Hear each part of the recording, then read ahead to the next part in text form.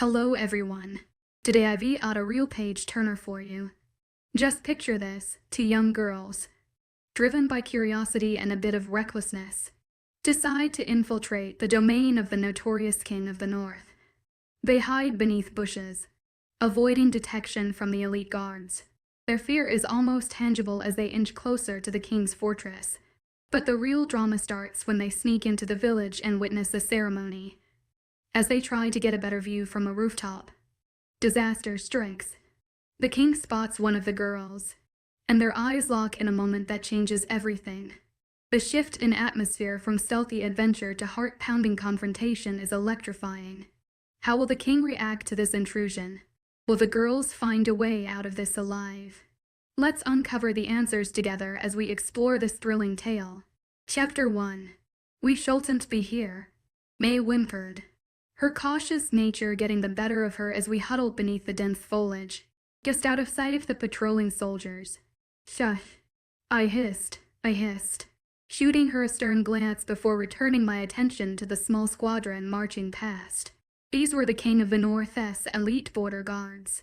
Their senses detected even the slightest disturbance. It was a miracle they hadn't discovered us yet.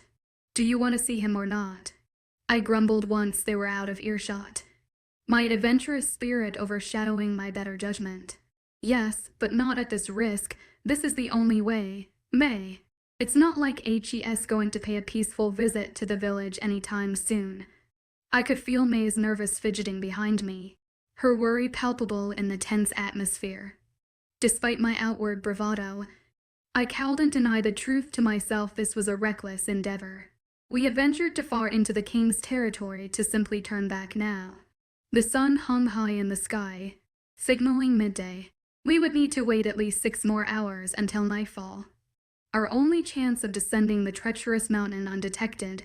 We shouldn't have done this, May groaned as I cautiously rose from our leafy sanctuary, the heavy fabric of my dress catching on sharp twigs. I found myself wishing I had borrowed some of 𝐊𝐲𝐬𝐬's more practical attire for this daring expedition. Peering over the bush, I could just make out the spires of the king's fortress looming above the treetops. Maybe we should just head back. Immerse, May pleaded, her grip on my sleeve tightening. I ignored her frightened tone, even though I knew she was right. My determination to see this through outweighed my growing apprehension. We are so close. I can see his castle, I whispered in awe, double-checking the narrow dirt path before crawling out from our hiding spot. May reluctantly followed, her reluctance evident in every movement. We'll head back as soon as the sun sets. I promise. I offered her a reassuring smile, but the fear in her eyes was unmistakable. The rumors surrounding the King of the North were far from pleasant, and I had little doubt of their veracity. What had possessed me to suggest this perilous journey into his domain? The tales of his treatment of unwary travelers were horrifying enough, and I shuddered to think what fate might befall us if we were discovered. He'll eat the raw flesh from our bones, May's voice quavered as she vocalized my unspoken fears. Despite the gravity of our situation, I couldn't help but laugh at the absurdity of it all. Yes, and he will also make soup with our blood and liver. I snickered, noting the horror etched across May's face. Relax, May, those are just stories. I highly doubt that they're true. My words did little to assuage her fears. If anything, she looked even more ill at ease. I rolled my eyes and turned back towards the path, my own nervousness barely concealed beneath my facade of confidence. Despite my dismissive attitude, even I couldn't shake the growing sense of unease that settled over us like a heavy shroud.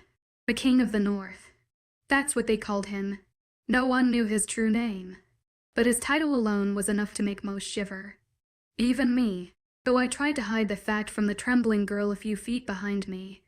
The king and a few of his soldiers had visited the lower kingdom a few months ago, and word of his awe-inspiring beauty had reached even the darkest corners of the far north that made up our home. This little trip wasn't an attempt to meet him, or even fawn over him like many of the southern women were said to have done. Oh no, that would definitely lead to our death. We just wanted a glimpse of him. One tiny little glimpse of that other, worldly beauty the villagers and townspeople seemed consumed by. But no one was ever dumb enough to venture into his castle, much less his territory, to find out. Except, for me.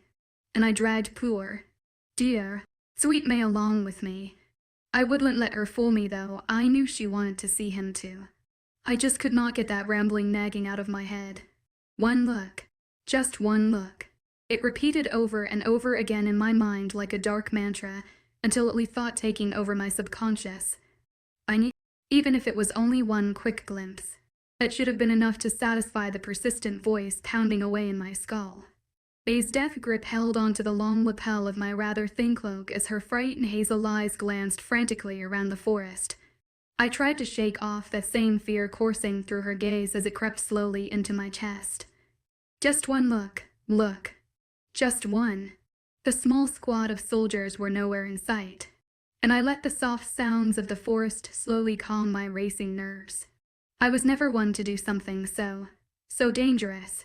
Usually May and I were in the same boat when it came to keeping our noses out of trouble, but I could not stop this desire inside of me.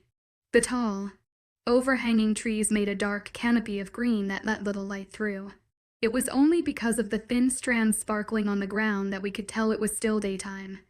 The snow softly gleamed under those thin streams, and I marveled at the crystallized beauty. I loved the snow, the cold, the northern kingdom. It was my home, where I was born, where I was raised. The mountain called to me more than any place ever had before. My heart ached every time we took a trip to the lower kingdom. There was no cold there, and it never snowed. May's cloak was thicker than mine, and I could feel it brush against me every time a little woodland creature made a noise and she took a step closer. I kept my back straight and my breathing even. I had to be brave for both of us. After all, it was my stupid idea to come here in the first place. Her grip on me tightened as the trees around us began to thin, and the snow under our feet grew deeper. We were reaching the edge of the forest and the entrance to his village. The king of the north might have been our king on paper, but he hardly ever left the village surrounding his castle, and he more or less left the other towns to fend for ourselves. He cared for no one, and nothing apart from his people. The wolf-born. I was surprised to find no wall surrounding the kingdom, and even more surprised when we spotted only a few guards sulking around the outskirts. As far as we could tell, the few houses near the entrance were empty, and besides the occasional guard, there appeared to be no one near. Is it supposed to be this? Empty? May asked softly from behind me as we crouched low behind a shrub near the edge of the forest. I don't think so, I whispered back as a guard walked past the entrance before disappearing around a corner. Maybe there's something going on in their square. Let's go find out. I didn't give her a second to register what I said before I shot out of the shelter of trees and headed straight for the village entrance. May stumbled quickly after me. wait. She hissed at me as I quickly jumped around the side of a house with her toppling on top of me just in time to avoid the guard walking by. What the hell Give me some warning next time. I gave her a sheepish smile as she brushed the snow off the front of her thick dress. Sorry, May. She ignored my weak apology, but shot me a scowl anyway as I shimmied around the back of the house. I peeked around the corner of the cold stone structure to make sure the guard had passed before quickly sneaking my way to the next one. They were all squished together with very thin strips of ground separating the tiny shacks, just big enough for her and I to squeeze through. I didn't know what I was expecting, really. It was just like any other village, except for the wall. Maybe I was hoping the rumors would be true and that there were wolf dens and wolves themselves running around everywhere. But there weren't, and I cowed and helped the disappointment that surged through me. We had just squished in the little crawl-like space between two houses when movement flashed in the corner of my eye. I quickly shoved May into the side of the house and slapped my hand over her mouth as one grumpy-looking guard stormed past the little alley with cursed words tumbling under his breath. I didn't let go of her until he exited the village. She groaned and rubbed the back of her head as I stuck my head out into the main street. We really shouldn't be here. Emmy, she mumbled as I turned around and walked towards the end of the alley. Bingo. There was a little space between the back of the stores and houses for a few small bodies to fit through. I shot her a victorious smile and wiggled my way into the little space. I could hear the profanities grumbled under her breath, but chose to ignore them. I was the one who persisted to come here. She had a right to be a little peeved. It's not too late to turn back. You know. She tried once again to persuade me from the goal I was 100. I shot her an apologetic smile.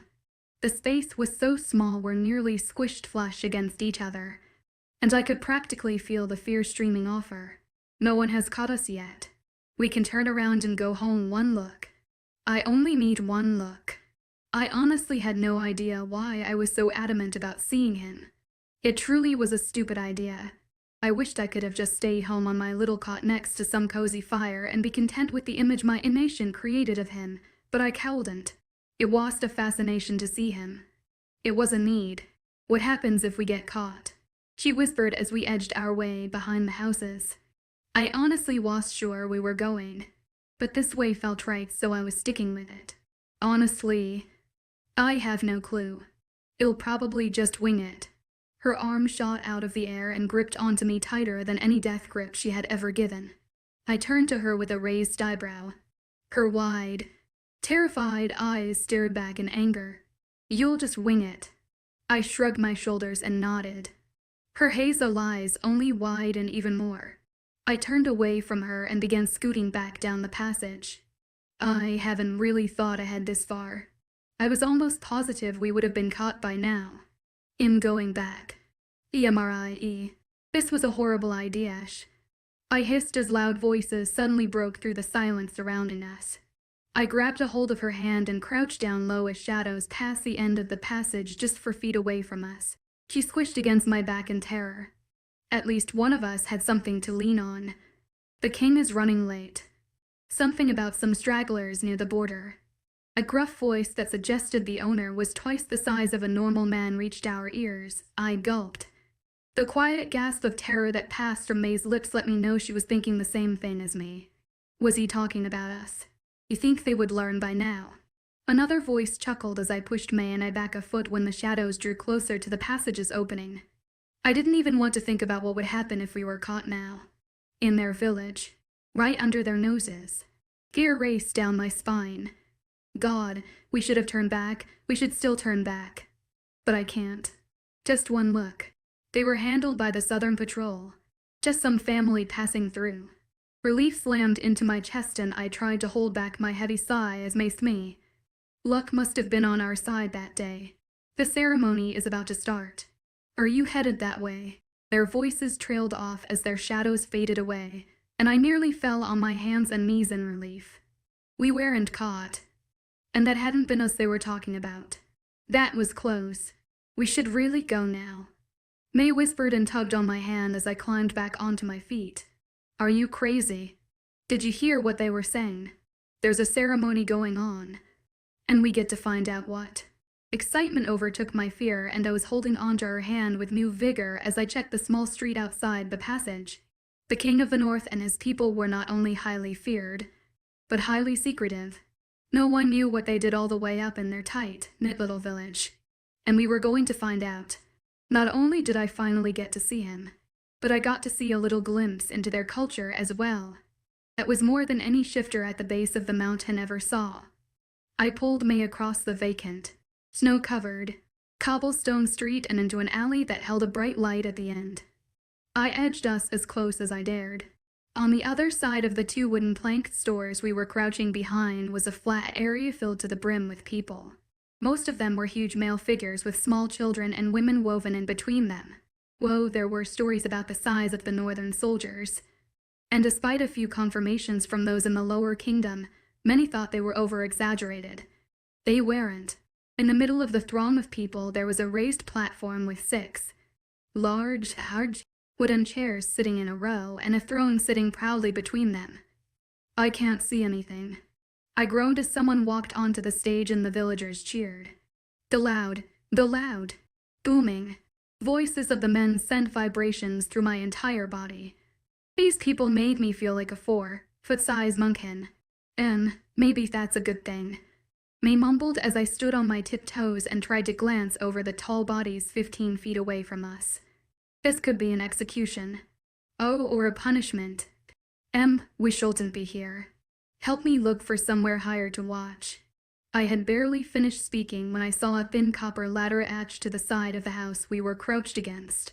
I cowed and helped the smile that reached my lips. Yes. No, Immerse. Don't. I ignored the desperate plea in her voice and reached up until I had a firm grip on the bottom rung. I wanted to laugh out loud at the excitement surging through me, but I knew better than that. It took me a good minute or two before I could haul myself up enough to plant my feet on the bottom of the old iron ladder. Are you coming or what? I whispered down at her as I began climbing the rest of the way to the roof.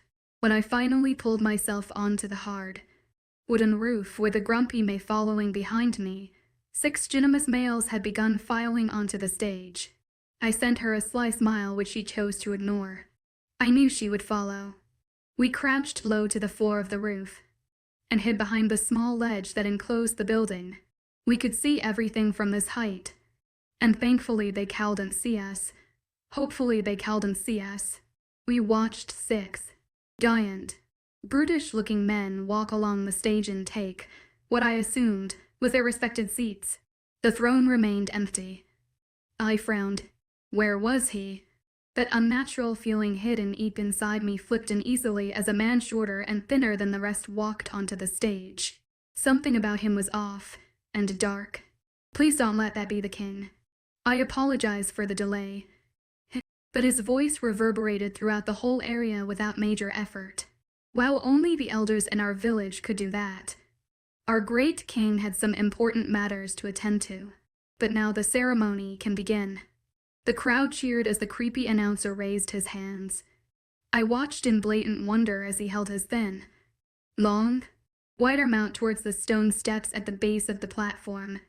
The cheers were quiet and respectful as a figure the size of 2 male villagers put together stepped onto the stage.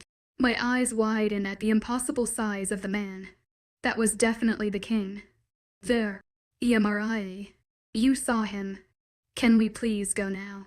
May begged as her eyes darted around the large guards below us. I frowned in disappointment. You're kidding, right? We haven't seen any of him.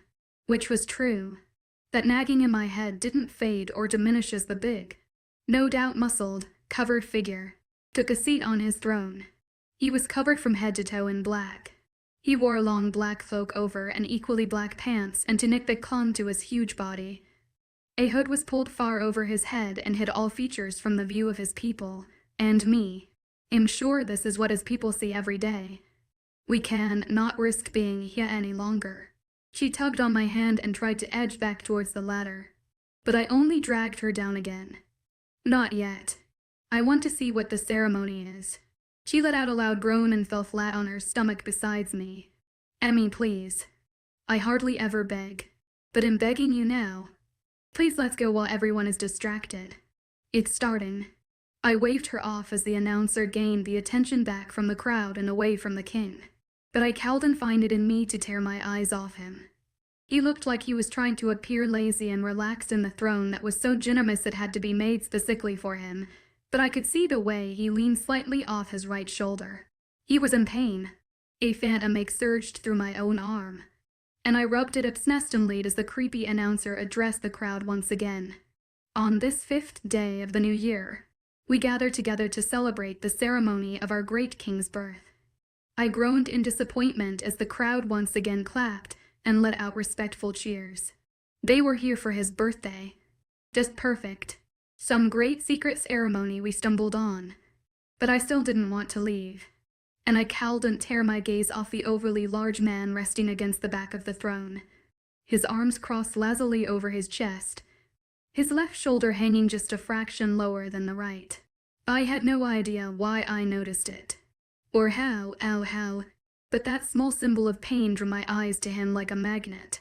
Despite that, his body language suggested that he was just as annoyed at the ceremony as I was. The announcer, person I didn't like, started trailing off about something to do with the moon and stars, and some cosmic thingy that I was staring too hard at the king to notice. Just one look, one glimpse was all I needed, and then we could run out of here like the underworld was on our heels. I just needed him to turn his head up a little bit, just enough so the light of the sun could hit his face under that hood. What are you doing?" I hadn't realized I was leaning over the edge of the roof, like I could somehow get closer to him, until May's hand suddenly gripped onto my arm and yanked me back. If anyone had looked up at that moment, they would have seen me hanging almost completely over the side of the building, and we would have been screwed. "Shoot," I hissed as she pulled me back down and crouched low like that would help what just happened. "Did anyone see you?" she gasped as we crouched even lower on the roof. I didn't dare try and glance at the crowd. "I have no idea."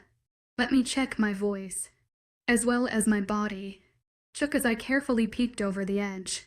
A breath of relief left me when I saw everyone's attention focused on the announcer, even the men sitting in the 6 chairs on stage, except one.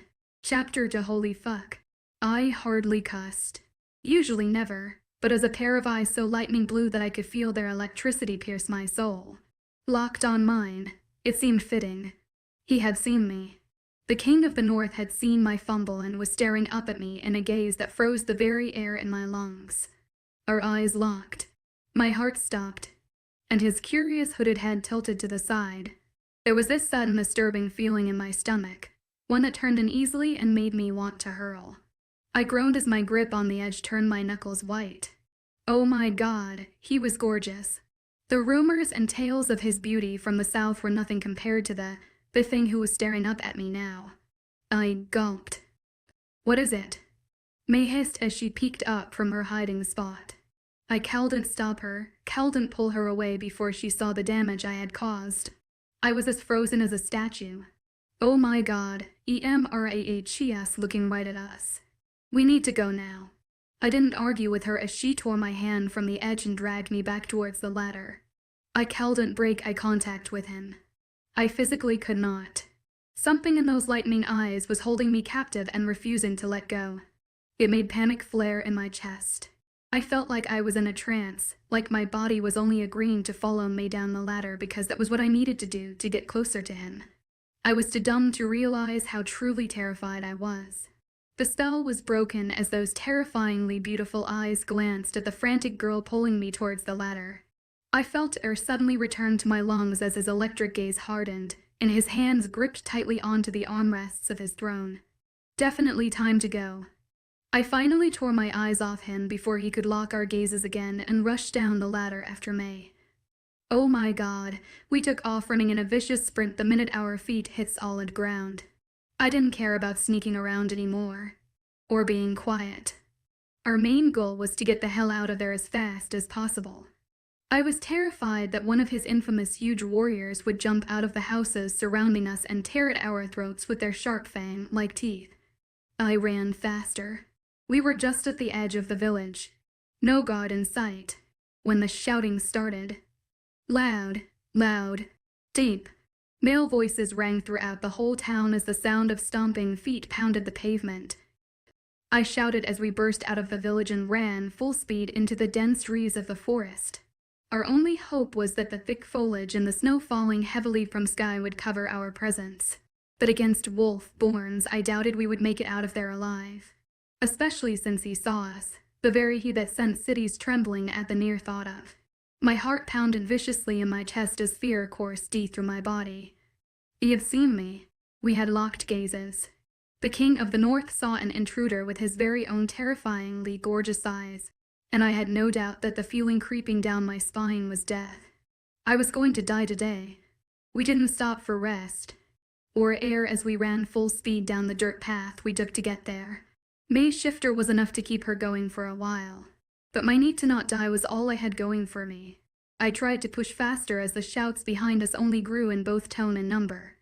They were definitely after us now, and by the sounds of it, they were a lot faster than us. We weren't far enough away when May suddenly cowled and hold back her animal anymore. Her fear was far too strong to remain human.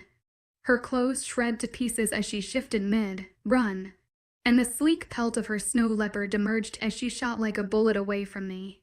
My heart dropped to my stomach as I watched her basically fly away from me. Well, hell, hopefully she will be able to get away.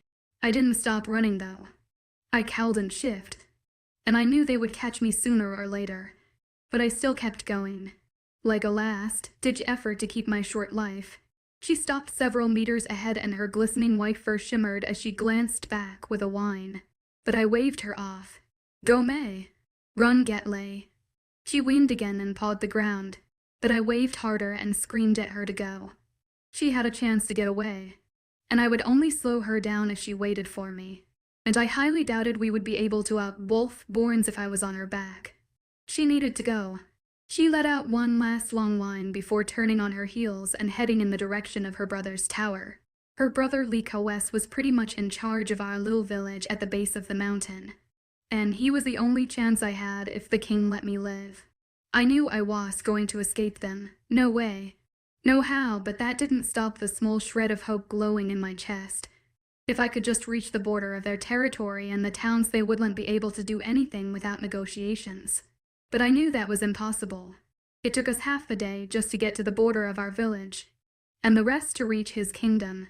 At least May and her leopard form could reach it in an hour or two. I could hear loud howls behind me, the thundering roars of a people whose privacy had just been infringed on. I knew in that very moment that there was no hope for my life. If they caught me, I would die. I snuck across their border, across their land, into their village, and witnessed part of their ceremony without being detected. Their pride would not let them let me live. At least I got to see him before I died. I shook my head of thought and shoved on. Was it really worth it? That glimpse I subtly craved was breaking into his kingdom, his ceremony, just to see him worth my life. The nagging mead in my head had disappeared, only to be replaced with one that begged me to turn around and stare into those beautiful eyes until I died, until he killed me. Was it worth my life? Yes, it was. Eventually, I had to stop running. I couldn't help it. Air wouldn't reach my lungs and I had a cramp the size of the lower kingdom stuck in my side. I needed a minute, just a minute to regain my breathing. Then I could run again. But luck had left my sad minute I so desperately needed. The howls that reached my ears in the quickly fading daylight were too close for comfort. My hands ran furiously through my hair as I frantically looked for some kind of hiding spot, any kind. It was when I heard the sound of pounding paws on snow that I found a little cubby, like hole dug at the base of a tree. My heart soared in my chest. Freaking yes. I murmured and dived into the little cubby without thinking of the little critters whom I probably just disturbed. I tried to still my breathing and ease my rapidly pounding heart as a group of wolves who were twice the size of me, and equally as ferocious looking, came storming down the path I had barely escaped. I pressed back into the dark cut of the tree as far as I could. I was terrified they could hear my heart, could smell the fear rolling off me in waves as they paused and sniffed the air. I just prayed the bushes' smell surrounding me was strong enough to mask my scent. They were so tall I could really only see their paws as they ground and howled. They truly were wolf-born, those that hail solely from the moon. Night worshippers in their finest. Their stories and rumors were almost as great as their kings. I closed my eyes and prayed they wouldn't find me. They howled one last time before pawing at the ground and taking off back down the mountain. I prayed May was already across the border. I can't believe that worked. I felt hope start to swell in my chest, but quickly squished it down as I waited a few more minutes in the little hole. I was going to even let myself think of hope until I reached the border, if I reached the border. I waited until the silence filling the dense forest was once again humming with the sounds of the small creatures living there. I let out a heavy sigh as the moon slowly took its respectful spot in the sky and I began to slowly edge my way out of my hiding spot. I let out a heavy sigh and rested my head against the cold snow as I tried to clear the fear-filled thoughts running freely through it. There was absolutely no way I was going to get out of there alive. At least not while I was on that path. There would no doubt be patrols surrounding all paths on every side of the territory until the intruders were caught. If I kept running down that one I was bound to collide with a guard, or a wolf. My only choice was to go off-road, to make my own path down a haphazard mountain I had never scaled before. Here goes nothing. I groaned as I turned off the path and headed in the opposite direction of the venomous wolves that I'm pretty sure were set on eating me. I had no idea how long I was walking. My only judge of time was the moon's position in the sky, and even that didn't offer any comfort. I felt like the further I walked, the further I wandered into the density of the forest. Benny feared these woods, these trees. The rumors that circled around them were almost as intense as those of the King of the North, but I feared him more. Even if his eyes were the most beautiful crystal clear, electric blue I had ever seen, I wandered further down the mountain and into the dense forest. Those eyes were unlike any I had ever seen before. The way they held me there on that roof, the way they caused my whole being to freeze, was unlike anything I had ever felt before. I hadn't wanted to leave, to move. I wanted to stay in that very same position and never look away. And the freakiest part was that, for a moment, just a moment, I thought he wanted that too. He hadn't freaked when he saw me standing there, peeking up at him over the roof. He didn't automatically call his guards to capture us. He had just sat there silently and stared with seemingly as much curiosity as I did at him. It was unnerving. A branch snapping somewhere from behind drew me from my thoughts, and I halted as the sounds of the forest quieted once more. I could feel eyes now, watching me, following my every movement. There were no small chirps of the birds, or murmurs of other little animals, a telltale sign that a predator was among them. Fear gripped my heart in an icy cage. Were they back? Did they follow my scent? This was good. Another branch snapped behind me as if large pawed quiet places to put them. Relax, 𝐸. Breathe. I told myself quietly as I gripped tightly at the end of my sleeves. I'm sure it's not a wolf. Maybe it's a bear. Oh, or a mountain lion. Neither of those options were reassuring there. When a growl so low and powerful that it sent shock of vibration through me sounded in the silence, I ran like my little bitty heart would never give out from overexertion. Obviously, I didn't make it very far. I had barely ran 5 feet before the beast tackled me to the ground from behind. The air was knocked out of me for a few long, fearful seconds, and I sat there gasping as the giant monster pinned me to the ground. From what I could tell by the weight crushing me, the body was huge, at least twice as the wolves I saw before, and more around for times the size of me. A body that big should have crushed me to death in an instant. I was sure if I should be thankful that it didn't. I sucked in long fuls of air as the beast teased slightly off my trembling body. I didn't want to turn around and face it. I just wanted to curl in a ball and bury my face in my knees. But a dark growl had me cautiously rolling over to my back. Then I screamed the ever-loving daylights out of me. The shrill sound of my voice reverberated through the trees, but I didn't get much more out as the giant wolf's head launched for my throat. My scream stuck in my lungs, and my eyes slammed shut as I waited for the inevitable tearing of flesh those giant fangs would rip from my throat, along with the agonizing pain of death, but it never came.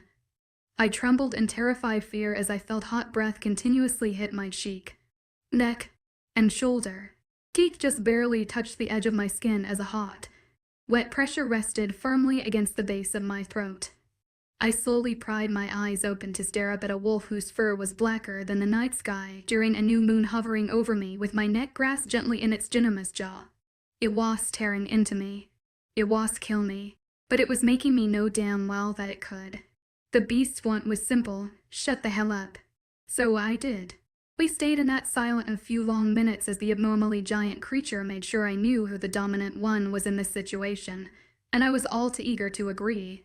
Anything to keep my throat safely intact. I lay flat on the ground when the wolf finally let go of me, and kept the scream that so desperately wanted to breach my lips stuffed tightly down my throat. The huge beast didn't move off me as he raised his head, a head that was larger than any animal I had ever seen, and glanced down at me. I gasped.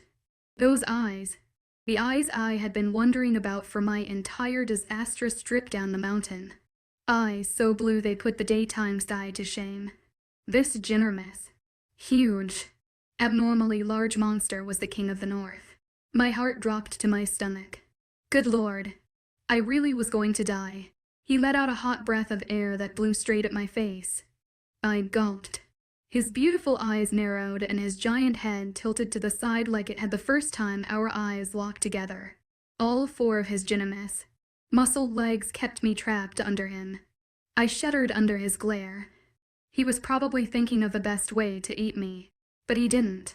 Our gaze stayed locked in that intense stare as his electrifying blue eyes shot lightning straight to the pit of my stomach. His gaze made my insides feel frozen, but it wasn't necessarily uncomfortable. The longer I gazed up at that beautiful blue, the more I never wanted to look away. It was hauntingly beautiful, in a very dangerous kind of way. My nervous, fearful breathing slowly eased until it matched the relatively calm ones of the wolf. He seemed so relaxed, so at ease, that it made my body slowly follow suit. My mind was too far gone in his eyes to notice, but that's when I caught the slight tremor in his left arm, the arm that I could tell was hurt earlier. It must be bothering him to stand on it for this long, much less suffer through all that running I was sure he did to track me down. I tore my eyes away from his agonizingly beautiful ones to glance over his injured arm. He let out a dark growl at the action and I him as his lip raised in a snarl. My eyes glanced back over to his as he tried to hide the slight tremor. He let out a low growl again. "Why, you're hurt." My voice was barely a whisper as I glanced over back his arm. His body froze above mine for a second, just a second, before he let out another snarl. I can help you," I murmured softly as he stood to his full height over me. I gulped. What exactly was I trying to do? Escape in any way I could. Help him? I had no idea. But the insane part of me that needed to see him, and noticed he was hurt in the first place, wanted me to desperately do something. I slowly raised my hand from its strapped position at my side and went to gently touch his left arm that let out a small shake next to my shoulder. He growled as my hand got closer to him. "It's okay." I eased softly as my fingertips gently brushed over the muscle just above his paw. It wasn't hurt there, it was in his shoulder that the tendon had torn. But I didn't want to frighten him. Isn't this an ironic situation? "See, I won't hurt you." I eased softly as I let just the tip of my fingers run from the paw that was as big as my face up to his muscled knee. I saw amusement flash in those bright blue eyes, and he seemed to almost let out a wolfish snicker. I cowed and helped the smile that tugged at my own lips. I guess he was right. He could kill me with a hurt shoulder or not. I just said I wouldn't hurt him as a formality. I honestly had no idea why I wanted to help the king who sent his beasts after me and my friend. But this aching tug inside of me demanded that I did. "Let me help you, please," I asked softly as I ran my fingers along his soft paw again. He snapped his jaw shut and hesitated for a moment before he let out one more growl. Was that a no or? He eased his ginormous body off me and slowly set not an inch away from my left side. I carefully and very slowly rose to a sitting position next to him. I didn't want to make any sudden moves and have him lunge at me again. His beautiful eyes watched me in cold calculation as I slowly turned my body toward his. I licked my lips and tried not to let fear race down my spine as I placed one hand on the part of his arm just below his shoulder and the other out in the open for him to see. "Do you mind if I touch the part that hurts?"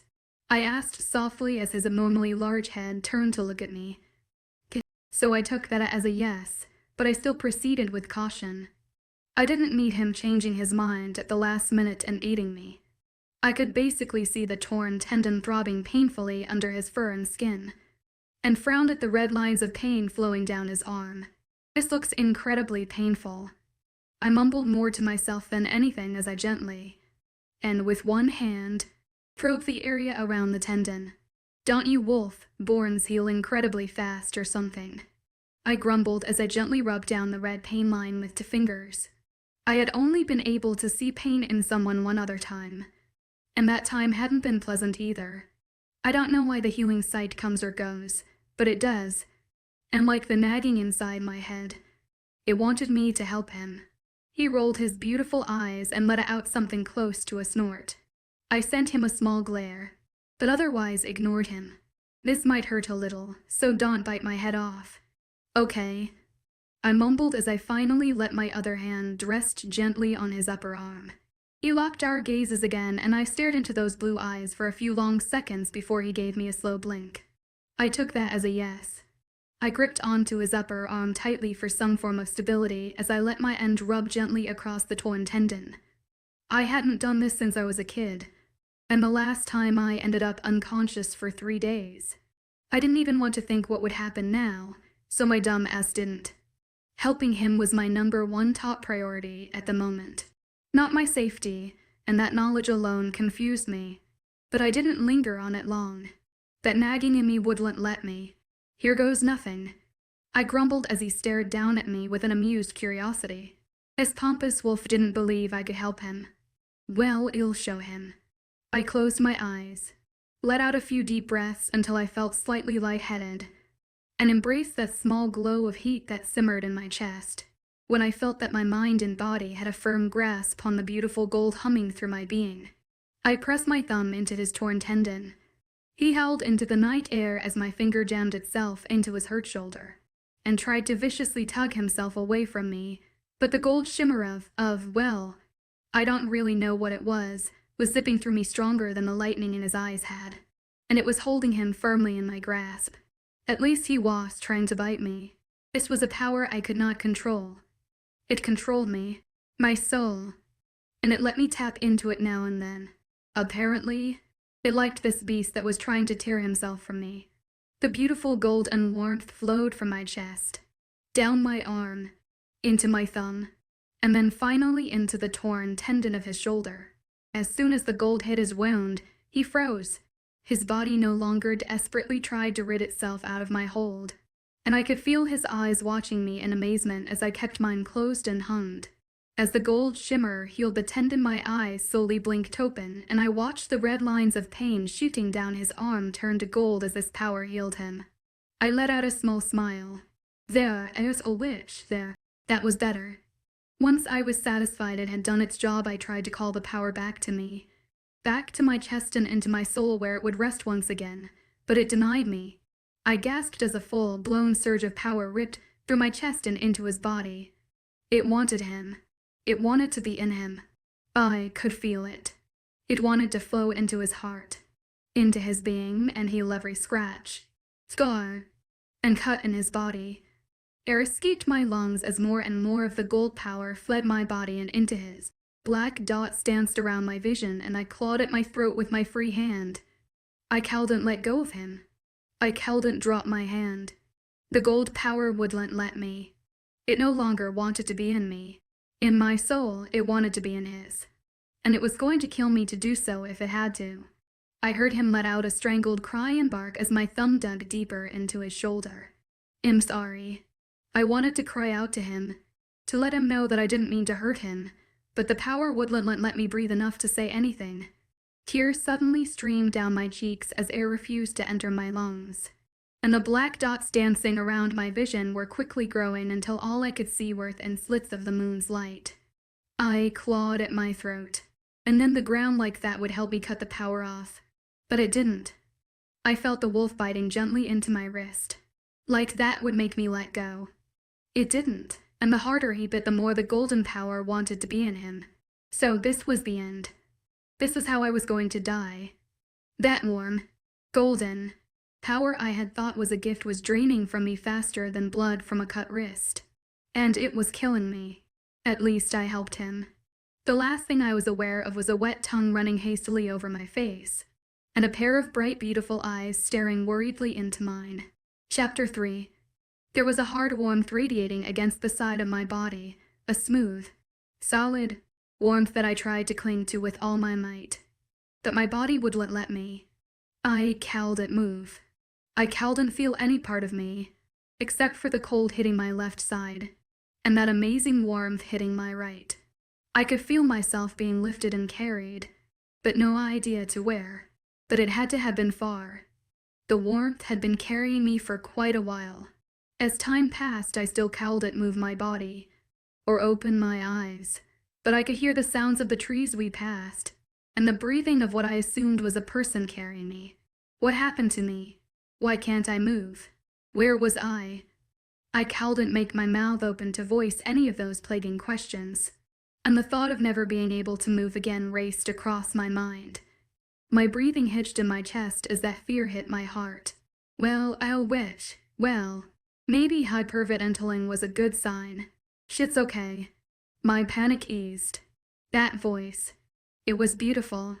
like the sound of a waterfall you would listen to from a distance, or the dark melody of the creatures of the night. I wanted to hear it over and over again. I wanted those two words replaying in my head for an eternity. I decided the voice belonged to the person carrying me, the one who was so warm it traveled through my whole body. It wasn't long before the sleep started to swamp over my shoulders again. The panic started to grow. No, if I sleep I might miss hearing him talk. I couldn't sleep. I couldn't. I could barely feel that warm body stop walking and grip tighter onto my immobile body. I wanted to push further into it, let that warmth flow over my entire being. But the vague sound of angry voices reached my ears, and I tried my hardest to listen before that cloud of sleep overtook my mind. "What have you done?" I was barely able to make out that one sentence before the voices went barely. Their mumbles. "Give her to me. Healers will help." The thick arms supporting me squeezed tighter, and the body I was pressed against let out a dangerous growl. Then more growls surrounded around us. My breath caught in my throat again in fear. "She's awake. Give her to that. They can help. She's awake." I felt my body lift from the warmth that had kept me safe, and the fear of being taken away from that voice I could listen to for hours hit me hard. My chest tightened, and the air had a harder time reaching my lungs the minute that warmth I wanted to desperately cling to vanished. I couldn't control my body, and I couldn't stop the hyperventilating the panic brought on. It was gone. That voice, that warmth, it was gone. It was coming back. It left me alone. It left me in danger. I needed it. I'm right here.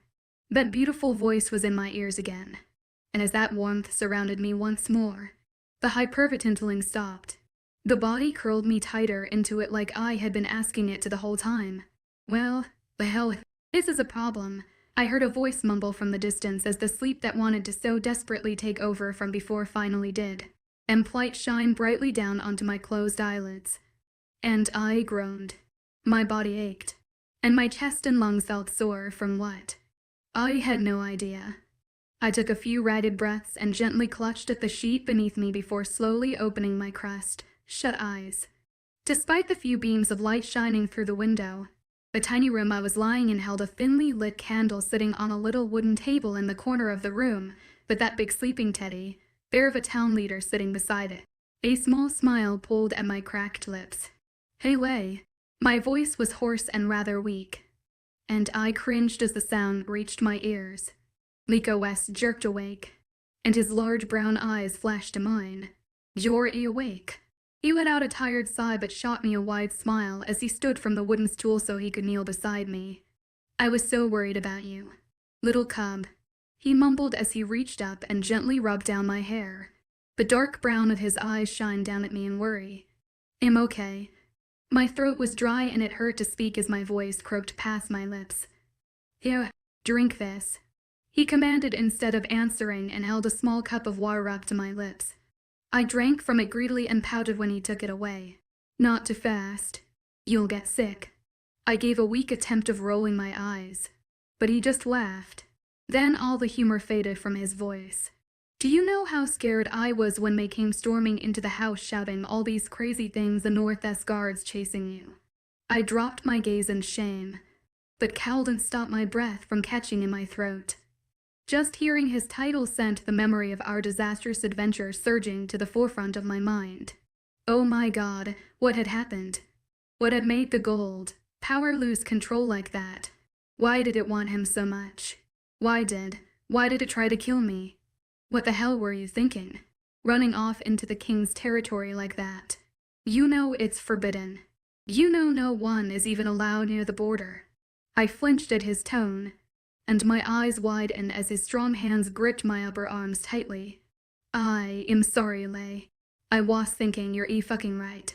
You weren't thinking Immerse. What do you think would have happened if you had been caught before the king knew you were his?" His dark eyes flashed, and he snapped his mouth shut before glancing away from me. I felt a frown pull at my lips. Did healing the king make me something to him? His healer? Because if that's the case, then they could all forget it. I was never going to use the gold power again, before he knew I was his what? 𝐊𝐲𝐬 licked his lips and let out a heavy sigh before standing from the side of the cot I was laying on. Let me go get the elders. They wanted me to wait to talk to you until they were present. What? Wait, why dealing with the elders was never fun. They really only ever got involved with villager business when something very bad had happened, or a decision regarding the entire town had to be made. They let Lei usually handle everything, and his dad before him. I didn't even want to wonder why they were suddenly interested in me. I blinked up at him in confusion as he turned to leave the room. He'll tell you everything in a minute. The anger from my disobedience seemed to have vanished from his gaze, but it was only replaced with a thick sheen of worry. It made my frown grow. I tried to sit up on the bed, but my body ached, and I could hardly move my arms enough to prop my upper body against the pillows. I let out a heavy sigh and just waited. It was barely a few minutes before the town leader returned with the 4 elders of our little village, which only made the worry in my chest grow. It usually took hours to assemble the small council of the village, if not days. And here they were waiting for me. Little cub. There really isn't any easy way to approach this. But 𝐊𝐲𝐬 started his brown eyes dark, but a stern look from Elder 𝐊𝐢𝐬 had him clearing his throat and starting over. My nerves grew. This really was going to be a pleasant meeting. We believe that you are. 𝐊𝐢𝐬𝐬 didn't finish his sentence, and that only made the grip on my chest tightened. I swallowed nervously. This was not going to be good. Elder 𝐾𝐻 stepped forward and placed a gentle hand on May's older brother's shoulder, who shot him a relieved smile. We have reason to believe that you are the king of the North's mate. My heart seemed to stop as silence followed Elder 𝐾𝐻's statement, and all I could do was staring up at the 4 white, robed figures in confusion. But that's impossible, you said that was impossible. None of them seemed to want to meet my gaze. And for the first time in my entire existence, I watched them stare nervously at the ground or at one another. Yes? Elder 𝐿 finally stepped forward to answer, but even her voice seemed uncertain as it filled the tiny room. But certain circumstances have risen that suggest otherwise. What circumstances? My voice was stronger than before, and although no one ever dared raise their tone at the elders, my demand ringed across the entire room. They glanced at one another again, uncertainly, like they weren't sure how to approach the subject. Or me. The circumstances that came from the events that took place on your journey into their territory. 𝐾𝐻's eyes darkened, and the glare he shot me didn't hide the fact he was unhappy about my rule-breaking adventure. I clenched my mouth shut. We are going to ask you some questions regarding your encounter with the king. Immerse. And we need your honest answers. All right. This should clear all the confusion. That was Elder 𝐿𝐻𝐬. She was my favorite out of all the 4, honestly. And her easy-going mother-like presence helped ease the twisted jumble of thoughts and emotions running through my head. I paused for an uncertain moment before nodding and letting 𝐊𝐲𝐬 prop my pillows as the elders all took a seat around the bed on chairs I hadn't realized were there. Why did you venture into his territory? 𝐾𝐻's voice filled the room before all others, and I actually hesitated before answering. They wanted the truth, and I wanted to give it to them. But I feel like admitting the whole reason I wanted to go was because of this nagging voice in my head begging me for just one look at the king. I wanted to see if the rumors about the wolf-borns were true, which was a lie. I wanted to know that too. All of the elders were rather, well, elderly. They had to be in order to make the council. But Elder 𝐾𝐻 had a certain wrinkled, bully look going for him. He was a council member anyone really wanted to deal with. His beady eyes narrowed at my answer. Let's move on. Elder 𝐿𝐻𝐬 interrupted softly before bringing her warm, inviting gaze back to mine. What did you feel the first time you saw him, the king? She asked gently as 𝐊𝐲𝐬 stood almost protectively by my side. The council did make big decisions for the town, but if there was a tie, he was the deciding factor. Having him at my side was more than soothing. I didn't really see him at all. He covered himself from head to toe. Did you see any part of him at all? Anything he might have revealed? Images from our brief encounter flashed through my mind, and my heart skipped at the memories. Those eyes that shined bluer than any sea I had ever seen, and made my soul freeze in awe. Yes, I remember the feeling of first time, That sucker punch to my stomach. It felt like someone had punched me straight in the stomach. I didn't miss how they all seemed to shift uneasily at the statement. Even Lay. And you felt this when you met his gaze. My frown returned and I glanced uneasily between the 5 sitting around me. My hands curled the blanket around my fingers nervously. H, how do you know that? I stammered as their eyes all bore holes into my... I was suddenly feeling more than uncomfortable. Like all of my personal thoughts and feelings were out on display for them all to see. Elder Lana's sympathetic look didn't pass me by, and it only made the confusing mess that was my mind worse. Different shifters find their mates in different ways. She spoke softly, her words warm as she tried to give me a reassuring glance. Well, that didn't answer my question at all. In wolf-borns, they recognize their mate through eyes, or locked gazes. My fingers twitched unsteadily at my side. Through eyes, his eyes had been the most bizarre, strangest, beautiful lightning eyes I had ever seen. They were an oddity that I could never seem to break my gaze from. But that didn't mean I was his mate. May was there too. She saw how different his eyes were. 𝐸 𝐊𝐢𝐳 said softly as my voice started to rise in panic. I shot my wide eyes over to him. He seemed calm enough, but his dark eyes were rather sad and nothing to settle the unease in my stomach. We asked her. She said there was nothing significant about them. I ignored the slight grit he had on my shoulder and let out a ragged breath. That was true. His eyes were significant. They weren't any run-of-the-mill, ordinary eyes. They sparked with an electricity that I could feel shooting through me in just a glance. She just didn't get a good enough look at them. We were both there when he gave you back to us. There was nothing special about them. I felt tears prickle my eyes as 𝐊𝐢𝐳's voice slowly washed over me. I'm not really sure why, but this was all becoming extremely overwhelming. I sniffled and I tried to raise my hand to rub at my stinging eyes, but failed miserably. My body still didn't want to really move. What do you mean he gave me back to you? I mumbled around the tight knot in my throat as his dark brown eyes gazed down at me worriedly. He shot me a small smile before glancing over to the 4 elders watching our exchange quietly. He met us at the edge of the border with you in his arms. I thought he had harmed you in some way at first, but May convinced me to hear what he had to say, or his soldiers at least. His eyes flashed angrily at that before they softened and shined down at me once again. He did tell us about the gold power though, and how it tried to. 𝐊𝐢𝐳 didn't finish his sentence and his dark eyes flashed sadly before glancing away from me. He licked his lips. How it tried to kill you. Yes, we found that very interesting as well. Kane finished for him and edged closer to the bed as 𝐊𝐢𝐳 edged away. I shifted uneasily on the cot. I didn't like being surrounded like this, especially by the Elder Council. It was more frightening than anything. They often decided what criminals lived or died. Why would the gold power try to hurt you like that? Lana asked softly as I tried not to make it obvious that I kept burrowing further into my pillow and blankets. I swallowed uneasily. I am not really sure, but it wanted him. I admitted as a wave of sleep washed over me. I pushed it aside. I don't know how else to explain it, but I healed his arm and then the power would not let me draw it back inside. I let out a shaky sigh and looked over to a frown, stricken 𝐊𝐈. It was like it no longer wanted to be a part of me. Every single inch of the power wanted to be in him, and it was going to kill me if it had to. Silence filled the tiny cramped room as my words hung in the air easily around us.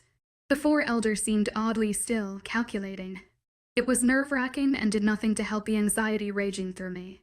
It was only a few moments before Elders 𝐸𝐻𝑟'𝐬 broke the tense silence, but it felt like an awkward eternity.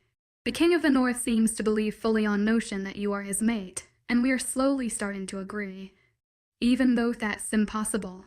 I muttered as their dark gazes watched over me. Yes, even though that's impossible.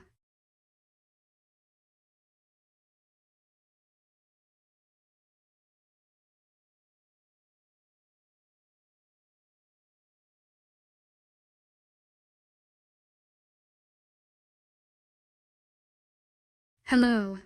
Today, I'm here to introduce a novel with a roller coaster of a plot. The female protagonist, 𝐸𝐻𝑟'𝐬, feels as if she's wrapped in a farce. She possesses a mysterious golden power of unknown origin, and the townspeople, driven by curiosity and fear, subject her to endless examinations and interrogations. To make matters worse, something incredible happened between her and the King of the North.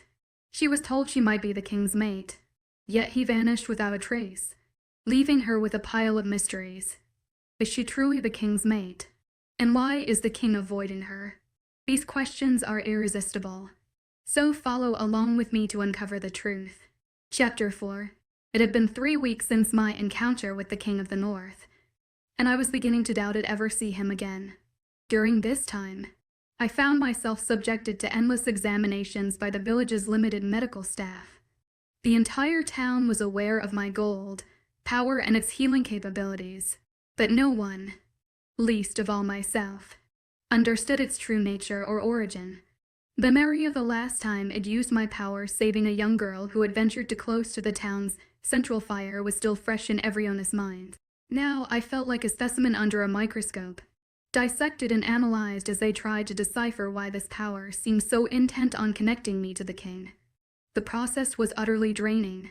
When I was at the healing shop or enduring tedious interrogations from the elders, I was essentially confined to my room, only permitted to leave with an approved escort. The situation was unbearable. It seemed as though every owner's trust in me had evaporated, or perhaps they feared what I might be capable of. They failed to understand that I was still the same Immerse, just one who couldn't control the force within her and was supposedly mated to the king. The King of the North, my mate. The notion seemed absurd. Since childhood, I'd been told that someone like me could never have a mate, but the elders had never been wrong before, so perhaps it was the king who was mistaken. What could he possibly gain from claiming me? The gold power. If he was willing to endure all this mockery for some unexplored magic, he was welcome to it. After all, it seemed more drawn to him than to me, considering how it had nearly killed me. My knowledge of mates was limited, but I couldn't help wondering what kind of mate would abandon their partner for weeks without a second thought. The king's absence only fueled my skepticism and frustration. Immerse. 𝐊𝐢𝐬𝐲𝐿𝐻's voice pulled me from my brooding thoughts. I turned from the window, where I'd been staring at the dark trees beyond, to see him standing in my open doorway. His forehead creased with concern. "What is it?" I asked, unable to keep the edge from my voice. While I knew it was 𝐊𝐢𝐻's fault that had been condemned to this isolated existence, I couldn't shake the feeling that he could have done more to prevent it. My once comfortable home now felt like a prison, and I felt like a newly discovered species that everyone was eager to dissect and study. It was maddening.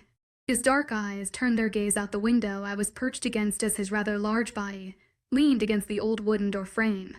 He and his sister were the same kind of shifter. Their whole family was, and their bodies were built more lean and toned to fit their animal than other shifters were. Like the family that shifted into bears on the other side of town. They were more large and hairy than anything. The heavy snow will be falling soon. I want to leave for the lower kingdom before then. I'm still going. His eyes flickered down to mine and he raised a dark eyebrow. "Why wouldn't you?" I shrugged my shoulders and turned my gaze back out the rather dirty window. The famous dark clouds of the northern snow storms were starting to roll in over the horizon, and the wind was quickly beginning to carry the fallen leaves down the mountainside in a cascade. Light snow always fell before the end of fall, and then the dense cold of winter hit. We had barely a few weeks before then.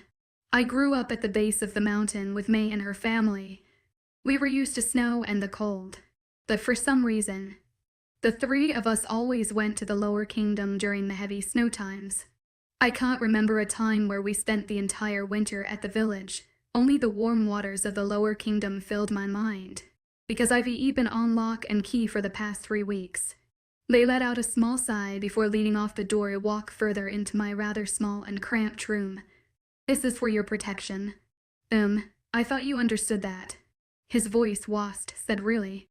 Just tired as he took a seat on the bottom of my bed and rested his lithe body back on his hands. I tried not to roll my eyes. "I understand this is more to study me than protect me." He stayed silent for a few long, moments before reaching up to run a hand through his hair, which is why I thought you would be excited about our annual trip. You know I love the snow. I grumbled as my eyes danced back at the window. I truly did love the snow. And the cold. The lower kingdom was beautiful and lovely, but it was warm all year long. I hadn't experienced an northern, mountain winter since I was a child. Yes, but this trip is needed now more than ever. His voice was low, soft, as it floated around the small wooden room. I could sense the hesitancy in it. The worry? This was about more than just the gold power. You shouldn't worry so much. Lay, I doubt what they say is true. He shot me a small smile before glancing out my open door. Yeah. I gave him a soft, sad tilt of my lips as he stood and headed for the dimly lit hall. The first snowfall should be tonight. I'm sure the guards will be getting an early sleep. He gave me a pointed look with those dark eyes of his before he shot me a sly smile and disappeared down the hall. I couldn't help but smile after him. 𝐊𝐲𝐬𝐬 had been the only family May, and I knew since we were children. I never knew my parents, and theirs died before May could know them.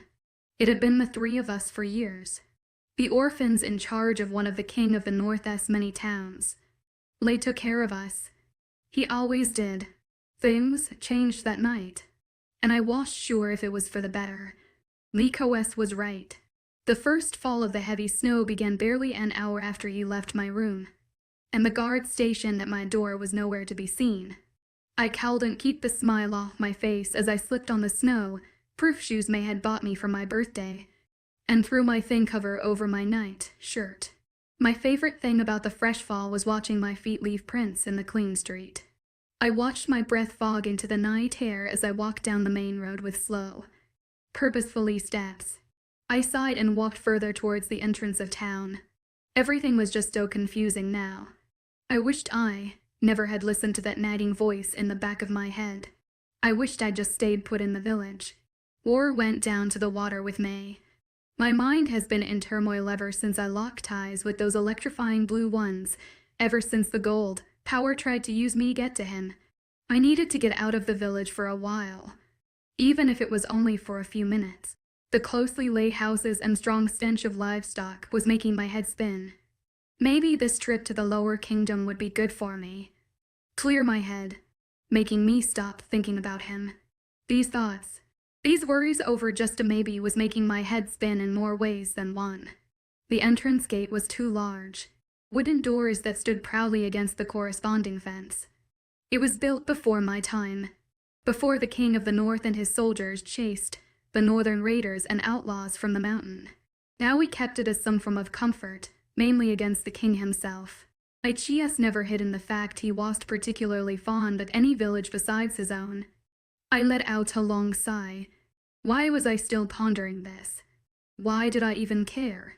It's been weeks since the last and first time I ever saw him. If he was so convinced I was his mate, why would he leave me for so long? Why would he give me back to begin with? But did it even matter?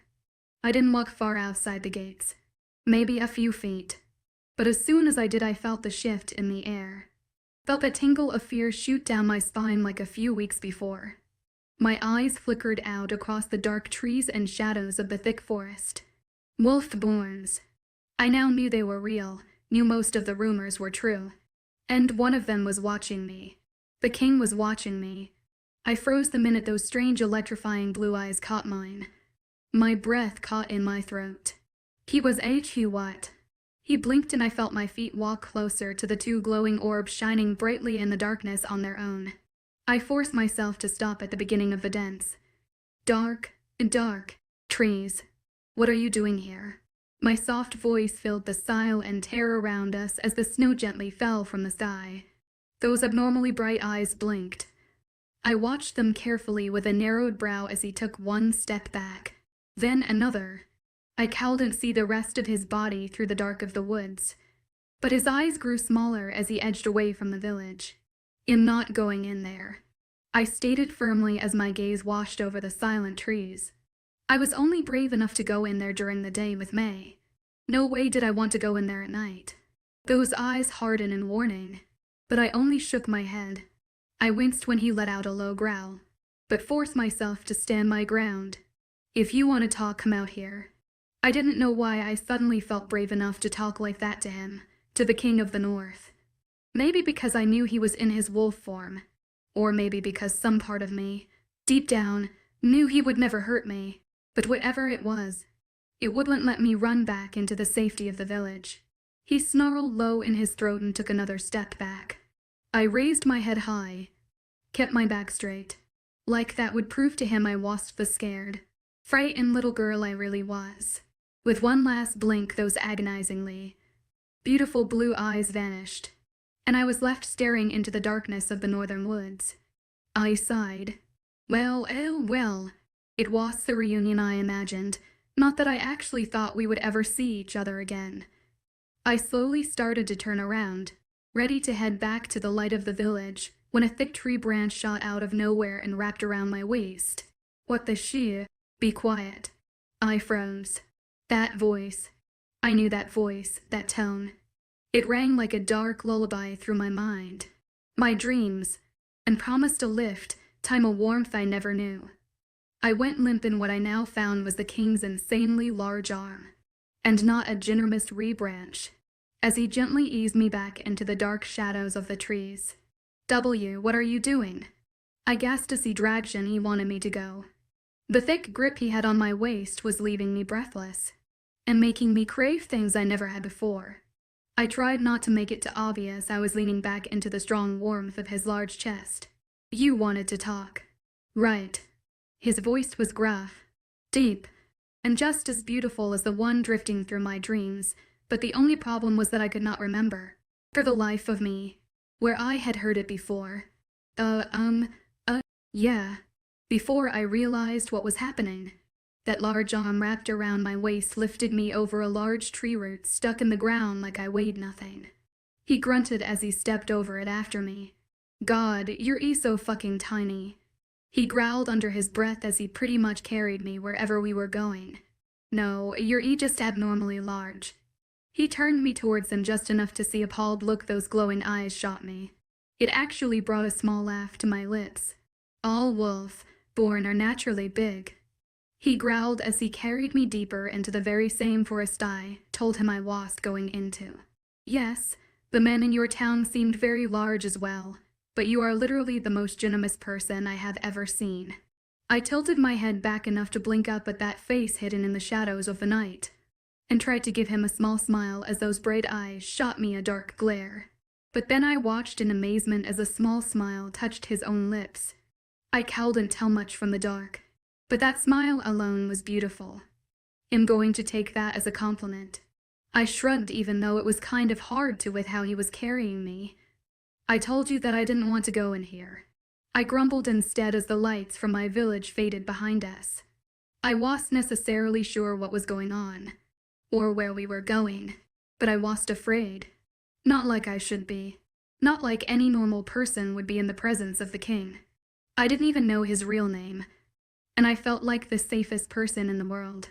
"And I told you not to be a weakling, and you were coming in one way or another." He snarled in answer, and I could only gape up at him as he finally pulled us to a stop a good mile, or so, from the village. The woods stayed eerily silent around us. "You did no such thing," I mumbled as he set me gingerly, surprisingly, down on my feet. My head barely reached the build of his broad chest, but chest so big it was the size of two of me combined. "Yes, I did. You just weren't listening. You were a wolf, so." I glared up at his hidden face like he was crazy, but he just gave me an indifferent scoff. "How am I supposed to know what you try to say when you're a wolf? You did just fine the other week. That was different. You were hurt, and I basically asked you only yes or no questions." He rolled those beautiful eyes at me. Same difference. I glared up at him, but that glowing gaze just shined down at me in amusement. I huffed and forced mine to glance away. "What are you doing here?" I asked again as the giant man, who the elders apparently thought was my mate, slowly circled the space around me like a predator, stalking its prey. He was standing too close for comfort. Even if my body reacted in strange ways at the proximity, I was curious. His voice was a deep baritone that shook the very fabric of my being. I tried not to let my breath catch in my throat. I could feel those intense, beautiful eyes of his watching me as he continued to walk, like he was assessing every inch of me. It made me fidget uneasily where I stood. It felt like hours when he finally stopped his circling, but only a minute or two had passed. I watched quietly as he stood in front of me, those unearthly eyes locking with mine once again, just like the other day we stayed stuck in that soul-gazing stare. A stare that froze my insides and made my stomach tighten but a beautiful stare nonetheless. We stood silently for forever, not touching, not talking, just staring. It was weird how natural it felt to just stand there all day and gaze up at those abnormally gorgeous eyes. The elders tell me we're mates. I couldn't help my whispered voice from sliding unwelcomed into the silence surrounding the forest. But it didn't break our trance. If anything, I felt like I was drowning further and further into him, just like his wolf. He blinked and tilted his head curiously to the side. He sure did do that often. Do you not believe them? Even though his voice was soft, there was no masking the obvious authority ringing through it. He was 100%, completely royal. For the first time since his wolf jumped me, I felt nerves over his being start tugging at my resolve, but I couldn't look away from him.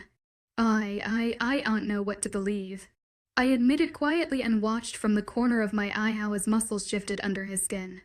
I hadn't been that truthful in weeks, months, but there was just something about him that forced the truth from my lips. He rolled his shoulders as if they were tense. You can't feel it. Those bright eyes narrowed in confusion, and I frowned at the small one that creased his brow. It was hard to make out much of his features, but from what I could tell from the faint light of the moon, he was absolutely gorgeous. His jawline was sharp, his hair was dark, and his eyes glowed brighter than the moon. I feel something, but I don't know what. I finally broke my gaze from that intense stare and glanced out at the dark trees surrounding us. If anything, I was more confused than ever. Our brief encounter in these very woods weeks before replayed constantly in my brain in the lonely hours of the day, and his beautiful voice haunted my dreams.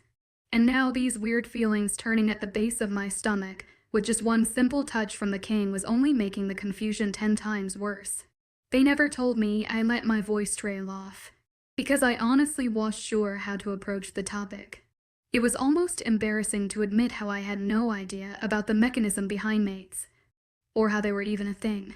A frown pulled at the features of his face I could see, and I resisted the small pout that wanted to tug on my own. He shouldn't frown. I didn't want him to. Talking about this was making him happy. That beautiful, vibration-sending voice of his was gruff in disbelief in what also sounded like anger. My face flushed for some reason beyond me. I know what they are, but they never taught me anything about them, or what the signs were. He took a step towards me as that frown once again turned to a look of confusion. My eyes wandered back to the ones that were calling me. Why not? He was getting frustrated now. I could tell, but I could also tell that frustration was directed at me, and I wasn't sure how. My flushed face turned into an embarrassed blush and I broke my gaze from his once again. I licked my lips and stared at the bear. Ginormous, buff chest just inches in front of me. His skin was toned, tight, and rather tan despite the dark atmosphere of his home on the top of the mountain. It was supposed to be impossible for me to have a mate. I muttered softly as the silent forest surrounding us slowly started to come to life once again. He took a step towards me, and even though my brain told me to step away, that nagging voice in my head that got me into trouble to begin with told me to stay put. I jumped when his giant palm cupped my chin, an entire jaw, and forced my gaze up to his eye. For a moment, all I could do was stare up into that intense gaze as the warmth of his giant hand shot through every inch of me. The tingling, electric feeling started at the base of my chin and shot through the rest of my body until all I could feel were pins and needles. They said it was only possible for shifters to have mates. I am not a shifter. He stared at me curiously for a few good seconds before the hand gripping my jaw gently forced my head into the air. I gasped as he lowered his face into my neck and took a deep breath. Paused. Then took another. He pulled back a minute later and his bright eyes gleamed down at my shocked ones. "You smell like one." His voice was gruff once again as he relaxed his hold on my jaw. "I lived with them. They raised me. I'm bound to smell like one." Tingles shot straight from his thumb and down my body in a sharp jolt as he rubbed it along my jaw. I couldn't help but lean further into him. I resisted the disapproving groan that clogged my throat as his hand slowly left my chin. "Were your parents not shifters?" My eyes dropped to the ground at his question, and I resisted the urge to tip my jaw. "I don't know. I've never met them. The leader of the town and his family raised me, but they couldn't have been right. If I can't shift, they shouldn't have been able to either." He shrugged and glanced around the dark woods surrounding us from all sides like the situation was that big of a deal. It's not common for some shifters to produce dormant offspring, but it has happened before. Do you think we're mates?" I asked nervously as he reached up and ran that huge hand through hair I couldn't see in the darkness, but oh how I wished I could. "I know we are." His voice came out in what sounded like a dark growl, and that made my insides twist almost painfully. I could feel the fear of was it rejection? Of not worth. I couldn't pinpoint the fear. It was just there, and it was so different from my "I didn't care" attitude of earlier. "Do you not want that?" My voice came out as weak and small as I felt at that moment. I was only surprised I was able to keep the fear I was feeling from it. This was an odd experience for me. An odd feeling, and I didn't like it. Not one bit. What was he doing to me? "I never wanted a mate." He grumbled and took a step away from 𝐊𝐲. I muttered softly and dropped my eyes to the ground as his continued to glance off to the side of us. I guess I was right about earlier. About why he didn't bring me to his village, his home. He didn't want me. He didn't want a mate. I don't know why I let that hurt me, why I let that knowledge leave a painful hole in the middle of my chest. I lived my whole life believing that I would never have a mate. Never have that earth-shatter soul connection with someone, and I never let it bother me. Just because I suddenly had one that didn't want me, didn't mean I was going to let it upset me now. I never had any hope in the matter to begin with. I always believed I was strong enough to turn her away if I actually had one. His voice was dark, and low as its awfully filled the small space between us. My arms wrapped protectively around my stomach, like it was readying it for the rejection it knew was coming. But I couldn't let it bother me. I wouldn't. My men seemed so confident when it came to their mates. They made it seem so natural, like falling in love was as easy as breathing. I figured it would be just as easy to make sure I didn't. He paused for a moment and licked those beautiful lips that I could barely see. I really didn't want to stand there and listen to this. As much as I loved listening to his voice, I wished he would just hurry up and get it over with. I no longer wanted to make footprints in the snow or embrace the freezing temperature. I just wanted to curl up in my bed, forget about this whole situation, and move on with my life. I was never supposed to have him anyways. I was wrong. He grumbled softly a moment later. My eyes snapped up to him as he sighed a heavy sigh that sounded almost like a groan, his big hands pushing into his closed eyes. A frown tugged at my lips as I watched the inner turmoil pull at his body. I wasn't exactly sure what he was trying to say, but I didn't like the anguish it was causing him. No one told me it would feel like this.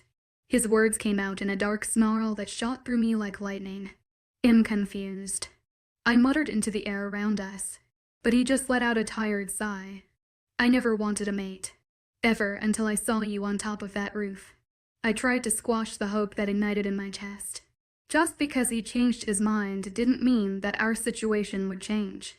He could still push me away, and I still wasn't exactly sure how this was possible. Why I suddenly wanted it to be possible. "And you want me now?" I asked softly as he rubbed a hand down his face, the face that was almost completely hidden in shadow. "I don't know what I want." He grumbled as a fresh wave of snow started falling from the sky and through the bare branches of the mountainous trees. "But I do know what I don't want, and I don't want you in my life." His answer only confused me more, and I'm sure he could tell by the small frown that graced my lips. I rubbed my hands along my arms in almost a soothing way. I was sure what to make of the whole situation. What to feel. This is coming out horribly. I'm sorry. I think I was as shocked as he was at the apology. The King of the North was not known to ever apologize, or show any remorse or mercy, and I could tell we were both thinking the same thing. That was the first time he had ever said sorry in a very long time. Or at all. It's okay. I think I understand. No, you don't. I can see that you don't. He snarled and took another few frustrated steps back. Mates are weak.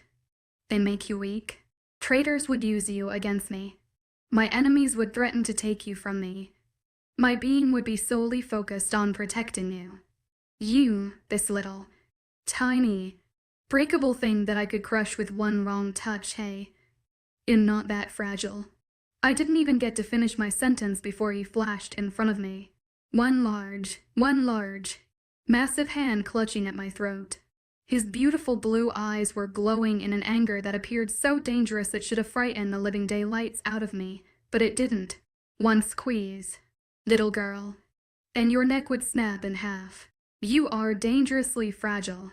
His voice was a dark growl I had yet to hear. A growl that suggested that creature inside of him was working hard to take over. I gulped as the pressure around my neck tightened, but it was enough to cut off any air. But you won't. I gasped softly and gripped at the thick wrist attached to the hand around me throat. You won't squeeze. And I was right. We both knew it. He wouldn't kill me. He could never kill me. This thing between us would never let him. That docent lessened my point. He growled in my face as his hand pulled me closer towards him. That I'm a weak, fragile, incompetent being. Yes, I get that.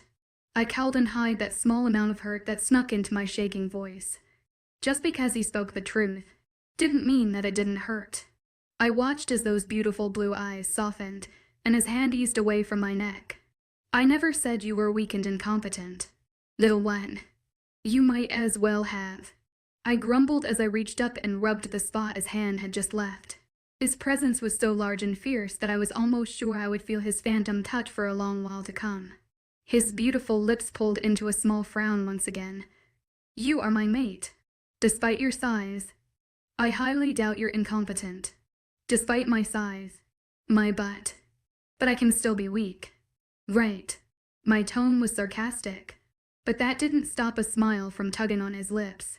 Physically, yes. I don't think so up here. Though. He tapped my forehead gently and I cowed and helped the small smile of my own. Then it slowly faded. So where does that leave this, whatever this is between us? I gestured between us and sadly watched as his bright eyes dimmed. He slowly reached up with one hand and cupped it around the back of mine that I still held in the air. He wasn't holding my hand, just kind of cupping his palm around its back. My hand looked like that of a small child's compared to his. It sent shivers down my spine. There are things I have to deal with, matters I must take care of, before anyone can even learn about you. He muttered softly as his giant hand closed around mine, making both into a gentle fist.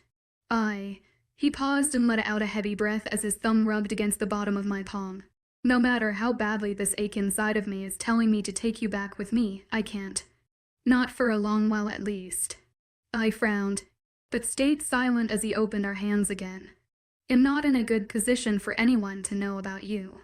His gruff voice came out in a soft whisper, almost as if he was pleading with me to understand. He didn't have to. Though, if he didn't want me going with him, then I wouldn't put up a fight. I never really planned on anything. Honestly, I was surprised he was even telling me some part of him actually wanted me. Then what do we do? I asked softly as the warmth from his hand disappeared. I resisted the urge to reach out and grab for it as it dropped to his side. I'm going to take you back to that little village of yours. And you're going to stay there where I know you will be safe while I go back up the mountain. He was standing a few feet away from me now and my eyes caught on the black shorts covering his lower half. I didn't like him standing so far away. I couldn't feel his warmth. I couldn't stare up into his eyes. And I couldn't help this feeling of abandonment flowing through me. Will I ever see you? I was ashamed of the weak, wold whisper that passed my lips. I felt like he could hear all of my fears in that simple statement. But if he did, he didn't comment. His beautiful blue eyes stared holes into my head as I wrapped my arms tight around his stomach and stared at the ground. I do not think I could stay away from you long if I tried. I blushed at the relieved sigh that rushed past my lips. Before I knew what was happening, I was lifted straight off the ground and into his giant, warm chest. At first, I was surprised at the awkward hug, until he forced my legs around his waist and began carrying me. "What are you doing?" I actually laughed as he stepped over that thick branch from before and began the slow walk back to my village. "Carrying you." His tone sounded almost as confused as mine did, like he didn't understand why I would even ask. Is this like a wolf-born thing or something? His thick tree trunk like arm rested under me like a chair as his other moved branches out of our path. He grunted and slanted those bright blue eyes at me. "Yes, but it is only meant for our mates and young. Do the underlings not carry their females?" Underlings. The look he shot me was one of disbelief, like it was a completely ridiculous notion of me to not understand these things. It took him a minute to answer. "Forgive me, small one. I forget other shifters have different customs and cultures than ours." His arm raised me up higher until I could loosely wrap my arms around his thick neck. "Underlings are what we call shifters who are not wolf-born, because they live under the mountain."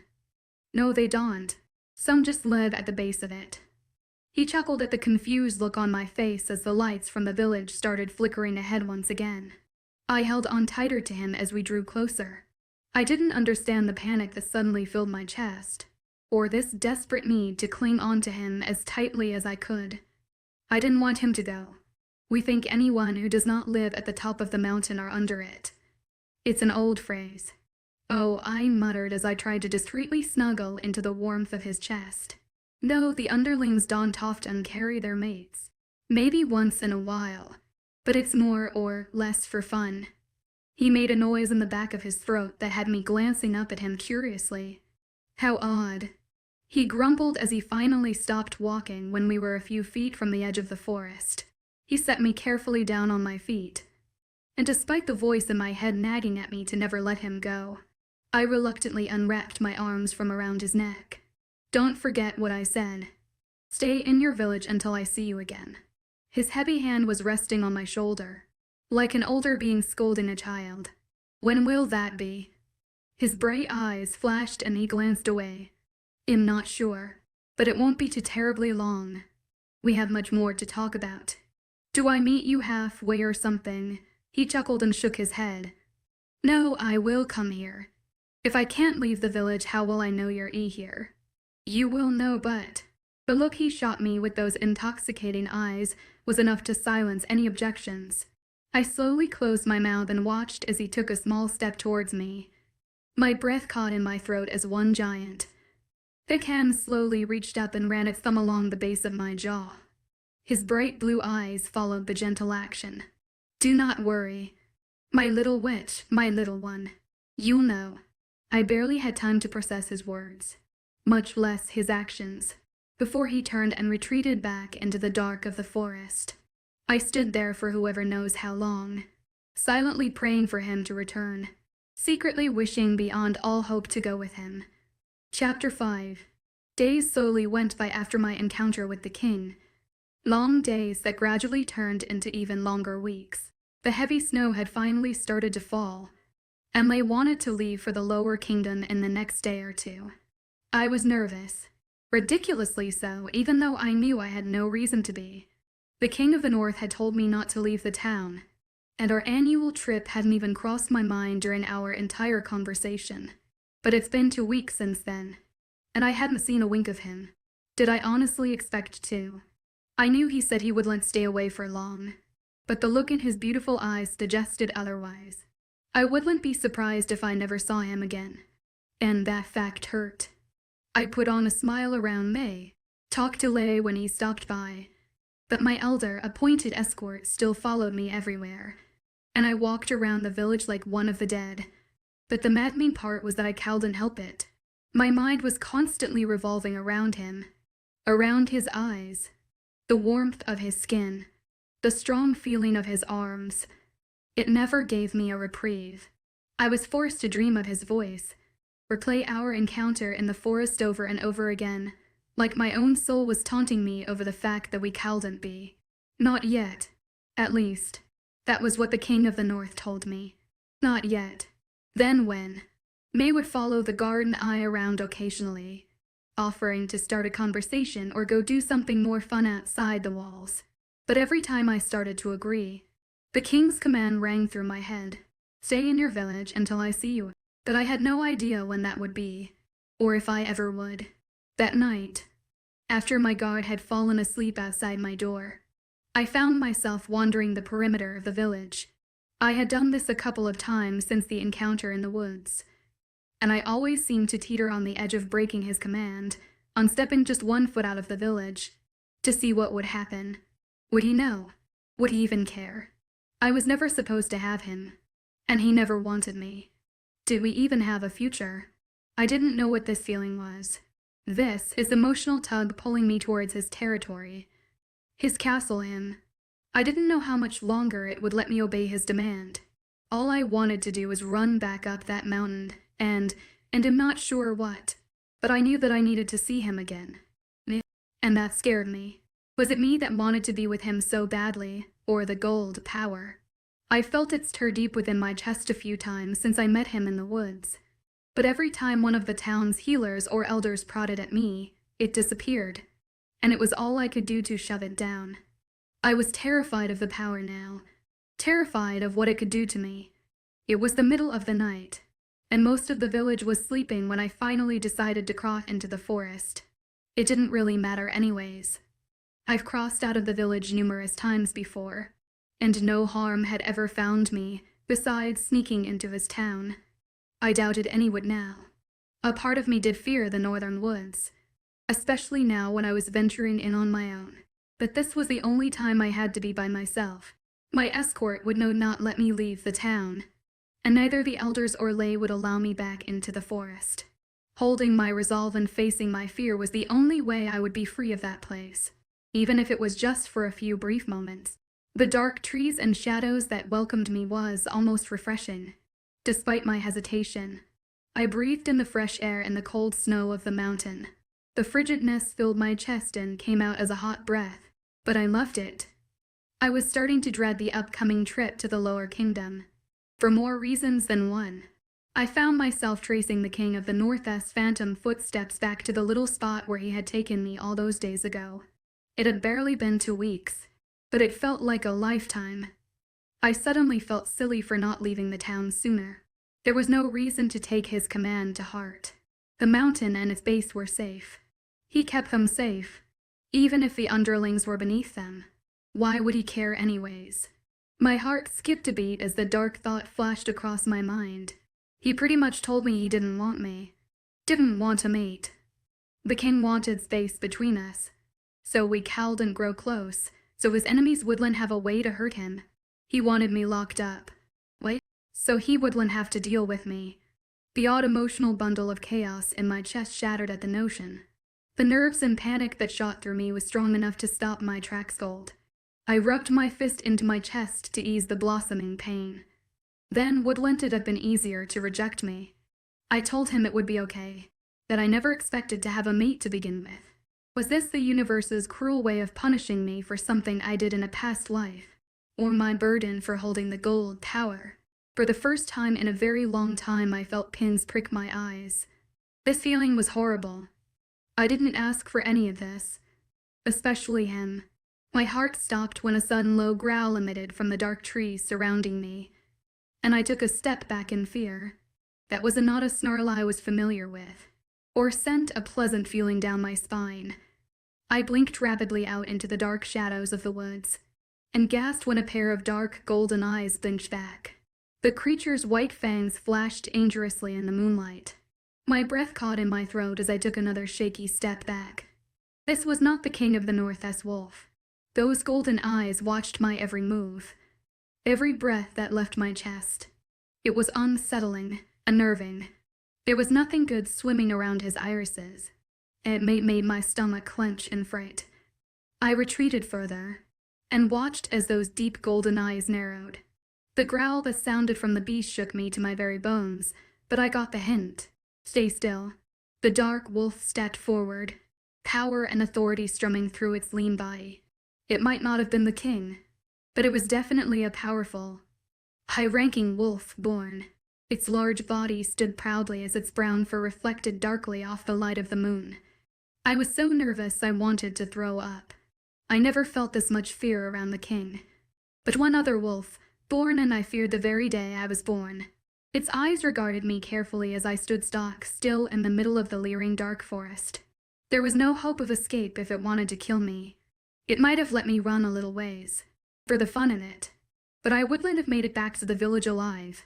I watched with wide eyes as the wolf watched me, its dark gaze slowly rolling over my body, like they were judging me, seizing me up. It made the hairs on my arms stand on end. I didn't like it. W, what do you want? My voice sounded foreign with the hesitation ringing through it as I spoke against the silent background of the forest. The wolf's eyes snapped back to mine. I gulped. I wanted to turn and run for my life when its large body began to step out from the darkness of the trees. But I held my ground. I knew if I so much as turned it would pounce, and my throat would be clutched tightly in its large jaw. The wolf was big, but not quite as large as the king of the North. His fur was such a dark, rich brown that it could have easily been mistaken for black, and the golden stare stopped just inches away from my own. The beast was as tall as me. I gulped. I supposed venturing off on my own was such a good idea. He let out a hot breath of air that hit me straight in the face and made my nose scrunch up at its unpleasantness. I watched as amusement flashed through those dark eyes. Then the beast started to change right in front of me. Fur began to retract. Bones began to crack, to shift, and skin soon covered the wolf's body. The shifters in the village all changed so fluently, usually in a jump or leap, but nothing ever this brutal. I was both repulsed at the sound of breaking bone, and intrigued at the awe-inspiring sight. It wasn't long before I stood staring at one of the 6 men who sat the thing on that platform weeks before. A very large, very brooding, and very without clothes man.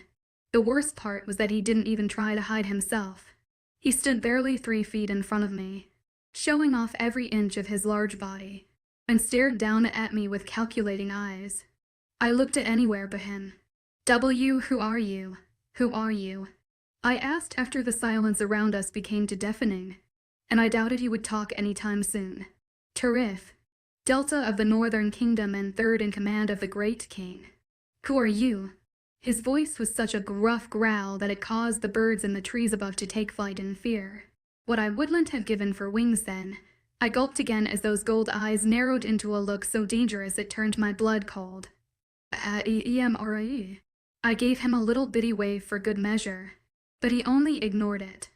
I jumped when he suddenly bent forward and started sniffing around my head, like he was checking for some odor I hadn't cleaned away in my daily bath. What are you doing? Be quiet, child. He snarled before going back to sniffing at my hair. I tried not to pay too much attention to his actions, though, or his very without clothes body. I've never seen a nude male before, and I tried to shield my eyes as much as possible to keep it that way. But the brief glimpses I caught revealed unexpected extremities. Tarif pulled back a moment later with a curious look gracing his no longer brooding face. You smell like him. He mumbled softly as his dark gaze skimmed my face curiously. My eyebrows furrowed in confusion. I smell like who? My eyes widened and I shuddered at the seething look he sent me, before taking another unsteady step back. He took one forward. The Great King. You smell of him. I do. I frowned and lifted my hair to smell it myself, but only found the scent of my hair soap. I glanced up at him in confusion. He nodded and his eyes turned thoughtful once again, but he didn't say anything else. I wasn't sure how long he would be content with staring at me strangely, and I was afraid of the repercussions of trying to flee. What are you doing here? Wolf-borns don't come down this far without a reason. My voice trailed off as his eyes went hard once again. That is none of your concern. His voice was an icy blade that cut easily through my resolve, and I took a quick step back as that cold demeanor once again fell over him.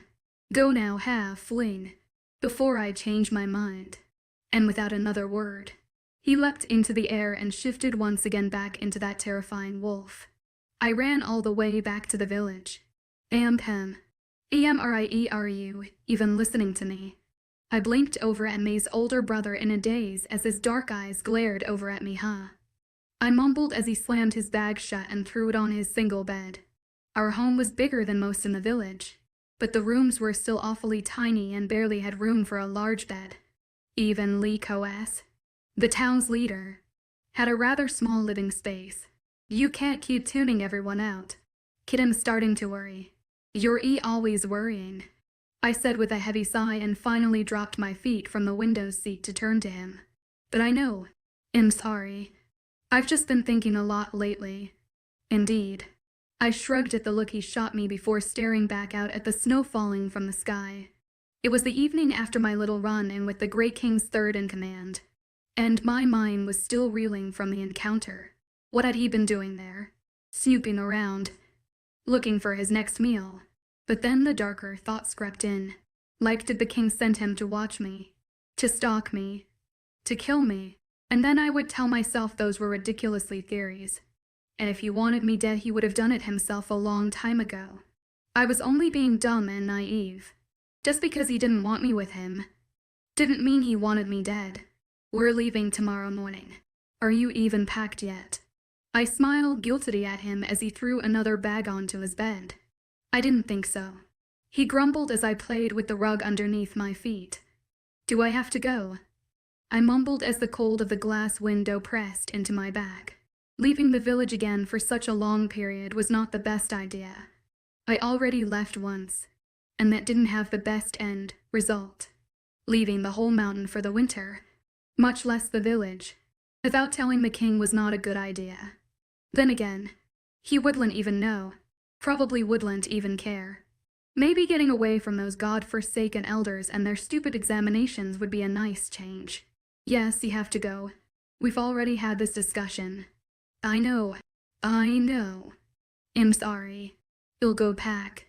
I groaned as I stood off the window seat with a heavy groan. The smile he shot me was more than enough to make me forget the stiff ache in my bones. He was the father figure I never had. Making him proud always made my heart soar. "Thank you, little cub. I will see you in the morning. Good night." I grumbled over my shoulder and shot him a wave before retreating back to my own room, my escort following silently behind me. The older guard never spoke, to me at least, and he always stayed 3 or 4 paces behind. I guess I could initiate a conversation first, but I'd rather not to talk to the person ensuring my freedom was short-lived. It didn't take long to pack what I usually needed for these annual trips, and since most of my clothing was made for northern weather, I had very little that would be sufficient enough for the lower kingdom. Yet, I always seemed to manage. It was late when I finally went to lay down for the night, the bright light of the full moon glowing serenely into my room, but I paused before reaching to blow out the candle. We would be gone for 2 moons at the least, and I couldn't ignore that nagging feeling in my chest any longer. I couldn't leave in the morning without telling the king somehow. I sighed and opened the drawer of the nightstand at the side of my bed. Even if he wouldn't care, I couldn't just leave. I grabbed a piece of paper and charcoal stick from the drawer and wrote a quick note down. No one would deliver this to his territory.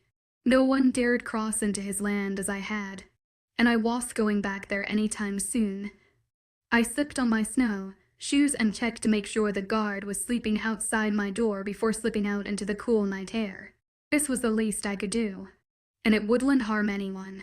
Even if the king never saw the note, or never came down again, I would feel better knowing I had tried.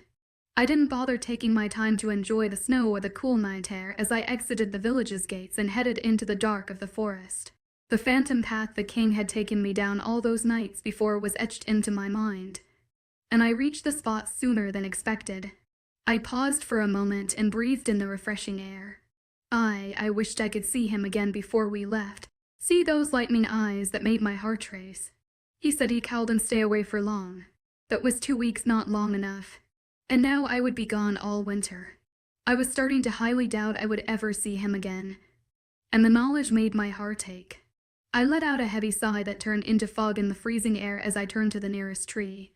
If he did care, and did find the note, at least I knew he wouldn't wonder where I had run off to. I reached for the string I placed in my cover's pocket and leaned up to tie it, then out tightly around the trunk. There, at least my part was done. I didn't even know his name. That was all I could think of as I started the cold, lonely walk back to the town. I was this hung up over him, and I didn't even know his name. Was this how the rest of my life would be? Wondering over if I would see him again, if we would ever be. I didn't even know his name. Chapter 6. The next morning was cold and dark. A few guards from the village helped 𝐊𝐢𝐳 and I down to the docks, but didn't stay long. The ship that waited patiently in the water once belonged to their parents, but after their death 𝐊𝐢 sold it to a family of merchants who traded around the ocean at the base of the mountain. They were kind enough to give us passage to the lower kingdom every year. We have a few minutes to spare if you and may want to walk around the shops, 𝐊𝐢 announced after he and the guards finished loading our bags. I shot him a smile. By ourselves. The guards had dispersed a few minutes before, and I was more than excited for my much-awaited freedom. He rolled his eyes before letting their dark gaze land on me. Yes, only for a minute or two. Be back shortly. Thanks, 𝐊𝐢 cheered before grabbing onto my hand and leading me over to the shops along the shore front that were just now opening for the day. He laughed softly after us. This is just so exciting. She practically squealed as we walked along the displays sitting in front of the stores. I just love going to the lower kingdom. Don't you? I hate the snow.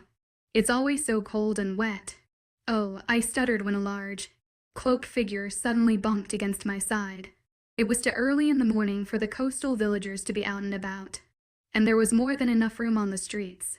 There was no reason for someone to be that rude and walk so close. I grasped at my shoulder and snapped my gaze over to the culprit. Forgive me, my lady. It was a male voice, one masked by the heavy hood that blocked the stranger's face from view. I simply nodded as he gave me a soft bow before turning around and heading quickly in the opposite direction. How odd. 𝐸 are you okay? May asked worriedly as I rubbed a nest and lead at my arm. Why, yeah. He just sort of surprised me. A flash of blue and a strong tug in my chest caused my breath to catch in my throat before the man disappeared around a corner and into the thick morning fog. My eyes widened. I'll be right back. I breathed out heavily, leaving 𝐊𝐲 staring dumbfounded 𝐊𝐢 after me. I followed the path of the cloaked stranger, the one who shot lightning blue eyes at me right before he turned. Perhaps I was just seeing things I desperately wished were there. But that part of me that seemed tied to the king was begging me to find out. There was no one there when I turned the corner, just a dark alley that led to a dead end. I frowned. I could have sworn I saw the man turn down here. I sighed and turned around. Great, great. Now my mind was making up fabrications of him. I was never going to be able to get him out of my head. I gasped when the cloaked figure from before suddenly flashed in front of me and gently forced me back into alley. Yes, gently, hey. A pair of blue eyes so bright they shone against the darkness of the morning caused my voice to freeze in the air. I couldn't move. Couldn't speak. All I could do was stare up at him at those eyes. In a daze like before, we stood there silently for a few moments, like we always seemed to do before anything really happened. The king blinked down at me, and despite the electricity surging through my veins at the sight of him, a thin shred of fear shone as well. His eyes turned dark. I saw your note. That voice. I knew it was his. I knew it belonged to him. But hearing outside of my dreams tore at my heart in so many disastrous ways. I didn't know if I would see you again before we left him. His eyes glanced away as he seemed to huddle further into the dark cloak. I frowned. He never broke eye contact with me first. Never really tried to hide them from me. I felt an odd, unfamiliar ache fill my chest. You were the one who bumped into me. I needed to get your attention discreetly. It was silent between us for a few long, and rather unpleasant seconds after that.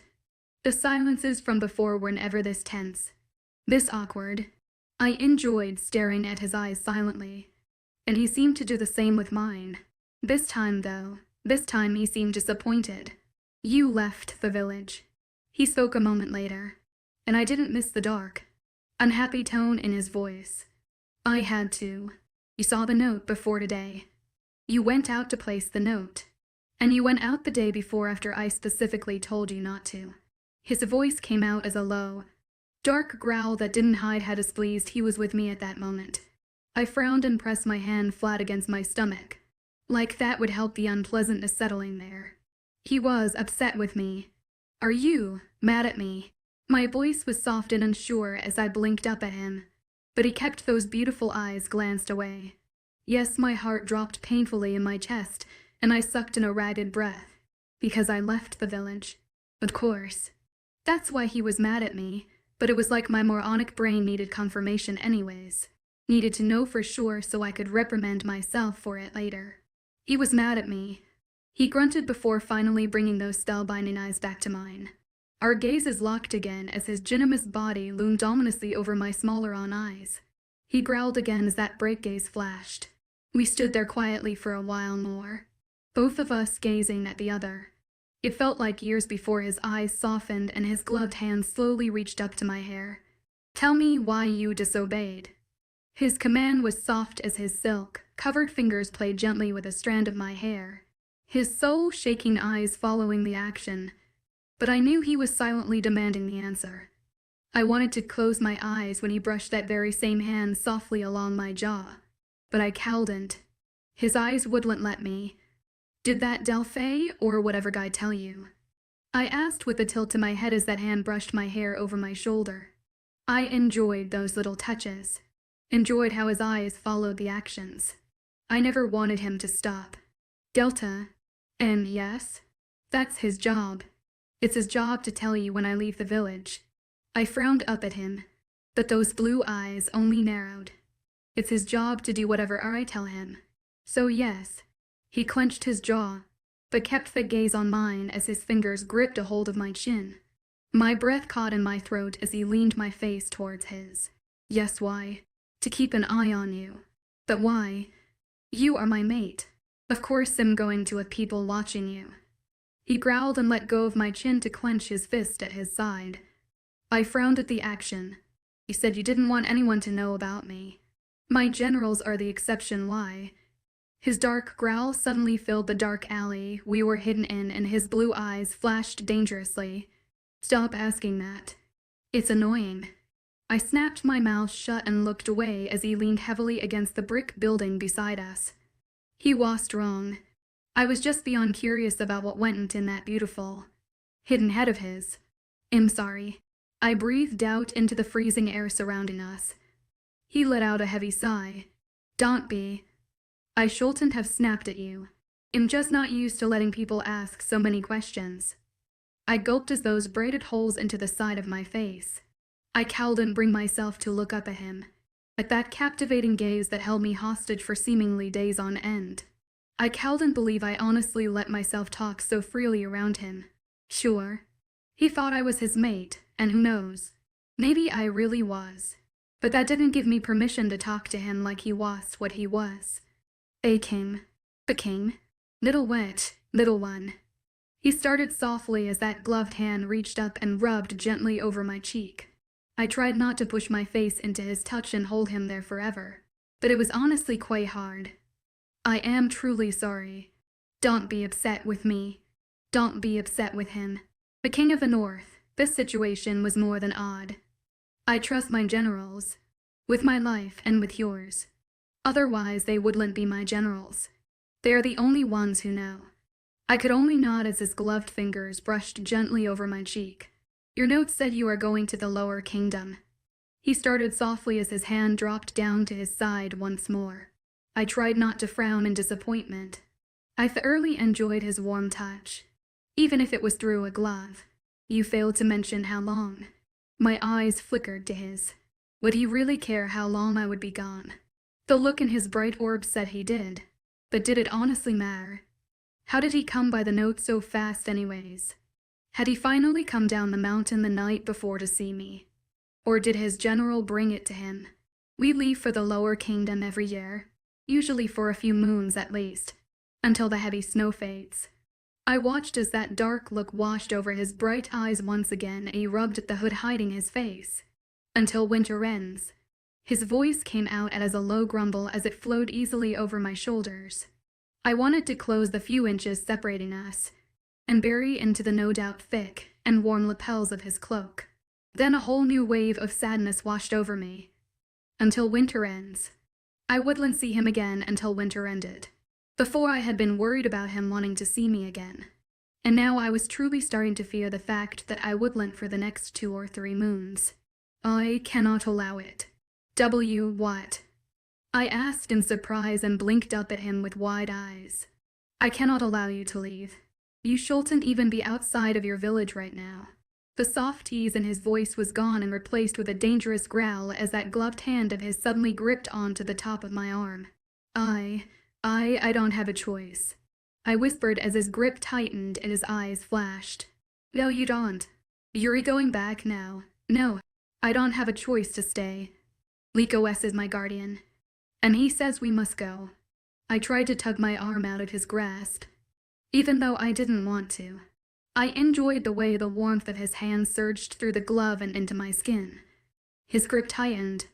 I'm your king, and your mate. You do what I say, you don't want me. I snapped as my temper spiked, and his grip loose and enough for me to tear my arm from. I dropped my eyes as his widened. You don't. And until that changes, I have to listen to 𝐊𝐴𝐬. Besides, I mumbled and licked my lips as those lightning orbs glared holes into the side of my head. I can't stay there anymore. All I do is sit through examination after examination as they poke and prod at me and force me to drink those funny-colored medications. I need a break from it all. I tried to give him a reassuring smile, but I still couldn't meet his eyes that I was sure were dimmed in a frown. What are they doing to you? The dark snarl in his voice surprised me, and the firm grip he suddenly held on my chin forced my eyes up to his. I shuddered at the dangerous look passing through his gaze, one that made my stomach twist and almost fear. I gulped. They don't know why the gold power tried to kill me, why it wants you so much. So they keep testing to me to see. It wants me because you want me. Do those fucking underlings have no idea how the concept of mates or power works? They'll burn them all. He snarled and his blue eyes flashed as he began to turn away from me, but I gripped onto his arm before he could. No, don't. They're just scared. They don't know what's wrong with me and they are worried for their safety. Don't blame them for their fear. I will blame them for hurting you. He growled and the sharp fangs of his wolf flashed, but he didn't rip his arm from my grip like I half expected him to. I eased it closer to my body. His eyes were dark in anger as they glanced over me, and even though the angry king was rather frightening, my heart soared at how he wanted to defend me. I gave him a small smile. They haven't hurt me, just made me very uncomfortable. I'm okay, I promise. I was practically hugging his arm by then, but he didn't seem to mind. He even took a closer step towards me. There is nothing wrong with you, little underling. I watched as the anger slowly faded from his lightening eyes. All I could do was stare in wonder. Mate or not, eyes like that shouldn't exist. That the power is magic formed in souls of worth. How ignorant is your culture? The question was rhetorical and he rolled his eyes as I slowly let go of his arm. Immerse. Where are you? 𝐴𝐻's voice called from the fog of the street and I jumped when it reached my ears. The king raised an eyebrow at me. Your name is Immerse. There was a small smile pulling at his lips as my eyes flickered between him and the foggy street my friend was looking for me on. Yes, did your general not tell you that? I asked hesitantly and fidgeted with my hands as 𝐴𝐻 called again. No, he failed to mention that. His voice was a dark grumble as his gaze flickered behind me. That's my friend. I should probably go before they start to worry. No. His voice shook through me as his large hand reached out and gripped along my upper arm once again. I was serious before. I don't want you leaving. I stared up at him with wide, pleading eyes, but his never wavered. But I have to alone. I don't want you leaving alone. I will talk to this 𝐊𝐿𝐺 of yours and have one of my generals go with you. My heart dropped to my stomach in disappointment. For a moment there, just a moment, I thought he was going to go with me, but of course he lost. He was a king, the king of the north. He had more important matters to deal with than following some silly girl around the lower kingdom all winter. All right? I nodded reluctantly as he let go of my arm and began to turn. You know, I called after him and watched as he slowly turned back to me with questioning eyes. I don't even know your name. The light in his eyes slowly faded and he tore his beautiful gaze away from mine. That is for the best. His voice was dark once again as it filled the alley surrounding us. I frowned as his gaze glanced back down the street. May was still looking for me on. How is not knowing your name for the best? I swear I won't go running down the mountain screaming it to whoever passes by. The corners of his mouth twitched up at that, and he let his beautiful eyes glance back over to me. You know mine. It's only fair. He raised one dark, beautiful eyebrow at that and I felt blushing as he brought his full attention back to me. I cannot tell you my real name for your safety, not because I don't want to but. I urged hopefully as his blue eyes flickered around carefully. My council calls me North. I raised an incredulous eyebrow at him, but he just lowered his in confusion. North, yes. Your own council doesn't even know your real name. It hasn't been necessary. I'm not calling you that. He crossed those beautiful thick arms over his chest with a scoff. Then call me king. I think I deserve a name to call you by other than your title. Any name. It doesn't even have to your first, as long as it's not North. I murmured against the silence surrounding us. He grunted and his bright eyes turned amused as they stared down at me curiously. You think you get special treatment because you're my mate? His tone would have suggested otherwise. But just by the few things 𝐻ES slipped out about his culture and the way 𝐻ES acted around me so far, I could tell mates were more than. Yes. His eyes flashed darkly for a moment, and his face turned serious before he walked slowly back over to me. I stiffened as he leaned down until his mouth was nearly pressed against my ear, like he was afraid the ghosts in the alley would hear. I was almost engulfed completely in his cloak. Eric, king forever. How convenient. Is that your first name? I asked softly as he slowly pulled away from me, his full lips just barely touching my cheek. I gasped as the light touch sent electricity straight through my body. He let out another dark chuckle. No, but it's as close to one that you are getting. I tried not to let the frown tugging on my lips dampen my whole mood, and his dark chuckle gently eased the tension on my shoulders. Run along to your little friend, while I find that boy I gave you back on the mountain. I assume that is 𝐊𝐿𝐺𝐿. Yes, I nodded as he turned again and headed once more for the street. I followed slowly after him until I reached the alley's entrance and saw May searching for me at the end of the road. And Immerse. My heart jumped as my name passed his lips. That voice alone was enough to make my head spin.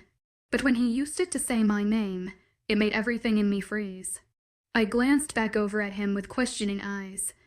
The lightning blue of his flashed as he stared over at me in a dark gaze. Don't ever think that I don't want you.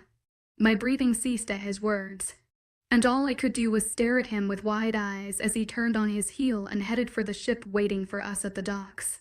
Then take me with you. But he wouldn't, and I doubted he ever would. Hi everyone. Today I'm going to recommend an incredibly exciting novel to you.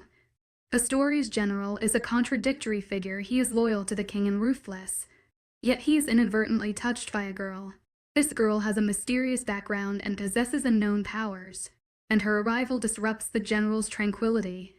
Initially, their relationship is filled with hostility and distrust. The general 𝐻ES is wary of the girl, while she is dissatisfied with his coldness and authority.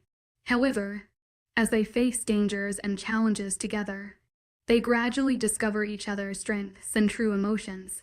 The general's past hides astonishing secrets, and the girl's future may also be closely linked to destiny. Can they break down the barriers between them and find true love and their own path in this perilous world? Come and explore this wonderful journey filled with contradictions and contrasts with me. Chapter 7. My lady. I gazed up at the imposing figure before me, his golden eyes gleaming in the morning sunlight. General 𝐊𝐬, a stern and dutiful wolf born, stood at the top of the boat's ramp, his intimidating presence impossible to ignore. My observant nature kicked in as I studied him, noting the way his muscles tensed beneath his uniform. "You are the general escorting us in the lower kingdom?" I asked, my diplomatic tone masking my wariness. 𝐊𝐬's face darkened as he rose to his full height, towering over me. I could see the flicker of insulting comments in his eyes, but he refrained from voicing them. "I will be escorting you through the lower kingdom. I care little for what your friends do," he stated, his voice as unyielding as his posture. I frowned at his statement, my mind already working on how to adapt to this new situation. Before I could respond, 𝐊𝐬 approached our group, his protective instincts clearly on high alert. The distrust in his eyes was palpable as he regarded 𝐊𝐬. "Immerse? May I talk to you?" 𝐊𝐬 asked, his tone betraying his discomfort with our new companion. I offered 𝐊𝐬 a sheepish smile and nodded, moving down the ship's deck. As we walked, I could feel 𝐊𝐬's presence behind us, his loyalty to the king evident in his unwavering vigilance. 𝐊𝐬's temper flared, his easily angered nature coming to the fore. "Alone, General. I would like to speak with my charge alone," 𝐊𝐬 demanded, his voice tight with frustration. 𝐊𝐬 remained immobile, his golden eyes locked with 𝐊𝐬's. "No," he replied, his tone brooking no argument. I rolled my eyes, feeling caught between these two protective figures. "I have strict orders to not leave Lady Immerse's side," 𝐊𝐬 added, his dedication to his duty clear. Lady Immerse, that was certainly a new title for me to possess. Her guardian. "I won't hurt her," 𝐊𝐬 protested, his voice tinged with disbelief and hurt. The mere presence of the king's general seemed to be an open insult to him, and I could sense the tension building between them. 𝐊𝐬's resolve remained unshaken. "I do not disobey my king," he stated firmly, his dark eyes devoid of emotion. Realizing that the standoff could continue indefinitely, I decided to intervene. I turned back to 𝐊𝐬, offering a reassuring smile. "It's okay, 𝐊𝐬. Just pretend 𝐿𝐻's not there," I said, ignoring the dark look 𝐊𝐬 shot me. As I faced 𝐊𝐬, I saw the concern in his brown eyes and silently hoped that my diplomatic skills would be enough to navigate this delicate situation. "This is a private matter. Immerse. I will wait until we have a moment in peace." He shot a pointed look at my new personal guard before flickering his gaze back to mine. My lips pulled into a small frown. What little freedom I was so looking forward to, I knew I could no longer have. The guards from the village were gone, only to be replaced by a wolf, born twice the size of any normal shifter man. I let out a small huff before forcing a soft smile on my lips. "All right. When will we be leaving?" "A minute or two. As soon as I tell the captain we are ready." I nodded and glanced over my shoulder at the king's general, but ever-present emotional's mask says firmly over his face. "Then I will be below deck in my room. Is it the same as last year?" 𝐊𝐻 gave me a short nod, which I returned before heading for the hidden stairwell at the back of the ship. It was at least 2 weeks' voyage to the lower kingdom, and that was only if the sea was met with smooth waters and fast winds. I would not be surprised if we were sailing a little less than 2 weeks. I could already feel the depressed tug in my chest as I walked slowly below the ship's main deck, 𝐊𝐬 following only a few steps behind. I always missed the mountain whenever we were away, missed the trees, the wind, the smell of freshly laid snow and rain. And now my heart ached for more than all the old reasons. Now it ached for him. "I will take the room next to yours, my lady," 𝐊𝐬 announced as I turned toward the door halfway down the ship's second level. There was 4 in total, the first being the upper deck. The second was traveler quarters, the third was for the ship's workers, and the fourth held the food and other storage needs. "That's �MAy's room," I argued and turned slightly wide eyes on the large wolf born. He raised a dark eyebrow at me. "I don't care. This is where I will be staying." I could only blink up at him in surprise as he nudged open the small door with his large shoulder and chucked the bag slung across his other into the small room. I gaped over at him. How rude. Are all wolf-borns that pig-headed? No, not the king. At least, I didn't think he was. Get settled while you can. Lady Mrie. I suspect this journey will be unpleasant for the both of us. 𝐿𝐻 grumbled as he ducked low to step into the tiny room, his golden eyes flashing darkly in the dim light. I blinked at the spot he had disappeared from, even after he closed the door. Well, I'll wish. Well, was he a joy? Maybe the king didn't care for my well-being at all. Maybe sending 𝐿𝐻 to be at my side constantly was my punishment for disobey his direct command. Dear Lord, this was going to be a long journey. I let out a heavy sigh before stepping into the dimly lit room I usually occupied on these trips. It was the same as I remembered. A small room with a tiny cotton desk with a wash bowl on the side. My luggage rested at the end of the bed. And besides the flickering candle sitting beside the bowl, the only light in the room shone in through the small window above the cot. This was going to be the only place for freedom I was sure to get this entire voyage. How perfect. Amp, why did you not tell me you had been in contact with the king? 𝐿𝐻𝐻's voice was a hushed whisper as his brown eyes flickered over to the large general waiting in line behind the ship's crew for the end of the day meal. A disgruntled look stuck on his surprisingly handsome face. I smiled apologetically over at May's older brother as he leaned over his bowl, his dark eyes hard. It did not cross my mind. I answered softly as my fingers played absently with the small wooden spoon. His eyes flashed darkly, his grip on his own spoon tightening. It didn't cross your mind, he hissed as his temper flared. I dropped my eyes to the meek mushroom soup filling my bowl. I didn't have much of an appetite, especially since 𝐊𝐻𝐻 seemed rather mad at me. It didn't cross your mind to tell me that you've been in conversation with the King of the North.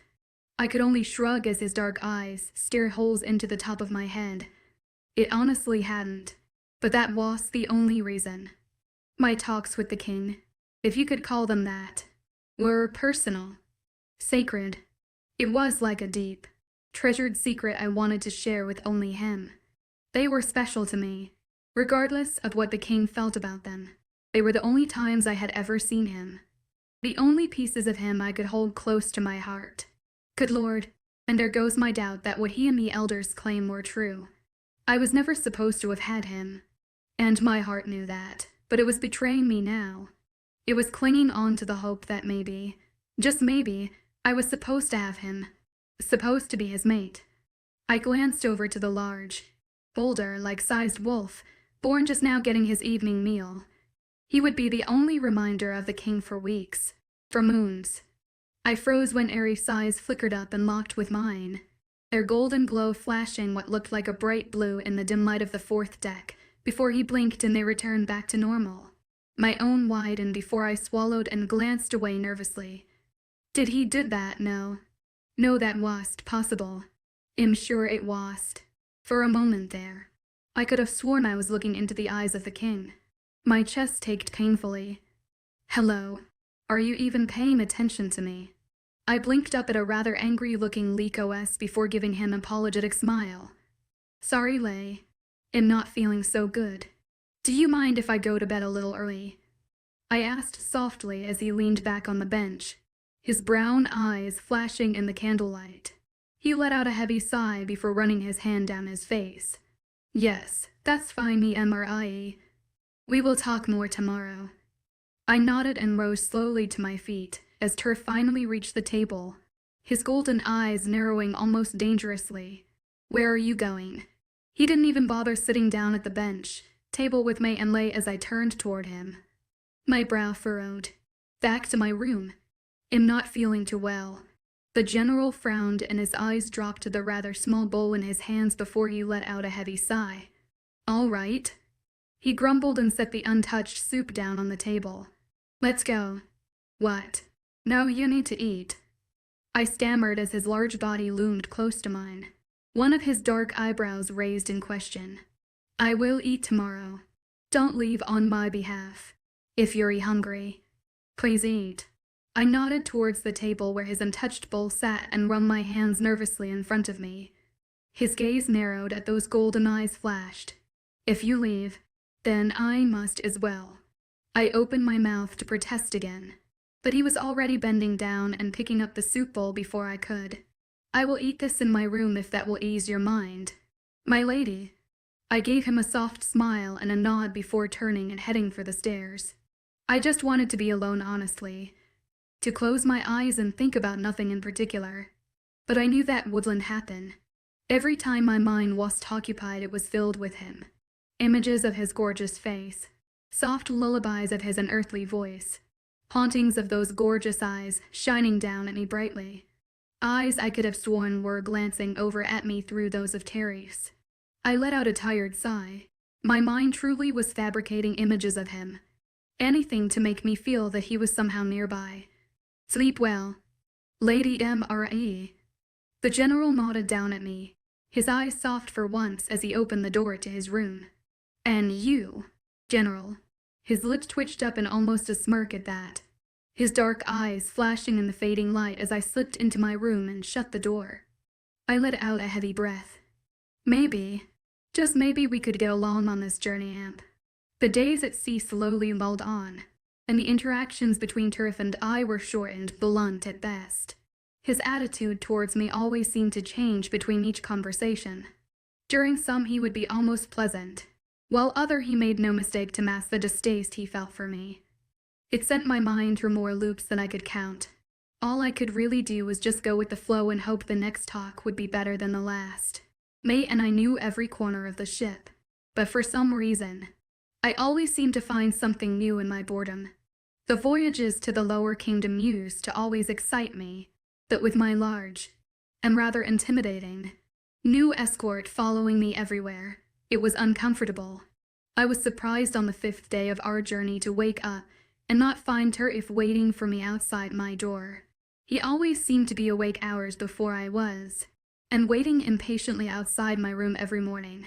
That was one certain thing about him I could count on.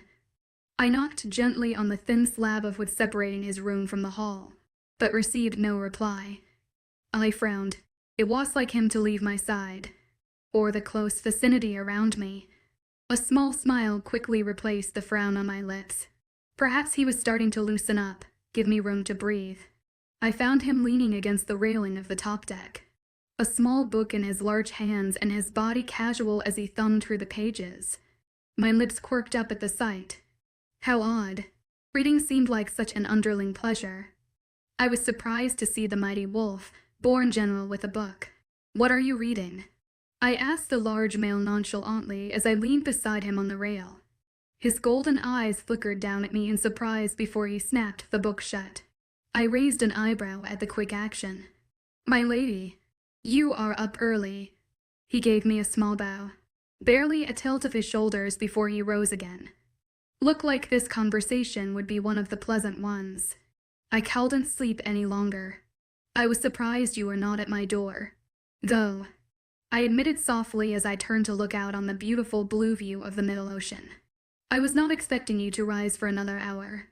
His voice was a dark grumble as it filled the quiet morning air around us. My lips quirked up at the corner. What happened to not leaving my side? I teased as he turned to follow my gaze, the book held tightly in his hidden hand. "What the king does not know can't hurt him or me for that matter." He added the last part as a dark grumble under his breath, but it pulled a quiet laugh from me nonetheless. "If that is your mentality, then why bother following his orders at all?" He shot me a shadowy glance with those gold eyes before flicking his gaze out to the water. "He is my king. Disobeying for an hour is beyond disrespectful on its own. I would never disregard him completely." His voice was filled with such a strong passion that it pulled on the every constant take in my chest. I wonder what kind of person the king was to receive such a loyal general and friend. I wrung my hands together as the image of those lightning blue eyes flashed through my mind. "What is he like? The king, I mean?" I asked softly as a small smile tried tugging on my lips at the mere mention of him. All I knew of Eric were the rumors that circled around his being, and the 2 brief interactions between us. And yet, I felt like a giddy schoolgirl at the simple thought of those gorgeous lightning blue eyes. "He is a great king. A great man," Turf answered without hesitation, the pride evident in his voice. "He cares for his people and would sacrifice everything to ensure their safety." My smile slowly fell. "Everything," I muttered softly, my eyes glancing out at the crashing waves in the distance. What exactly did everything entitle? The villages he was supposed to rule, those under the mountain me. The thought caused a painful ache in my chest, one I tried to shove away. I would not be surprised if he were to sacrifice me to save his people, the wolf-borns, mate or not. I was just a girl, just some stupid, silly girl he barely knew, or cared for, so it would seem. I didn't know him. I can't imagine it would be very hard to choose between that and his people. I could feel Terry's dark eyes gazing curiously over at me. Does he care for the people that he does not consider his? I asked softly as the large ship moved with the steady waves, the ones at the base of the mountain. A hard mask overtaking his handsome features. He cares for the mountain, and protects the shifter villages under it to ensure the safety of his kingdom. But we are a part of his kingdom. You are not wolves, and some of you aren't even shifters. I flinched at his words, at the harsh bite in his tone as he shot me a pointed look. I guess the pleasantries were over. You should be eternally grateful that he even allows you to live below the mountain. His golden eyes were dark in distaste, his words like a sharp knife as they cut through the ocean air. "Do all wolf-borns share your hatred?" I muttered as he turned away from me, his dark eyes like icy daggers on my skin. He scoffed. "It is not hatred. It is annoyance. You and the other underlings prance around his kingdom like you belong there, like you own it when it is by his kindness that you are even allowed to live there. 𝐾𝐜𝐤. It's not even a kindness."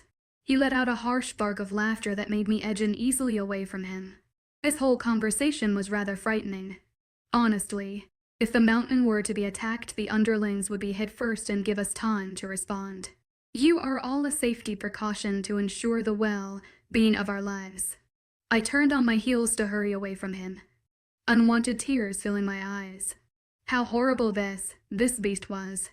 Did he have no care for how this would make me feel? Of course he didn't. Why would he? I was just a disgrace to him and his people, to his king. I was even a shifter. He probably didn't even believe I was truly the king's mate. Hell, I wasn't even believing it anymore. "Wait, my lady." His voice was rimming with distaste as it forced my hurried retreat to stop. I turned on him with angry eyes. What could you possibly say to make this any worse? I snapped at the general who was walking over to me with twisted amusement flickering behind his gold eyes. Their bright taunting only reminded me of the gold, power, and how it would kill me to get to the king. "The king wanted me to give you this." His voice was hard as he thrusted that book he was looking at early out in the air between us. His eyes glowed in loathing. I reached out with a trembling hand and gingerly took it from his large hands. There was only a gold, encrusted symbol on the cover, one of a wolf howling. I ran my fingers over it gently. "He expects you to read it, but do not repeat what you learn to anyone besides a wolf, or you will suffer the consequences." There was no mistaking the warning in his voice, or the dark promise in his eyes before he turned and stalked over to the doors leading below deck. I held the book tightly in my trembling hands. I didn't even want to look at the thing, much less touch it. I didn't want to think about what was so important between the pages that would cause such dire consequences to fall over me. And after that fun little conversation with his general, I wouldn't put it past the king to carry them out himself. Perhaps I was wrong about him not being capable of hurting me, of killing me. I walked over to the ship's edge, ready to throw the disastrous reading material into the dark. Deep water, but paused. This book could hold all the information of the wolf-borns that I ever wanted to know. Their ceremonies, their customs, their king. I brought the book closer to my chest and ran my fingers over the gold symbol again. Perhaps it would be more than just the history of his people. Maybe it would be the history of him. I turned from the railing and walked slowly back to the staircase leading to the guest chambers. The book clutched tightly to my chest. whether or not what 𝐿𝐢 said was true. That didn't stop me from wanting to learn more about the King of the North and his people. I spent my days just dreaming about their history long before I even dared sneak into his territory. I did not know what us underlings did to warrant such distaste from 𝐿𝐢, or what I did for him to act so cold, but I would not let that dampen my need to learn. Or those two small sacred memories I held of the king and I. I let out a soft sigh as I opened the door to my room and slipped back inside. I would just spend the day reading the odd little book, and reassuring myself I would not tell anyone. I did not know what the consequences were that the general spoke of, but I did know that I didn't want to find out anytime soon. Chapter 8. I hadn't realized how many hours slipped by until the sky outside my little window started to darken. I was right about the little book 𝐿𝐢 had given me. It was filled with the customs and traditions of the wolf, borns of their origins, and their myth. How they believed that the very first northern king was a reincarnation of their god 𝐿𝐢𝐺, their god of the night and everything that entails. And every king after held a part of 𝐿𝐢𝐺's soul. It was fascinating, beyond fascinating.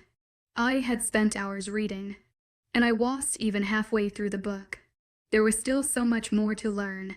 My only regret was that Eric wasn't teaching me himself. I jumped in surprise at the soft knock that sounded on my door, and glanced at my little window to see that the sun had fallen behind the dark water. I had spoken to 𝐊𝐼𝐳 earlier in the day, and May had already told me she was turning in for the night. 𝐿𝐢 was the only other one who really had any need to come see me, but after our lovely conversation that morning, I doubted he wanted to see me anytime soon. Who is it? My voice didn't hide how startled I was, and I pushed my closed fist against my chest to help slow my rapidly pounding heart. Lady Immerse. Oh great. It was the overbearing wolf born. 𝐻ES come back to taunt me even more. I would like to talk to you, if you have a moment. I let out a sigh and gently closed the book before walking over to the door. I opened it just a crack. What do you want? I didn't bother to hide the discomfort in my voice, or the glare in my eye. It's not like he wasn't expecting anything different. 𝐿𝐢 was standing just outside my small room, an apologetic flicker lighting his dark eyes. The King of the North's general was so large in the small decks of the ship that he had to crouch a few inches so his head wouldn't brush the top of the ceiling. I raised a questioning eyebrow at him. To apologize. My lady, I spoke out of place this morning, and upset you. I'm sorry. I blinked up in surprise at the large wolf, born as he stood hunched awkwardly in front of my door, a rather sheepish smile pulling at his handsome face. I crossed my arms over my chest and raised an eyebrow at him. 𝐻ES been rude to me before this morning, but never before had he come to apologize. What made now any different? You've never really cared before. I muttered as he reached up and ran a heavy hand through his hair, his golden eyes flashing in the little light of the hallway. I know, but 𝐊𝐳 seemed to really upset you this time, and I am sorry for that. His gaze and soft smile seemed sincere enough, so I let my arms fall slowly back to my sides and eased my tense features.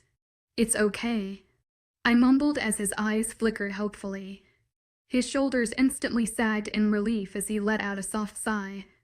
I felt a frown pull at my lips. I see you started reading already. He nodded towards the book waiting patiently for me at the desk. My frown eased into a small smile. Yes, it's very fascinating, he muttered softly as his eyes flickered back out to the dimly lit hallway. Indeed, it is. Have a good night, Lady Immerse. And with one last bow he disappeared into the room next to mine. I stood silently in my door for a moment after, staring wide-eyed at the spot he was just in. What an odd man. I retreated back into my room and closed the door behind me. I had a lot more reading to do. My lady. 𝐿𝐢 bowed as he held his hand out for me at the base of the platform. I gave him a grateful smile and nodded as he helped me down from the boat's ramp and out onto the bustling street. Boo, I muttered already as I raised my hand to fan the heat away from my face. I had just barely set foot in the lower kingdom and I was already becoming overheated. And it didn't help that 𝐿𝐢 𝐓𝐿𝐢. intimidating figure practically hovered over me the entire time. "The crew is taking our luggage to the inn. Would you two like to look around for a while?" 𝐊𝐲𝐻 asked May and I with a huff as he jumped down from the ramp and flashed us a bright smile. "Sure. That sounds like fun. No. I will have to scout the town before Lady Immerse goes anywhere." Tariff's gruff voice instantly washed over mine like I hadn't spoken at all. I turned wide. The wilder dies on the wolf, born and gaped up at him. "I can assure you, General, I have never had a problem in the lower kingdom before.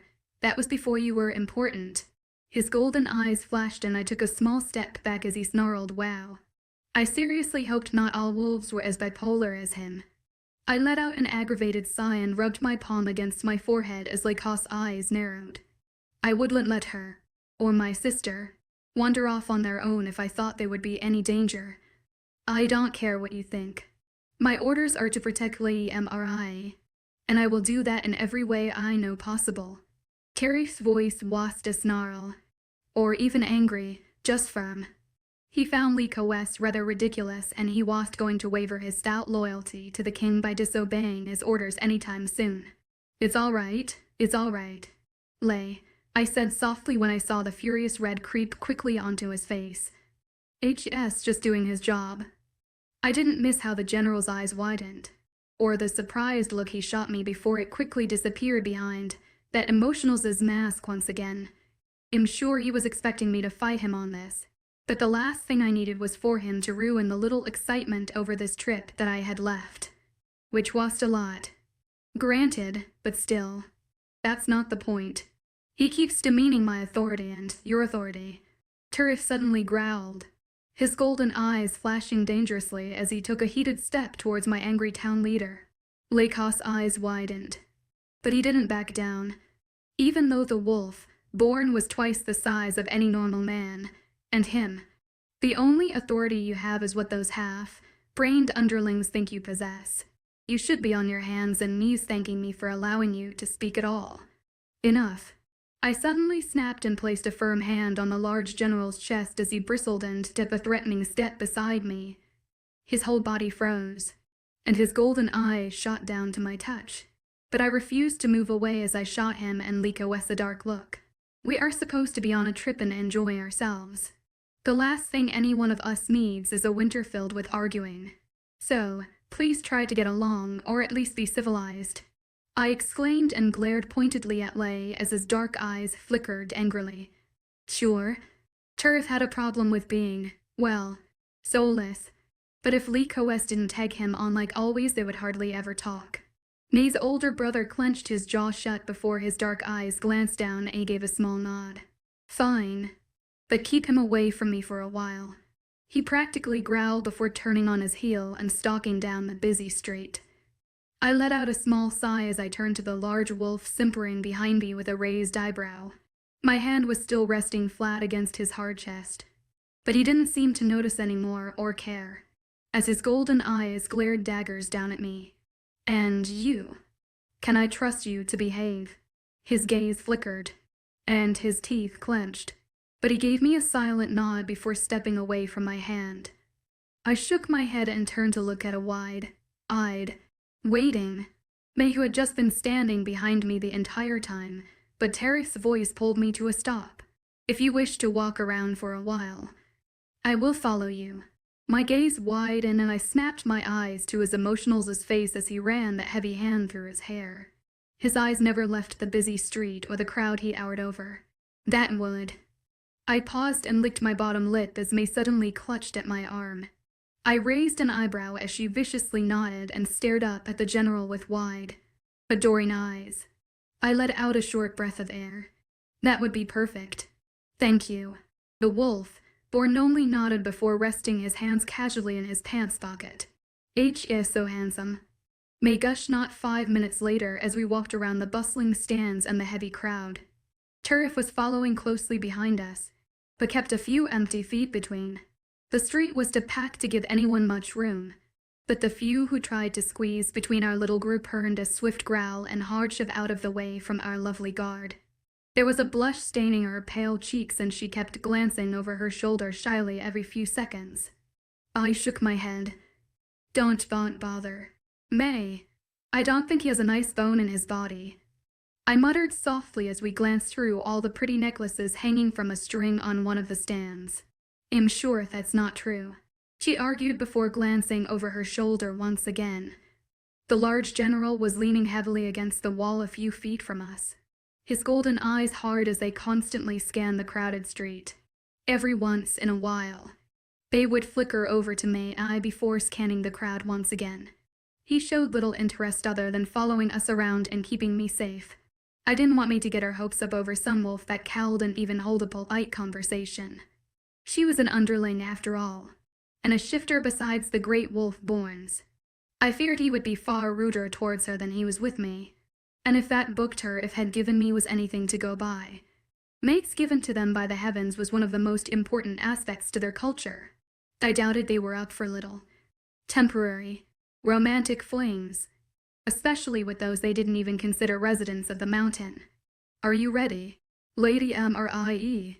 I jumped in surprise as Tariff's voice suddenly appeared in my ear, and I blinked up at him as he stood hovering over my small frame. I hadn't even felt him approach.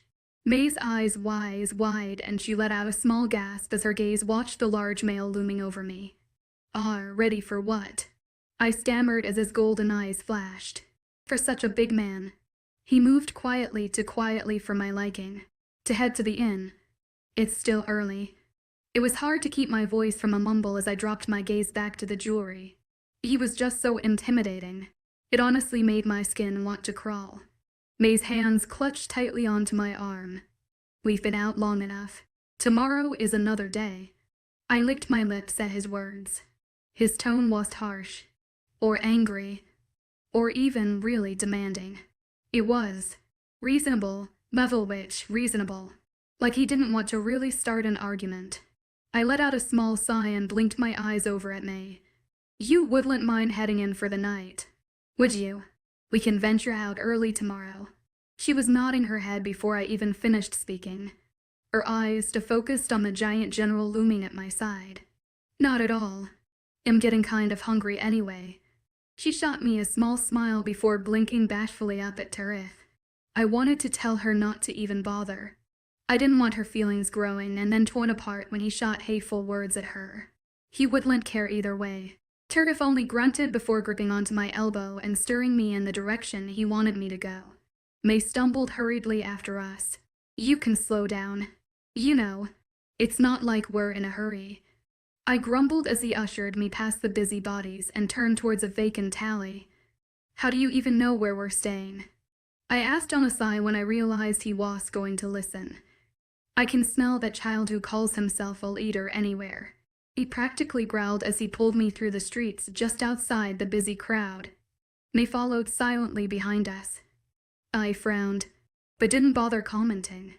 I didn't need any more of those lovely talks between us for a while, or the rest of the day at least. The king assigned him to escort me through the lower kingdom, and although I didn't seem all that sure in what Eric really thought of me, he must have trusted Tariff. I would have to trust him. Although, honestly, who would possibly want to hurt me? No one even knew I was the king of the North's supposed mate. I had to shake my head of all thoughts revolving around him, and try to focus on what was going on around me.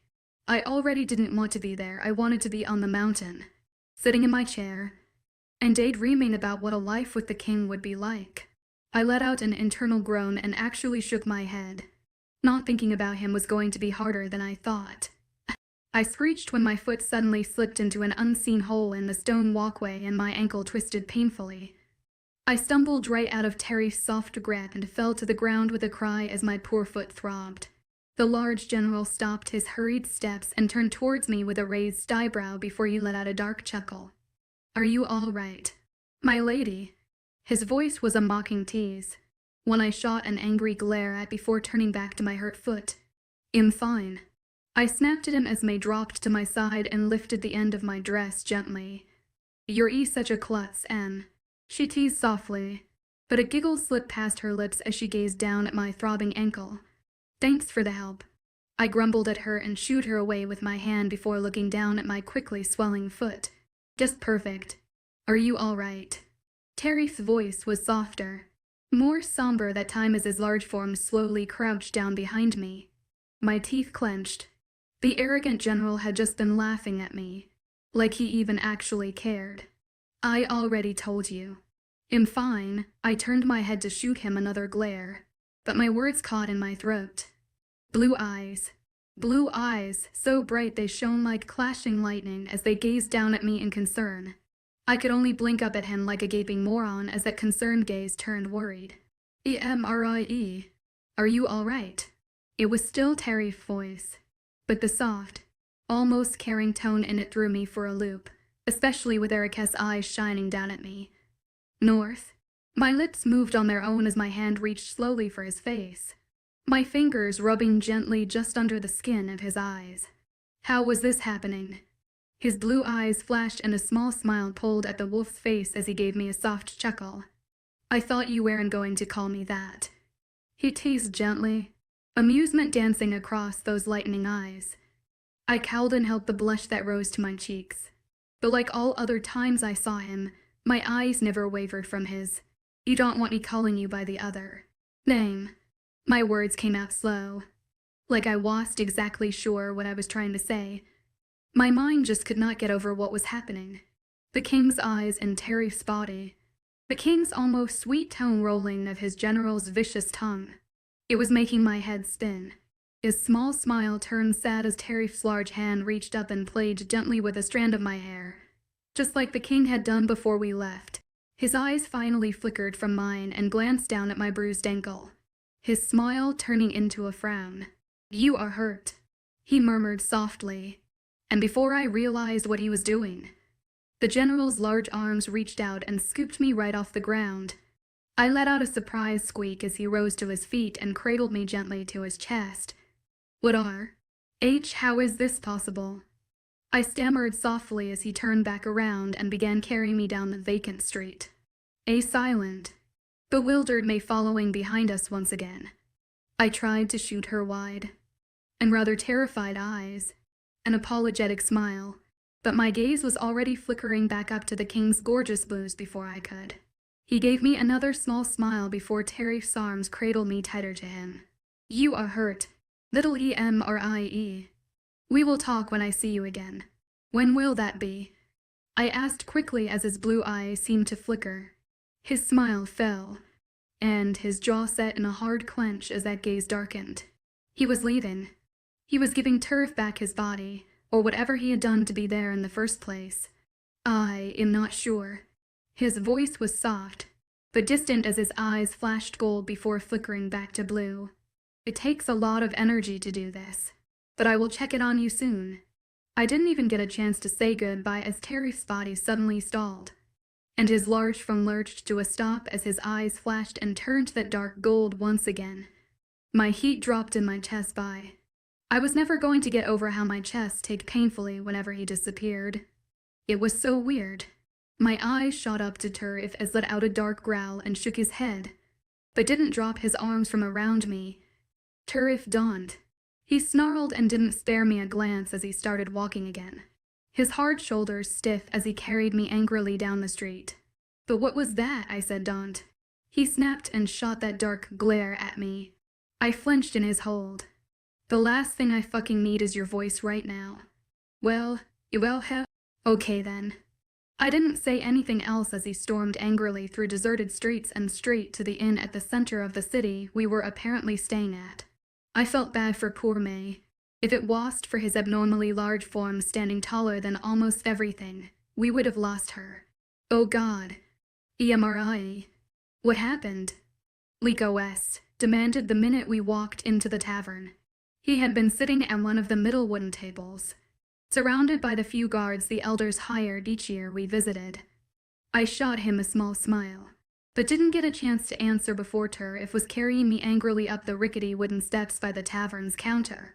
"I can tell you," was all I was able to say before we disappeared upstairs. You don't have to be so rude all the time.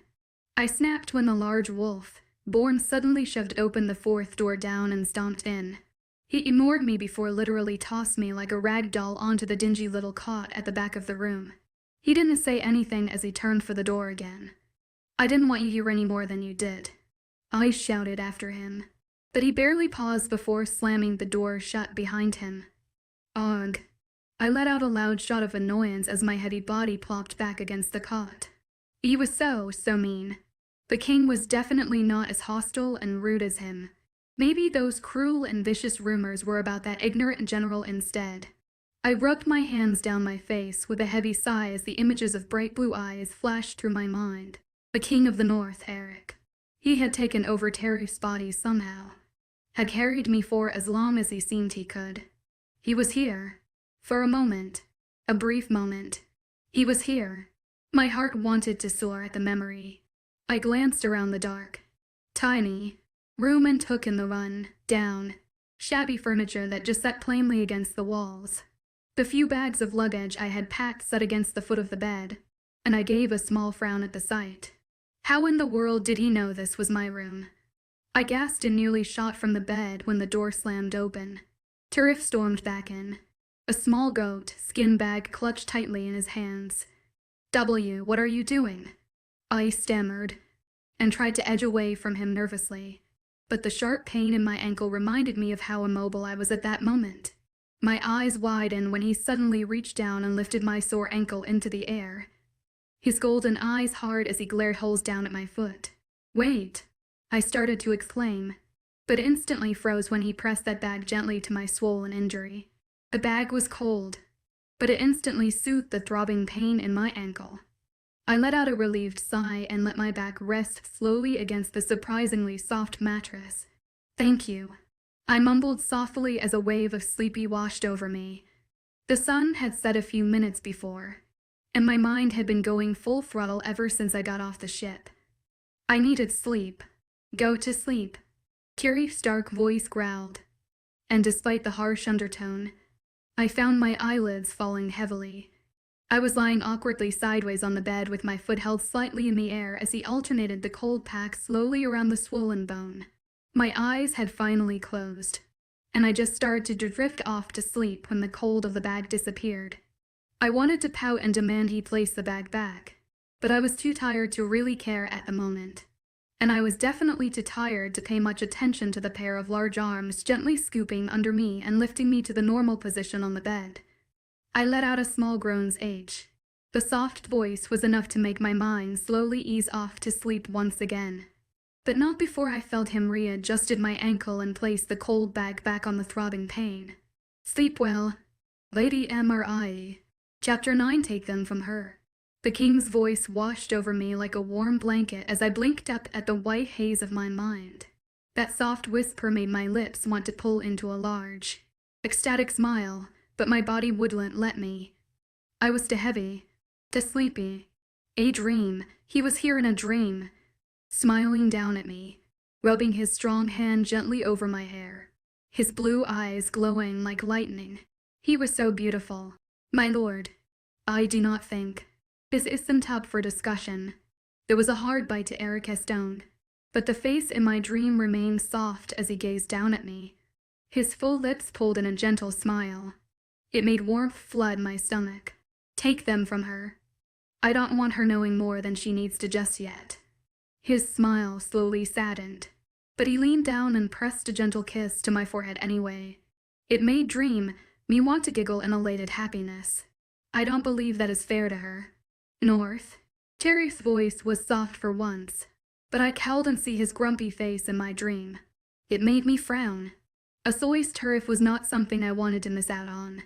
It's for her protection. I care little if it is fair. A dark growl filled my ears.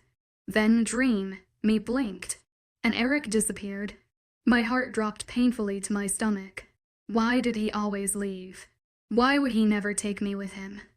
I laid staring at the white haze of my mind's eye for a few silent seconds before I felt a heavy weight lean slowly beside me. "Forgive me, Lady Immerse. This is not my choice."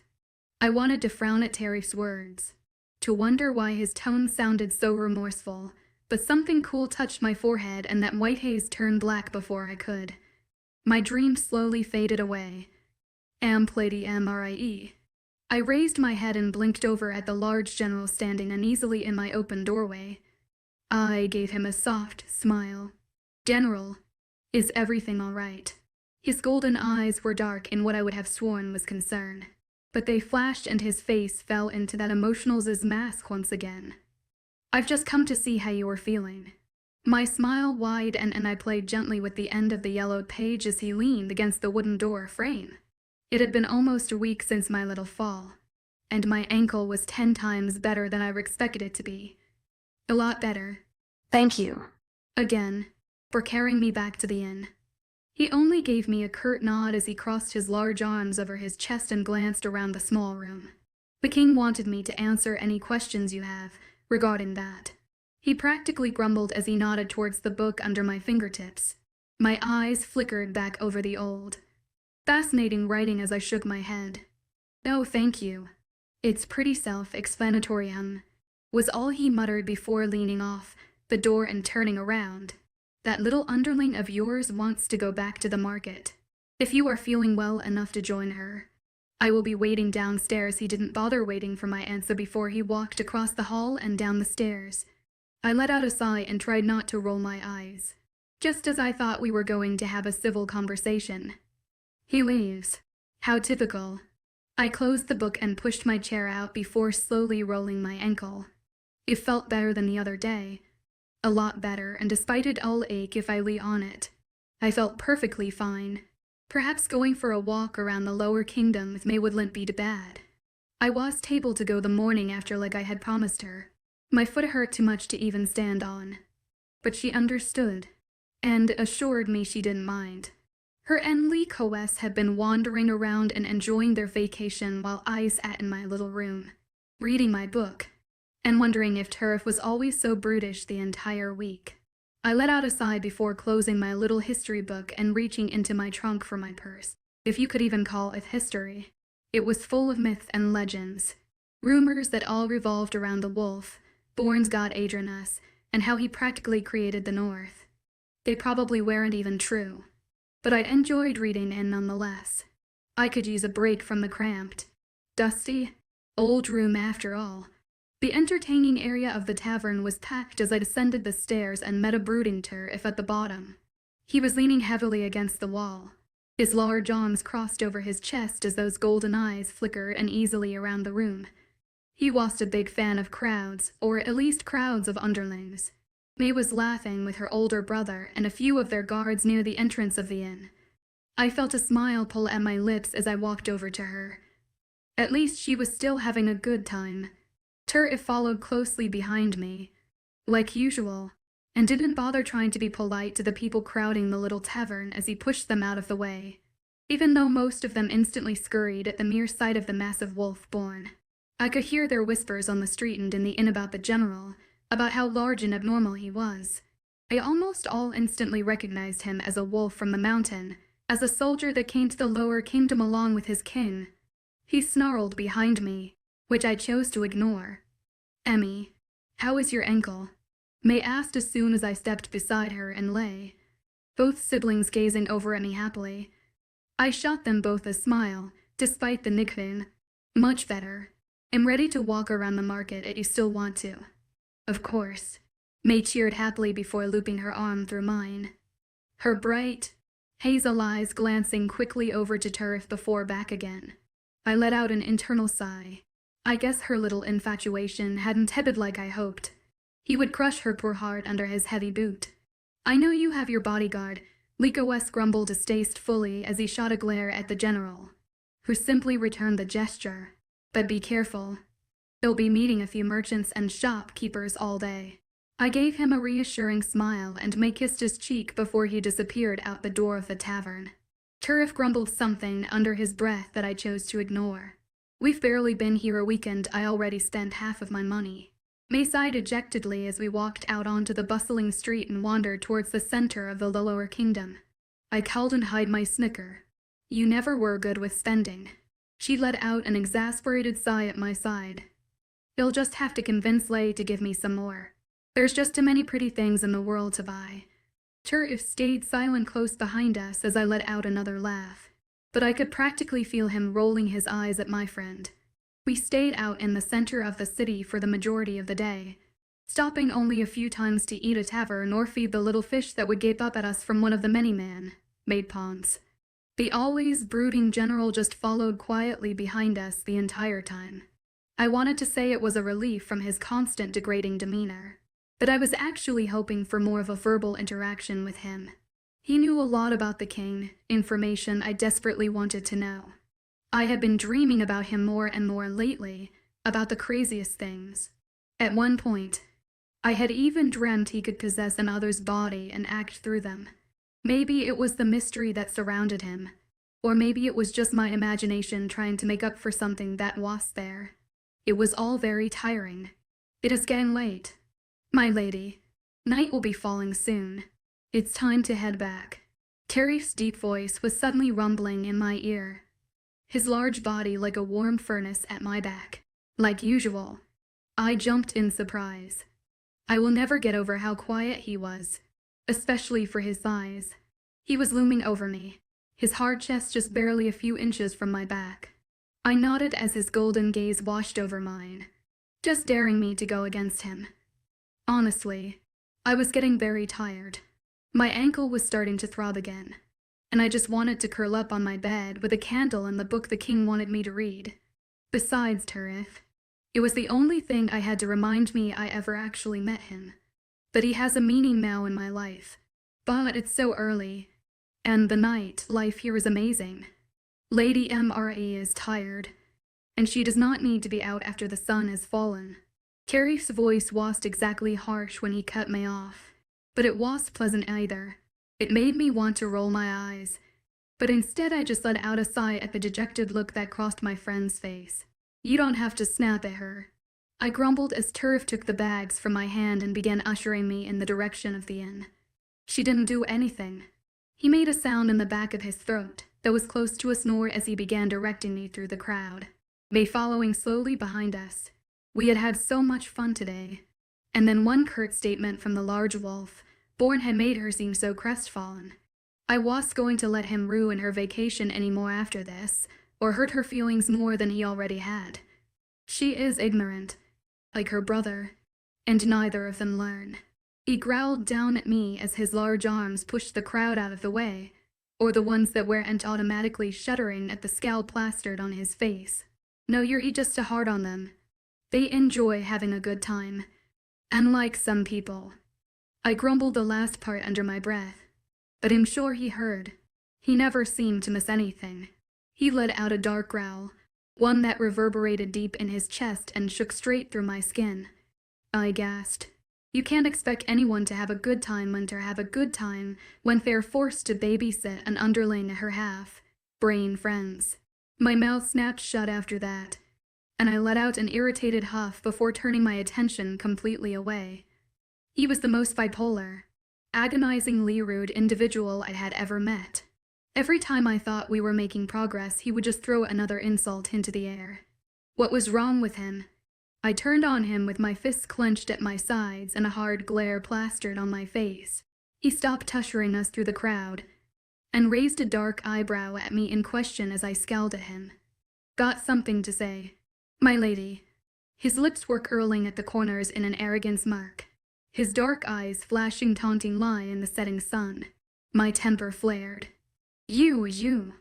I wanted to shout at him, to yell about how rude he was, and how all his crude words and statements were uncalled for, but my voice fell flat on my tongue. I wouldn't lower myself to his level, or cause a scene in such a large mass of people. I had more manners than that. I tore my furious gaze from his and forced my clenched fists to relax before I wrapped my arm around a silent maze. Let's go, I grumbled before urging her along with me, not caring whether or not that pompous wolf followed, although I'm sure he was. He would never disobey his king. I heard his quiet chuckle over the bustling crowd, but paid him no further attention as I led the way back to the inn. I had no idea how the king put up with him, or even let him be his third in command. The man was insufferable.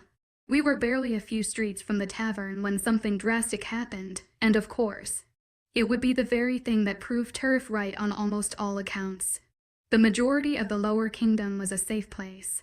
People generally kept to themselves, and the monarch provided them with what they needed to live, but like most bustling cities, there were still those who would steal, plunder, and mug if they deemed necessary, and there was no easier target than to helpless females with one male escort.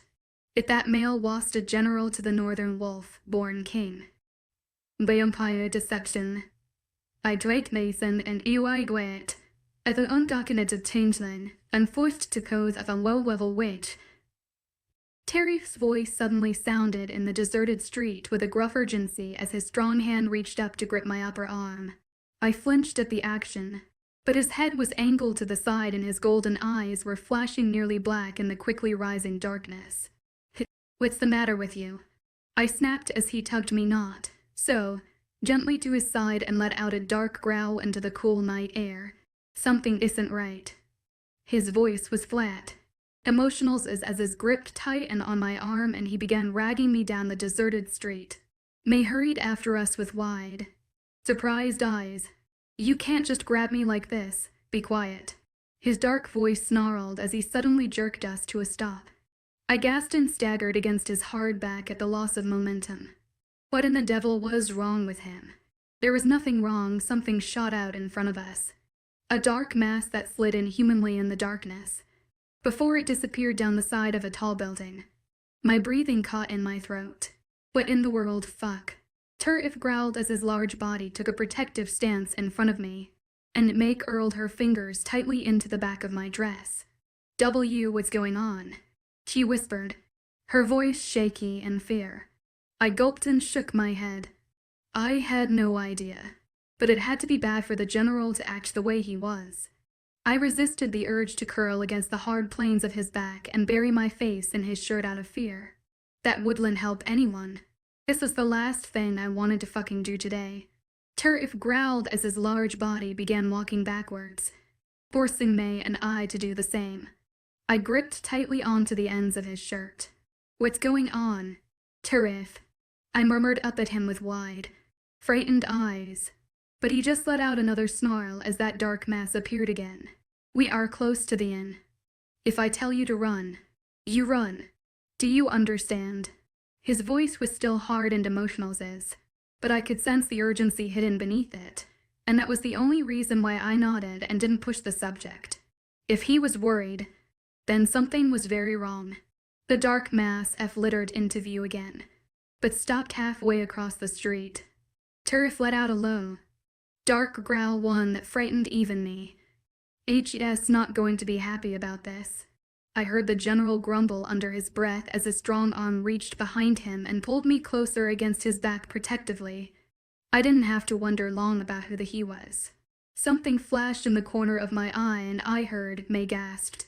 I said run out into the street behind us, and stood watching the three of us squish together. The unease in my stomach only grew. Immerse. May's voice was a desperate plea as she clung tighter to the back of my dress, her breathing trembling in fear. I was much better. "This has never happened before. Leave now and no one has to get hurt."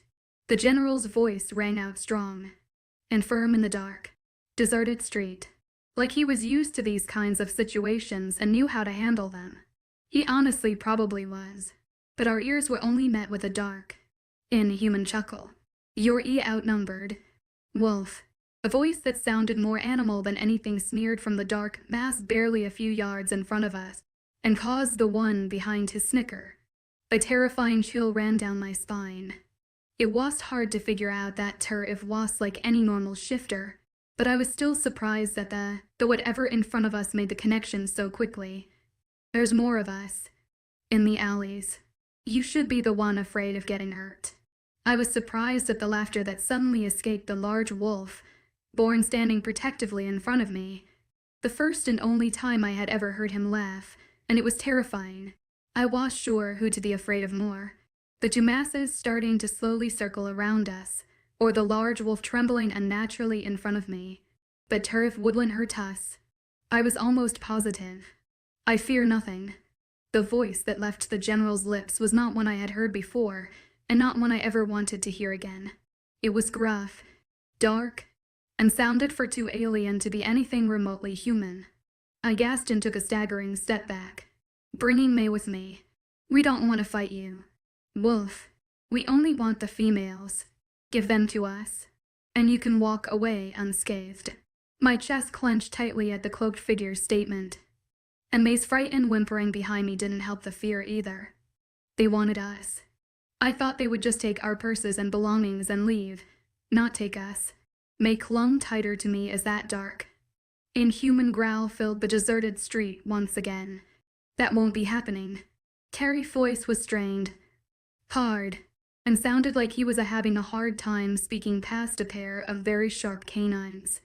My breath caught in my throat when he suddenly turned to glance at me, when a pair of eyes so inhuman they glowed against the darkness locked on mine. I had seen him like this before, the very first time we had ever met, but I had gotten so used to the almost human version of him that I wasn't sure how to handle what was happening.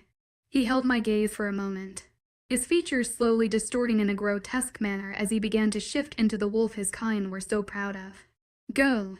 That one word passed his lips before he suddenly jumped over us, his large body shifting in mid-air and attacking the dark mass behind us. The one who had gotten so close he was barely a foot away from grabbing a hold of May. She screamed. I gasped, and blood splattered the cobblestone at our feet. Run. I shouted at her and gripped tightly onto her hand before pulling her towards the alley at our side. I didn't care where we were going at that point, as long as we got away from the carnage and gore happening behind us. I made the mistake of glancing back over my shoulder at 𝐿 and watched miserably as 5 more dark bodies fell from the roofs of the surrounding buildings. 5 more bodies 𝐿 would have to fight. The thought made my steps falter. He couldn't possibly take on all those me alone. He would die. What are you doing? May screamed as she clung tightly onto my arm and tried to viciously drag me down the dark alley. 𝐿. He can't possibly, he told us to go. You heard him. He can handle himself a lot better than we can. She was right. I knew she was. I just didn't want to leave him all alone and defenseless. But King wouldn't have left him. He probably would have stood at his side and fought bravely with him. I knew he would. Running would make me a coward. A heartless coward. Immerse, please. They gasped, dreadful tears streaming down her face in waterfalls as she continued to pull on my arm. My heart broke at the look on her face, at the desperation in her hazel eye. She would die too if I went back to help him. We all would. Let's go, I whispered miserably before grabbing her hand again and running down the small street. But it was too late. My internal debate took too long, and I had slammed face first into the dark, cloaked figure that appeared out of nowhere. I staggered backwards with a pained gasp, but the tight, painful grip that suddenly wrapped around my upper arms wouldn't let me go very far. Along, dark, howl sounded far behind us. May go. I shouted at her as I tried to kick desperately at our attacker, but my dress skirts and the dark cloak the man wore made it ridiculously hard. May go. The cloaked man mocked in a ridiculously high voice as his grip on me tightened, his fingers like talons as they sank into my skin. He laughed, the hood of the cloak hiding what I was sure was a grotesque, inhuman face. I screamed, like anyone passing by would stop to help two defenseless girls getting whatever the hell was happening to us kidnapped. I didn't even care. I screamed too.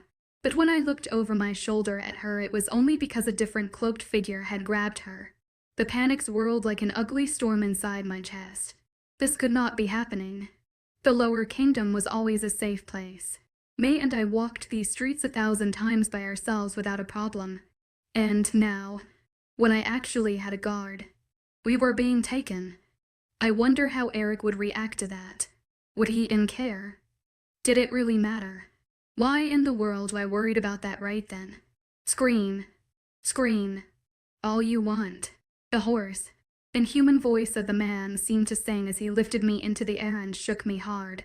No one will help you, and all you will accomplish is annoying the fuck out of me, 𝐿. I screamed into the cold night air anyways. Despite the obvious threat in our attacker's voice, the howl from before shook through the silence of the night. But the general was nowhere to be seen. the cloaked figure hissed, the noise sounding more reptilian than anything, as a pair of yellow, green eyes in the shape of slickest like a snake flashed in the darkness. "Little wolf bitch." He hissed and shook me so hard my head snapped back. I groaned in pain. "I'll give you a reason to scream." He snarled and shook me again in that same vicious way, but that time the back of my head slammed into the brick wall behind me. I never got the chance to scream again.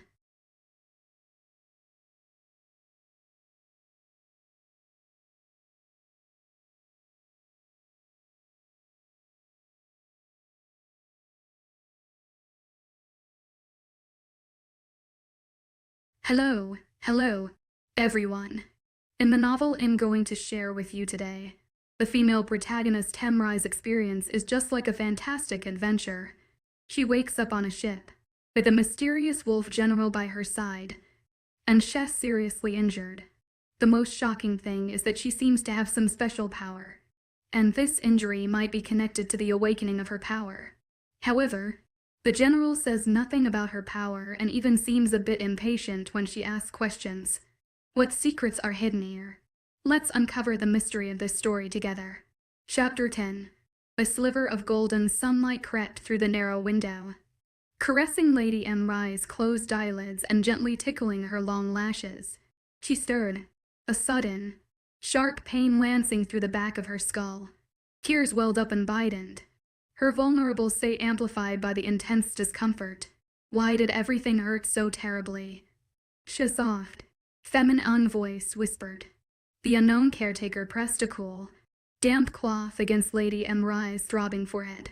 Despite the gentle ministrations, it provided little respite from the relentless pain. Unable to open her eyes, Lady 𝐊𝐻𝐬 felt hot tears spill down her cheeks. The agony was overwhelming, and she cowed and suppressed a heart-wrenching sob.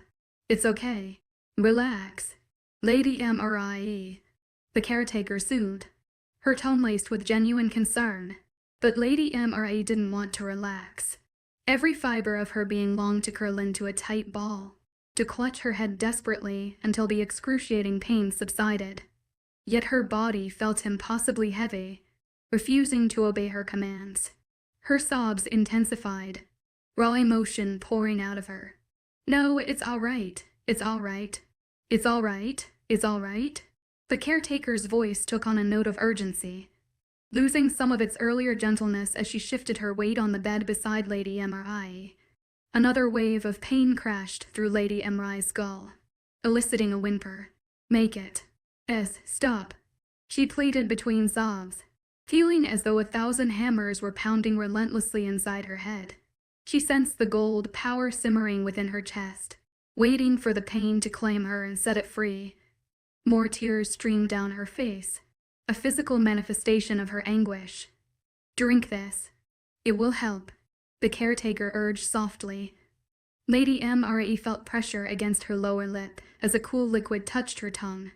She parted her lips, allowing the soothing concoction to flow into her mouth. A wave of blessed relief washed over her as the familiar, comforting embrace of sleep began to envelop her senses. Her ragged breathing eased as she relaxed back into the soft bedding, her tears slowly drying on her cheeks. She drew in a deep, calming breath. "Go back to sleep. You will feel better when you wake again," the caretaker whispered. Lady 𝐊𝐻𝐬 didn't need to be told twice, gratefully surrendering to the peaceful oblivion of slumber. When Lady 𝐊𝐻𝐬's eyes fluttered open once more, warm twilight suffused the tiny room. The sun's dying rays filtered through the small window across from her bed, painting the cramped space in muted hues. She frowned, realizing this unfamiliar setting was not her room at the inn. A pained groan escaped her lips as she slowly pushed herself into a sitting position, her gaze sweeping across the confined, shadowy chamber. Confusion etched itself across her features as she blinked, trying to make sense of her surroundings. Where was I? The hard cot I was lying on suddenly swayed, along with the room, and I gripped tightly at my forehead as the notion made me ridiculously dizzy. Male voices shouted in the distance. A bird called, and I suddenly realized the one small window in the room was a porthole. I was on a boat. What in the world happened? I tried to stand on my feet, but the ship's weight again and the dizziness made me fall right back down. I let out another groan. I had never been seasick before. This was something else, but I was starting to get beyond freaked out, and that was going to stop me from finding out what the hell was going on. The next time I rose to my feet, I was able to clamp onto the small desk beside me before the ship's weight again and the dizziness hit. My stomach bubbled unpleasantly, but I forced my heavy body to stay on my feet. I was wearing a dark green, long tunic that was way too big for me, and a pair of black cotton pants that clung tightly to my legs. I didn't bother wondering how I got changed. That would just add on to the headache already hammering at the back of my skull. I waited for the room to still again before forcing my sluggish body to the small wooden door. I leaned heavily against the wall before easing the barrier open with a harsh sigh. That was a lot heavier than it should have been. A small hallway met my aching eyes, and I blinked in confusion at the light from the setting sun that streamed into view. No visitor quarters were ever on the first deck, not in any passenger-carrying ship. I forced myself to stay upright as I stepped out of the room and into the hallway. My hands pressed firmly into the walls on either side of me. It was the only thing keeping me from falling. I stopped at the entrance of the open hall, just small steps separating me from the deck. I frowned up into the dimming light of the day. What an odd boat. Climbing those two steps was harder than I expected, and I let out another pained groan when that throbbing at the back of my skull started again. But I pushed past it. Or 𝐊𝐢𝐳 or 𝐿𝐢𝐳. The big wolf, Thorn, was sitting on a large crate at the side of the rather small deck, his torso bare as he wound a thick wrap of gauze around his stomach. I gaped over at him. I had seen him completely nude before, so the stark contrast of tight skin over firm muscles washed what shocked me. No, the large, open gashes running down his back and along his side did. Oh my God. I whispered in horror as I forced my heavy feet forward. My headache still raging, but long forgotten. The general's head snapped up the minute my voice reached his sensitive ears, and he glanced over his shoulder with startled eyes. Lady Immerse. His voice was gruff as he shifted on the box, his large body stiff as he turned to face me. I wanted to cringe at the pain that must have caused him. You should be resting, he practically growled, but continued to roll the gauze around his stomach, hiding the even deeper wound there. I ignored him as the ship's weighed again and I fell onto a smaller crate beside him. His golden eyes flickered down to me. Let me help. I stammered, rather dazed as another wave of dizzy washed over my mind. His gaze turned hard. You need to go lay back down, my lady. His voice was necessarily angry, but I could hear the hard demand in his tone. I ignored it and reached over to take the gauze from him. His hand tightened on the wrapping before he let out an aggravated sigh and gave it to me. What happened? My voice was a hoarse murmur from lack of use, but I knew despite the shouts from the ship's crew and crashing waves, that he could hear me. There were more of those sewer rats than I had expected. He growled and flinched a little when I wrapped the bandage a little too tight. I gave him an apologetic smile. Sewer rats? I asked softly as he lifted his arm for me to finish wrapping around him. He grunted and glanced down at my hands. Serpent, shifters, bottom dwellers, whatever you want to call them. They can never fully shift human and smell awful. I wrinkled my nose in distaste at his words, but tried not to say anything as I grabbed the tape beside him and secured the end of the bandage. This was the most civilized conversation we had ever had, and I didn't want to risk ruining it. I knew what he was talking about, or at least, I thought I did. It seemed familiar, but every time I tried to remember, the back of my head throbbed painfully. How did we get here? I asked softly as I sat down on the wooden box beside him and tried not sway dizzily. My head still ached. The light, although dim, was hurting my eyes, and I wanted nothing more than to fall back asleep. I brought us.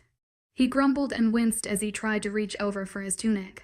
Let me help, I started again, despite the nauseous feeling swamping in my stomach. He lifted his lip in a snarl. Don't even think about it. You can barely stand, he growled as he used his good arm to pull the tunic over his head. I didn't miss how his face twisted in pain at that action. It made me frown. "Du Wolf, born's not heal as fast the rumors say." I wondered quietly as he finally pulled the shirt completely over his hard chest and let out a pained sigh. I wasn't sure how long we had been on the small boat, but I was under the impression his species healed within minutes. Yet, even the king needed help to heal. "We do," he grumbled as he leaned forward with a wince and rested his arms heavily against his large thighs. "The bottom feeders have venom in their talons. It slows down the healing process." I closed my eyes and tried to push the urge to vomit down as the ship rocked again. The cot barely a few meters away looked really good right then. "Where's May?" "And 𝐿𝐸𝐻𝐬. I mumbled sleepily as I let my body sway softly with the ship. If I kept my eyes closed and pretended I was laying down. But dizziness didn't bother me so much. "They're still at the lower kingdom." His dark grumble made me frown, and I forced my eyes to feel open. He was still leaning heavily against his knees, his breath leaving in hard drags as he stared out at the water surrounding us. Were we not? Where are we going? His bright golden eyes flickered to mine before he licked his lips and glanced away again. He stayed silent for a moment, his jaw ticking as my body began to slowly feel heavier and heavier. "Tirith, we are going back to the north." My breath lodged in my throat, and my heart paused in my chest. What? I wasn't sure how to feel about that knowledge. I had never wanted to leave in the first place, and I always wanted to experience a true winter there. But if May and Lay were still in the northern kingdom, I shouldn't be leaving them. I couldn't go back to the stuffy village, with the overbearing elders, and their incessant exams. They would poke and prod at me until they could figure out the gold, power, until they could hold it in their grasp. I doubted my body would be able to handle much more of it, and 𝐿𝐸𝐻𝐬 was there to moderate it like last time. "I have informed the king about what has happened." I was surprised at the soft tone in his voice, at the uncertain look dancing around his golden gaze. For once, his eyes would not glance up at mine, and his tone was not crude. He is very upset. The king was upset over something I couldn't even remember. And yet, my chest ached at the notion. What exactly happened? The nauseous feeling in my stomach was easing, but the heavy sleep behind my eyes only grew worse. It took all my willpower not to lean heavily against the wounded wolf and fall asleep. The general let out a heavy sigh and glanced over at me as I blinked sleepily up at him. His golden eyes flashed and he frowned. "You are exhausted, Lady Mrie, and your body still needs time to heal." "Heal from what?" He was the one with the severed gashes running along his upper body. I opened my mouth to protest, but he was shaking his head and rising to his feet with a wince before I could. "I will explain more after you rest." I let him help me to my feet, even though the action obviously was painful for him, but he didn't complain. I had to grip heavily onto his large arm to keep from falling, no matter how hard I tried to walk on my own. He let out an irritated sigh halfway across the deck and ended up wrapping his good arm around my waist and lifting me easily into the air. "I'm sorry, but you are taking forever," he growled as he carried me across the small ship and down the 2 short steps to the hallway that held the room I woke up in. He never once complained of any pain as he helped me ease back onto the cot and lifted the coarse blanket over my shaky body. "Where's your room?" My voice was a hoarse murmur as my heavy eyes watched him pull out the desk chair that was far too small for him and sit down. He snorted. "Don't have one. I've been sleeping here."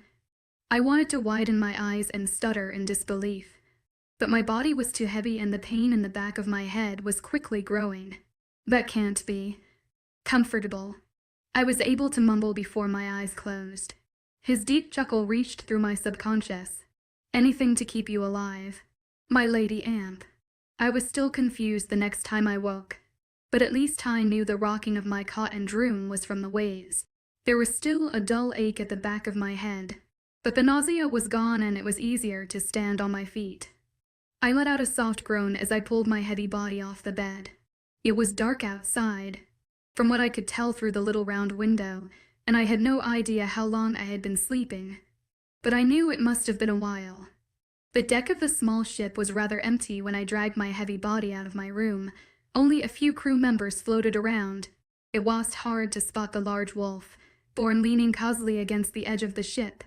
His eyes closed as his face pointed towards the sky. I walked slowly over to him. "How long have I been sleeping?" That was as much of a greeting as I could spare him. He seemed so lost in his thoughts, so determined to count every single star in that sky, but I didn't want to interrupt him without an absolute reason. His golden eyes flickered down to me as I stopped at his side, my hands gripping tightly onto the cool wooden rail of the ship. "A while." His voice was almost soft as his dark eyes glanced back out into the darkness of the crashing waves. My lips pulled into a frown. "Well, that didn't answer my question at all. How long have we been at sea?" "A while." I let out a quiet sigh. "Well, okay then. Do you wonder if the king is still upset?" I asked softly as our bodies swayed gently with the ship against the deep water. He shifted uncomfortably beside me and let out a soft wince. "I know he is." My chest clenched at the gruff grumble that passed the large general's lips, and I darted my tongue out to lick my own. What exactly happened? "Terrific." My voice was practically a soft whisper against the steady wind of the sea, but I knew he could still hear.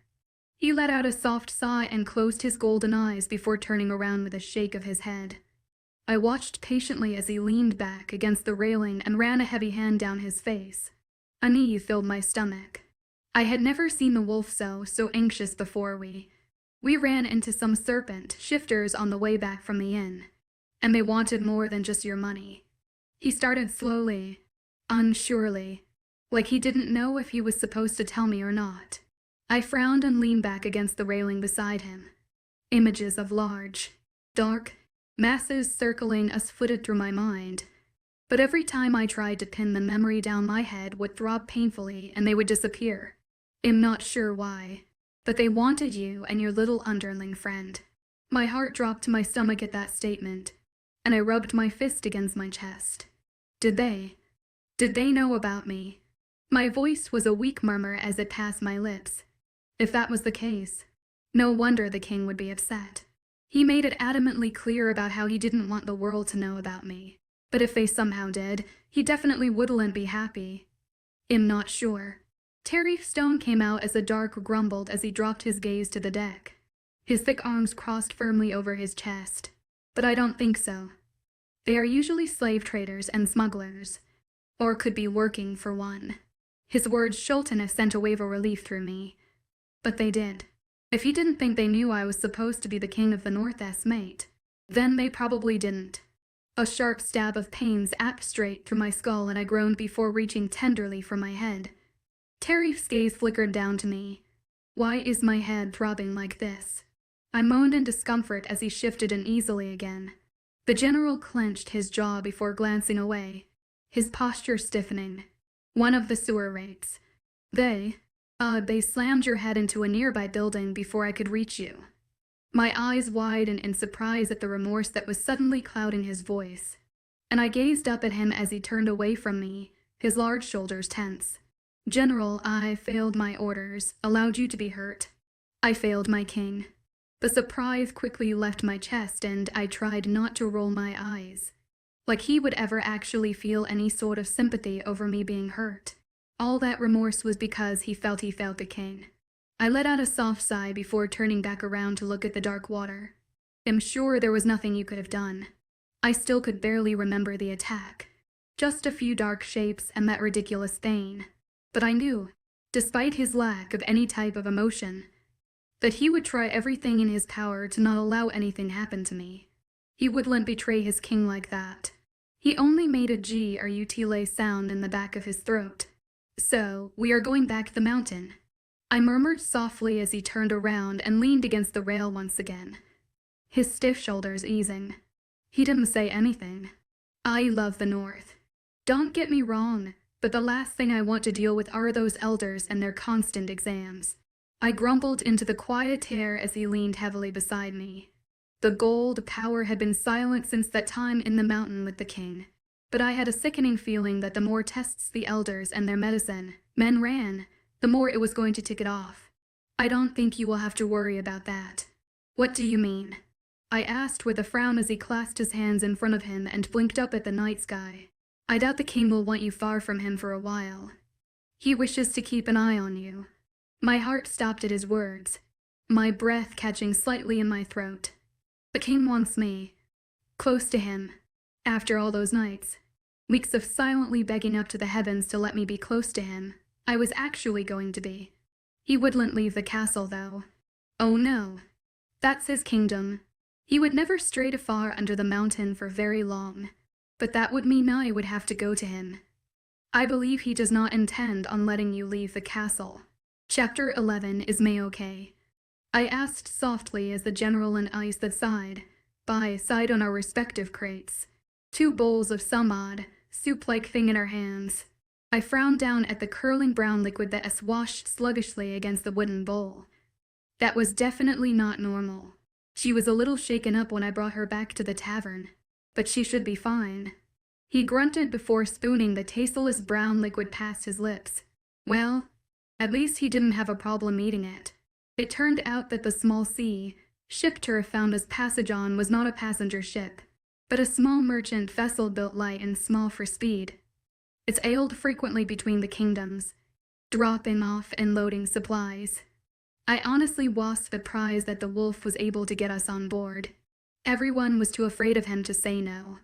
It's been 2 days since the general told me I would be staying at the castle for the foreseeable future, and my memories from the attack were slowly coming back, despite the constant pain in my head. I thought they had. I stumbled over my words miserably as I gave up on the soup and placed it beside me. My eyes locked on the boots covering my small feet. The dark chuckle that left the wolf-born's lips surprised me, and I snapped my gaze to his as he shook his head, his dark hair brushing softly across his forehead. It's going to take a lot more than a few sewer rats to kill me, my lady. I smiled at the amusement in his tone before resting my head back against my shoulders to enjoy the afternoon sun on my face. And you saved us. So thank you again. Those are my orders. I would have saved you regardless. I sighed and rolled my eyes behind closed eyelids. Why couldn't he just accept thank you? We were quiet for a few minutes, but the silence was tense like I would have assumed. He seemed to be warming up to me over the past couple of days, for lack of a better term. Of course, he would still throw in a crude comment or sneer here or there, but in all honesty, he was a lot nicer. I wasn't sure how I felt about that. We will be arriving at the mountain in a few days. He started a few minutes later after he finished whatever was in that soup before placing the wooden bowl down at his feet. The king has informed me that you underlings. I didn't miss how he rolled the word distaste fully over his tongue before snapping those golden eyes up to me. Have a very different culture than ours. I frowned at the way his dark eyes flashed and his face fell into a noticeable scowl, but I didn't bother interrupting. One day I would figure out what his problem was. He wanted you to keep that in mind before we arrive. There are things you do and don't do in our kingdom. My frown only grew at his words, and I could tell he saw the question in my eyes, but he held his hand up before I could even speak. That's his place to explain. I sulked down on my crate. The general was the absolute worst person to get any type of information from ever. You know, you're horrible at holding conversations. I grumbled as he let out a small groan and began to stand. I know. Enjoy the sun while it lasts. We will be hitting northern waters soon. He gave me a small bow, his golden eyes flashing before he turned and walked away to the small room that held our belongings. I let out a sigh as I turned my face back up to the sky. The sun did not reach the mountain much, and the water at its base was always freezing. I haven't spent a true winter there in years, but I wouldn't be surprised if the sea at its bottom was completely ice. I could already see dark storm clouds taking over the blue skyway out in the distance. I loved the winter, but blizzards at sea did not sound like fun. The sun was slowly beginning to set, and the air grew chillier as I hugged the green to knit tighter around me. It was getting colder, and there was nothing much to do on the deck besides enjoy the view. I guess I could go read that book some more. I groaned and rubbed the back of my head softly as I stood to my feet. The pain wasn't as bad as before, but it was still there, and it throbbed every time something brushed against the back of my head. That serpent shifter must have slammed me against the wall really hard. I took my time as I walked across the slow deck and down the 2 steps. It calmed the pain in my head and didn't make my body feel so drained. Not eating probably wasn't going to help anything either. She has almost completely healed. I paused just outside of our small room and furrowed my eyebrows as Tariff's voice spoke softly through the closed wooden door. I know it was impolite to eavesdrop, but I cowled and helped myself. I tried to stay as quiet as possible as I pressed my ear against the thin lid. Was he talking to himself? About me? I will not be satisfied until I see her. The minute that voice hit my ears, that deep, soul-shaking voice, my heart thumped painful in my chest. That was Eric, that was the king's voice. My headache was back, for a whole new reason. Maybe I was just going insane. Maybe that hit bruised my skull and I was definitely imagining things that weren't there. I know. We are only a few days away. Do you still wish for me to take her up the mountain as soon as we arrive? Yes. Liberius has been lurking around, and I do not think my absence will go unnoticed if I disappear to meet you.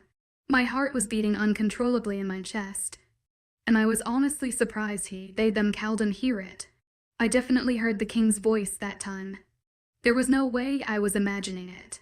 Unless I was dreaming and this was all in my head. I almost squeaked at the unexpected dark growl that sounded through the closed door, but slapped my hand over my mouth just in time. I do not understand why you insist on keeping him alive. Carrie's hard voice practically snarled as I stood with wide eyes just outside the door. Do not question me, General. Eric growled, the deep sound resonating low in my chest and sent the pit of butterflies in my stomach haywire. I let out a shaky breath. Okay. That was it. There was no way this was a dream. He is a traitor. Turf barely finished his sentence before I twisted the knob and pushed the door wide open. It was impolite, and a complete disregard to any manners I had. But it was impossible for the king to be there. 2 pairs of eyes turned to me. One was that dark gold I had grown so familiar to, and the other was that bright lightning blue that haunted my dreams. My breath caught in my throat. I cowled and even speak as my gaze locked with the king's. His shimmering form pulled into a small frown. He was there. Not really. I mean, I could clearly see his perfectly sculpted face and large body, but he stood in the middle of the room as a pale blue, shimmering light, as if he were a ghost. I reached a shaky hand up and pressed it against my suddenly throbbing forehead. Immerse, the shimmery king said on a soft, almost stressed sigh, his blue eyes flashing brightly as they scanned my flushed face. Turf stood stock still next to him, his face pale, but emotional as his gaze locked on me. I gulped loudly in the tense silence that filled the room, and staggered against the wall. What's going on? I muttered as my suddenly ridiculously heavy body slowly started to fall to the floor. The king's eyes flashed and his jaw clenched, but Turf was the one who was suddenly at my side, gripping tightly onto my arm and leading me over to the bed. Not that the shimmering, see-through king would have been of much use. I told you not to overdo yourself. The general's voice was a stern growl as he eased me slowly onto the cot.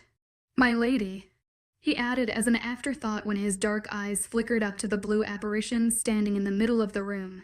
I gave Turf a sheepish smile. I didn't. It just started hurting. I murmured as my eyes started to flutter heavily against my cheeks. I blinked, and the king disappeared. I frowned and tried to ignore the sudden hollow, painful feeling in my chest when the general walked away from me and picked up an odd black stone off the ground. What just happened? Turf. I mumbled softly as I lay down on my side and blinked sleepily up at him. My body was just too heavy to stay upright anymore. He paused, his shoulders going stiff before he slipped the black stone into his bag. You are tired. You should rest, he muttered before bending down to the large wooden bowl filled with water in the corner of the room, and walking back over to me with the cool cloth in his hands. I frowned up at him and wanted to object, but one scalding look from those gold eyes had my lips sealing shut. I sighed in relief as he placed the cool cloth on my forehead as it helped ease my headache somewhat. I closed my eyes and cuddled into the scratchy blanket of the cot as he sat down heavily in the chair beside me. He let out a ragged breath. You, my lady, just fucking love getting me in trouble. He grumbled into the tense quiet of the room. I was too tired to answer him amp. That night dreamed of the king, of his strong fingers gently stroking my hair and playing with the ends as he had done so many weeks before. Visions of that blue gaze filled my mind's eyes as that beautiful voice spoke in a lullaby to my ears. I woke the next morning with my first genuine smile in days. I was finally going to spend actual time with the king, with Eric. We crossed the northern border. Carrie's gruff voice announced as he walked into the cramped room with heavy cloak draped over his wide shoulders. He didn't bother knocking. The temperature is below freezing, and quickly dropping. Wear this, he commanded as he tossed a second smaller cloak on my feet. I frowned. Good morning to you two. I mumbled up at him before slowly easing out beneath the blanket. The tunic and skin, hugging, pants I wore did little to stop the instant freezing air that washed over me, and I quickly pulled the heavy fur cloak over my shoulders. Turf only grunted. We will be at the mountain in little more than a day. There will be no time to stop at your little village on the way, so I hope what you brought to the lower kingdom with you will suffice. My frown grew and I bit my bottom lip as I looked over at the trunk by the base of the cot. He had managed to grab all our belongings, and me before we left the lower kingdom, which I was internally grateful over. But all my clothes were light fabrics. I packed for the warmer weather of the south, not the freezing cold of our home. I did not pack clothing appropriate for the winter. I admitted softly as his large form headed for the thin wooden door. He paused and let out an irritated sigh. Fine. I will inform the king when we arrive. Just wear the cloak until then. I frowned at the brisk, brooding tone of his voice and watched as he hurried quickly from the room, as if he did not want to be around me any longer than he had to. I ran a shaky hand through my long and rather tangled hair. I guess that pleasantness he briefly showed was long gone. That, or he was terrified of me bombarding him with questions over that black stone and the king appearing out of thin air. I wouldn't bother asking him, though. He never seemed to answer anyways. I would just wait until the king and I were alone. Alone. The king and I. For the first time in weeks. Alone. The thought made me feel like a giddy little girl. I let out a tired sigh and followed slowly after the grumpy wolf born. My head felt 10 times better than the day before, and despite the dull tenderness at the back of my skull, it wasn't bothering me much. I walked slowly from the room and climbed the few steps onto the ship's main deck, my eyes wide at the sight of the white, icy fog that crowded the air, and the lanterns hanging along the rails offered the only visible light for us to see. Whoa, I murmured quietly as I tried to scan the small ship for the large general. Even in this cloudy fog, his large form should be visible. And yet, I still could not see him. Turf, I am here. I let out a loud gasp and jumped at the gruff voice that suddenly spoke right in my ear. He chuckled as I gripped hastily at my chest and drew in deep, ragged breaths. Sneaking up on someone is not nice. I snapped as his golden eyes glowed down at me through the thick fog. They flashed as he chuckled again. I find it amusing. Apparently. I grumbled and turned away from him to stalk towards the dimly lit railing with a huff. He followed closely behind. Be careful. My lady. Watch your step. His tone still held that arrogant amusement, but I just ignored him as I stopped at the edge of the ship and gripped tightly onto the rail. Do you see that? He asked as he stood at my side, his tone easing as his large hand pointed towards an odd patch of water visible below us. Barely? What is it? I asked softly as I leaned a little way over the railing to get a better look. He snarled and gripped tightly onto the back of my cloak before pulling me away from the side. I rolled my eyes. It's ice. The closer we get to the mountain, the more of it you'll see. I frowned and leaned further away from the rail as he crossed his large arms over his chest. Does the ocean freeze at the base? My breath came out as fog of its own as I breathed in the icy air of the north. I loved the winter. Not completely. There should be some opening for the ship to sail into port. And the king is not meeting us. It was a question, but I still gave him pause for answer. The large wolf, born still beside me, and his glowing golden eyes flickered down to mine before back out at the white fog. No, he has business to attend to at the castle. I see. I trailed off slowly as he leaned uneasily away from me. General, do not ask me anything. He growled before I could even finish my sentence. I frowned and bit my bottom lip. Well, okay then. I will not tell you anything the king does not wish for you to know. Why'd he want me to know? I grumbled at his large back as he turned away with an irritated sigh. Because he doesn't. I stood there silently and watched him stalk away with a glare. He was beyond infuriating. Why didn't he just tell me something? Anything. Just one little sliver of information to stop making those insane notions running through my head. I let him go without a hassle. He wouldn't cave no matter what I said.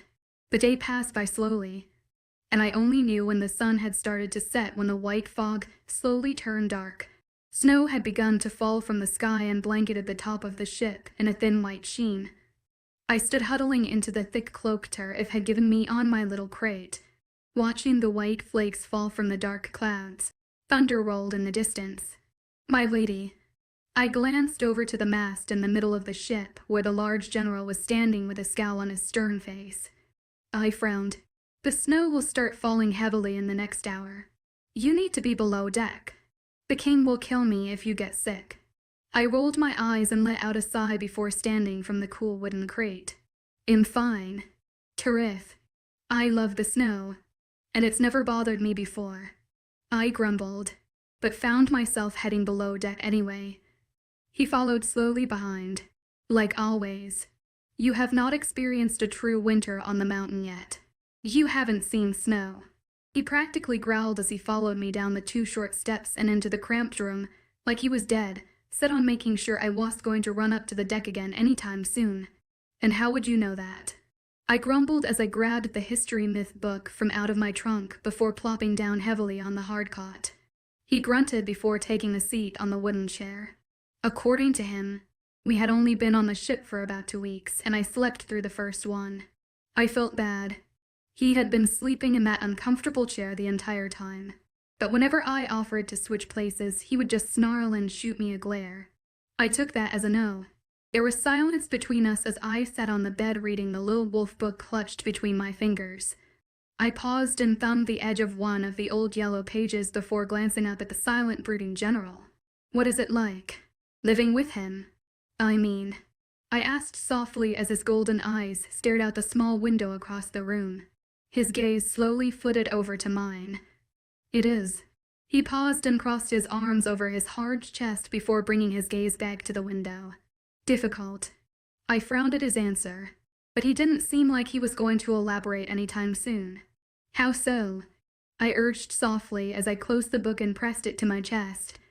It was almost comfortably.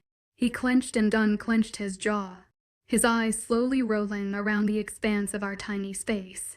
He is loyal to his people, to his generals, but that does not mean he is lenient. He does not appreciate those who disagree with him, and shows little mercy to whoever crosses him. I felt my lips pull into a small frown. The king always seemed so gentle with me, and I long since stopped believing in the rumors that revolved around him. But he was a strong ruler. He protected his kingdom, and the mountain. 𝐻ES fought in what seemed like 100 wars, and showed little mercy for stragglers he crossed his border. Perhaps he wasn't as soft as made him out to be.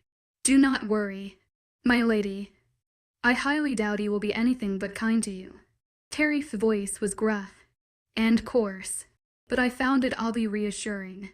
I let that simple statement calm my racing nerves, even though it did little to stop the worry building in my chest. We were never supposed to be together. I was never supposed to have him. He even said he didn't really know what to do with me. I did not expect to be treated any differently than the others under his care. But no matter what, I knew he wouldn't hurt me. He couldn't, even if he tried. You are being awfully quiet. The general grumbled what felt like hours later as I staring at 𝐶nest and lead at the wall.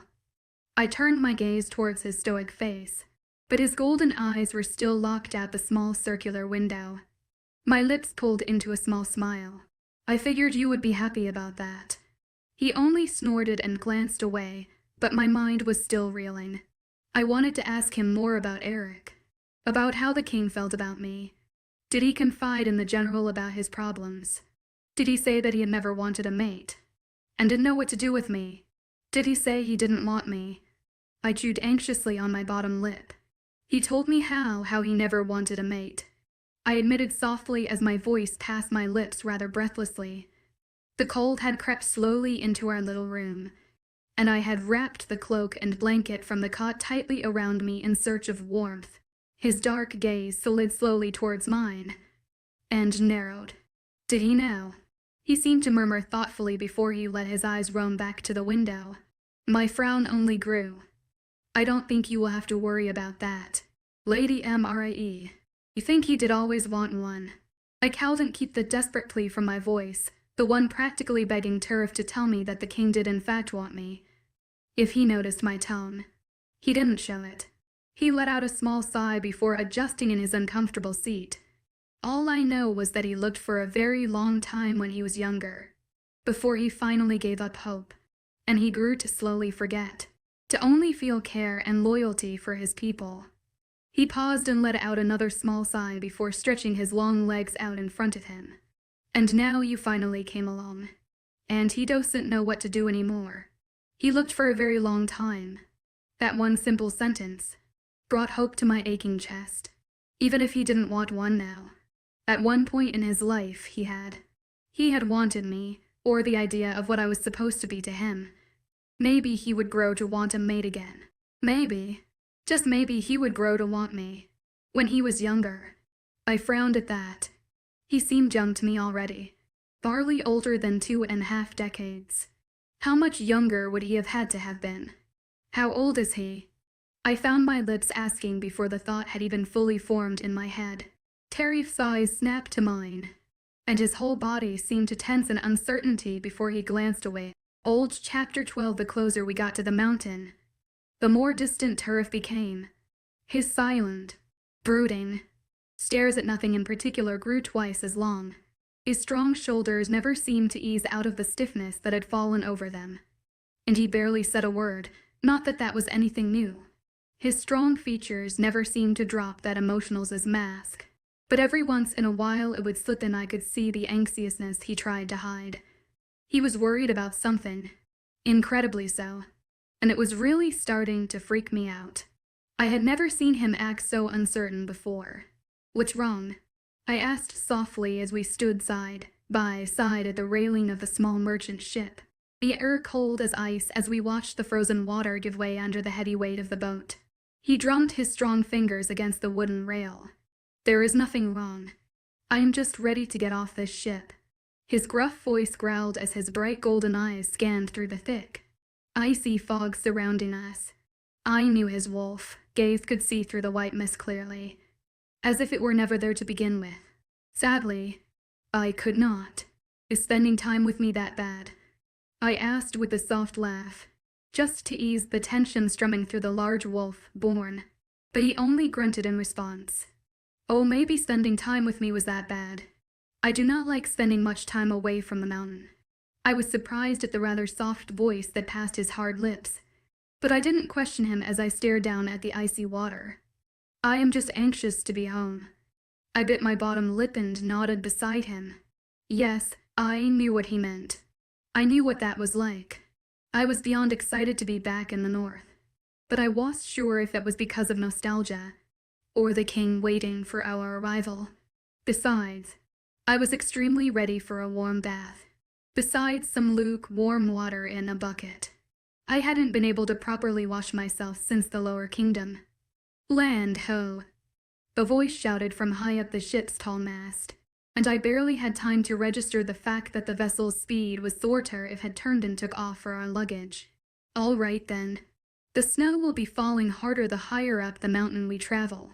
His dark voice growled as he slung his bag over his shoulder and reached down to grab a hold of mine. I wrapped the thick cloak tighter around me with a frown.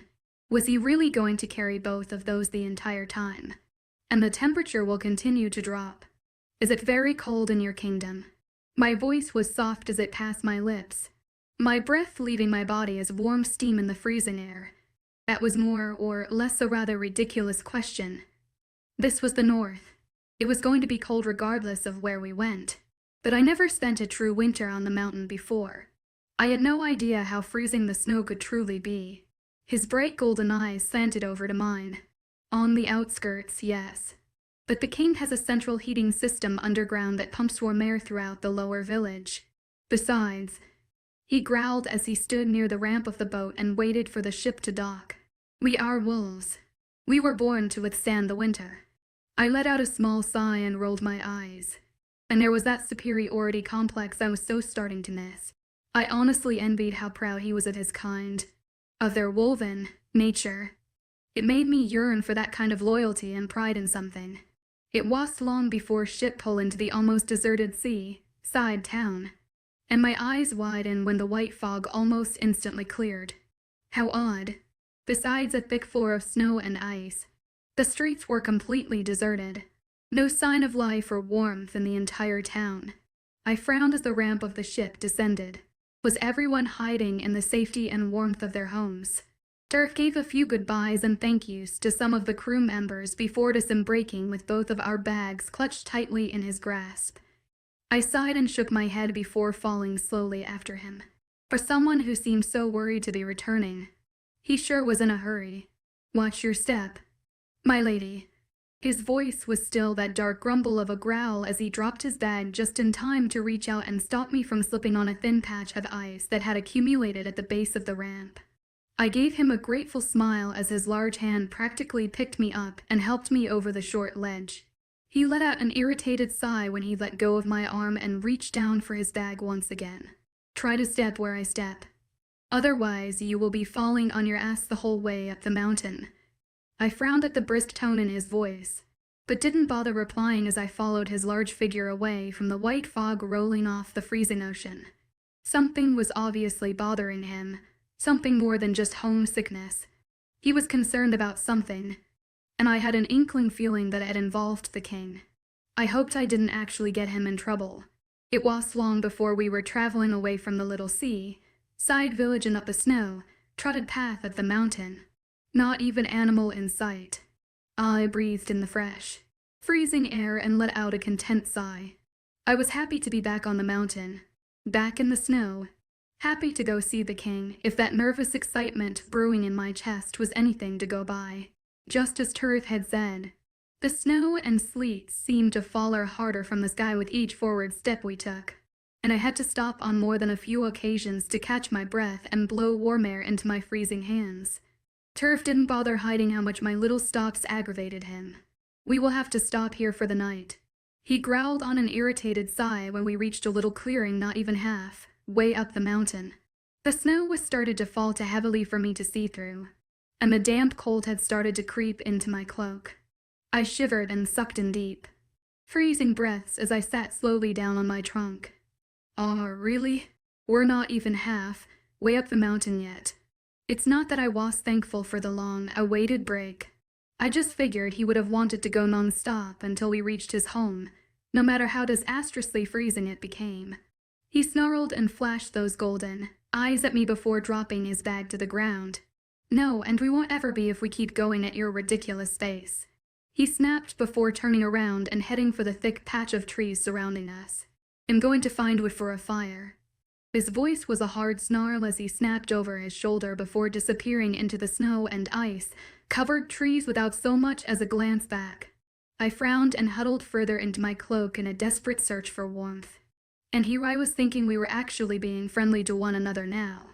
I let out a sigh and pressed my face into the warm fabric surrounding me. I just had to remind myself that he was nervous about something, anxious about something. Hopefully he would relax whenever we reached the kingdom. I jumped as the loud sound of crashing wood reached my ears, and I lifted my head from the warm cloak to see the general crouching down low across from me. To fire, stones clutched tightly in his hands. I thought you didn't need the warmth. Being a wolf born and all, I murmured sardonically. if only to get a different reaction out of him. I was starting to miss his taunting, sarcastic amusement. His golden eyes flickered up to me and narrowed before dropping back down to the two sparking stones he hit together. I don't. This is for you. His voice had softened somewhat, but it only caused my mouth to pull into a frown. I definitely did not miss how bipolar he usually was. The fire started quickly, despite the dampness of the wood, and he took a seat on the cold, snowy ground across from me. I curled my knees to my chest and rested my heavy head against them. Night had not fallen yet, but the sky was still dark from the blizzard billowing down the mountain, and my body was cold and drained. I was growing ridiculously tired. I am sorry for snapping at you. Carrie's deep voice came out as a soft grumble over the crackling fire. I raised my head and blinked over at him, but his golden gaze stayed locked on the flickering flames.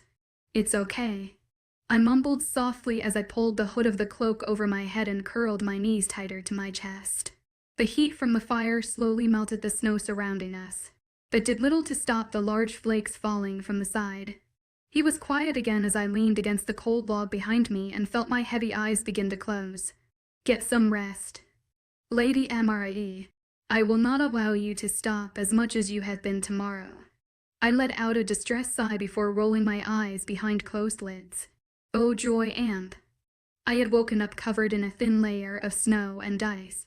The fire had long since died, and I was positive the only reason I had not frozen to death during the brutally freezing night was the large wolf that had curled up at my side. Terry's dark fur had tickled my nose, but I didn't care as I pressed myself into the warmth of his back. I wasn't sure how long I had been sleeping, but all I could remember was shivering and groaning at the impossible cold until his large animal body curled up at my side. I had latched onto him like a newborn cub.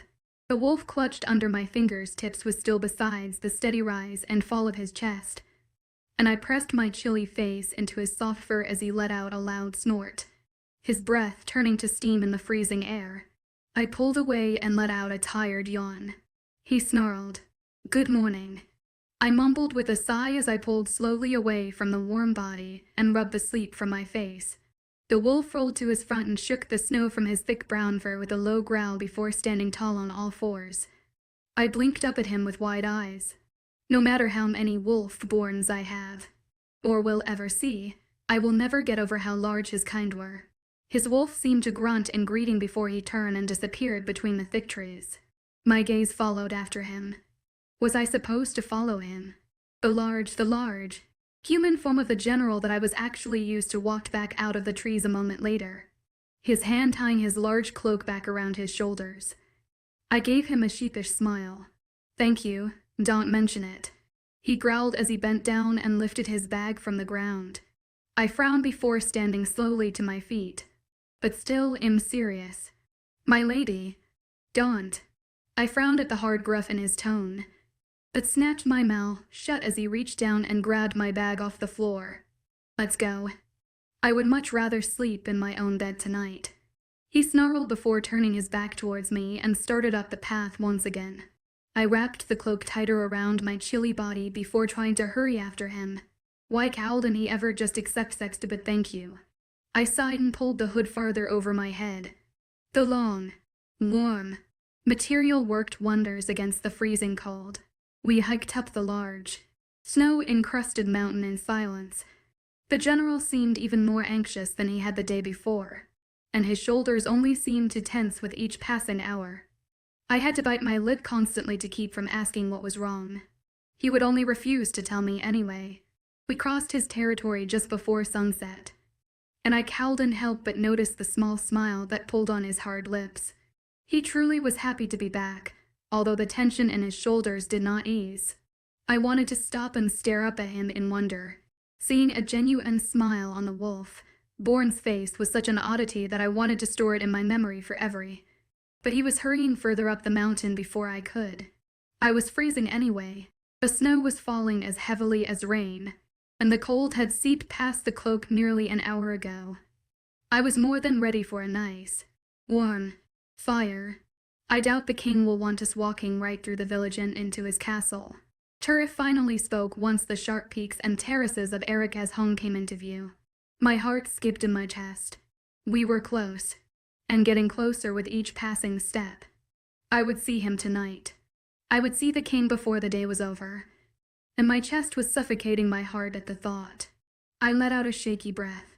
I'm sure my absence was noted, and I doubt walking through the town with a strange underling will go unnoticed. We will have to enter through the tunnels beneath the castle. I wanted to frown at his words, but I found myself nodding anyway. No one knew about me, or that I even existed. The king wanted it that way. Besides, just being there was enough of a thrill for me. Unlike the last time I had traveled into 𝐊𝐬𝐧𝐿 territory, there were guards patrolling a good mile away from the gates, but one nod from 𝐿 had them scurrying on their way. They were bigger than any shifter I had ever seen, but the general and the king still towered over them. It was interesting. I followed the large wolf, borne further into the dense trees of the snow-blanketed forest, and continued trudging through the thick cold until he pulled us to a stop at the base of a large rock formation. I have informed the king of our arrival, 𝐿 announced as we walked slowly up to the two soldiers standing guard over a large metal door. I frowned and blinked up at him in confusion. I had been with him since we left the ship, and I hadn't seen him use that black little stone that seemed to show the king since we were at sea. But how his golden eyes flashed and the look on his face was his usual "don't bother asking because I won't answer" mask. I sighed and shook my head. Why did I even bother? Delta General. The soldiers said in unison and bowed to the large wolf, born standing a few steps ahead of me before they turned in motion for the large door to open. I tried to hide my gasp as I gazed up in shock as the giant hunk of metal seemed to move on its own. A dark tunnel appeared before us, one lit by large torches held high along its ceiling. I blinked up at the dim light. Who would have ever that something like this rested inside the mountain? 𝐿 nodded his head at the guards before stepping into the large tunnel and gesturing me to follow. I did, slowly, and beamed up at the large rocks overhead as I stepped past the guards. Their curious gazes followed us into the underground cavern, but they made no move to speak as we walked further away from them. I jumped and let out a small squeak when that large metal door closed loudly behind us. 𝐿 chuckled. That was funny. I snapped and huddled further into my cloak as I glared at his large back. The snow could not reach us here, and despite the surprising warm air that wafted over us, I still felt a chill roll down my spine. I find all your little surprise noises amusing. I could feel the familiar heat of embarrassment crawl up my neck, and I huffed for Grumpy L while keeping my mouth shut. I did not make surprised little noises. Do the guards know about me? I asked softly a few silent minutes later as we began to walk up a rather steep rise in the tunnel. 𝐿 grunted. No, only I and the other generals know about you. But the guards are smart enough to not question any of us, or our motives. They will not speak of seeing underling to others. We were quiet again as we walked the rest of the lengthy tunnels to wherever part of the castle he was taking me. I tried to pay attention to the many twists and turns of the dark corridors, but I ended up only confusing myself and giving up. These caverns were a labyrinth. I was just about to announce that I needed a break, my breathing hard in my chest and my legs screaming at me to stop, when 𝐿 suddenly veered into a small side tunnel that was almost too narrow for his large body. My brows furrowed together, but I followed closely behind him. The small hallway led to an even smaller door, one he paused outside of before looking back at me. You have a passion for talking and asking questions. The general spoke softly, his gold eyes flashing in the dim light as they gazed over at me. His jaw clenched. Don't. Not unless the king says you can. I frowned at that, at the way his voice hardened as that emotional's mask he loved so much fell back into place. I could only nod. His hard eyes stayed locked on my gaze a moment more before he pushed the small door open and eased out onto a red-carpeted hallway with bright lights hanging high above the ceiling. My breath caught in my throat as I followed slowly after him, my eyes wide in awe. The hallway was magnificent, and 10 times taller than any building I had ever been in. Stone and marble statues lined either side, their hard, dark scowls like proud armor as they gazed soullessly at one another. I tried not to flinch and hide behind turf as the one beside me suddenly slid along the floor and hid the door we had just came from. "Wow," I murmured into the large, deserted hall as the general began walking along the thick red carpet. I hurried to catch up to him. "Yes, it is very beautiful," he spoke lowly, his deep voice resonating around the marble statues and stone pillars surrounding us. I could only nod in agreement. "Where is everyone?"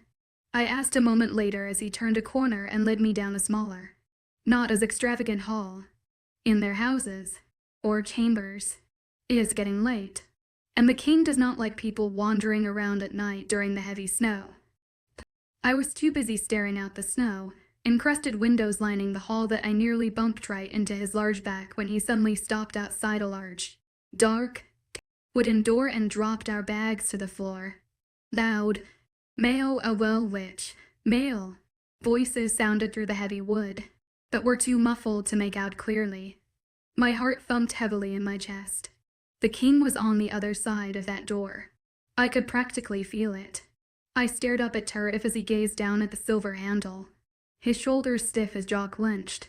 The nervous anxiousness from before was back in full force, and resting heavily on his wide shoulders. It tugged at my heart. "Turif," I started softly, my hand reaching out to rest reassuringly on his arm, but he was opening the door and stepping inside before I could. My hand fell heavily to my side. He just refused to let anyone help him in any way. It was aggravating. The room was rather big, with a large, stone fireplace lit at one end, and a grand, rectangular table station right in the center. Tall windows lined the far wall, and it was easy to stare through them and out into the beautiful sight of the kingdom below. My eyes hadn't taken enough of the gorgeous sight. 6 pairs of eyes turned to us from the table, and silence instantly fell over the room. My heart nearly stopped beating in the confines of my chest. "My lord." Turif bowed deeply in front of me, his large form bending at the waist as he spoke directly to the king, as if the other 5 were never there. The king of the north, who was staring over at me with eyes so lightning blue they make gruesome strides to my flesh. My breath caught in my throat. This was so completely different than watching him as that blue apparition from the ship, or longing for him in my dreams. He was real now. We both were. Our eyes locked in that unwavering gaze we always seemed to share whenever we first saw one another, and all I could do was stand just inside of the room like a wide-eyed buffoon. Turif stayed bowed in front of me. "You are all dismissed." That voice that I had wished to hear for weeks spoke strongly through the large room, and sent an oddly pleasant shiver straight down my spine. His gaze still did not leave mine. The 5 very large, very quiet men sitting at the table with the king immediately stood and bowed their heads towards Eric before heading for the door, all their gazes locked on mine and Tarif's. "So this is the fame 𝐶MRE. I jumped in surprise as my name passed from one of their lips, and my gaze finally tore from the king so I could stare wide, eye up at the light-haired man beaming down at me as he walked by, his dark green eyes glowing in amusement. A dark growl reverberated around the room, and sent another shiver down my spine when I realized it had come from the king. "Shut the fuck up. 𝐿DR." Another man with dark hair and equally dark eyes growled before shoving the one who spoke out the door. The first man, 𝐿DR, chuckled as I tried not to make it obvious that I cowered closer to Turf in slight fear. One general or the king I could handle, but having 5 and 5 insanely large, growling men surrounding me was going to making my head spin. I wouldn't have been surprised if I actually fainted. It wasn't until all 5 of the large wolf borns had left and closed the door behind them that I looked back up at the king. He was standing beside the table now, his blue eyes dark for once as his strong jaw clenched. "You may rise, General." Turif rose slowly from that uncomfortable-looking bow, but remained passively quiet as I stood awkwardly to the side. The king's gaze was no longer locked on mine, and his attention seemed focused solely on Turif. I had no idea what to do. There was silence between the 3 of us, a painfully tense, hard silence until Turif began to walk forward. I stayed by the closed door silently, my eyes wide as I watched the 2 wolves. Whatever was happening, whatever was about to happen, felt like a private matter. I felt like I was intruding on something that I was supposed to witness. And I was more or less right. I cowed and helped the gasp that passed my lips when Turf stopped barely a meter away from the king, and fell hard on his knees. "Forgive me, my king. I have failed you." The deep sorrow that filled the general's voice tore at my chest as he hung his head low and looked down at the hard ground below him, his whole demeanor completely miserable. My heart broke at the sight. But the king didn't seem to care. He stood motionless across from Turf, a hard expression on his face and wavering as he stared down at his general. His thick arms were crossed tightly over his chest, his large body leaning casually against the edge of the table as sparked dangerously. I felt my lips pull into a frown. What was going on? "I will graciously accept any punishment you deem fit, what?" No. I heard my voice suddenly stammer as I took a small, hurried step forward, my hesitation over the awkwardness quickly fading. Tarif's shoulder stiffened, and the small growl that escaped his lips let me know how unwanted I was at that moment, but I didn't care. The king's blue eyes snapped to mine, and my heart fluttered at the dark look shining back at me. "Did you do anything wrong? He allowed you to be hurt." I was ready to hear that dark, beautiful voice directed at me, and despite the fact that there was no anger in it, my breath caught in my throat. The tension in Tarif's shoulders disappeared before they sagged even more than before. This is what he had been beating himself up over, worrying about what the king would do to him because I had been hurt. No, that was right. He didn't do anything wrong. No, he didn't. He saved me and my friend. I was lucky to escape with just a bump on my head, my lady. Turf suddenly snapped, his head raising just enough to shoot that hard, golden gaze at me in clear warning. Shut up. Or at least, that's what I thought he was trying to tell me. I bit down hard on my bottom lip as the king's lightning eyes flared dangerously. Maybe I shouldn't have said anything. Just a bump on the head. I didn't know how to feel when he suddenly leaned off the table and walked around the large throne like chair, those words heavy as he rolled them around his tongue. But I knew that hollow, sinking feeling in my chest when he wouldn't look at me again was good. My lord, Turf started again, but could barely finish speaking before the king cut him off. "The West Wing is hers. General, take her there." My chest closed painfully around my heart. That was it. That was all I would get to say to him. Get to spend time with him. Had my words really angered him that much? I tried to swallow the painful knot that suddenly rose in my throat, and focus my gaze on the surprised Turf as he rose slowly back to his feet. But north now. My breath caught in my throat when Turf gave him a small bow before turning towards me, his golden eyes practically murderous. I gulped and took a step back as he stalked towards. The king stood silently by the table the entire time, his blue eyes locked on something outside the window as he faced away from us. My heart ached at the sight. I don't know why I expected anything different. He made it quite obvious before that he didn't know what to do with me, and now that I'd practically talked back to him, he was probably regretting ever telling the general to bring me here. I chewed hard on my bottom lip to get my mind off the painful grip tightening around my chest. "After you," Turf growled as he held the door open for me, and didn't bother adding the my lady part. He was really mad. I cast one more sad, pathetic glance back at the stoic king before walking back into the hall. The large wolf-born followed after me, and slammed the door. I flinched. General eyed to start as he bent down and picked my bag off the floor, but he was already stalking down the hall and away from me before I could speak. I frowned and hurried after him. "You can't really be angry at me." I spoke against the tense silence surrounding us as he led me up a step of marble steps and down another looking extravagant hall. He didn't answer. He didn't even growl or snarl. You were practically begging him to punish you over something you couldn't control. I finally shouted at his ridiculously large back in aggravation as he continued to stalk angrily down the hall. I hit my head. So what? People hit their heads all the time. It's nothing to feel responsible over. You don't fucking get it. Turf suddenly snapped and turned on me with such a furious anger in his gold eyes that it actually made me take a step back in fear. My heart skipped a beat as my eyes widened at anger in his. But his gaze did not soften, if anything. He only grew angrier. You didn't just hit your head. The back of your skull was cracked open and broken. You were bleeding out onto the street. And I _𝐿𝐷 stop it. You were literally dying. And I had to. He _𝐿𝐷 and finished speaking. His eyes were turning an odd black and his whole body began to tremble in that way it did before he shifted. My mouth fell open in horror, and I could only stare up at him in shock as his large body shook. My skull had been broken. He saved me from dying. Why hadn't he told me that? He let out a shuddering breath and closed his dark eyes before leaning a heavy hand against the wall at his side. You had almost died. Immerse. And that is my fault. I will undertake whatever punishment North deems suitable. 𝐷𝐸. No, these are your chambers. This gruff growl interrupted me and leaned off the wall to nod to a decent-sized door across from us. I must return back to the king. I'm sure he would want you to make yourself at home. He dropped my bag in front of the door and pushed past me before walking back down the hall without another word or glance back.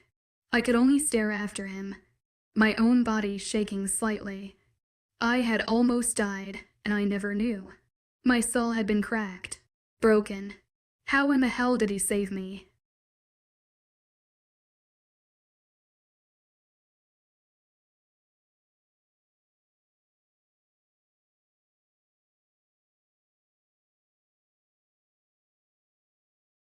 Hi everyone. Let's discuss the riveting plot of this novel today. The female protagonist is living what appears to be a life of luxury in the king's palace, yet she's consumed by loneliness and confusion.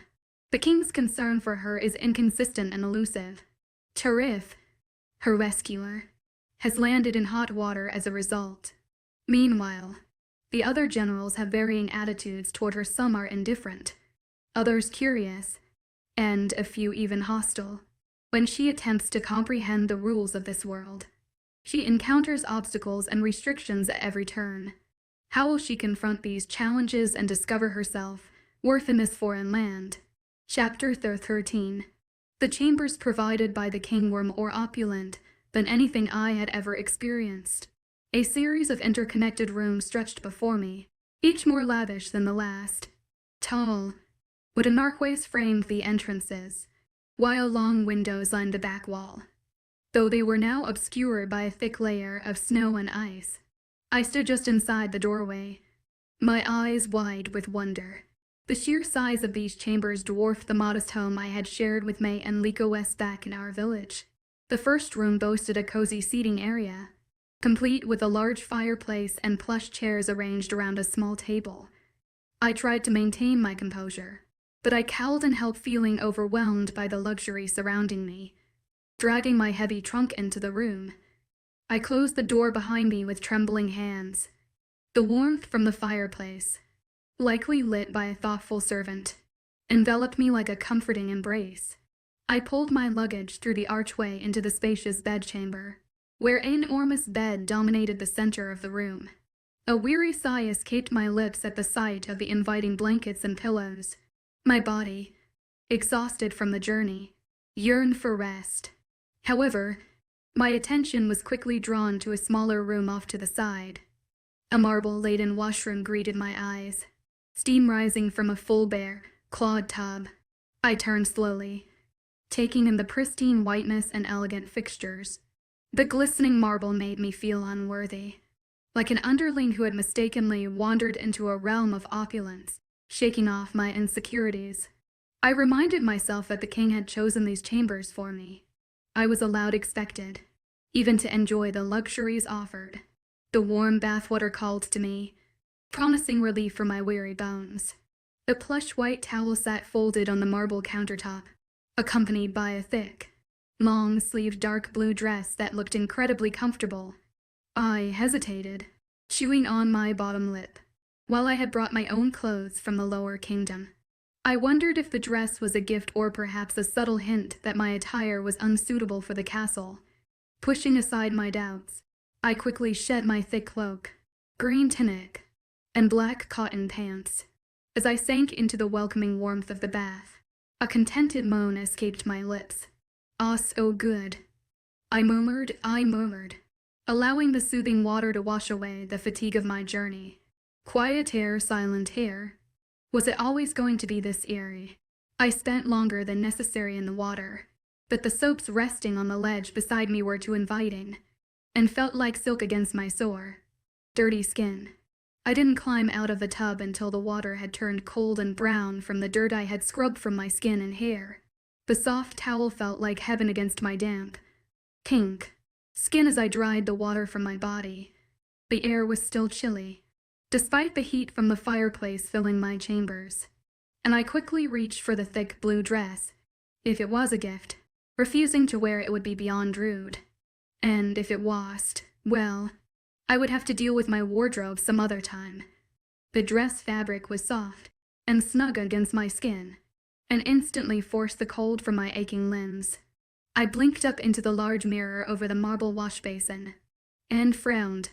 I looked sad, tired and upset. I was sad that Turf was blaming himself for what happened, upset that he felt like he deserved to be punished, and sad that the king barely even glanced my way, like I was nothing. Honestly, I was nothing, just a peasant girl with no true family and a strange energy that tried to kill her. The thought had barely flitted through my mind when a loud knock sounded on the main door. I jumped at the unexpected sound and tried not to frown before hurriedly running the towel through my wet hair. It was getting late, beyond late really, and I doubted I would be seeing Turf again for a while. Nerves suddenly raced through my body. Was it the king? Did he come to talk like I had so desperately wanted before? I stopped just behind the entrance door, my heart pounding in my chest as butterflies raced through my stomach. I let out a ragged breath. I could do this.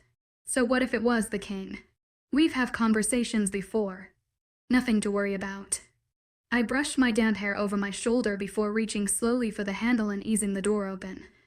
One of the large wolf-borns who had been in the room with the king on our arrival was staring down at me, his dark brown eyes flickering as they scanned over my face. My own gaze widened in surprise. Definitely not who I was expecting. See, can I help you?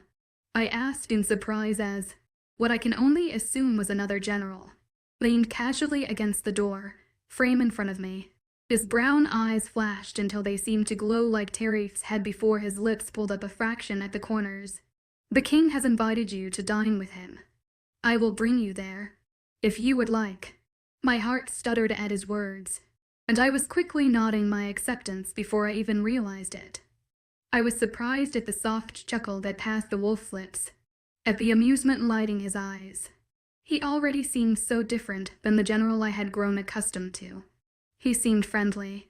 His hair was the color of wet sand, and his dark eyes glowed in the dim light of the castle as he gave me a small bow. I am the king's beta and second in command, but you may call me 𝐴𝐸. My lady, second in command, whoa. First Turf, and now him.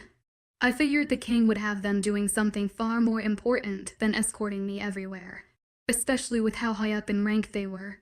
I quickly gave him a little curtsy and small smile as he stepped away from the door and gestured into the hall, his lips pulling into a small grin of their own. Immerse. I murmured politely and tried to keep my gaze lowered respectfully as I stepped into the hallway. 𝐖𝐸𝐬𝐬 closed the door softly behind me.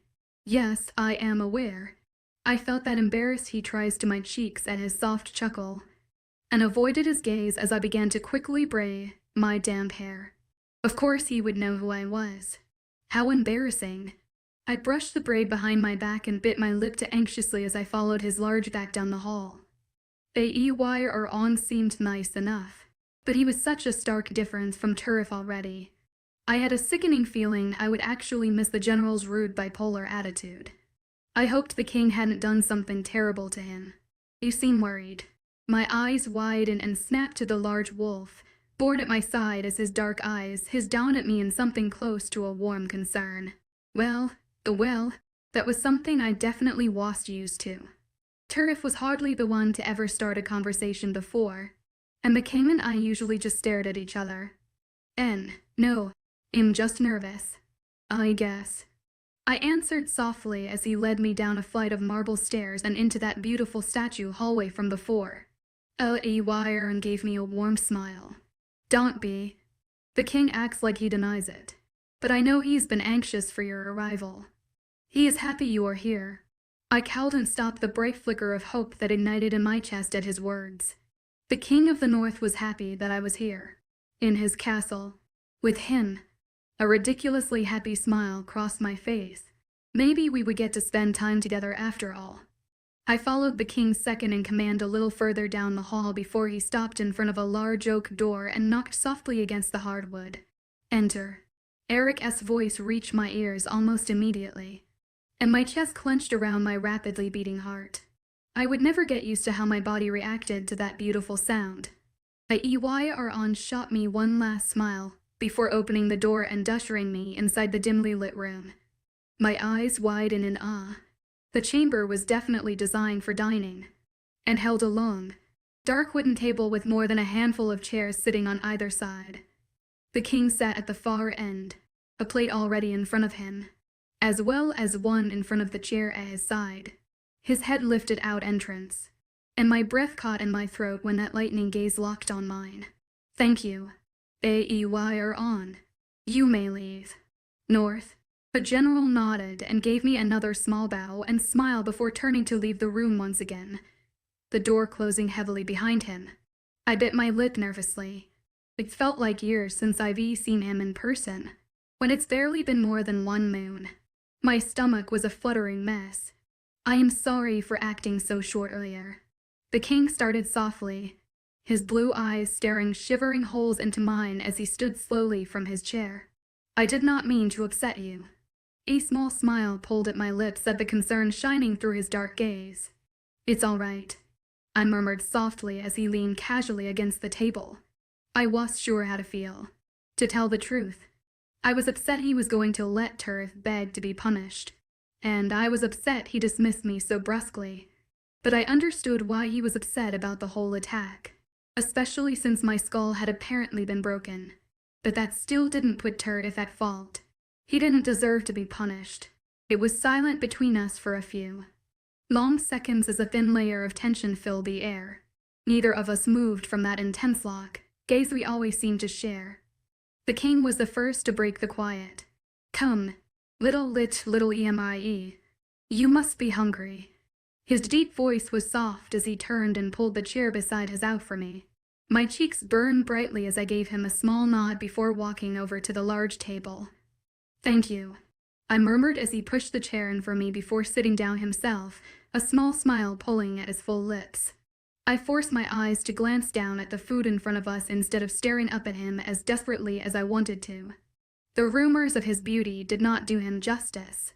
He was by far the most handsome man I had ever met, and he seemed so far out of reach. I let my mind wander to the table in front of us. There was an assortment of different foods, all sitting on platters around our plates, just begging to be eaten. My stomach growled at the sight, and the king chuckled. Eat. That one word had me complying almost instantly, and I was reaching up to pull various foods onto my plate without any further urging. Beside a few pieces of bread, 𝐿𝐻𝐬𝐬 and I hadn't eaten at all that day, or the day before. I was beyond hungry. The food was delicious. The fruits were perfectly sweet, the meats and vegetables nicely seasoned, and the dim light from the fireplace only seemed to make it look 10 times better. We both ate in silence for a few long minutes. Despite the desperate urge, I had to stare up at him and never glance away. Was your time enjoyable in the lower kingdom?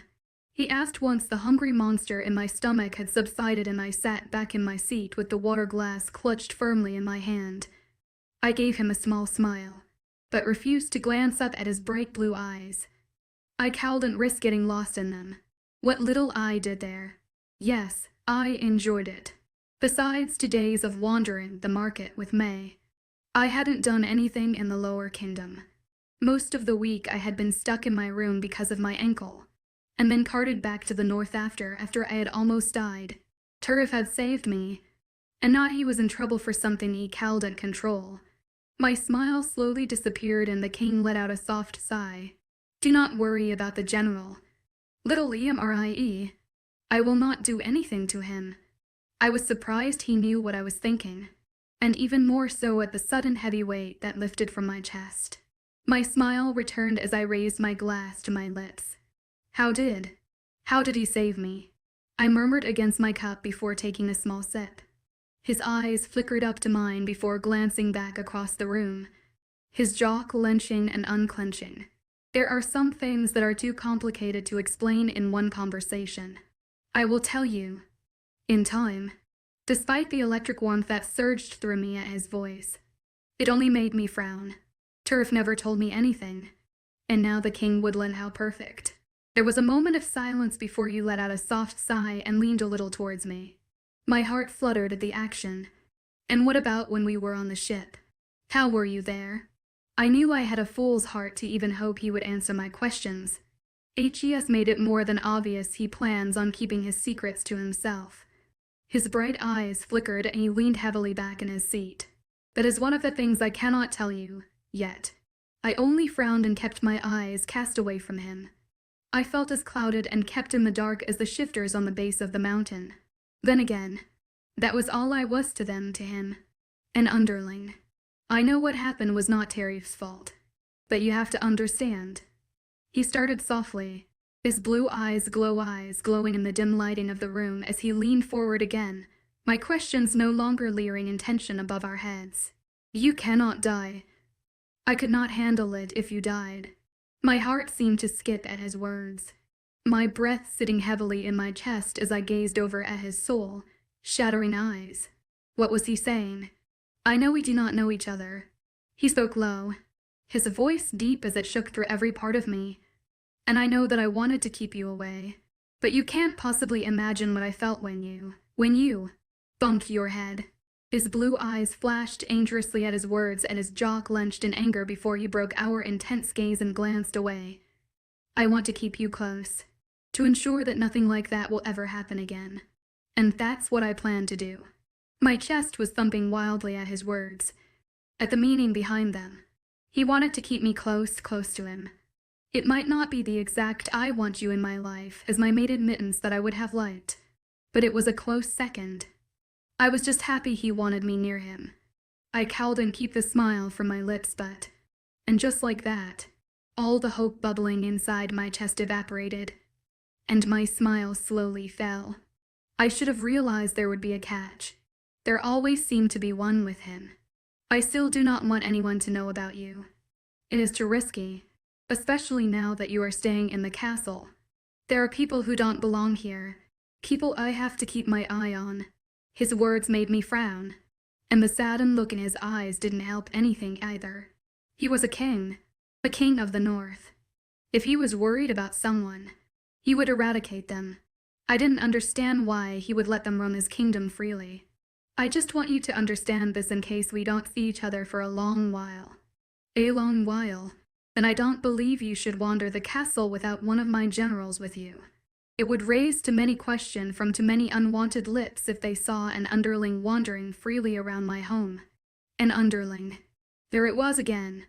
That word. I never missed how distasteful it sounded when it left Tariff's lips or the king's. That was all I was to them. To him. And that's what I probably always would be. I understand. I whispered softly as the sound of crackling fire wood and flames floated around us. I was too afraid to speak any louder, too afraid that he would be able to sense the hurt ringing through me. I shouldn't have been feeling that way. I should have been thankful just for staying in his castle. I was never supposed to have him anyways. Little Immerse. His deep voice started softly, his eyes still sad as his hand reached up and brushed gently over my cheek. Warmth spread through me at his touch, but I couldn't bring myself to look up at him, to look into those bright eyes. Don't look so sad. This is for the best, to keep you safe. His voice had turned into a soft, gentle murmur, and his blue eyes tried to look reassuring as I forced a smile on my lips. No, I didn't, but I would say anything to make him change the subject. The longer I thought about it, the sadder it made me. His dark eyes stared unhappily over at me for a moment before he blinked and let out a soft sigh. It is getting late. He spoke low as his warm hand fell from my cheek and he pulled away. You must be exhausted. I will have 𝐻𝐲𝐻𝐬 lead you back to your chambers. I cowled and stopped the small frown from pulling on my lips as he stood slowly to his feet before easing my chair back for me. Our conversation always ended just barely after it began, and he seemed to always want to leave in a hurry. His words before weighed heavily on my heart. He spoke as if he truly did care about me, and yet he never seemed to want to be around me for too long, to have to deal with me for too long. I blinked when the door to the dining hall suddenly opened, and a smiling 𝐻𝐲𝐻𝐬 entered. Are you ready? My lady. He didn't bother addressing the king, which I found rather odd. But I didn't comment as I nodded and walked towards his outstretched arm. I gave his beaming smile a small one of my own. Before I forget Immerse, I would like to introduce you to the rest of my generals tomorrow. His voice didn't hold room for argument, but the questioning look in his blue eyes let me know he was ultimately leaving the decision up to me. I could only nod at him before turning back to 𝐻𝐲𝐻𝐬, whose large smile was slowly fading. Sleep well, Eric called softly after us, the haunting tone in his voice pulling at my heartstrings. You too. I murmured back at him before allowing 𝐻𝐲𝐻𝐬 to casually slip his arm through mine and lead me away. Chapter 14. 𝐻𝐲𝐻𝐬 let out a dark chuckle beside me. Don't look so nervous, Lady Immerse. They won't bite. They were wolf-borns. Generals at that. I was beyond positive they would bite if they needed to. But I didn't bother voicing my thoughts. I was too nervous to speak anyway. I knew none of them would hurt me. The king wouldn't allow that to happen. But the brief glance I had of the generals from the day before was enough to terrify the whole lower kingdom. And Turf had made it perfectly clear how his kind-eyed underlings. What would they say? Were they all as blunt as the �KING'S⁸ If this is truly too much for you, I will tell the king you are not feeling well. The large wolf at my side spoke softly, calmly, like he could visibly see the inner turmoil raging through me. No, they weren't all as blunt as Turf. 𝐻𝐲𝐻𝐬𝐻 was very sweet, and very kind. No, I'm okay. I tried to give the male at my side a reassuring smile, but the worried frown on his lips did not ease. He took a deep breath and glanced away. I have told him throwing you into our culture so soon is not a good idea, but he's convinced you will be able to handle it. And you are not. I asked softly as the general led me down the grand hall and towards the large set of marble stairs sitting beautifully at the entrance of castle. I glanced slowly around. I hadn't been to this part of the castle yet, but it was just as beautiful as the rest of the palace. I think. He paused and licked his lips before stopping at the top of the porcelain white stairs. He turned to me with dark brown eyes glowing in the dim light. I think you would be able to adapt to anything you wanted to, but that does not mean it won't take time. He gave me a crooked smile before stepping down onto the stairs and holding out his hand. I gave him a thankful smile of my own and placed my palm in his as he helped me down the stairs. The deep green dress I wore was so different and lighter than my usual wardrobe, but that didn't mean it was hard to walk in. Sometimes it's better to be thrown into water when learning how to swim than taking hours wading in the shallows. It was an odd saying, but one the elders and teachers of our village would use frequently. The 𝐻𝐲𝐻𝐬𝐻 let go of my hand at the base of the stairs and turned for the hall off to the side with a scoff. And sometimes you drown. We stayed quiet after that, although the rest of the walk was relatively short. In all honesty, I had no idea how fast I would be able to take in their culture, or if I would at all. Everything was so different, so unique. It made me truly feel like my village of 1,000 years their inferior. Or maybe that was just the confidence and authority they all seemed to radiate. I let out a shaky breath when 𝐻𝐲𝐻𝐬𝐻 pulled to a stop in front of a large wooden door-nail stairwell, my fists shaking nervously at my side. I was officially going to meet all 6 of King of the Northwest generals. No shifter at the base of the mountain or lower kingdom would ever find themselves in this position and live to talk about it, that is. This is your last chance. My lady, I can escort you back to your room if you would like. The second-in-command spoke softly. I assumed so the others on the other side wouldn't hear. I gave him a grateful smile. Thank you, but I would rather just get it over with. He stared down at me a moment more before nodding and giving me a smile of approval.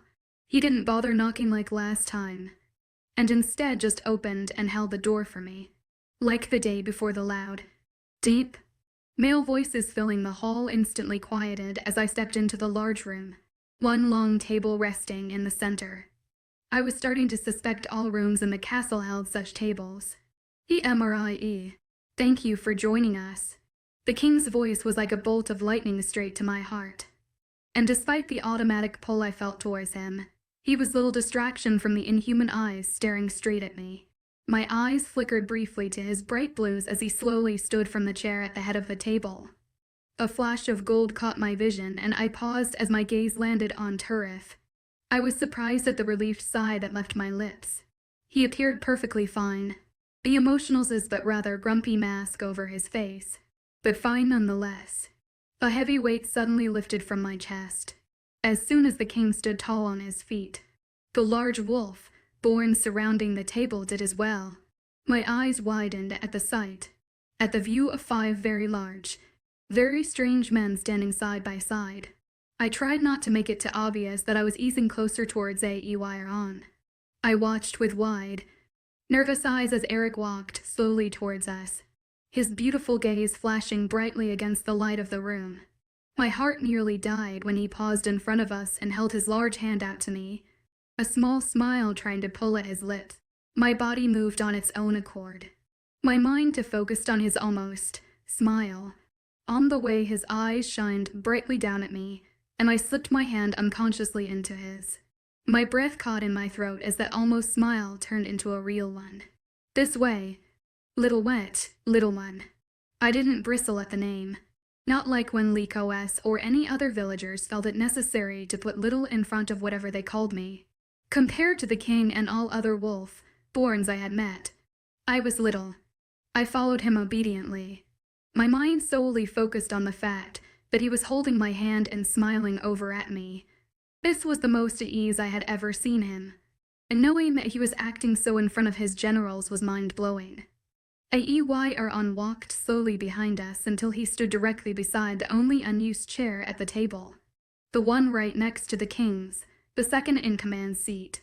I cowled and stopped my hand from shaking slightly in the king's gentle grip as he eased me to a stop right there, right in front of all their unwavering gazes.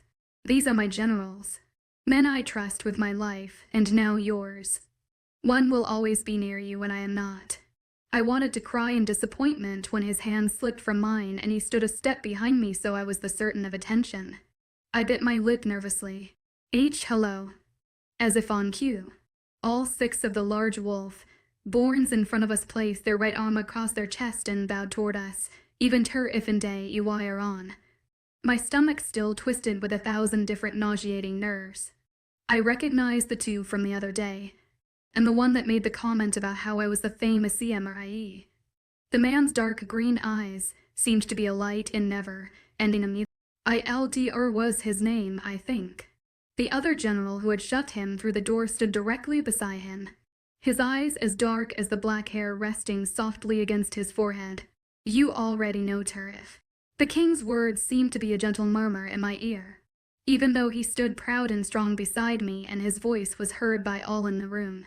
My eyes flickered over to my previous traveling companion, only to find his golden eyes hard as ice as they stared over at me, like he could practically see how nervous I was and didn't care. And 𝐿𝐻 has been guiding you since your arrival. I let my gaze flicker over to the beaming second-in-command and gave him a small smile as he shot me a sly wink. The king didn't seem to care or notice. Delos is in control over castle and grounds security. The general standing beside 𝐿𝐻 gave me a short nod, his dark brown hair swaying casually across his shoulders like it had a mind of its own. His eyes were a striking auburn color as they gazed over at me, a hard suspicion clouding his gaze. I tried to position the king between him and I as best as I could. The wolf-born was beautiful, but rather frightening, and I believe 𝐿𝐻 has already taken the liberty to introduce himself yesterday. There was no mistaking the slight tinge of venom in the king's tone, or the flash of anger in his blue eyes, but it disappeared as quickly as it came. 𝐿𝐻 gave me a sheepish smile as his dark eyes twinkled in that never-ceasing amusement. Forgive me, my king. I just could not refrain myself. The general's voice was sincere enough, but he didn't bother hiding the laughter in his gaze. He didn't catch me as one to ever take things seriously, Was all Eric deemed enough of a response to the amused wolf born? I felt my own lips want to pull into a smile. 𝐿 didn't appear to be terrifying. The man beside him sighed and shook his head. The same one who shoved him out the door the day before. I am Finn, Lady 𝐿𝐬.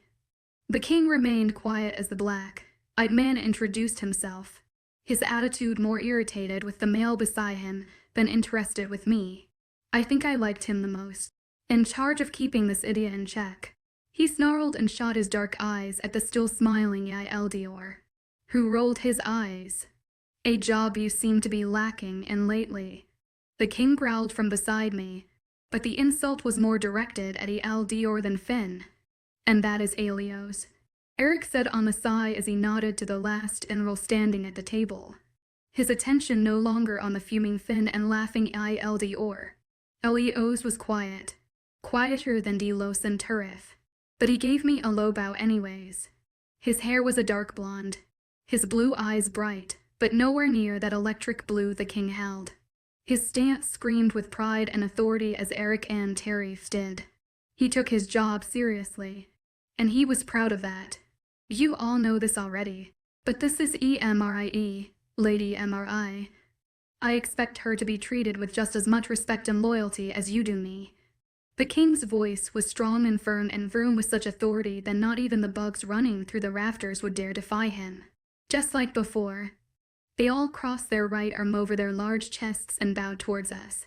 Of course, my lord, they all affirmed before raising to their feet once again. Even 𝐿𝐬 looked serious for a moment. It wasn't long before the king was nodding at them to all sit before turning to look at me, his blue eyes glowing softly in something close to sadness. It made my chest suddenly ache. I have important matters I must discuss with them. I knew where this was going before he even finished his sentence, and I only hated myself for expecting something different. This would be the only encounter we would have today, the only time we would be able to see each other. And it was so brief and nerve-wracking I didn't want to count it. 𝐿𝐬 will show you back to your room. I didn't bother answering him, and only nodded as his second-in-command stood to his feet with a sad sit at me. But it was nice to meet you all, I murmured politely before turning for the door. 𝐿𝐬 right behind me. Don't worry, Lady Immerse. We'll be seeing you again soon. I heard 𝐿𝐬 call from behind me, and didn't understand the sudden heat that rose to my cheeks. Shut up. Finn hissed at him as we reached the door and 𝐿𝐬 held it open for me. I was thankful for the smile their littler interaction first on my lips. It was a small reprieve from the hollow ache that was filling my chest. I didn't look back at them once, didn't look back at the king, and he didn't bother calling out any goodbyes. I understood his need to keep me hidden from others. Understood why he didn't want to risk being around me too often, but it still hurt. 𝐿𝐬. Can I ask you something? I asked softly a moment later as I followed the large wolf, borne back to the marble staircase. Of course. Lady Immerse. His tone was soft, easygoing, like he didn't necessarily have a problem in the world, and he was willing to take all of mine. I appreciated that. You're kind. Do they often reject their mates? I knew the answer before the general even spoke. It was written all over his stunned face. His body suddenly stopping and stilled as his eyes widened. No, they didn't often reject their other half, and if the look he was suddenly giving me was anything to go back. That simple notion was horrifying. No, we don't. Rejecting your destined one is the highest crime a wolf could ever commit, as it should be for all shifters. Oh, that makes sense then, why the king continued to keep me around. He didn't want to go against the wolf, born laws by rejecting his mate. The shifters I lived with, those I was raised around, did not treat mates in such a high regard. Sure, most of them did end up together, but it was not uncommon to reject the other either. I never understood that before. I grew up believing that since I was not a shifter, I would never have a destined one, and I did not understand why those lucky enough that did not want them. I understand now. Just because something in the universe decided to bind two souls together did not mean that they would always want the other. The king did not necessarily know what to do with me. I always had my doubts when it came to him. Some things he would say would make my heart flutter, and then other times I truly wanted to cry. You should clear your mind of such thoughts, my lady. It's almost unlawful to speak them. 𝐻𝐤𝐬𝐬 turned once again, the smile from before gone as he led me back towards my rooms. I frowned at my own thoughts, and the way my heart thumped achingly in my chest. I had never cared before. Not really. Not about mates or love or the king. Despite the general wonderment over what he had truly looked like, and if the rumors were true, I had been so carefree, so convinced the only people I would ever need were me and 𝐿𝐸𝐻𝐬. But now I wanted to curl up in a dark corner somewhere and never come out, and all because the king of the north kept throwing my thoughts and emotions in a whirlwind of confusion. Was this how the rest of my life would be? No, I didn't think so. 𝐿𝐸𝐻𝐬 had said the king had searched for his mate before, long before, and 𝐿𝐸𝐻𝐬 take not finding her anymore. But he doesn't know what to do with now. I just had to be patient. Give him time, give us both time. You mentioned how different my culture is from yours. So did 𝐿𝐸𝐻𝐬. He said there are things I can and can't do in the kingdom. I started softly as I followed the large general down the hall, the tension in his shoulders slowly leaving. What sort of things? I knew 𝐿𝐸𝐻𝐬 said that it was the king's place to tell me, but it did not appear that Eric and I would be having a conversation again anytime soon. Knowing 𝐿𝐸𝐻𝐬, he probably meant your behavior. Excuse me. 𝐻𝐤𝐬𝐬 chuckled, and just like that, the tension from my rejection question completed disappeared. 𝐿𝐸𝐻𝐬 is a stickler for how people should act, especially mated couples. In the wolf culture, it is highly disrespectful for any mated couple to be seen showing affection to another without their mate's knowledge or approval. Affection in general. No, just that which can be interpreted in a suggestive way. Suggestive. I mulled the word over in my head. Mates did not cheat on each other, or at least I didn't think they did. They didn't have a reason to. That person was literally their other half. Then a thought hit me, one that made my blood want to boil. Why that infuriating? Does 𝐿𝐸𝐻𝐬 think I act that way? I all but demanded as my steps suddenly turned to angry stomps. I had not done anything to anyone that would appear to be suggestive. 𝐻𝐤𝐬𝐬 only laughed again. I do not know what goes on in that wolf's head, nor do I want to. He is more moody than the king, and that's saying something. He could say that again. He said the king was old. Do you all age differently than other shifters? Or something? I asked softly as we finally turned down the hall that held my chambers. I was sure where the second in command stayed, but I felt bad for him always having to come get me. I'm sure it was a long walk. He paused for a moment, his brown eyes flickering to mine in uncertainty before glancing away again. Or something. I frowned. That doesn't answer my question at all. What is it with these people and never answering questions? Screw it. I'll ask anyway. Do you know how 𝐿𝐸𝐻𝐬 saved me? I was sure he knew about the accident. I'm sure they all did, but I was still surprised he tried to deny it. I'm not sure I know what you're talking about. The guilty look in his eyes would suggest otherwise. That night we were attacked. The night my skull had been broken. 𝐿𝐸𝐻𝐬 saved me and no one will tell me how. We finally stopped outside my room, and I knew I wasn't going to get much out of him when a tired sigh slipped past his lips. He looked so torn it actually made me feel bad for asking. But out of all the wolf-borns I had met, he was the only one bothering to hold an actual conversation with me. He used some pretty old magic. That is all I can say. Please don't ask for more. My lady. The plea in his voice was so genuine and sincere it actually made the questions die on my tongue. He did not hide his emotions as well as 𝐿𝐸𝐻𝐬, or the king, and I knew it would just upset him if I persisted until he caved. I am just tired of being in the dark. I wish he would just talk to me. It was too late when I realized what I said. I wish he would talk to me, not someone. I should have said someone. The pained and saddened look crossed 𝐻𝐤𝐬𝐬's brown eyes before he leaned over to hold my door for me. He will. In time. was all he said as I walked past him and into the dark, lonely confines of my room. That's what he keeps saying. I mumbled distaphonially as I stared around the large space. I had a sickening feeling this would turn more into a prison than a home. It was quiet for a long moment after that, and I had actually thought that the general had left until he made an odd sound and let out another sigh. Would you like to tour the castle tomorrow?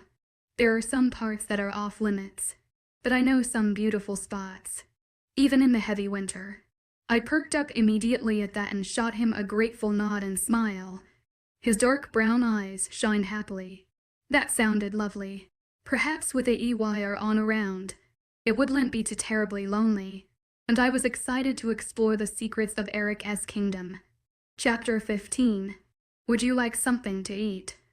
𝐻𝐻𝐬 asked for the second time that day as I sat on the cool stone of the bench hidden in the back of the snow-covered garden. I smiled up into the soft flakes falling from the sky. No, thank you. I could practically feel the brooding frown pull at his lips. You said that earlier. You must eat. He practically growled as his large, heavy body sat beside me, his giant frame taking up much of the room on the cold seat. A thin beam of light had peeked out through the dense snow clouds swirling overhead, and I refused to let 𝐻𝐻𝐬's grumpy demeanor ruin it. I will. Tonight. I'm just not very hungry today. Which was true. I was so excited about touring the castle that the thought of food never crossed my mind. Fine, but you will eat tonight. His tone held no room for argument, even though I wouldn't have anyway. This place is beautiful. I spoke softly a moment later as we both gazed at the white, covered trees and flowers. The general eased somewhat beside me. Yes, it is. These flowers only live in a harsh, cold environment. It's why the king filled the garden with them. Even when it's not winter, the mountain still snows. I knew that all too well. Even at the base of the mountain where my village sat, we would still get trickles of snow throughout the year. It was a beautiful sight. The trees would be covered in green leaves, the ground with soft green grass and flowers that sparkled in the sun, and then snow would gently fall over them, like a cool white blanket intent on keeping them safe. Come, I should get you inside before you get sick. I let out a small sigh as he stood to his feet and turned to me with a warm smile. You and Turf both seem to think I will get sick from anything. His brown eyes flashed and he let out a small chuckle as he held his hand out towards me. We do not mean to offend you. My lady, you are just very small and fragile. The king would have our heads if anything happened to you. I couldn't help but smile as my hand slipped into his and let him ease me to my feet. He let go immediately after. Maybe you don't, but Turf doesn't care whether he offends me or not. I think a part of him actually enjoys it. No, I don't. That's the case. Offending you would offend the king, and he would never upset North on purpose. That I did know. Besides, that grumpy wolf seems to like you. My steps fumbled at that simple statement, and I turned to him in bewilderment. Like me. You must be mistaking Turf for someone else, or you're completely blind. The only reason he can be remotely polite is because of the king. I scoffed and resisted the urge to roll my eyes as the large wolf led me back into the many halls of the castle. Perhaps, but he talks to you, whether it be considered polite or not. That's saying something. I frowned at his words, at the amused twinkle dancing in his brown eyes. Of course Turf talked to me, even if it was only to be rude at times. Or is it also considered against the law to converse with underlings? I don't understand. I grumbled as we walked slowly down the outer hall of the castle, the one with open windows so large they were taller than half the buildings in my village. Our Delta does not talk often, and if he does it's usually only to the king. He could think you deserved that same respect being Northwest's mate, but I have a feeling you hit a soft spot in his heart, Lady Immerse. That notion was so ridiculous it made me want to laugh. Turf with any kind of soft spot. I didn't think so. Even so, the thought made me a little happy. Perhaps Turf and I could be friends after all. He saved my life and kept me safe the entire time away from the mountain, even if it was only for the king's benefit.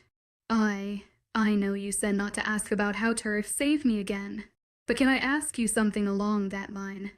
I spoke hesitantly as we wandered slowly along the castle's cold and empty corridors. 𝐻𝐸 had made sure to only take me down the halls and terraces that no one would be wandering about in, even the servants. I was still to be kept one big secret, locked inside a beautiful icy prison. He let out a deep sigh beside me before reaching up to run his hand through his sandy brown hair. You may ask, but I can't promise that I will be able to answer. Fair enough. There was this night on the ship when Turf and I were traveling back to the mountain. I started quickly. I feared if I did not rush to speak, he would stop me before I could finish. I caught him and the king talking through this black, like stone thing. The king was there, but he was blue and shimmering. I had never seen anything like it before. I knew it wasn't necessarily a question, just a rare encounter, but I was hoping he would figure out what I was trying to ask. 𝐻𝐸 licked his lips and slowed his pace until we both stood beside one of the long windows, his dark eyes glancing out at the frozen landscape instead of at me. Have you finished reading that book? My eyes widened at the question. Had the king told him about giving me the book? I'm sure he must have. But what did that have to do with anything? Not completely. I'm almost done. Why? He shuffled beside me, his thick arms crossing over his chest as he continued to stare out the window. That book is our history, our myth. It is so old no one really knows whether it is true or not. His tone held disbelief, but his eyes seemed to second-guess himself.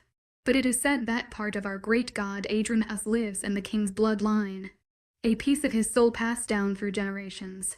His voice was distant, his gaze locked on something far from here as his heavy body leaned casually against the stone pillar.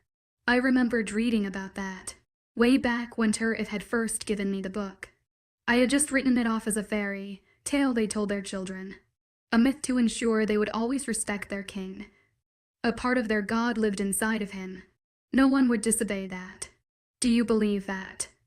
I asked softly beside him as I gazed out at the snowy, dark landscape. Even in the dead of winter, 𝐻𝐸𝐬's kingdom was so beautiful. He paused for a moment, licked his lips and let out a short breath of air. Whether it is or not, the king has access to magic older than time. Perhaps a witch taught it to him years ago, and that book really is just a story full of myth. Either way, North can do things that most can't. Appearing as a blue mist when his body is on the opposite side of the world is just one of them. I see. That was more of an answer than I had hoped for. But even though it eased part of my curiosity, or only took its place, why did Eric have that kind of power? What else could he do? And then I had to reprimand myself for asking such thoughts. I sounded just like the elders and people of my village when the gold power emerged. It was always there now, always simpering just under the surface of my chest, ready to run to the king the moment he called for it. It was so odd, and I wish North did not feel the same about his own magic. Let's walk and talk of other things. My lady, smiling, happy 𝐻𝐸 was back, but I could see the quiet urge in his eyes to drop the subject.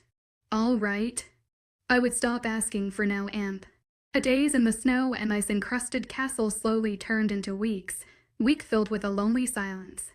I would see 𝐻𝐸 at least once a day. But other than that, my days were spent either walking aimlessly around my room or the hall just outside. It had been 2 weeks since my arrival, and I've only seen the king a handful of times. He would occasionally invite me to eat with him, but we talked very little and it never lasted long. I felt closer to him when I had lived in the village. At least then, the few times we had talked was longer and more meaningful to me. I sighed at the little seating room, my breath coming out as fog on the cold glass. 𝐻𝐸 had to run some errands for the king today, or at least that's what he had said. I was tired of sitting in my rooms and doing nothing. I wanted to go out, to walk around the snow and breathing in the crisp, cold air. And if I left the castle and its grounds, then no one would see me wandering around. I wouldn't technically be disobeying the king's wishes. I couldn't stop my ecstatic smile as I hopped off the cushioned seat and reached for the heavy cloak hanging in my wardrobe. My mind was made up. I was too tired of sitting here staring out the window aimlessly day after day, waiting for 𝐿𝐢𝐬 to entertain me, or hoping to hear from Eric. Besides, the snow was falling to hard and the sun had actually been out for over an hour. It was a beautiful day for a walk. Even so, I made sure to pull on extra socks over my feet before pulling the leather snow boots on under my thick wool and res. It looked beautiful, but that didn't mean it was cold. The hall was deserted, like usual, when I slipped out of my room, the door closing softly behind me. An excited thrill shot down my spine as I walked quickly through the hall and around the corner. After 2 weeks with nothing to do, I was finally going to explore on my own. I tried to remember the way back to that hall full of statues and secret tunnel that 𝐿𝐢𝐬 had first walked me through, and despite having to jump behind a corner a few times to avoid being seen by a servant, I found it relatively easily. Moving the statue that blocked the small wooden oar was another thing entirely. There has to be a button, or leather, or something. I grumbled under my breath as I let my gloved fingers run gently over the cool marble statue.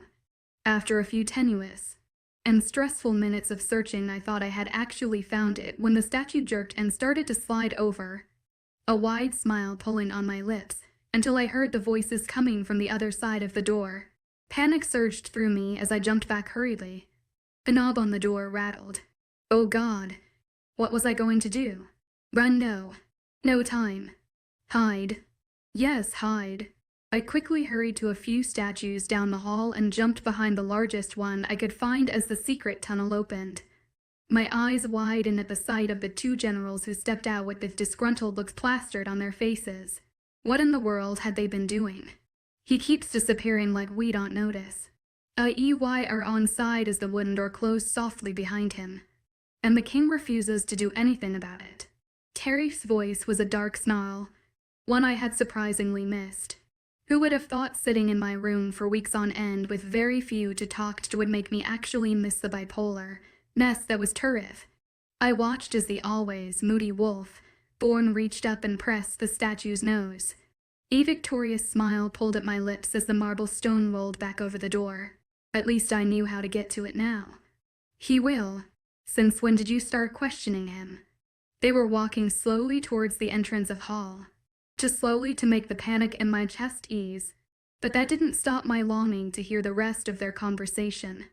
I'm not questioning him, just voicing concerns.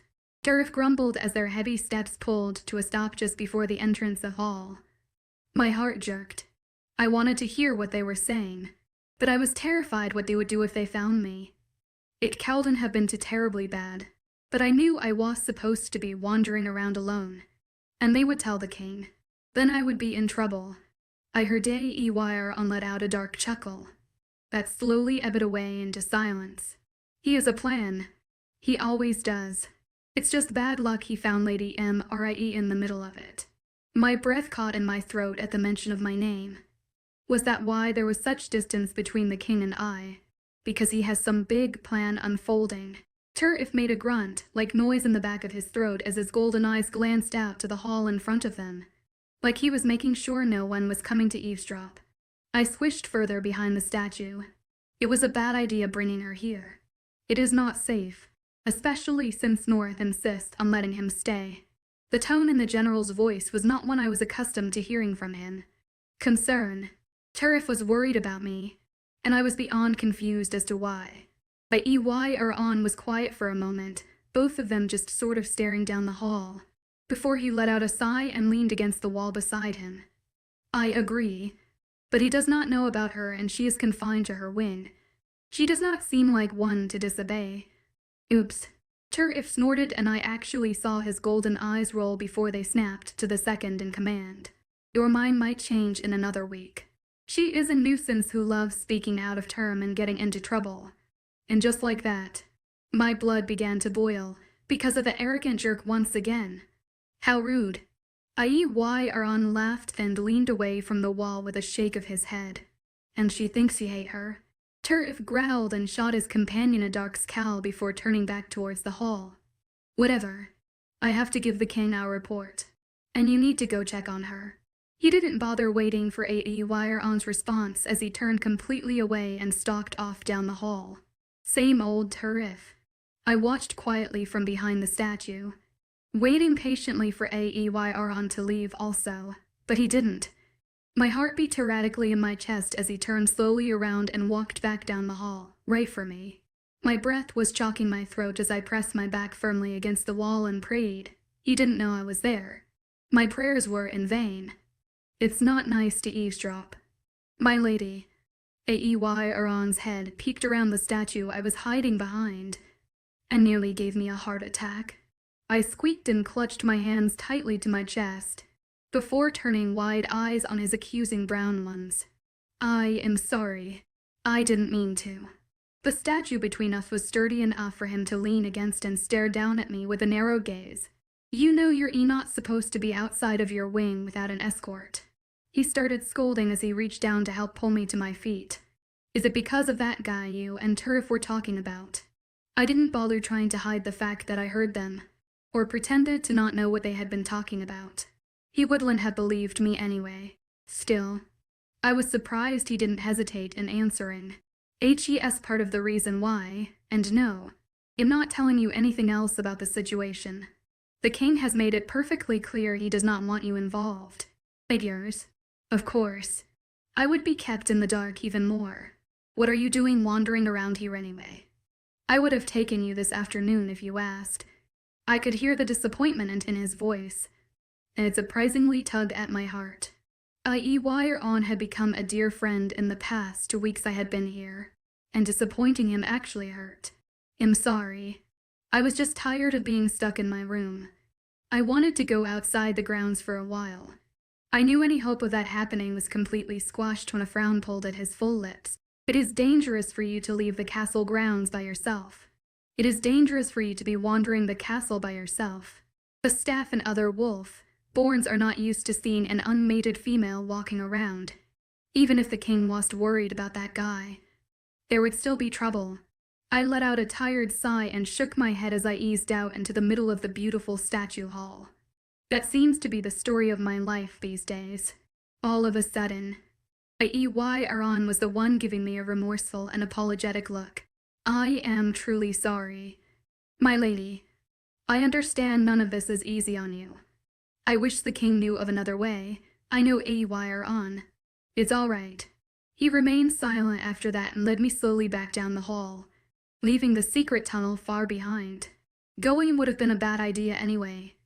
I didn't know my way around the tunnels and I would have only gotten lost if I hadn't been caught by then. Terry's usually really good with sensing things. I'm surprised he didn't realize I was there. I started quietly a few moments later, if only to ease the tension between us. He has a lot on his mind. The king has been keeping he and the others busy lately. I doubt he would have noticed if you were standing right in front of him. Where is the king? I couldn't keep the curiosity from my voice, or the desperate need. I haven't seen him at all in the past few days, and he seemed just as busy as his generals. We had a messenger arrive sometime this morning with news of attacks from the northern raiders. He has been dealing with that ever since. My heart skipped in my chest. The northern raiders. They were a dangerous group of shifters who preyed on all villages and towns along the north. The king and other wolf-borns had fought them away from the mountain on more than one occasion, but they were starting their attacks again, and that meant another war could resurface at any moment. Are you hungry? Would you like me to have the kitchen prepare something? His question was sincere, but I knew he was asking to change the subject. Just another part of the king's life I was to know about. No, thank you. I'm all right. I was a little hungry, but when I tried to eat that morning my stomach only flipped in nausea. I was feeling well. I hadn't been for a few days, and the thought of food made my stomach turn. 𝐿𝐢𝐬𝐻 narrowed his eyes at me. Do not start this again. My lady, I expect you to eat 3 meals a day, or I will tell the king this time. I rolled my eyes at that as we pulled to a stop in front of my door, but his own worst turn. I knew he was being serious, and I knew he would tell the king. It's not that I had stopped eating. I just was hungry the first week I was here, and only ate at supper. 𝐿𝐻𝐸 hadn't liked that at all. I was fine for a few days, until I started feeling queasy. And I will. Tomorrow. I just don't feel so well today. That's all, I assured him as he held the door open for me. I shot him a grateful smile and stepped into my room. He didn't look convinced.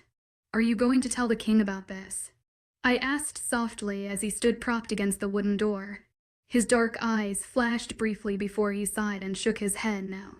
I should, but I understand why you felt the need to go off on your own.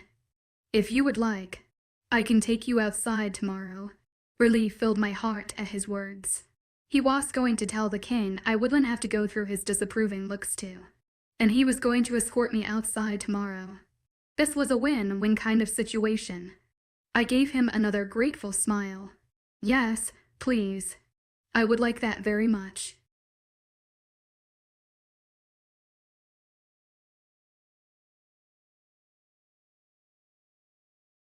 Today, I'm going to recommend a novel beyond imagination. The heroine in the story spares no effort to save the king she loves, even exhausting her life energy. But after succeeding, she finds herself trapped in darkness, and when she wakes up again, everything around has changed.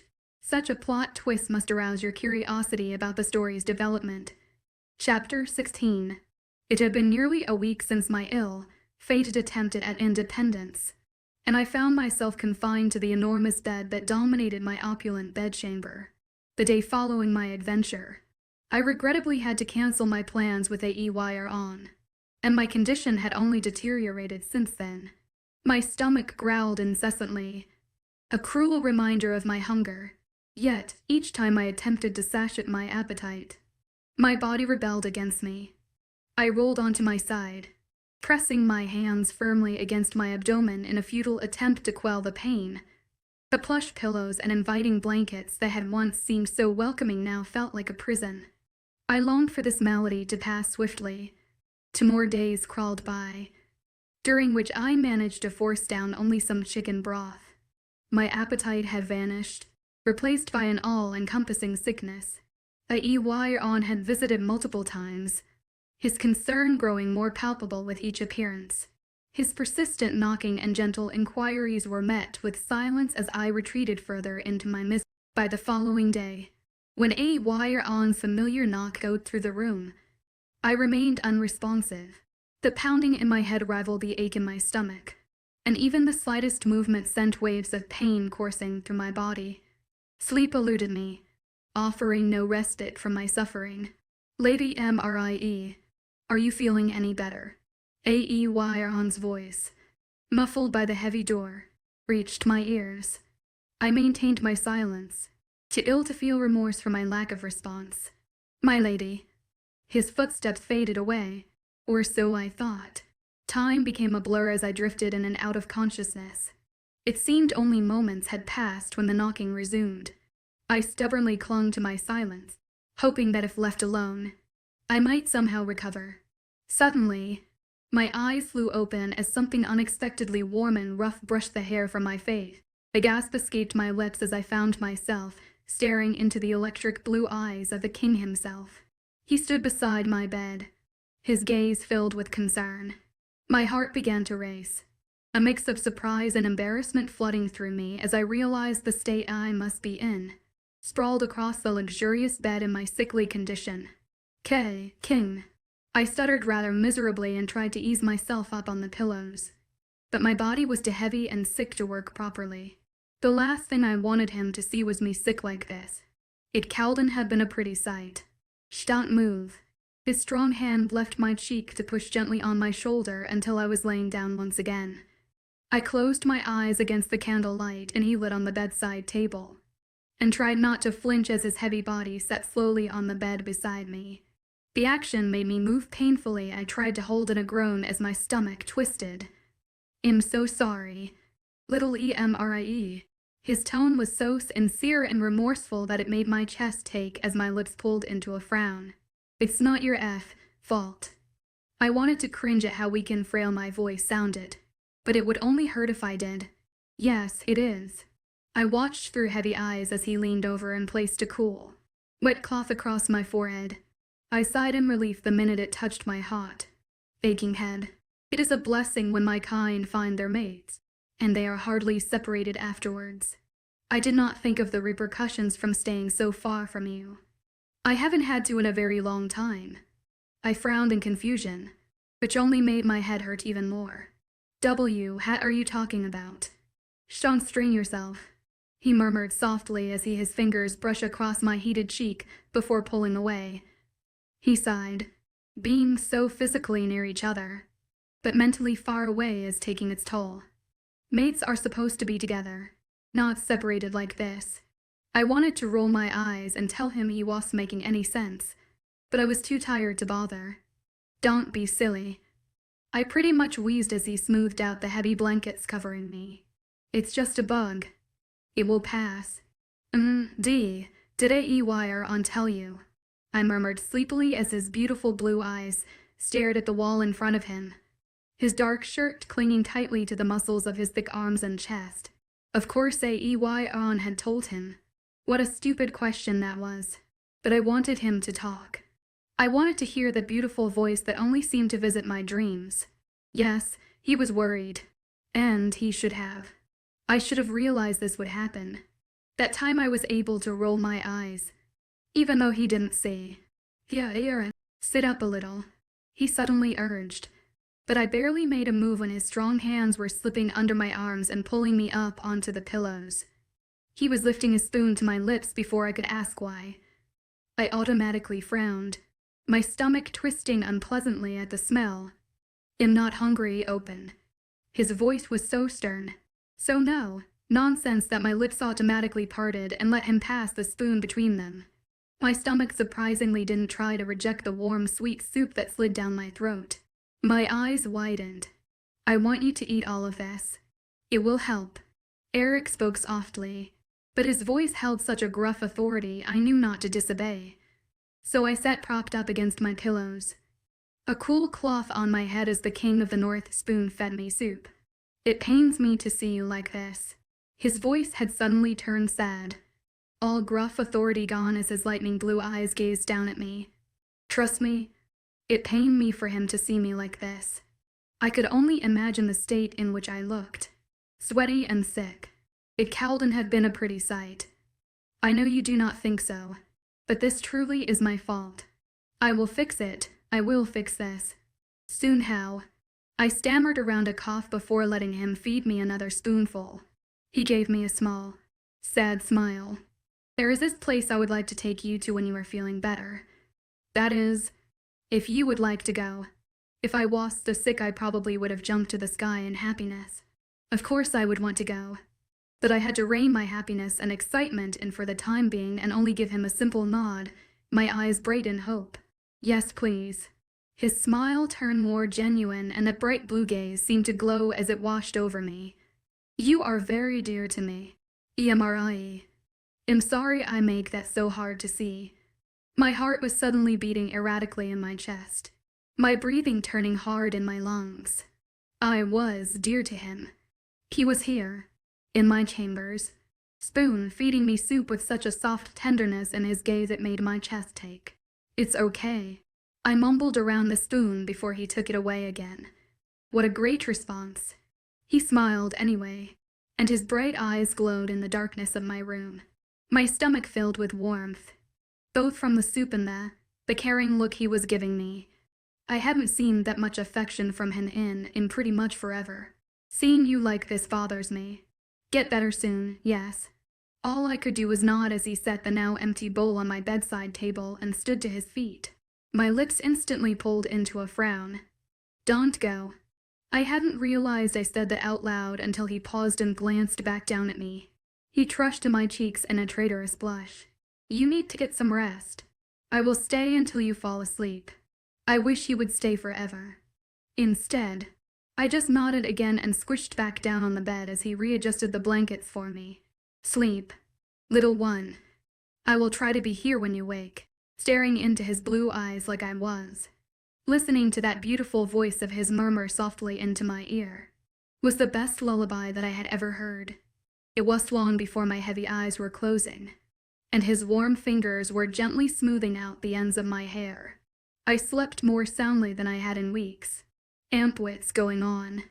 Despite the loud clash of armor and voices sounding around the large room, my voice seemed to filter through every wolf-born's ears. The sound quickly turned to dead silence. The king's head snapped up, his lightning eyes widening briefly before he relaxed once again. I rubbed my hands nervously together in front of me.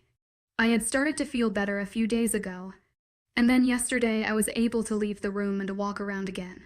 I was way too excited for the king to the place he had promised to, but looking at him now, at all his generals, I knew that probably was going to happen.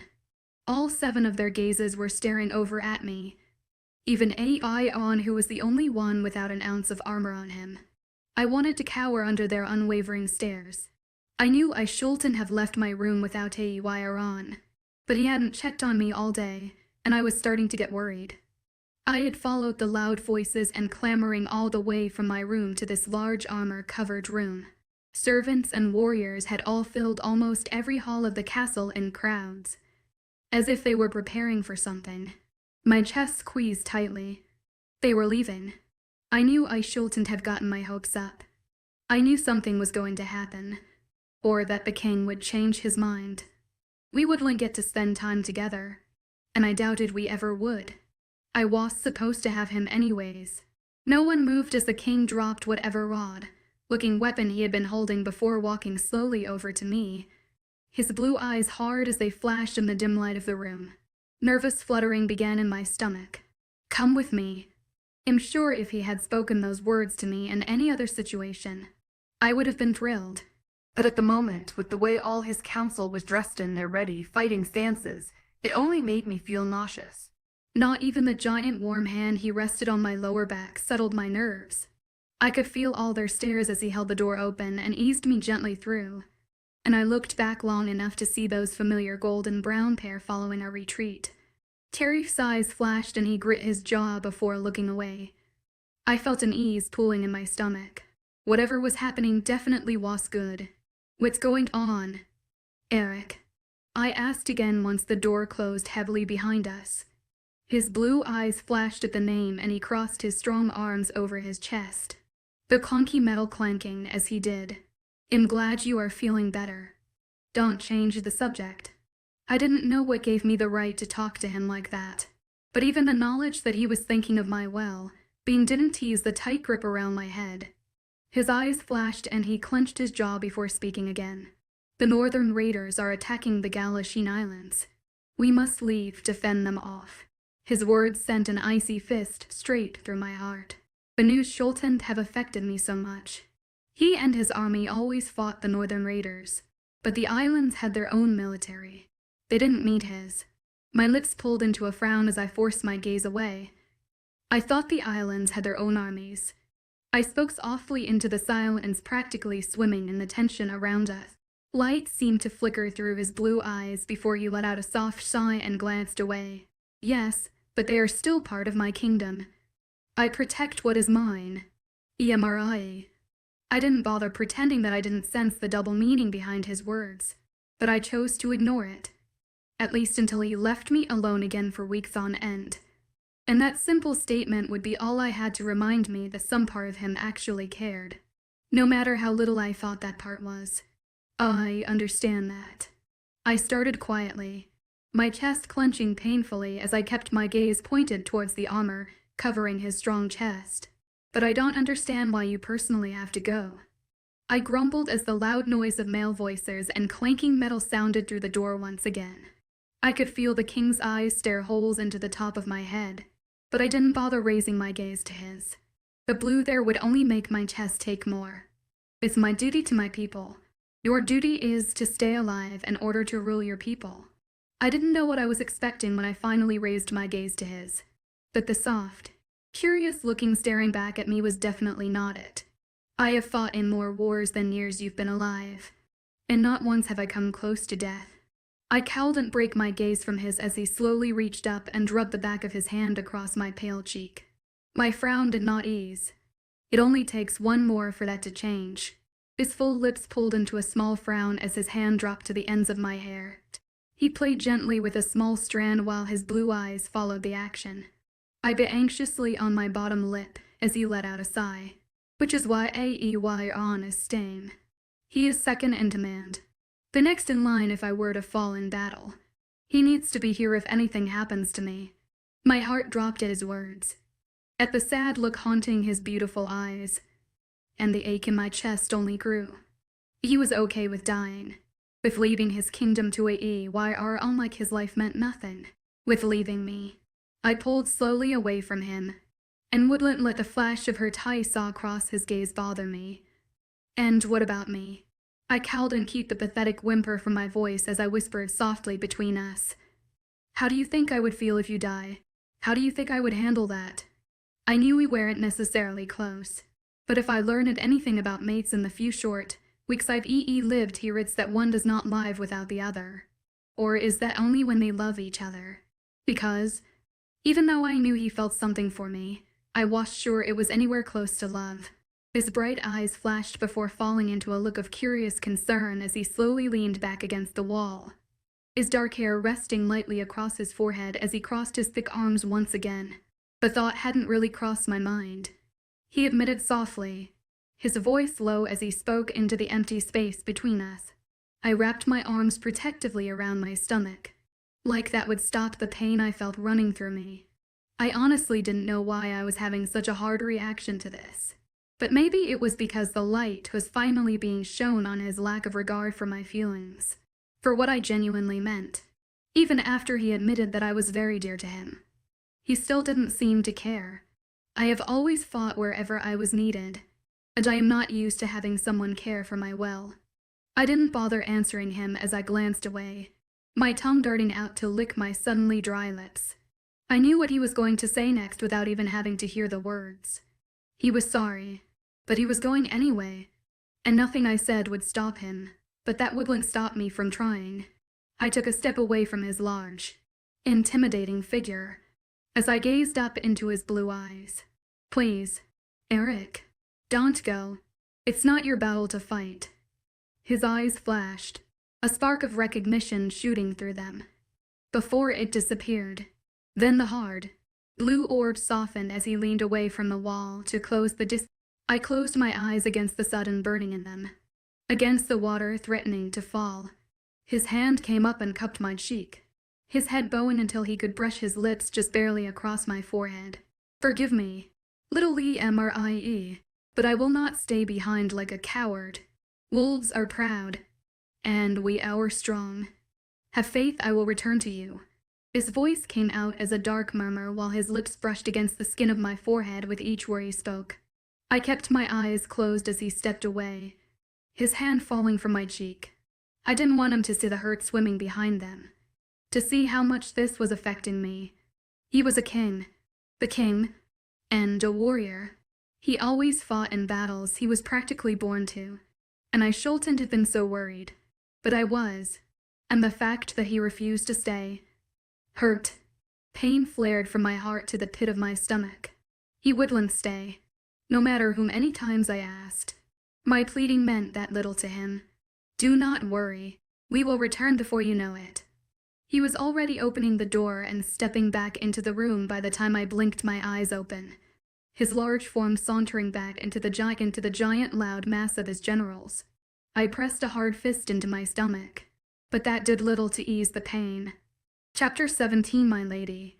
I blinked over at the large wolf, born standing just outside of the door, his golden eyes soft for once as they gazed down at me. I cowed and even forced my lips to smile at the concern on his face. You are going to. I was certain my voice sounded as miserable as I felt, but I cared little about showing him that weakness. Turf stared down at me, his large body covered in the same armor as most of the others, except for the silver badge of his rank gleaming brightly on his breastplate.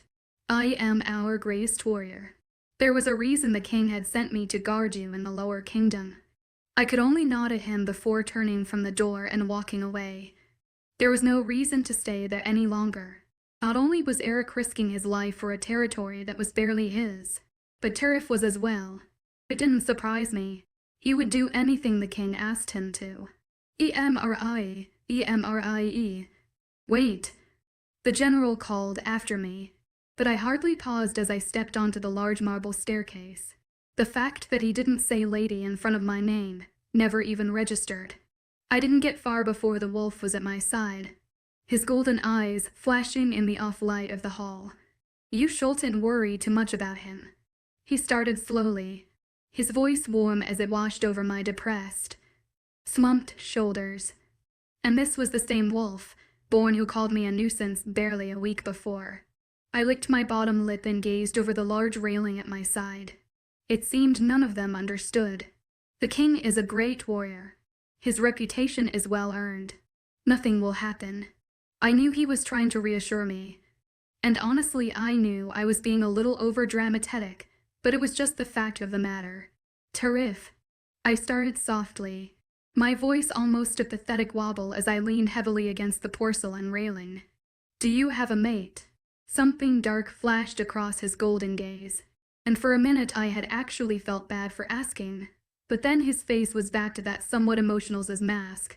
Not here was a hard bite to his voice, one that sent an icy chill straight down my spine.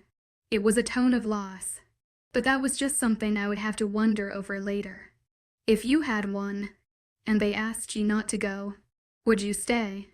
That hard look of his mask slowly fell as he stopped walking just a step below me, his golden eyes staring softly to the side. North is just not used to having someone that cares as you do. You just have to be patient. Would you stay? I felt bad for cutting him off, but I didn't want to hear any more excuses. What I wanted to hear was what I knew for a fact. The 𝐸𝐴𝐬𝐸, or what I was supposed to be to him. Tarif paused, his dark voice silent before he let out a gruff sigh and gripped gently onto the top of my arm. Even a step above him, he still towered over me, and I had to crane my head up just to look at him. I wanted to say I was surprised at the sadness in his golden eyes, but I was expecting some close to it anyways. Yes, I would stay if she asked me.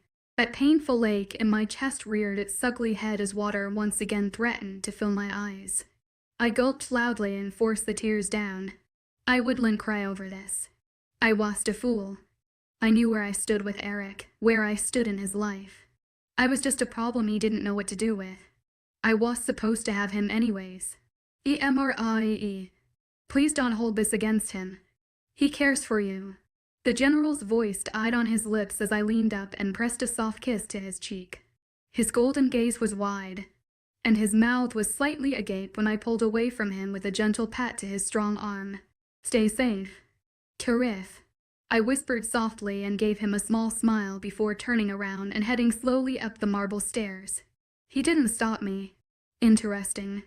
I stopped half, way up the large marble staircase as an eerie voice sent an unpleasant chill down my spine. My eyes snapped up from the bottom of my gown that I was trying not to trip over and locked gazes with a man creepier than an eel. My grip on the railing tightened. The announcer from the king's birthday ceremony. Who are you? I cowled and hid the hostile suspicion in my voice as pale, yellow eyes glowed down at me from the split platform in the middle of a staircase. The man's skin was paler than my own, almost translucent, like snow, and his hair was just as white. The robes he wore were a sickening yellow, green color that only made his odd appearance seem even more snake-like. I took an uneasy step back down the stairs. Talk about a bad feeling. Like all other wolf-borns I met. He answered immediately. 𝐊𝐴𝐬𝐸, royal advisor to our great king and translator of the ancient souls. 𝐊𝐴𝐸𝐸. Why did I feel like I heard that name before? And he was a translator of souls. That alone was enough to scream odd. Seers weren't around much anymore. Most had gone mad and evil with power, while others cowed and handled the voices and took their own lives. It was rare to find one, especially this far up the mountain. What's interesting? I asked instead of voice how creepy I truly thought the man was. His beady yellow eyes reminded me too much of a serpent, and I highly doubted he was a wolf. But I'm sure the king wouldn't let someone so close to him if he was. He wouldn't even let me close to him. Your little interaction with our great king. He seemed oddly fond of you. He obviously was paying too close attention. Then, I definitely wouldn't use fond to describe how the king was feeling during our little conversation. I glanced back down the steps and frowned when I saw no sight of turf in the mass crowd of guards running around in battle armor, and that the thick brown door was shut tight. No one was paying attention to us, and I could find no genuine excuse to rid myself of the eerie man. I wouldn't necessarily say fond. I muttered more to myself than him as I edged further along the step before walking diagonally up and away from 𝐿𝐵𝐵𝐵𝐵. I've seen you walking around with 𝐿𝐻𝐬 on from time to time, but it's surprising as well. He continued to speak like he couldn't tell that I was obviously edging away from him, but his words made me pause. 𝐿𝐻𝐬 had made sure no one was around when he escorted me anywhere.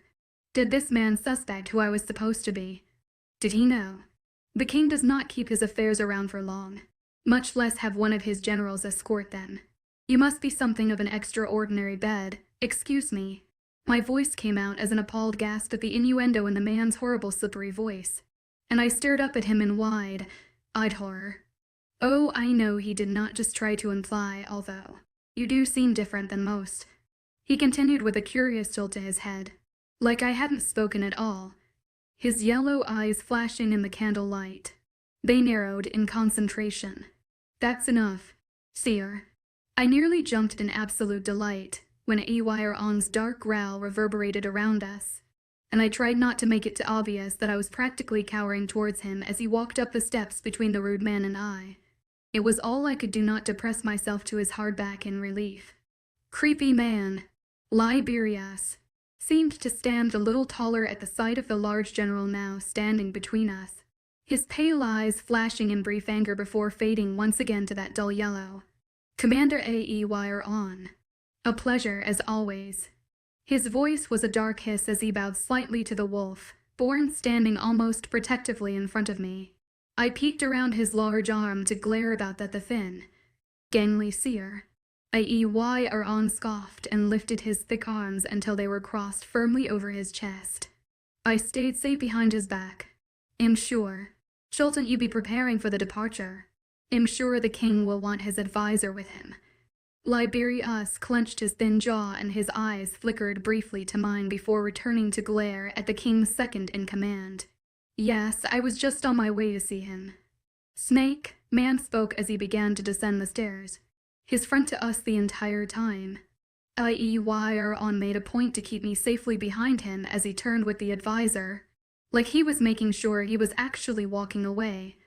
It was a pleasure talking with you, my lady, the seer called as he descended the steps, his white lips pulling into a sickening smirk. I bet. You're positively stunning. 𝐿𝐻𝐬 chuckled, as if enjoying a secret joke with himself before finally turning his back to us and walking casually down the rest of the steps, a whistle on his lips. 𝐿𝐻𝐬 visibly relaxed in front of me. Disregard anything he says. My lady. He speaks through his ass. I gave the scowling general a small smile, before a frown slowly took its place. The king doesn't keep his affairs around for long, so what he says isn't true. I asked softly as 𝐿𝐻𝐬 placed his hand gently on my lower back and began leading me up the stairs once again. About you being a common whore. No, of course not. I rolled my eyes and hit his arm lightly as he let out a laugh. No, not that. About the king having affairs. It was hard speaking the words. Hard to have them pass my lips. I didn't even like thinking about them. But it made sense. I mean, neither of us ever thought the other had a mate. Why would he wait for me? 𝐿𝐻𝐬 tense beside me, his strong shoulders stiffening once again as his hand fell uncertainly from my back. He has. In the past. But I highly doubt he has been with anyone since he found out about you. My heart stalled in my chest. He highly doubted. But he didn't know for sure, and the king has made it quite obvious where I stood in his life. I wouldn't blame him if he has been with other women since he has known me. Water suddenly threatened my eyes once again, but I tried to force it down as we stepped foot into the hall that would lead to my wing. Please don't get upset over this. I'm more than positive North would never be with anyone else ever again. Thank you. 𝐿𝐻𝐬. I interrupted him softly as I stepped away from his large body and turned towards the direction of my wing. "I appreciate your words, but I would just like to be alone right now. Alone to sulk in my own miserable feelings. But my lady, I will see you soon. Give the king and the other generals my best wishes." I tried to make my voice as strong as I could as I walked slowly away from him, but my fist was pressing firmly into my stomach. I never should have agreed to come here so easily. Never should have convinced myself there was hope for the king and I. I was a mistake, a problem he didn't know what to do with. I was never supposed to have him anyway. The days passed slowly, and the weeks even more so. And yet, I was still surprised when I learned that it had been almost 3 moons since I arrived at the king's castle. He and his 5 generals had been gone for the entire second one. The castle was even more quiet than usual, and that was saying something. 𝐖𝐨𝐬𝐼 was the only one I had to keep me company, but even he would disappear occasionally. I didn't blame him though. I wouldn't want to be stuck babysitting 𝐿𝐬. The general received a message every week from the king, explaining what was happening and whether or not they would be staying away longer. Not once did Eric mention me. It was a selfish thought, I knew it was. But was it so silly to hope he was actually thinking about me? All I did was think about him. I would sit in my rooms or that little garden that 𝐿𝐬𝐼 had taken me to what seemed like forever ago, and wonder over what was happening, hoping beyond hope that the king was okay, that they wouldn't stay too much longer. Not that it would be any different if he were here. He had filled my being with such hope all those weeks ago as he sat beside me on my bed, hand-feeding me soup to ensure I would eat. He wanted to take me somewhere, to ease the distance between us. It was all a false hope, just sweet words to take my mind off the sickness. I had not been ill since he left, but even if he had been right about why I had been sick, there was absolutely no connection between us now. Physically or mentally, my body had no reason to act so foolishly. I kicked the soft snow away from my feet as I sat on the cool bench in the castle's winter garden. I'd had no idea where 𝐿𝐬𝐼 had run off to, but ever since the king and a quarter of their army had left, he had been much more lenient on escorting me everywhere. A lot of the servants had left with Eric and his generals, and I could only assume the I had overheard 𝐿𝐬𝐼 and Turf talking about had gone as well. There was no need to ensure that I stayed in complete secrecy. I wanted to enjoy the freedom I wish I could have, but my thoughts didn't grant me any reprieve. "There you are." 𝐿𝐬𝐼's voice startled me out of my thoughts, and I raised my eyes from the dewy snow beneath my feet to see the large wolf walking steadily towards me. He walked so over the icy terrain, like it was simply grass instead of snow and ice. "I didn't realize you were looking for me." I gave him an apologetic smile and moved over on the bench so his large body could sit beside me. I know. Perhaps letting you wander around on your own is not such a good idea." His voice was a teasing grumble, one I actually laughed at. However, the quiet giggles died on my lips when I saw the paper clasped in his hand. When the king sent his messages, it was always through a trusted soldier or servant. He never once sent a letter. That made a nervous flutter shoot through my stomach. I would know if something had happened to him. Right. I would have felt it. Right. "This is for you." 𝐿𝐬𝐼 held the letter out to me, his hand strong as it raised in the air. My fingers were shaking as I reached for it. I was terrified of what could have been written on that paper. Had he been injured? Were they coming home? Or did he finally decide he was done with me? Was this paper the rejection I was starting to think would be the only future we shared? "I can leave, if you would like." 𝐿𝐬𝐼 spoke softly. His tone was that reassuring verse I often clung to. I shot him a bewildered look. "No, please. Stay. I could use the company."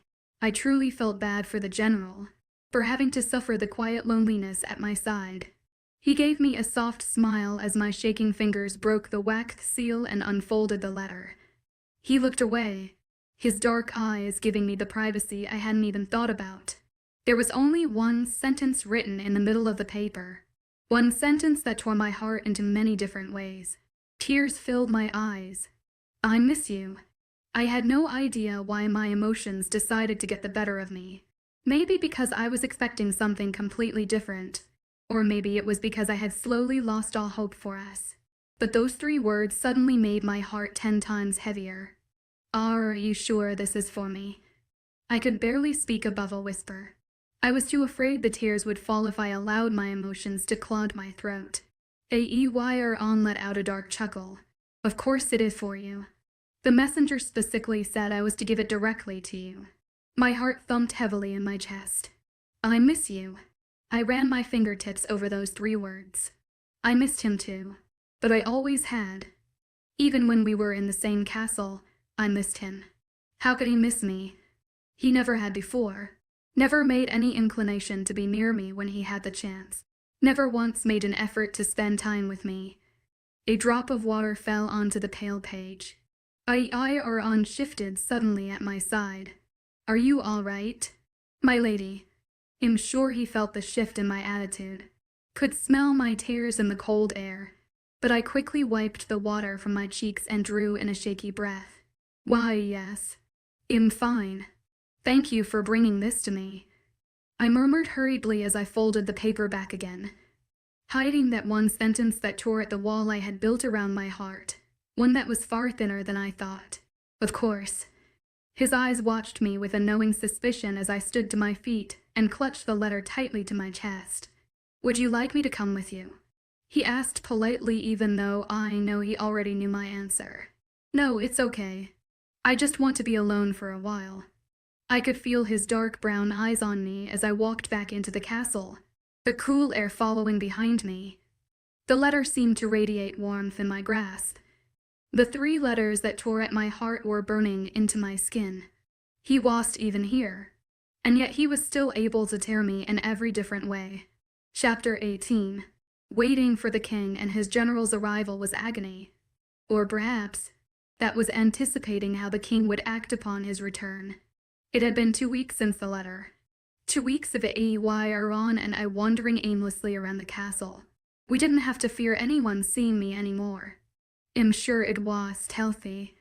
Mentally at least. Well, mentally for me. But I kept the letter he had written beneath my pillow. One silly sheet of paper with 3 words that were otherwise meaningless held such a tight grip on my heart it made me want to scream.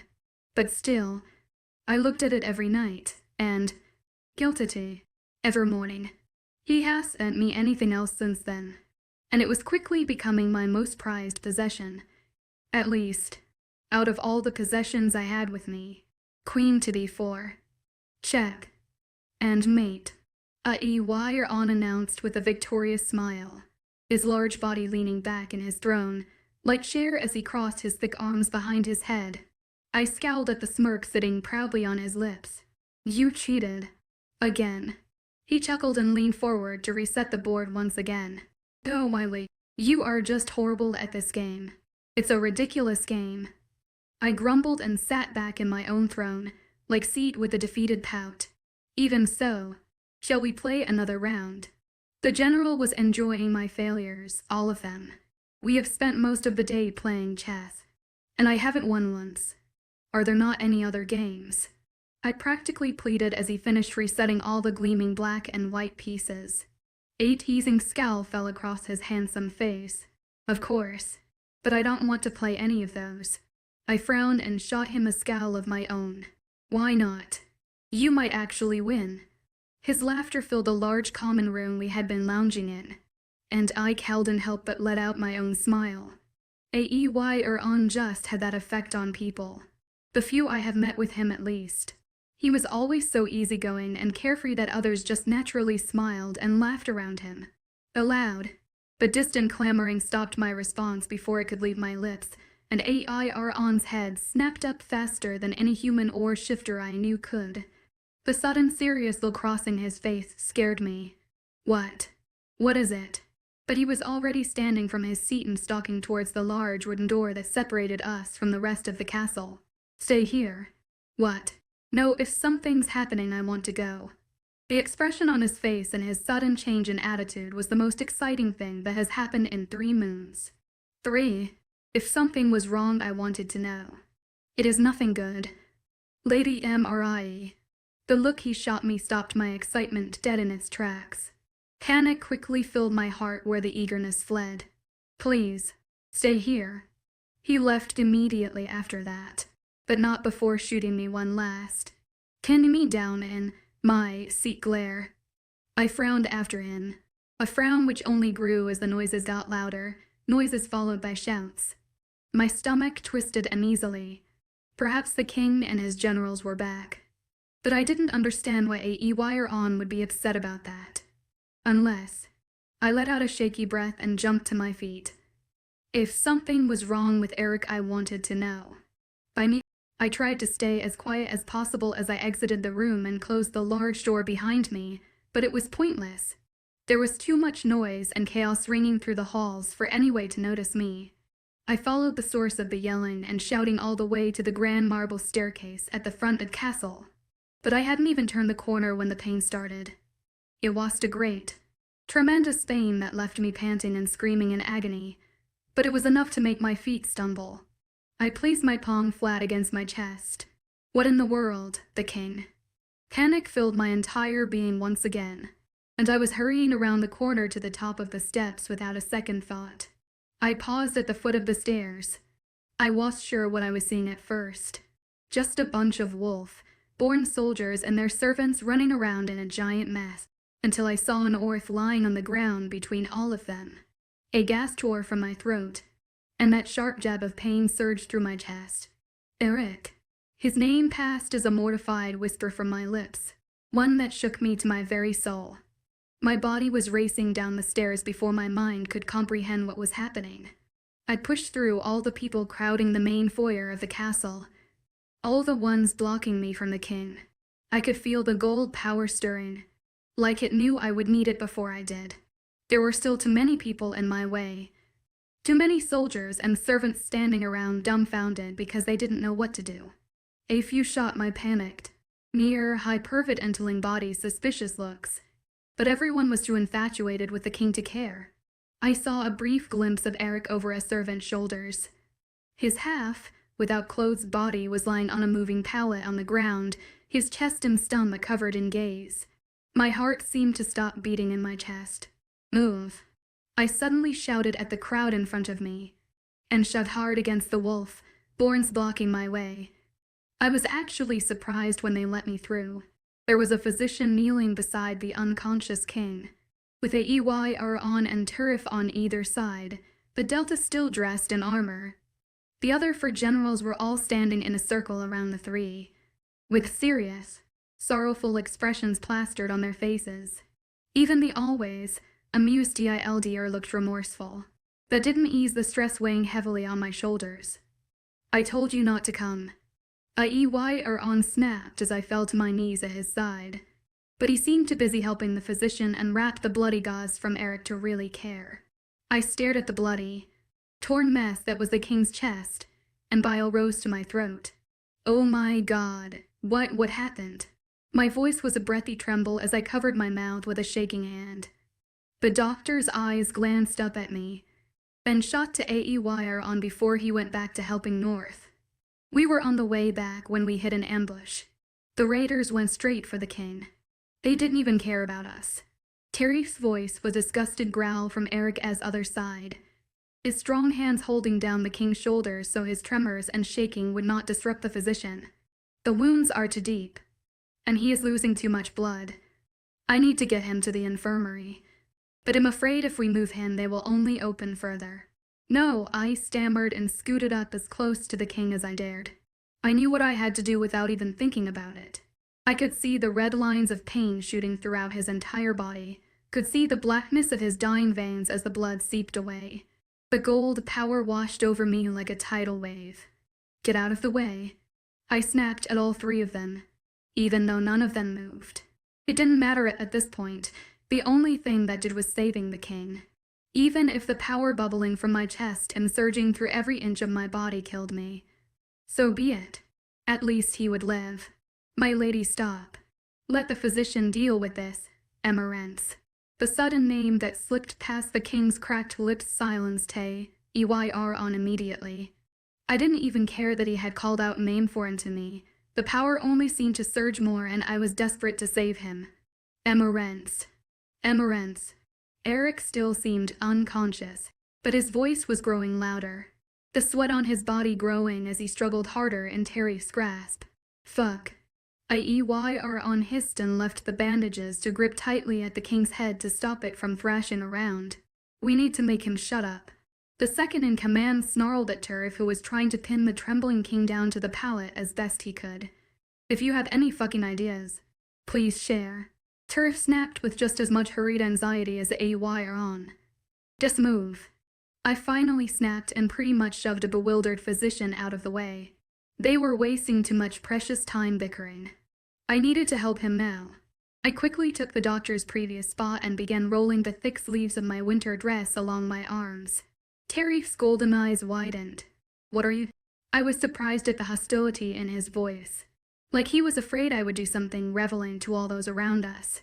Technically, I was. I ignored him and raised my hands over Eric's chest, right above the part that seemed to thrive with red and black veins. I could feel the gold power licking my palms. My fingertips, it just needed one push from me for it to escape to the being it so desperately desired. I let out a shaky breath. I could do this. Immerse. What are you doing? Stop. The panic was growing in Tariff's voice as I slowly lowered my palms to the shredded skin and bone of the king's torso. I continued to ignore him, and let my eyes close just as the soft skin touched the rip, gory mess of his wounds. Immerse, stop now.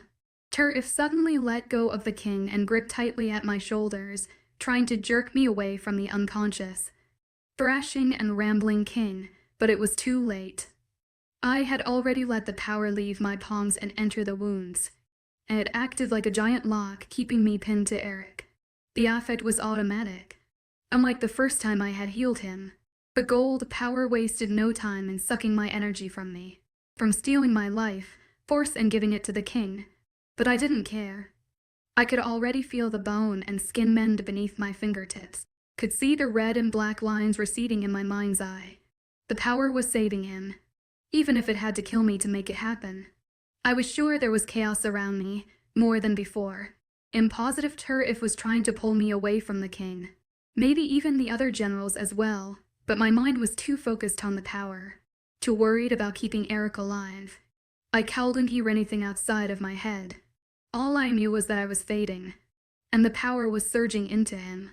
It felt like hours, days, before the skin under my palm finally closed, but it had been more than a few minutes. Still, the power continued to enter him, just like before, filling him and leaving me as an empty shell. I once thought that the gold power wasn't a power at all, but my soul that I could sometimes physically tap into. I thought that made me special, thought that I could heal people with what the heavens granted me. I knew the truth now, or at least, part of it. Even if it was my soul, it wanted nothing to do with me, just like the being it was so desperate to get to. At least he wouldn't have to deal with me anymore. My eyes slowly fluttered open, even though the rest of my body remained immobile. Just one look at him, just one last glimpse, then I wouldn't try to stop it anymore. I would let the rest of that power flow freely into him. There was almost a peaceful look resting on his handsome face now. His body no longer in thrashing trembles as his dry and cracked lips called out for a person I knew not. I wanted to smile. He looked as if he were sleeping, as if he had never been injured in his life, much less seconds away from death. I felt my body slouch over. Was no one trying to pull me away anymore. I could see darkness creeping along the edges of my vision. Could feel the hollow, empty blackness trying to take over my mind. I was so tired. Dark eyelashes fluttered across high cheekbones, and then the king was blinking his eyes open as if he was awaking from the greatest night's sleep he had in forever. I was surprised when the quickly fleeing power let me smile down at him. It was cruel for the heavens to pair us together. It must have known we could never be together, and not cared. But he had searched for so long for someone he gave up hope on. I hoped now he would find peace with himself, even if it wasn't with me. Maybe he wouldn't have that obligation to be so lonely anymore. The darkness was creeping farther over my gaze, blocking out all light and shape except for this chiseled face and the bright blue of his eyes. He blinked up at me, and his full, Cracked lips pulled into a small smile. So beautiful. My body was sinking into that dark hole, the gold, power left behind. My eyes began to drop as the darkness swam closer to the irises. I watched the blue of his for as long as I could, tried to sketch the image into my mind to always look back on, even though I wasn't sure if I would be able to keep it wherever I was going. The last thing I saw before the darkness prevailed was that beautiful, lightning, blue gaze widening, and then the large, painted ceiling. I wasn't sure if my eyes had finally closed, or if the power had officially sucked all life from my now withering body. What were the heavens like, and much like that time on the boat with Turif, a time that seemed like centuries ago. My head was pounding with the feeling of 1,000 thundering hammers. I tried to groan out in pain, but my throat was too dry and scratchy to be of much use. Something hard and cool pressed against my lips. Drink. It was a one-word command, but it was the first voice that I felt like I had heard in years, and I obeyed immediately. Cool water flowed from my lips to my throat in a soothing bliss, or at least, I thought it was water. My tongue seemed off and taste was minimal. Once the cup and its refreshing contents were gone, I tried to blink my eyes open, but darkness was the only thing entering my vision. I could feel myself begin to panic. What was wrong with my eyes? Why couldn't I see? My breathing was starting to quicken, and the pounding in my head only grew worse. But no matter how many times I tried to blink, everything stayed dark. Relax, relax. There was a sound of a match, then a candle lit right beside my head. I gasped and quickly shut my eyes against the blinding light. I wasn't blind. It had just been exceptionally dark. You gave us all quite a scare there. My lady. I recognized that voice. I knew that voice. Its owner had been my constant companion for the last couple of months. I tried to blink my eyes open again, And gaze blur wryly over at a worried frown 𝐿𝐢𝐬𝐬. My headache was slowly easing, and whatever had been in that cup helped subdue the pain in my throat. Where am I? But my voice still came out as a dry, broken mess. The concerned look on the general's face only grew. Your chambers. The physician wanted you in the infirmary, but both the king and I felt you would heal much better here. The simple mention of his title, his name, had memories flying back to my mind in a nanosecond. The king. Eric was dying and I had to save him. The gold power was saving him and killing me in the process. But it didn't. I gasped and tried to sit up in the bed, but one stern growl from 𝐿𝐢𝐬𝐬 on had me easing back down again. Where is he? Is he okay? Did everything heal? Calm down. Hell have my head if you knock yourself out again. That didn't answer my question, but I could feel the headache start to return and knew if I didn't relax the pain would be unbearable. So I let out a heavy breath and tried to ease back on the pillows. 𝐿𝐲's fine. And 𝐿𝐲's sleeping. You saved his life. But he still lost a lot of blood. You've both been unconscious for a while. How long is a while? I mumbled into the dark room as I let that reassuring news settle over my shoulders. 𝐿𝐢𝐬𝐬 paused, his brown eyes glowing softly in the darkness before he glanced away. A week. He has been in out of sleep for most of it, though. We were all pretty worried about you for the first couple of days. The court physician wasn't sure what was wrong and you kept. His voice trailed off, and I knew whatever he was having trouble to say wasn't good. I licked my dry lips. I kept what? 𝐿𝐢𝐬𝐬 on. He saw it and ran a heavy hand through his hair before glancing back at me. Stop breathing for a while. You did it a couple of times. And it didn't help that the king kept getting all worked up about it and no one knew what to do. My lips pulled into a frown at his words. I didn't mean to cause so much stress or worry. They should have all just let me go. It probably would have been, but North has his own magic, and was able to stable you. He should have been resting. He was going to let you die. Immerse. And you are a fool if you think otherwise. I snapped my mouth shut at that. At the sudden serious, dark look that crossed the general's gaze. I clenched and unclenched my jaw. He was right. I knew he was. The king told me he wouldn't be able to handle it if I died, but he wouldn't let me die. But that didn't mean he should have. He would have been freed. But then a thought crossed my mind. One that dropped my heart to my stomach. Is he very mad? I asked softly as I blinked up at the dark rafters far above me. 𝐿𝐻𝐬𝐻𝐬 made a grunt-like noise before leaning farther towards the bed and the wooden chair he sat on. About what? Me, because I pretty much revealed myself to the entire kingdom.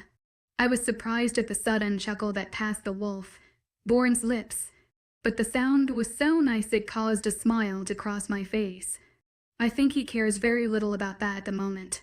My lady. Right. He did almost die after all. Recovering was the most important to be worried about. I blinked up to the dark ceiling again, before letting out a tired yawn. You should get some more sleep. I will inform the king you have finally awakened. 𝐻𝐬𝐻𝐬 started to stand, but even though my heavy eyes began to close, I stopped him.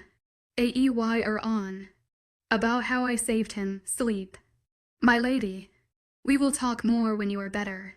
Chapter 19. I wouldn't go as far as to say I felt brand new the next time I woke, but it was close enough. There was already warm water in the bath waiting for me. And, even more surprising, one of the castle's servants laying out a dress. My lady. The servant girl said with a deep curtsy before standing once again. Shall I help you and rest for your bath? She asked politely, her red hair tied in a loose bun underneath a white handkerchief. I gave her a confused frown. No thank you. I'll manage. Of course. My name is Ellen. My lady. If you need me, just ring the bell.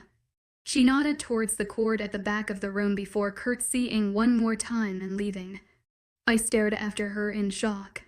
It had been 3 months since I arrived, and that was the first servant I had ever seen anywhere near my room. How odd. The bath was refreshing, and seemed to ease whatever was left from that little almost dying again fiasco. The heavy snow had finally started to melt, but that didn't mean merely snow was leaving anytime soon. I was thankful for the long sleeve dress the girl had laid out for me, even though I could have gotten it myself. I had been for the last 3 moons. I didn't have to wait long for 𝐻𝐬𝐻𝐬 to knock on my door. He did almost the same time every day. I checked to make sure the king's letter was still under my pillow before hopping over to the sitting room to let the general in. I gave him a large smile when I opened the simple piece of wood that blocked my room from the hall. You look much better, he said with a large, beaming grin that only made my own want to grow. I feel much better. How is the king? 𝐻𝐬𝐻 fine. Still sleeping. Let's get you something solid to eat, yes. There was no room for argument in his tone, and he was taking my arm and leading me down the hall before I realized it. I rolled my eyes. This wolf was obsessed with making sure I ate. 𝐻𝐬𝐻 still sleeping. The gold power had healed almost every cut, scrape, or bruise he had. Even if he did lose all that blood, his healing abilities far surpassed mine. He should have been fine by now. Maybe I hadn't healed him as well as I thought. 𝐻𝐬𝐻𝐬 let out a tired sigh, his smile slowly fading. Yes, he usually runs himself dry when he has to use that much power. That much power. Was it really that hard to save me? But don't worry about him. My lady. He will be good as new in no time. His smile was back, and it shone like the brightest candle in a dark room. Would you like to go see him later? What? The question caught me off guard. And not just because I haven't been in the king's side of the castle before. I was never invited to go see him except to eat. He was wounded or sick, or whatever. But still. North, do you want to visit him after you eat? He asked again. Slower, even like that would help. I fidgeted with the edge of my dress, a silly little blush playing on my cheeks. I don't want to intrude on his privacy or anything, please. Lady Immerse. I think he would really like to see you. Uncertainty filled my chest. If the king still wasn't feeling good, I'm sure the last thing he needed was an unwanted visitor, but the look in 𝐻𝐬𝐻𝐬's eyes was hard to say no to. And I did really want to see him. I found myself nodding reluctantly. Great. The wolf chirped happily before escorting me into the room the king and I would dine in on the rare occasion he had wanted to see me. My eyes widen at the scene just inside of the door. All 5 of the other generals were sitting around the table eating and talking loudly. 𝐿𝐷𝐿 even laughing. I took a step back in surprise. What were we doing here? I never ate with the generals before. I hardly ever ate with 𝐊𝐢𝐬𝐬. The king's second in command slammed behind us and caused all eyes to turn in our direction. There was silence, and then all the generals stood to their feet and bowed in our direction, even 𝐿𝐢𝐬𝐬. Lady Immerse. They all greeted together, their eyes glowing with the light of their wolf. 𝐊𝐢𝐳. I waved awkwardly as they all stood from their bows, but none took their seat again. They were silent as they watched us, watched me. My hands started to shake nervously at my side. What was going on? This way. 𝐖𝐴𝐬𝐬𝐬 spoke softly at my side and eased gently on my lower back until I was walking in the direction he wanted me to go in. They all stood standing, silently, watching me with their glowing eyes until 𝐖𝐴𝐬𝐬𝐬 pulled me to a stop beside the very seat the king would usually sit in. See, the commanded softly, and I did without hesitation anything to get their eyes off me. As soon as I was seated in the king's chair, the other 5 all sat back in their own, including 𝐊𝐴𝐬𝐬𝐬𝐬. Well then, they still watched me, even as I reached up to grab various foods from my plate. None looked away until I had eaten a bite of toast, but even as they all went back to eating, I could still feel their attention directed at me. But 𝐿𝐢𝐬𝐬𝐬 was the only giant bubble of tension at my side the entire time. What's your problem? I grumbled halfway through eating when I glanced up to see his golden eyes glaring holes into the side of my head for the 3rd time since I sat down. His gaze flared and he grit his jaw before leaning slowly over the table. And you want to know what my problem is? He snarled quietly, even though I'm sure everyone at the table could hear if they truly wanted to. You don't have to sound so mean about it. I mumbled and dropped my gaze to the porridge I was stirring uselessly around its bowl. Mean. I told you to stop, but you didn't listen to me, again. And you don't want me to sound mean about it. Leave her alone. 𝐿𝐢𝐬𝐬𝐬. She just started feeling better. 𝐊𝐴𝐬𝐬𝐬𝐬 growled from my other side, his brown eyes hard as he glared over at the king's 3rd in command. My head was starting to throb. We almost lost them both. 𝐊𝐴𝐬𝐬𝐬𝐬. I have a right to be pissed off, which I'm sure you can all bicker about later. Let my lady eat. 𝐿𝐷𝐿's voice called from the other end of the table, but that only sent a bright blush to my cheeks. So, they were listening to everything. Perfect. The table fell into a stony silence, even though I could practically feel the anger streaming from 𝐿𝐢𝐬𝐬𝐬𝐬 in a tidal wave. I didn't understand what his problem was. Yeah, so I almost died again, but I didn't. And I saved the king's life. Why didn't he just be thankful for that and move on? Are you finished? 𝐖𝐴𝐬𝐬𝐬𝐬𝐬 asked softly a few minutes later. Once the other generals had started talking again, I pushed my plate away.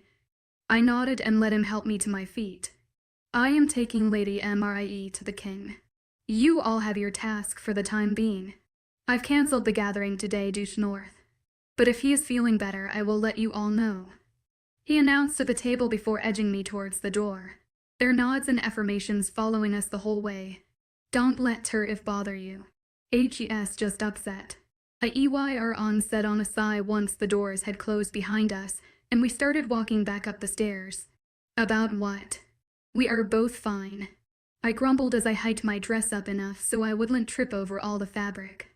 The wolf beside me paused, his body stiff as he led me along the marble steps. It takes a lot to kill the king, a lot more than the wounds that he had, but they weren't healing. Not like usual. The raiders were smart. They must have laced their blades with some poison foreign to our medicine. That's why we were all going a little crazy. No one knew what to do. He cast me a sad smile before leading away from the steps and down the beautiful statue hallway. For a moment, we thought we were going to lose him permanently. And then you almost died trying to save him. I told you that 𝐿𝐢𝐬𝐬𝐬𝐬𝐬𝐬 holds a soft spot for you. Add that on to the fact you are North's mate. Losing you both is a terrifying notion. That still sounded like a load of bull to me. 𝐿𝐢𝐬𝐬𝐬𝐬𝐬𝐬 holding a soft spot for me, that is. But if 𝐊𝐢𝐬𝐬𝐬𝐬𝐬𝐬 truly believed it, then I guess I would for now. He knew about the gold power. That's why he tried to stop me. I murmured more to myself than him, but I knew he heard anyways. Yes, he and I both, now the majority of the castle does too. Morth mentioned it when he first entrusted us with your safety. We were to stop you from using it at all costs. He feared the toll it would have on your life. I followed him past the statues and around a corner. There was a small metal staircase at the back of the hall. One that wasn't big enough for two people to climb side by side. Even though I was saving the king's life, he still tried to stop me, yes. I climbed the metal staircase slowly after him, one hand gripping tightly onto the railing, and the other on my dress. I wasn't sure how to feel. On one hand, I was thankful Turf wanted to save my life, but the other knew it was just because the king had ordered him to. The king really likes his privacy. I grumbled when we finally climbed through a square opening in the ceiling and into a small, private hallway. 𝐴𝐸 chuckled. Yes, but this is just the back way to get to his wing. The servants stake the many stairwell. And why in the world weren't we? The king's wing was twice as large as mine, and far more secluded.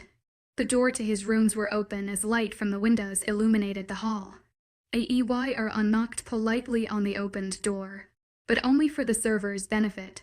She was sitting on a stool beside the bed, a bucket at her feet and a cloth in her hands. My lips pulled into a frown. Lord 𝐴𝐸. She stood immediately to her feet and bowed low, her head dropping her gaze to the floor. My eyes flickered over to the sleeping king.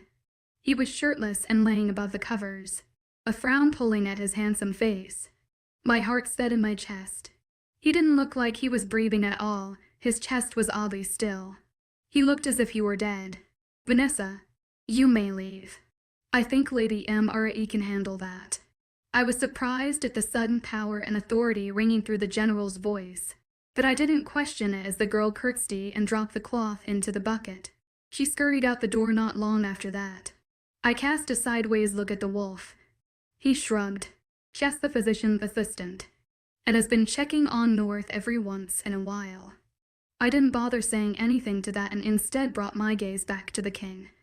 I will wait in the hall. My lady. 𝐖𝐸 spoke softly as I stepped further into the room. I shot him a grateful smile before he closed the door, leaving me alone with the sleeping king. His room was large with a bed twice as big as mine and a fireplace larger than I was tall. The rug beneath my feet was a blood red that shone proudly against the dark wooden panels lining the walls. The window set in the wall ran from the floor to the ceiling and offered a brilliant view of the outside snowy world. It was beautiful. I walked slowly over to the bed. Eric didn't make a move, despite the frown on his sleeping face easing slightly. I gave his peaceful body a soft smile before sitting in the stool Vanessa had left. I could just make out the subtle rise and fall of his chest from this distance, and that eased my racing heart. He was okay. I told you it only took once more. I grumbled softly to the sleeping king as I wrung the water from the cloth and eased it over his heated, tan skin. I tried not to let my skin touch his, but the muscle in his arms and torso seemed to move with each gentle sweep of the cloth and made it twice as hard. And I told you I would return to you. I jumped as his gruff voice filled the silence around us, even though his bright eyes remained closed. I thought you were sleeping. I practically stuttered when he shifted slightly and let his thick arm hang off the side of the bed. I know. A blush rose to my cheeks and I pulled the cloth uncertainly away from his strong chest as he let out a deep breath of air. His eyes still closed. Don't stop. He made an odd, gluff sound in the back of his throat when I went to put the cloth away, one that only made my blush grow. I rinsed the small towel and went back to slowly stroking his chest and upper arms. It was quiet between us for a while. He just laid there silently as I ran the cool cloth over his upper body.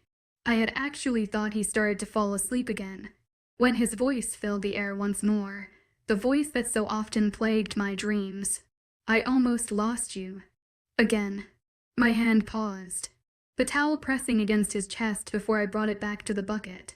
You weren't doing so well either, I muttered under my breath, even though I knew he could hear. My eyes widened as he let out a sigh and suddenly reached up with his large hand to grip tightly at my wrist. I stared down at his fingers, at the odd tremors shooting through my arm at his touch. Not again. 𝐸, he suddenly growled, his strong grip pulling my wrist, and me, off the stool and practically onto the bed. I sat uneasily beside him as he held my palm to his chest. If I told you the same, you would just ignore me. My voice was a soft murmur, a rather depressed one at that. He let out a ragged sigh before to let his bright blue eyes slowly blink open. He stared silently at the ceiling for a moment, his palm flat against the back of my hand. I could feel the warmth of his chest, and the steady beating of his heart, so different than the week before. He was okay. I told you I wouldn't be able to handle it if you died, and you think I magically will if you do. My tone came out harsher than I meant, but it got my point across and he didn't bother arguing over it any longer. I just can't. He paused and licked his dry lips before finally gazing over at me. I can't lose you.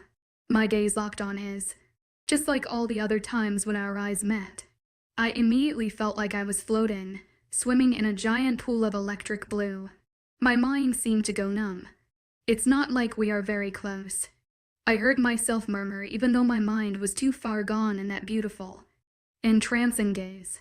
He blinked, and then was easing my hand up his chest into his cheek before I could blink.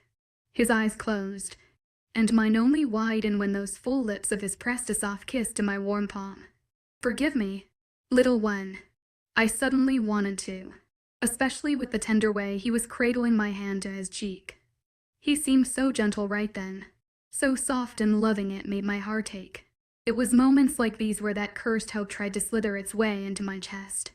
I tried not to let it, though I knew it wouldn't be long before he pulled away from me again. I would like to try and fix that, if you would let me. His lightning eyes blinked open once more and gazed over at mine as I sat leaning rather awkwardly over him. My heart pounded in my chest. He wanted to be close to me now. But you said I can't be around you. That does not matter anymore. That voice I so loved was a hoarse murmur in the quiet air around us, one that made flutters erupt in every corner of my stomach. The whole castle pretty much knows who you are. There is no point in trying to keep you a secret any longer. I felt my lips pull into a frown as my gaze dropped guiltily to the bed's unused blankets. I am sorry about that. I didn't mean to reveal myself or anything. I just saw you on the ground and was thinking straight, 𝐸. His dark voice cut me off mid-rambled apology, and that large hand of his left mine to gently cut my cheek. I raised my gaze and blinked slowly over at him. Do not worry over such trivial matters. It was bound to happen sooner or later. I rested my heady head in his large, warm hand I held and helped myself. His touch was so inviting. His gaze so caring right then, that it tore at my heart. I never wanted this to end. But then he sighed and glanced away from me, his hand slowly dropping back to my own that I had moved to his chest once again. I just wished I could have kept you hidden until I dealt with him. The statement was more to himself than me, but it still sparked a curiosity deep inside my chest. It's that seer, isn't it? That's the he everyone keeps referring to. I gulped when his gaze suddenly snapped to mine and narrowed, but I tried not to look away as he shifted until his free hand could run down his face. Yes. I was fully expecting him not to answer, or to lie at least, so I was a little more than shocked when the confirmation passed his lips. And he knows who you are now, knows what you mean to me. That alone he can use to his advantage. But he is a greedy, power-hungry being, and I fear what he will try now that 𝐿𝐲 has seen your power. His words caused fear to slowly enter my heart.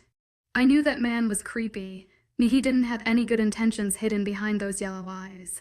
And now he knew I was the king's mate. He had the perfect leverage against him. Even if Eric didn't truly care for me, holding a mate against another was still detrimental. Why don't you just dispose of him? Or something. I knew the rumors about him and the other wolf, borns were it true. But he still was kind to those who trespass in his territory, much less betray him in any way. His eyes turned hard as they washed over my face. I will. When the time is right. The tone and voice meant that part of the conversation was over, and I could only nod in defeat. For now, I'll just have to keep more of an eye on you from now on. What, yes? His voice slowly began to drop in a sleepy murmur. His beautiful eyes trying not to close in sleepiness. There is a room down the hall you will be moving into, he mumbled as his large body began to roll over, his grip on my hand tightening as he practically dragged me with him. My eyes widened as the action pulled me further onto the bed. We will discuss it more tomorrow. He grumbled on a tired yawn, his eyes closing shut as he practically hugged my arm to his chest. I was leaning awkwardly over the bed in his large body, my arm trapped to his torso in a grip like iron. It was a comfortable position, but I wouldn't have traded it for the world. North, I asked softly a few silent moments later. He let out a grunt in response. Who is Immerse? He yawned again and squeezed my arm tighter to him. My star. Hey friends, this novel is truly a treasure I've discovered recently. The female-led, originally an ordinary underling, becomes the monarch's mate in a rather absurd way. This is full of dramatic irony. What's more, there's the creepy advisor 𝐊𝐢𝐬𝐬, who's eyeing the female-led. The monarch, despite his power, is caught in a dilemma trying to protect her. These contradictions and contrasts intertwine into an irresistible story. Today, we'll take you deep into the novel's wonderful aspects. Chapter 20, My Star. Those two words haunted me for the next 2 days, their meaning elusive and unsettling. Was it a term of endearment for a past lover? Had the king been calling out for her in his moment of vulnerability? The thought sent a sharp pang through my chest, but something about it felt off. Instinctively, I knew this was about a former flame. As I sat on my now bare mattress, the king's letter clutched tightly in my trembling hands. I watched the servants sufficiently pack away my few possessions. The weight of uncertainty pressed down on me, threatening to overwhelm my already fragile emotional state. It was then that 𝐖𝐻𝐬𝐬, with his casual demeanor and protective nature, appeared at the doorway to offer some clarity. Why do you look so troubled, my lady? He inquired, his warm brown eyes filled with curiosity as he leaned against the doorframe. Muscular arms crossed over his chest. The king was still in his chambers, sleeping late as usual, though I hadn't expected to see much of him anyway. Gathering my courage, I asked the question that had been gnawing at me. Who is Immerse? The change in 𝐖𝐻𝐬𝐬's demeanor was immediate and alarming. His body tensed, and a flash of unease crossed his usually cheerful face. It would be wise to forget that name, he advised, his tone uncharacteristically serious. His cryptic response only fueled my curiosity. Why was so terrible about it? I pressed, my insecurity momentarily forgotten in the face of this mystery. 𝐿𝐻𝐬𝐬 hesitated, his gaze briefly darting away before meeting mine again. Names possess power, some more than others. Frustration bubbled up within me at his 𝐊𝐻𝐳 before I could voice my dissatisfaction. He continued, it's an ancient name, belonging to one of immense strength. The king invokes it when he requires that power, but it should only be uttered by him. It's best not to speak it again. His explanation left me with a whirlwind of new questions, but the finality in his expression told me he wouldn't elaborate further. The concept of a name's summoning power was both fascinating and terrifying. Come, my lady, 𝐖𝐻𝐬𝐬𝐬 said, his familiar easy smile returning. This room will be empty soon, and you must be famished. Though hunger was the furthest thing from my mind, I couldn't bring myself to refuse his kind offer.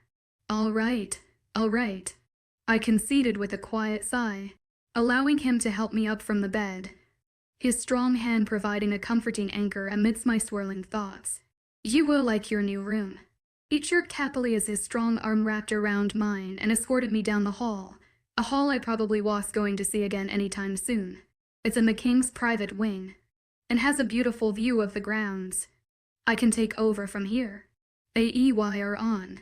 I jumped in surprise as the king's voice suddenly sounded in the hall around us. The servants that had been scurrying by instantly stopped and bowed to their king, before a single nod from him let them be on their way.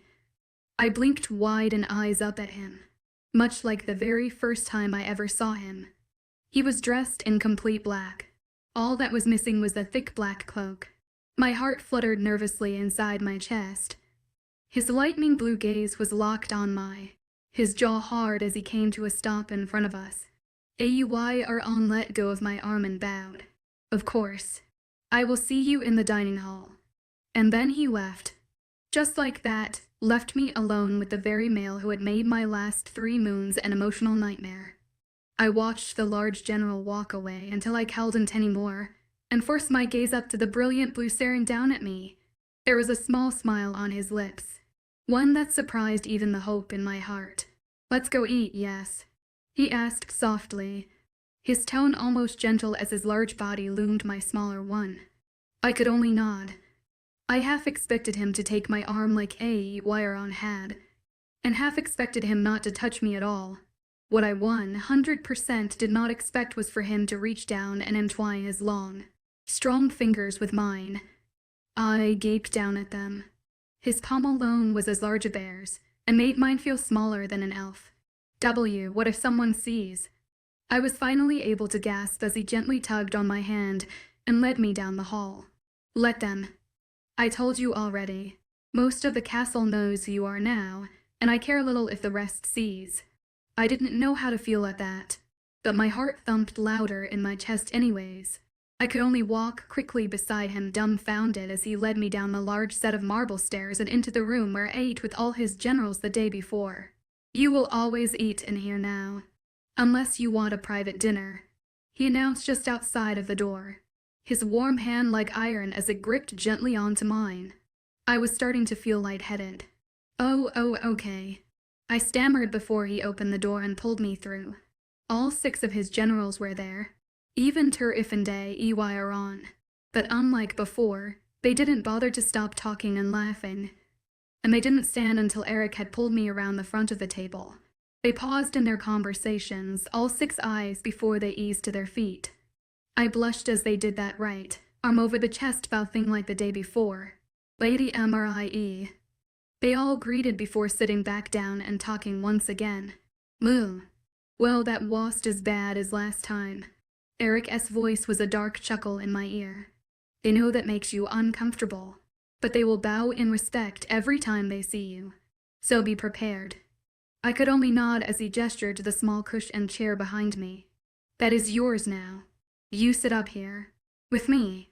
I cowled and stopped the heat from rising to my cheeks as I sat in the comfortable chair and let him push me into the table. 𝐴𝐲𝐻𝐬 shot me a wink, which didn't help the blush at all.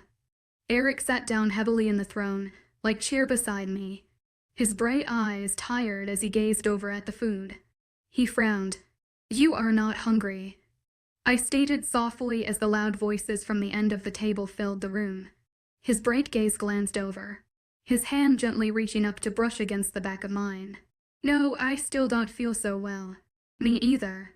For a while after that we were silent, just silently eating, while I pretended not to notice how his strong fingers would occasionally brush against the back of my hand. I wasn't sure what was happening anymore, what I was supposed to think. My mind was going 1,000,000 miles an hour, and my poor heart 𝐿𝐷𝐷𝐸 keep up. The heavy snow is finally starting to fall, and the market has this amazing bakery I want to take you to. My lady. 𝐴𝐲𝐻𝐬 chattered happily from beside me, his mouth already filled with a fluffy pastry. The sight made me let out a little laugh. I've never been down to the castle's village before, well, when I was actually invited to. It sounded like an excellent way to spend the day, especially since the king said I didn't have to really hide anymore. "You can do that tomorrow. There's a place I want to take her to today." North's statement threw me off guard and I dropped my fork to my plate in surprise. He finished off his toast like he hadn't noticed me staring over at him like a wide-eyed gaping fish. 𝐴𝐲𝐻𝐬 shifted beside me. "Sure, we can wait until tomorrow." The king wanted to take me somewhere. We were actually going to spend time together. I probably did die, and this was the heavens. The gold power succeeded in its task to kill me, and now I was surrounded by a king who suddenly seemed to care. "Well, are you done?" Eric asked softly a few moments later, his blue eyes bright as they gazed down at me. I glanced back at my half-eaten plate and nodded. I had too many nerves raging through me to stomach anything else. He gave me a warm smile before easing the chair back and standing. "I will be gone for most of the day. Find her for 𝐿𝐻𝐻 if you need me." He didn't wait for their response, and instead reached down for my hand to help ease me to my feet. They all grunted in approval. As a low little witch, a servant appeared from the back wall with 2 cloaks in hand, one much larger than the other. Once the thick, warm fabric was wrapped securely around us, his hand was once again wrapping around mine, his large body leading us away from the table and the door to the room.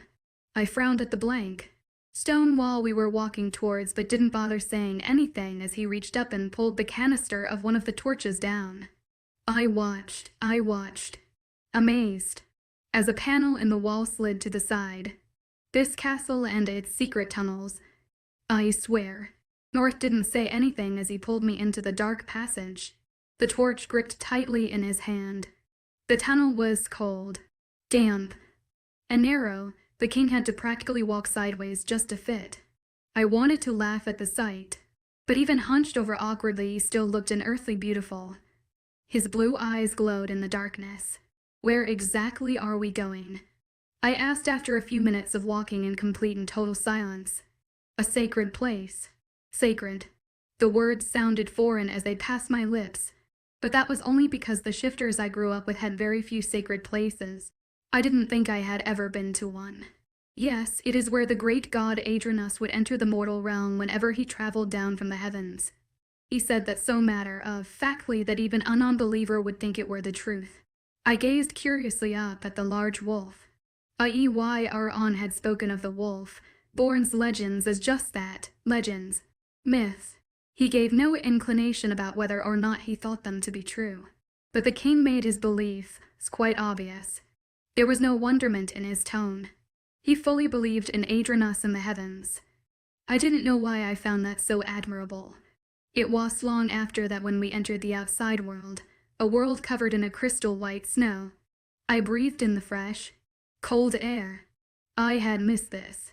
Missed the feeling of the mountain wind and the chill of the cold. Eric paused beside me. "It's beautiful." I spoke on a sigh, my voice turning to fog in the freezing air.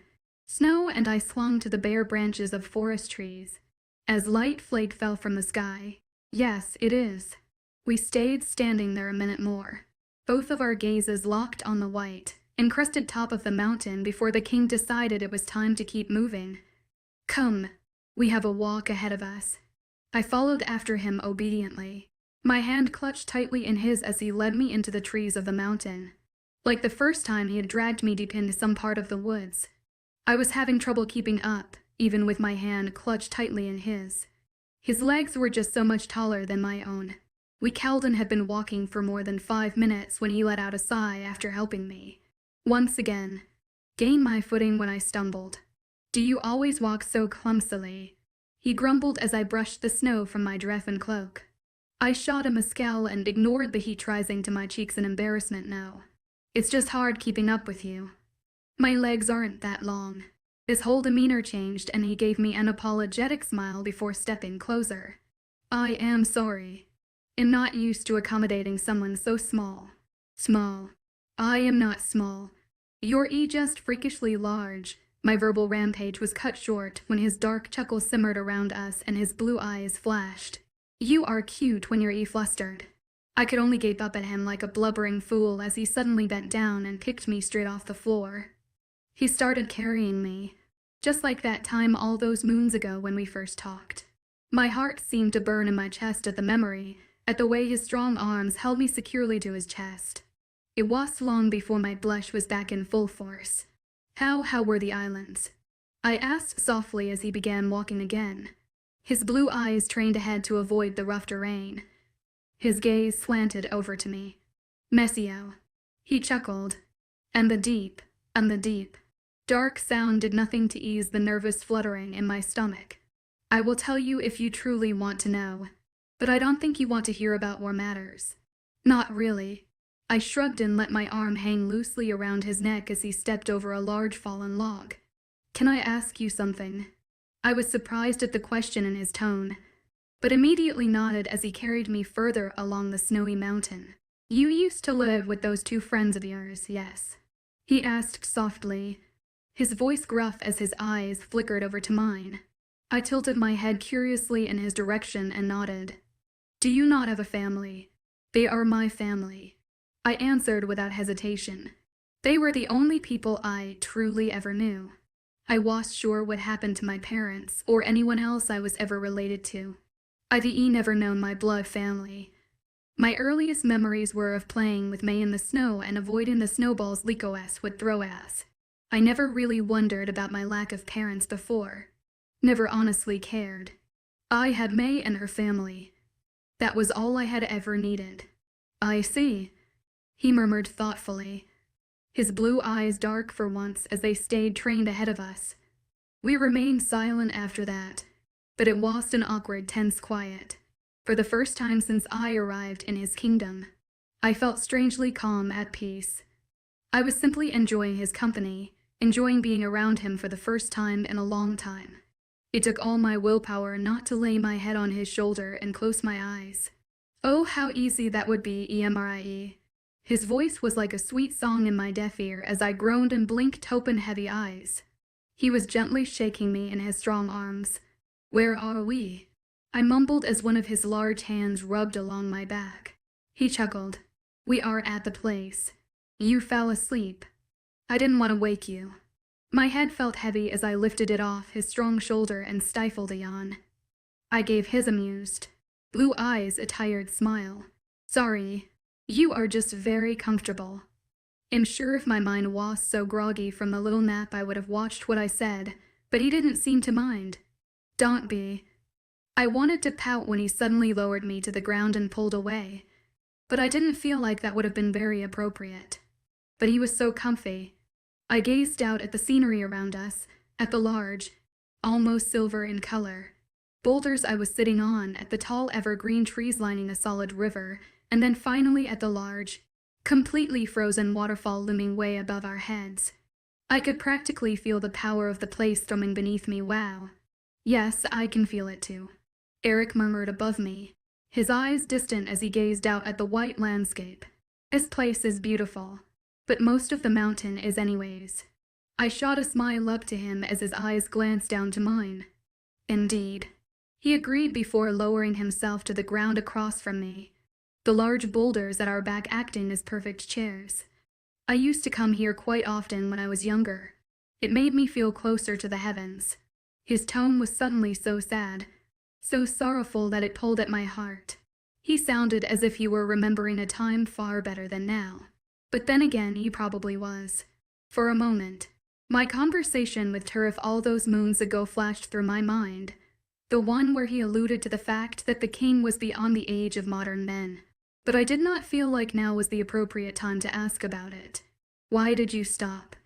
I asked softly as his bright gaze lingered on the frozen river, his thick arms crossed over his hard chest. I grew older, took on more responsibilities. I have little time to sit idly by some waterfall for hours on end. I didn't miss the hidden venom behind his words, or the hard bite in his tone. It made me squirm uneasily. Why did you bring me here? This place seemed special to him, despite his previous statements, and I was surprised he would want to share a place so precious with me. His blue eyes flashed as they flickered over to mine. I often forget who I was, who I am. But every time I come to this place, every time I'm with you, I remember. His voice was deep, low, as it washed over me and wrapped around my chest in an iron grip. I glanced over at the frozen waterfall. The ice just looked so still, so perfect. Is that a bad thing? I asked softly as I reached up and tucked a strand of hair behind nervously. We haven't held random conversations like this before, and I wasn't sure how long it would last.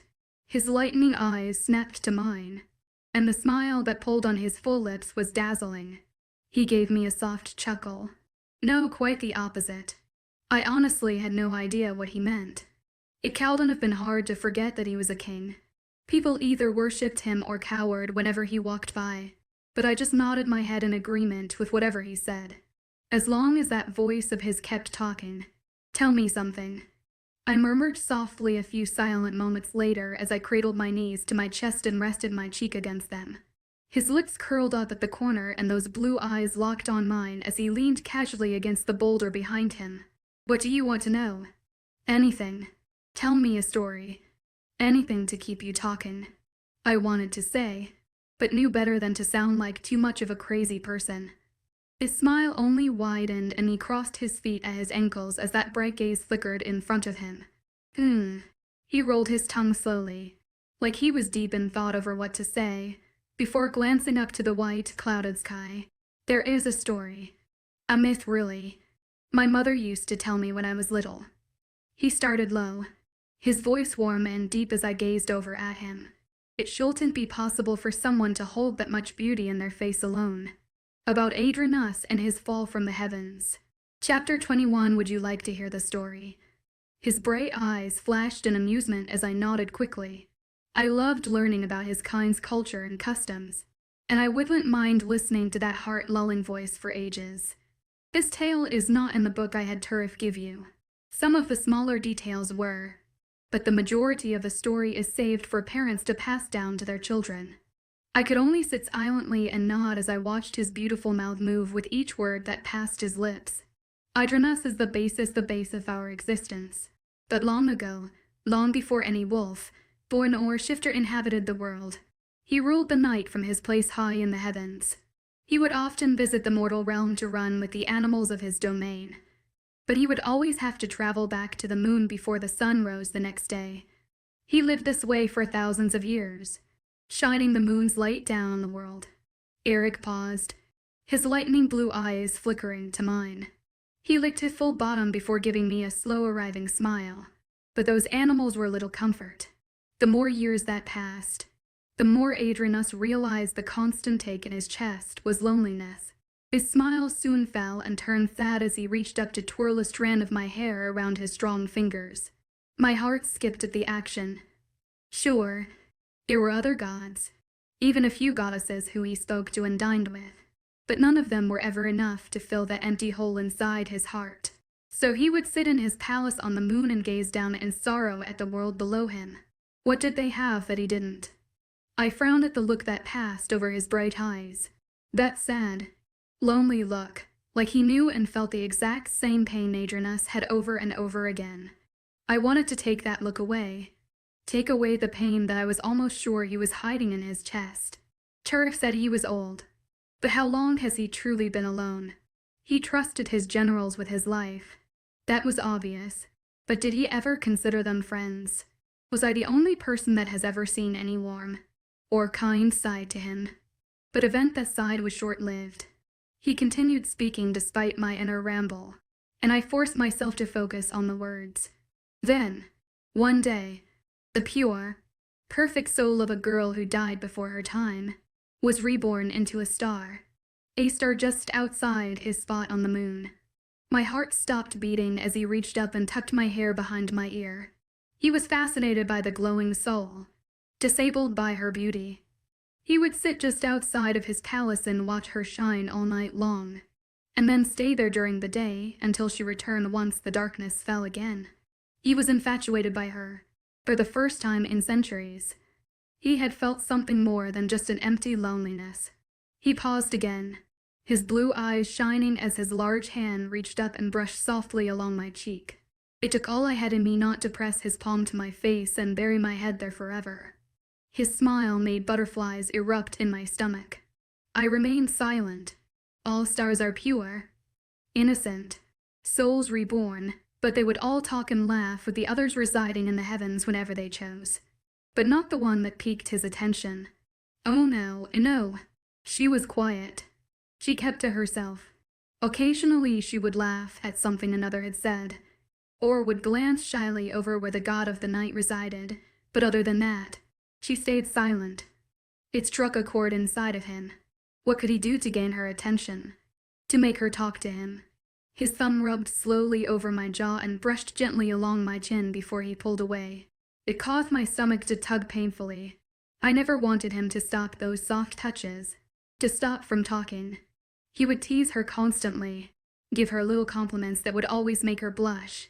Night after night he gave her all his attention. He stopped traveling down to the mortal world, stopped spending time with his night-time creatures. That emptiness in his chest was fading, and being replaced by the bright, shining light of his quiet little soul. This story made my heart ache. The king's voice was so soft as spoke, so caring as he told of 𝐴𝐸𝐸 and that soul. It made my own loneliness squeeze around my chest. Would he ever feel that way about me? Would he ever want me the way his God wanted that star? Eventually she started to warm up to him. Her giggles would turn into quiet laughs and her shy smiles slowly turned to bright blushes. He loved it. Loved the way she reacted to his compliments and sweet words. It was long after that when she started speaking to him. Barely, and very soft, but words nonetheless. 𝐴𝐸𝐸 was ecstatic. I now understood why he liked this story so much as a child. It spoke of a slow-growing love that took time and effort, that pushed away the emptiness in an aching heart. I had no idea what type of childhood he had, but it had to be lonely. His life now had to be lonely, and I wanted to so desperately change that for him. Until he had completely and totally fallen for the shy soul. They would talk for hours and hours, night after night, until the star had realized she had fallen in love with him too. He would do everything in his power to hear that sweet laugh, to ensure she had everything her perfect little heart ever desired. His voice was so deep, so melodic, and I wrapped the thick, dark cloak tighter around me as I tried not to close my eyes in pure bliss. I could hear him talk for hours, days. 𝐴𝐸𝐸 and that soul were the very first mates of my kind. And they were happy. For a while, they were happy. I didn't miss the shift in his tone, or the way his eyes darkened as they pulled away from mine. His whole demeanor turned sorrowful. It took all I had in me not to reach over and gentle smooth away the small frown pulling at his brow. I doubted he would have appreciated that. This was such a lovely story, but I was sure that look on his face meant and intend well. But then the wars started. The civil wars in the skies between all gods and goddesses. No one really knew how or why they began, but many upon many suffered because of it, including the god of the night. The happiness in my heart from our little conversation was slowly fading as his face fell, and I cowed and helped my own sorrow that filled its place. It didn't sound like this would have a happy ending at all. The star had begged him not to join in on the fighting, to stay with her where they were happy and in love. But he would not listen. He denied her the one thing she wanted the most. And he left. He was not there when the wars moved too close to the moon, too close to their home. He was not there to protect her when the fighting had knocked her straight from the night sky, had thrown her completely from the heavens. Tears were pooling in my eyes. Tears I tried to hastily force down before he could see. This was starting to sound a little too much like when he left, when I had practically begged him not to go. But he did anyway. I didn't like this story anymore. It was making me unbelievably sad. I turned my head away from him so he could not see the water I was trying to shove away. But he had already noticed. His blue eyes wide, and he leaned towards me before I had a chance to wipe the water that fell on my cheek away. "Don't be sad. Little Immerse. It's just a story," he murmured softly, his eyes warm as his hand reached up and brushed an escaped tear from my cheek. I gave him a water smile. "It's a sad story," I mumbled before resting my chin on my knees. His beautiful face pulled into a small frown. "I don't have to finish. If you don't want me to." "And no, I do. I do. Please continue." My tears wouldn't be the thing to ruin this time between us, to keep that beautiful voice of his from talking. His frown pulled into a small smile. "Are you sure?" he asked softly as he pulled away from me again with his blue eyes dark against the white snow around us. I nodded and rested my cheek back on my knees, my gaze blinking pleadingly up at him. "Never stop talking." "All right." The star was knocked from her place by his side and tossed into the mortal realm below. 𝐻𝐸𝐸 wasn't aware of any of this at first. He was too busy fighting in a war he had no part in. Gee, didn't that sound familiar? But when he came back to his palace on the moon, Ready to embrace his little soul tightly in his arms and never let her go, she was gone. He was confused, then furious when he noticed the carnage of his palace, of their home. He started rampaging through what was left of the skies, demanding that any god or goddess he could get his hands on tell him what had happened. But no one truly knew until they looked out into the night. It had been hundreds upon hundreds of stars that had been knocked from the heavens, that had been thrown to the world below like pieces of lightweight garbage. He was enraged, much like the furious god in the story. Eric's eyes started to glow with a simpering angry, as if he too could feel the pain and loss of his gods. He tore apart what he could get his hands on, convinced it was the other immortal's fault that he lost his precious soul, the one good, pure thing he had ever truly known. She was gone, and it wasn't long before he realized it was his fault. If he had just stayed behind like she asked him to, like she begged him to, then she would be safe and sound wrapped in his arms. The king was so passionate when he talked, so into the story and the emotions running through it. I was so enraptured by his talking that I could almost see the story play out in my head. And it was heartbreaking.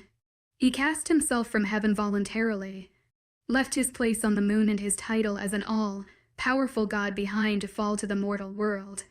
He was determined to find her, to beg for her forgiveness and keep her safe in the mortal realm where no ridiculous civil war would ever take her again. His voice slowly trailed off. His eyes sad as he gazed over at me with a small smile. My heart thumped painfully. He never found her. Did he? My voice was a breathless whisper as the air turned to fog around me. He gave a small shake of his head.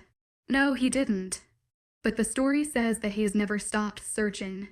That even now, he roams the world looking for her in the form of the one creature he always revered the most. A wolf. And that's where my kind came in. He said the last part with such a bright smile that it made the painful ache in my chest ease some. They say the very first wolf born was originally born a wolf, and a dear companion of 𝐴𝐸. The great god apparently granted him the ability to shift into the two-legged creatures that roamed the civilized portions of the world when the wolf fell in love with a human girl from a distant land. This was definitely not in the book 𝐻𝐻 had given me. It was because of the first wolf shifter that 𝐴𝐸 created mates. He saw the love the wolf had held in his heart, and desperately missed the love he shared with his soul. He never wanted one of his creations to ever feel the loneliness he had, so he molded souls together before they were born to ensure they would never be truly alone. They would always find their mate, even if it took a while. His blue eyes snapped up and locked with mine. The smile pulling on his lips sent my heart into overdrive. Mates. He believed that 𝐴𝐸 paired each and every single mate that he paired us. I could see it in his eyes. His blind faith in some moon, god that I wasn't even sure existed. That wolf became the very first northern king. The human part of him, the one gifted by 𝐴𝐸, was a piece of the god's soul. A piece that is said to be passed down my line. Is it? I asked softly as his blue eyes flashed. 𝐿𝐲 had said something about a part of the god's soul living in Eric, and even that little history book did as well. If what the general had said about the king's power was true, I didn't doubt he could have part of a god's soul. North's lips pulled into a small smile. Want to see something? I nodded eagerly and leaned away from my knees as the king leaned forward, his palm raising in the air between us. I watched in awe as the king whispered something before his blue eyes began to glow. Then there was a flash of light before a little blue tornado started spiraling in his hand. My eyes widened at the sight, and I gasped as the little storm spun with complete control in his large palm. Even if a part of his soul is not inside of me, his voice was deep, hoarse even as it filled my eardrums. His blue eyes still glowing in unnatural light. His power is... There was another flash of light, and then the tornado in his hand disappeared. Oh my God. That's how you were able to appear on the ship. I exclaimed excitedly, and couldn't help but clap my hands as his eyes faded back to their regular blue. He gave me a small smile as his heavy body slumped back against the boulder. Yes, that is how I am able to do a lot. Then his eyes slowly turned hard, the light from before leaving. I was named after him, destined to carry on his title in the mortal plane. I tilted my head curiously to the side and gazed over at his drooped head. He suddenly seemed incredibly tired. I hoped that little magic trick didn't sap him of all the energy he had been sleeping constantly for. Eric isn't anywhere close to 𝐿�𝐻𝐿. His eyes flickered up to me, and their lightning blue flashed in amusement before glancing out at the frozen river. Eric was the name of the first wolf, Shifter, the one 𝐿𝐻𝐿 had turned. I told you from the start that was my real name. My eyes wide at his words. Oh Lord, oh Lord, oh Lord. He was right. I totally forgot about that. Your real name is 𝐿𝐻𝐿. Yes, whoa. Talk about living up to a name. It was my father's, and my grandfather's, who was said to be the first son of Eric, but he died long before I was ever born. We take our bloodline very seriously. Immerse. I could tell. What was the star's name? I asked softly as he leaned his head back against the large rock and gazed up at the cloudy, snow-falling sky. He paused, his eyes blinking slowly up at the white flakes. The hesitancy made me frown. I don't remember. Chapter 22 here. Try these. 𝐿𝐻𝐿𝐻 mumbled around a mouthful of food and shoved even more pastries into my hands. Who would have thought the king of the North's second in command had such a sweet tooth? 𝐿𝐻𝐿𝐻. I told you half an hour ago in full. If I eat any more, my stomach will explode. He rolled his eyes and stuffed what looked like another cookie into his mouth. More for me then. The wolf, borns passing by, and even those in the shops, gave us funny looks, but they were more directed at me than at the mouth, filled piggy general. They could tell I washed one of them, that I was an underling, as I heard someone whisper in a hushed voice before rushing off. 𝐿𝐻𝐿𝐻 told me to just ignore them, but having most of an entire species' attention on you is hard. News of you is spreading. He spoke on a more solemn note a moment later, his brown eyes hard as he scanned the crowd around us. I figured they would be suspicious of an underling. No, it's not that. They know you are the king's mate. They're curious about you. They were curious about me. Well, that didn't help ease the anxiety raging through me. I shuffled uneasily beside him and tried not to make it obvious that I was cowering into his side. The king had to go to a meeting with the rest of his generals and 𝐊𝐿𝐻𝐿 come to town with us, but he made sure 𝐿𝐻𝐿𝐻 knew not to leave my side before. The serious, angered look in his bright blue gaze had frightened me. He seemed truly worried about something, like he honestly feared someone was after me. Let's head back. It's getting late. 𝐿𝐻𝐿𝐻 announced a moment later once all his pastries were gone. I nodded my head almost eagerly and let him take my arm to escort me up the snowy steps of the castle. North and I had spent the majority of the day before together, and were really only separated when he dropped me off at my room, the one just a few doors away from his. It had been so surreal I feared that it was just a dream. We had even ate breakfast together in the morning, just the two of us in this private little study at the end of the hall. It had been so nice and peaceful that I never wanted it to end. But 𝐿𝐻𝐿𝐻 wanted to take me to the town, and the king had things to do. I wasn't sure what to call him anymore. 𝐿𝐻𝐿𝐻 was his real name, but I didn't feel comfortable calling him that. He told me just to stick with Eric, but that didn't seem personal at all anymore. North and the king would just have to do until I figured out the mess inside my head. Will you be fine getting back to your room from here? The king just sent for me, said it was important. 𝐿𝐻𝐿𝐻 suddenly announced the minute we stepped through the main entrance of castle. I blinked up at his brown eyes as they stared down at me in apology, and nodded. I didn't bother asking the series of questions their comments brought to my mind anymore. I only ended up even more confused. I knew what powers the king held. I'm sure conversing with his generals without being anywhere near each other was only a small part of it. Thank you. He raised the back of my hand to his lips and pressed a soft, quick kiss there before letting go and turning on his heels. I let out a sigh and shook my head as he walked away. I would never get used to those wolves. Ever since the king had moved me into his wing, I had been allowed to wander around by myself once in a while. I was alone often, but the few times I tried to enjoy them. I knew there was something special about you. That slipper, slimy voice from the man the king seemed desperate to get rid of caused my steps to falter half, way up the stairs. I gripped tightly onto the railing as I raised my eyes to the pale yellow of his. Liberius. Who would have thought that our great king had a mate? He was leaning almost casually against the railing at the top of the stairs, his thin arms crossed over his equally thin chest through the thick robes he was wearing. I tried to discreetly edge around the other side of the staircase, but I'm sure those beady eyes noticed. There's no need to fear me, child. I am not the enemy. Yeah, right. Then who is? I practically demanded as I hurried up the rest of the stairs. I need to be level with the creepy man, not below him. If I had to defend myself, it was much better that way. Those who wish the king harm, of course, and I only care about what is best for him.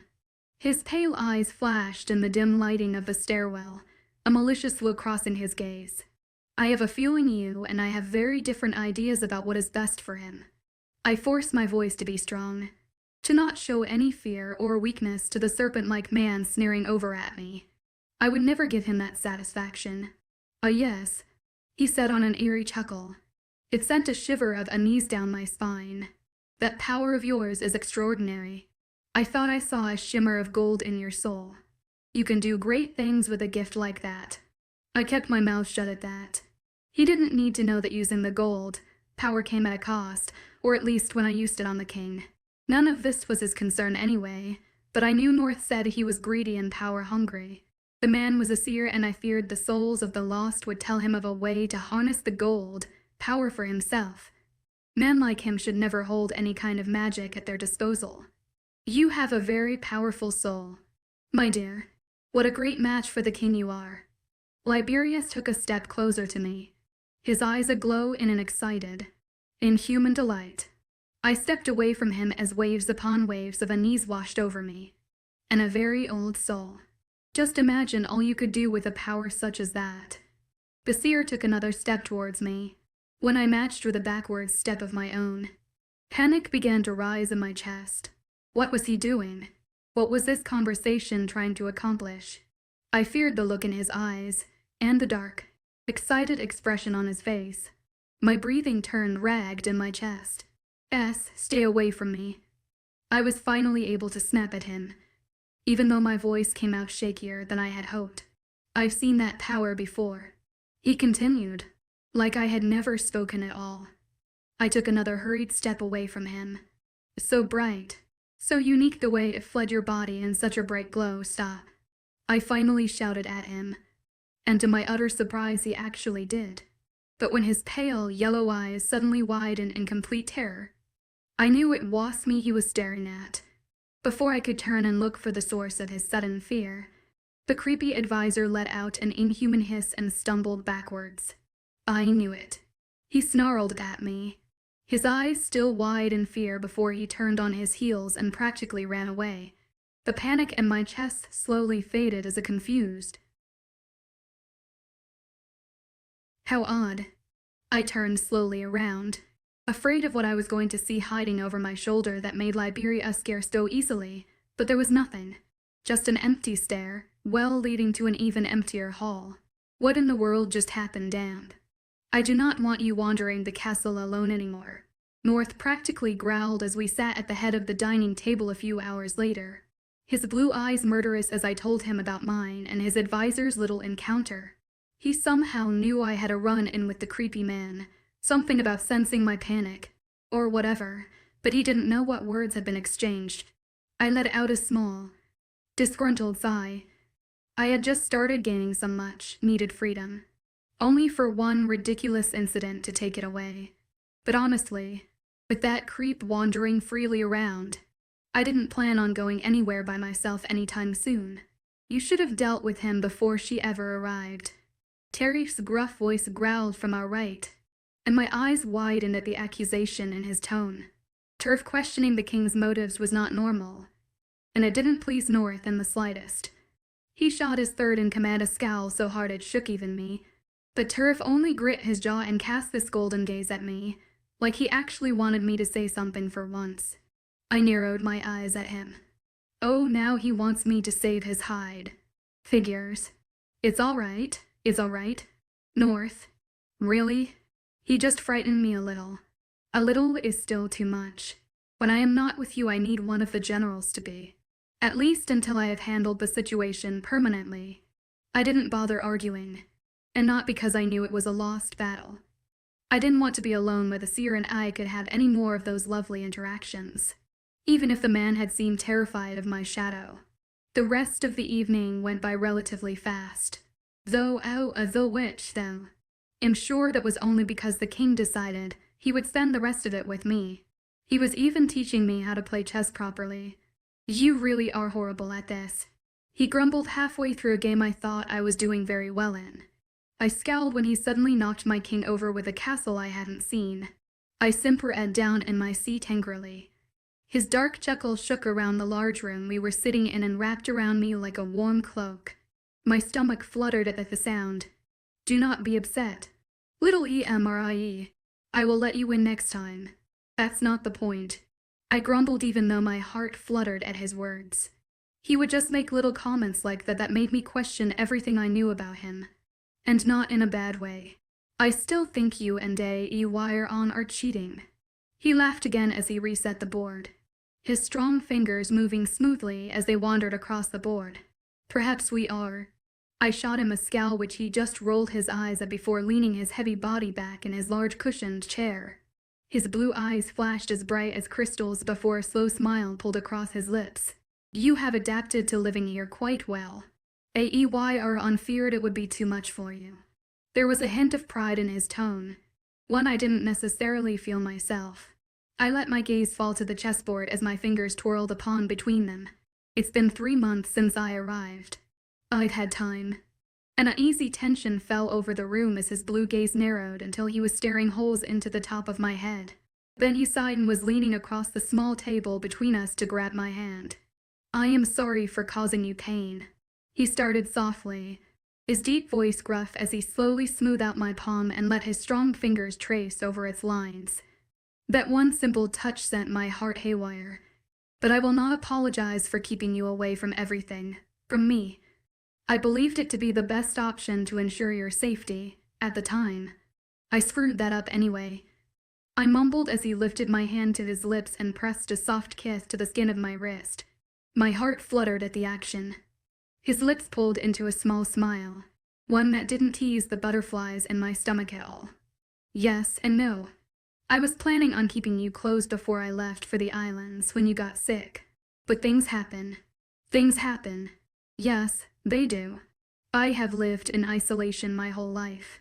I often forget that others are not as used to it as I am. His voice was suddenly a lot more somber than before, like back at that sacred frozen river. For a moment, I saw the lonely man resting just beneath his hard surface, but then he blinked and it was gone.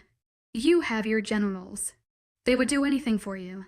They were loyal, faithful men, all of which would die for their king if he asked. His eyes stayed locked on the hand he held in his callous thumb rubbing over my tender palm. I am with them only sometimes, and I would not deprive them of their own lives just to keep me occupied. That one statement sounded so much like my own inner thoughts that it actually hurt. My voice seemed heavy in my throat as I reached over to our joined hands with my other and cupped his much large one between them. His blue eyes flickered to mine briefly before back down. It is easy to push everyone away when you have become so used to being alone. His blue eyes flashed before he turned his hand palm up to catch one of mine. Yes, it is. I could only stare as he gripped my hand tightly and raised it to his lip, the warmth of his kiss brushing softly across the back. I called and stopped the heat from flaring to my cheeks, but I do not feel that emptiness when I am with you. My heart stuttered at his words, and my eyes shot to his as my breath left on a startled gasp. Well, that I did not expect. When you are with me, I forget. And remember, everything. You are dangerous, my lady. He kissed the back of my hand again, his blue eyes hidden behind closed eyelids. I felt like all he ever did was speak in riddles, even though he knew I didn't understand. But maybe he intended it to be that way. Somehow, which I still found the cryptic words endearing, although I was sure why. I don't understand, I mumbled as he lowered my hand to the chessboard once again. His dark chuckle filled the silence in the air. No. Perhaps that is for the best. His words only made me frown. How in the world is my not understanding for the best? It only made my confusion and curiosity skyrocket. "It is getting late," he announced before I could voice my distaste. I wanted to roll my eyes at the subject change as he stood to his feet and rolled his strong shoulders, but I had a feeling he wouldn't appreciate that very well. "I will walk you to your room." It wasn't a question, more like announcement that I didn't have a say in. But I wasn't going to complain. Spending time with him was quickly becoming one of my favorite pastimes, even if he did only speak in riddles. I placed my hand in his outstretched one and let him ease me to my feet. My blush was inevitable as he entwined our fingers and ushered me gently towards the hall. The little sitting room we had been spending most of the night in was in his private wing, and was a relatively short walk from my room. I held in my frown when we stopped just outside the door. There was so much more I wanted to know about him, wanted to ask him, but I knew he probably wouldn't tell me. What were his parents like? What was he like as a child? Was that lonely look in his bright eyes always there, or did something happen to cause it? 1,000 thoughts swirled through my head, thoughts I knew better than to ask him about. I'm afraid. I'm not as healed as I would like to believe. My eyes shot to his and widened at the sleep-deprived look passing over his handsome face. My heart thumped when his body leaned heavily against the wall beside me, a small smile pulling at his lips. "You should rest."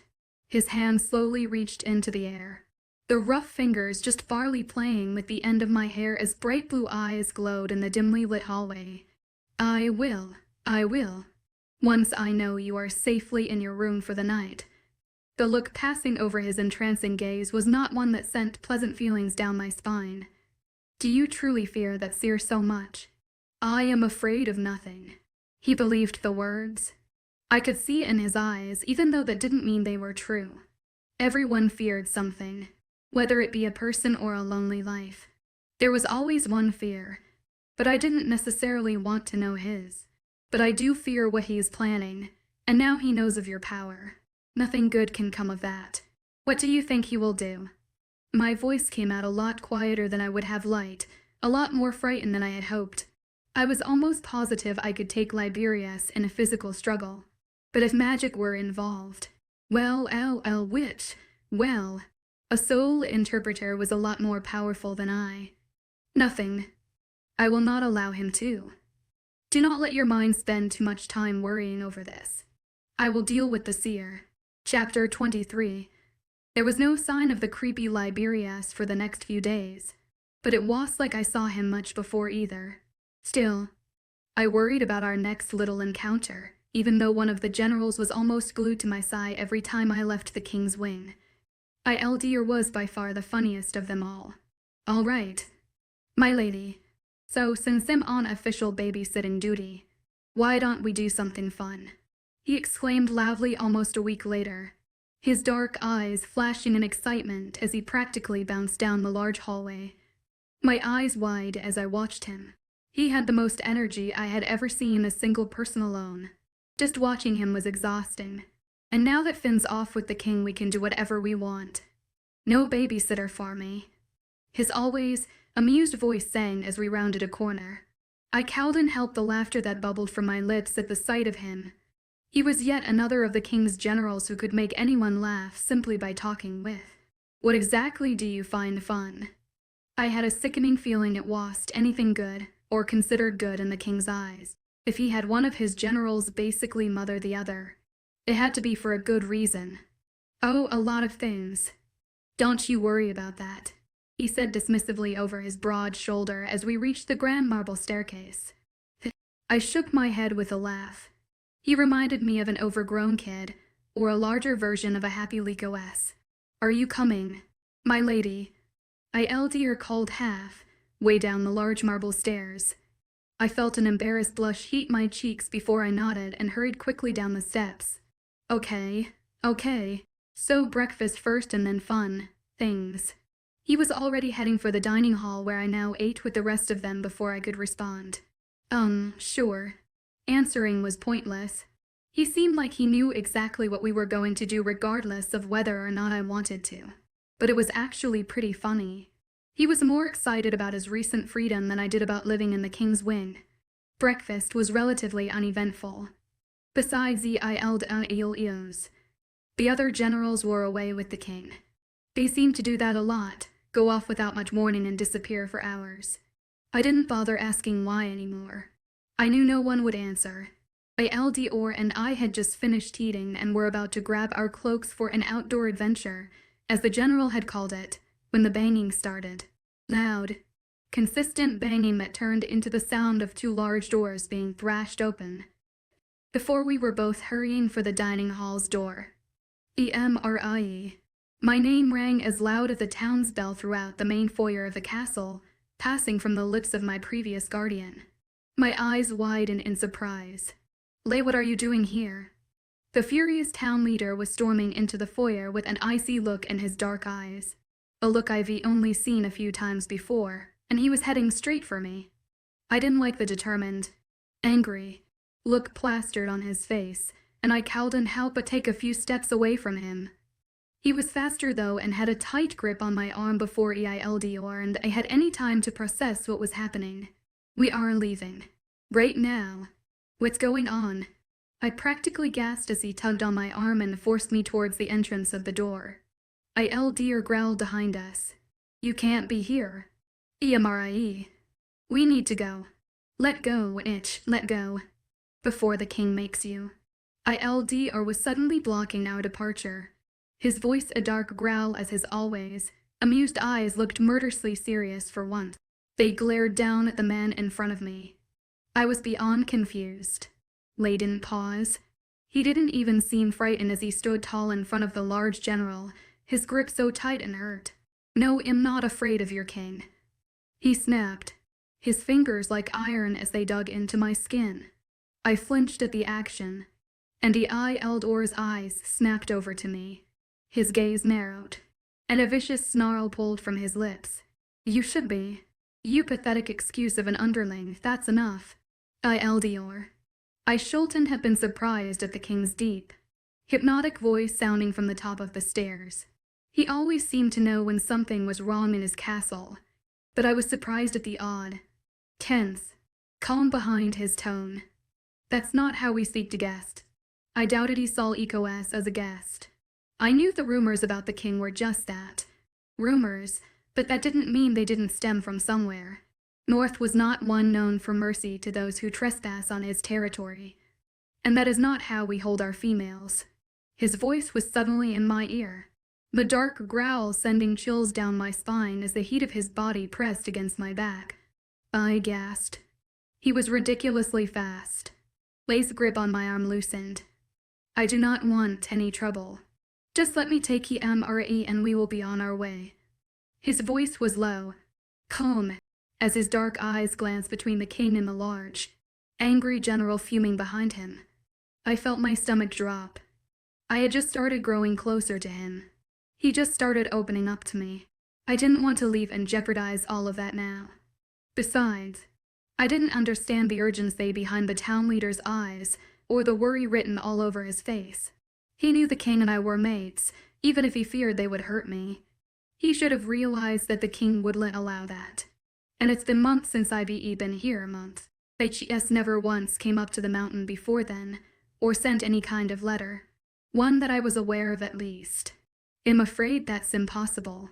The panic in my chest eased some as North's strong hand reached up and gripped gently onto my upper arm, the same one 𝐊𝐸𝐽 still clung to. This is as much her home now as it is mine. My chest tightened at his words, and I glanced over my shoulder to look into his blue eyes, but they were staring down at the man still gripping tightly onto me. I am her guardian. 𝐿𝐬 growled, the bright, glowing eyes of his shifter beginning to shine through.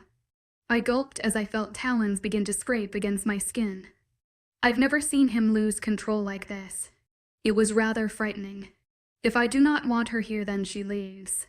North shifted behind me, a growl slowly rising in his strong chest as his hand left my arm to wrap slowly around my waist.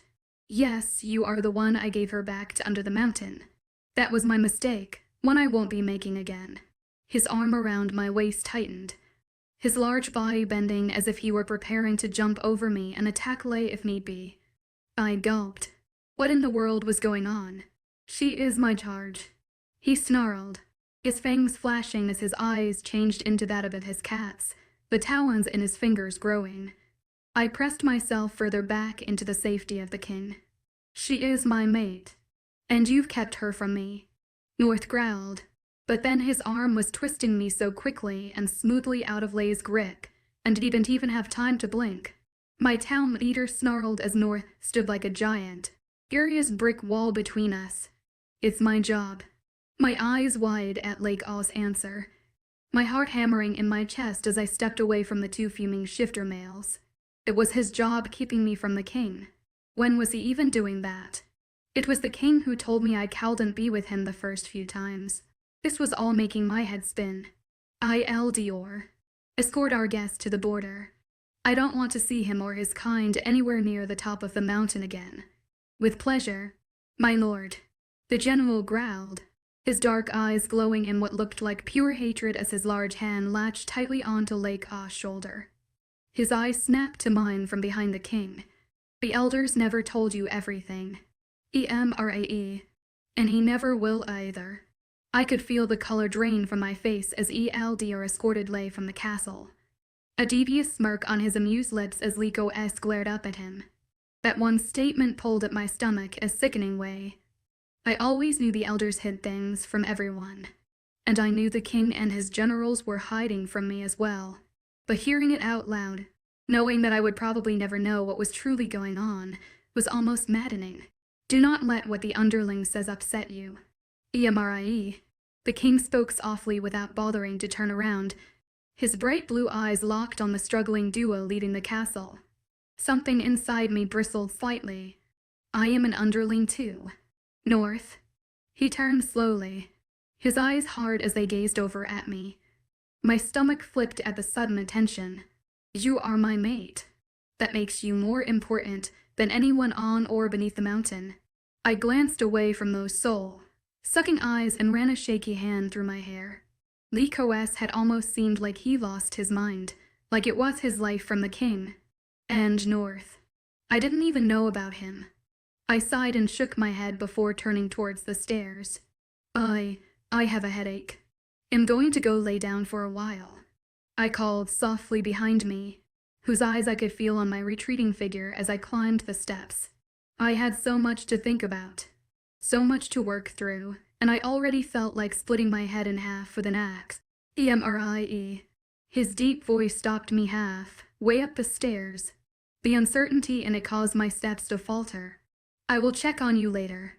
I was not in the mood to speak with him just then, or with anyone for that matter. And bang. The loud noise of something heavy falling to the ground just down the hall had me jumping in surprise. I had been staring out the window for what seemed like hours. My mind focused on the thin layer of snow just brushing across the tops of the village. The loud crash interrupted the silence, and I had jumped to my feet and hurried for the door, my eyes wide in alarm. It had only been a few hours since 𝐿𝐤 had come barging into the castle, and I spent them locked in my room thinking of everything and nothing. I only ended up more confused than ever. I knew I needed to ask North about what had happened, about why 𝐿𝐤 had been so adamant on getting me away from him, but I knew the king wouldn't tell me anything. He was never forthcoming about any sort of information, but I couldn't think about that now. I hurried to my door and slipped easily out into the large hallway, only for my steps to falter. The king was lying heavily on his side against the cold wooden floor, his deep voice a disgruntled growl as he tried to hold himself off the ground. What happened? I gasped before hurrying to his side, my hands practically shaking as I bent down to try and help. Dazed, blue eyes shot to mine, and a slow, brilliant smile pulled at his lips. My beautiful Immerse. That dark lull in his voice tugged almost viciously at my heart, and my movement stopped as my gaze locked with his. Beautiful 𝐻ES never said anything like that to me before. I shook my head when his eyes started to droop, and the smile faded, like he was too tired to maintain any facial expressions. Come on, I muttered and gripped tightly onto his large upper arm with both my hands. You need to go lie down. Trying to pull him to his feet was absolutely useless. He was twice, if not 3 times my size, and seemed to weigh a ton. But I was going to just let him fall asleep in the middle of the hallway, and he didn't seem to be moving himself anytime soon. I am so very tired. 𝐸. His voice was almost a slur once I finally got him to lean back against the wall so he was no longer lying on the ground. I can see that. I don't think you will heal as fast as you have everyone believe. I grumbled as he leaned back against the wall with a heavy sigh. He let out a dark chuckle. We do. My body is just not used to using all that power that I had to. His eyelids started to droop, his head lolling to the side. My eyes wide in alarm. There was no way I could possibly let him fall asleep out here.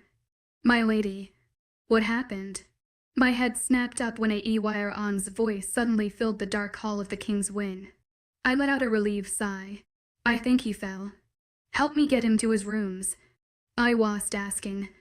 And 𝐊𝐻's second in command jumped straight into action.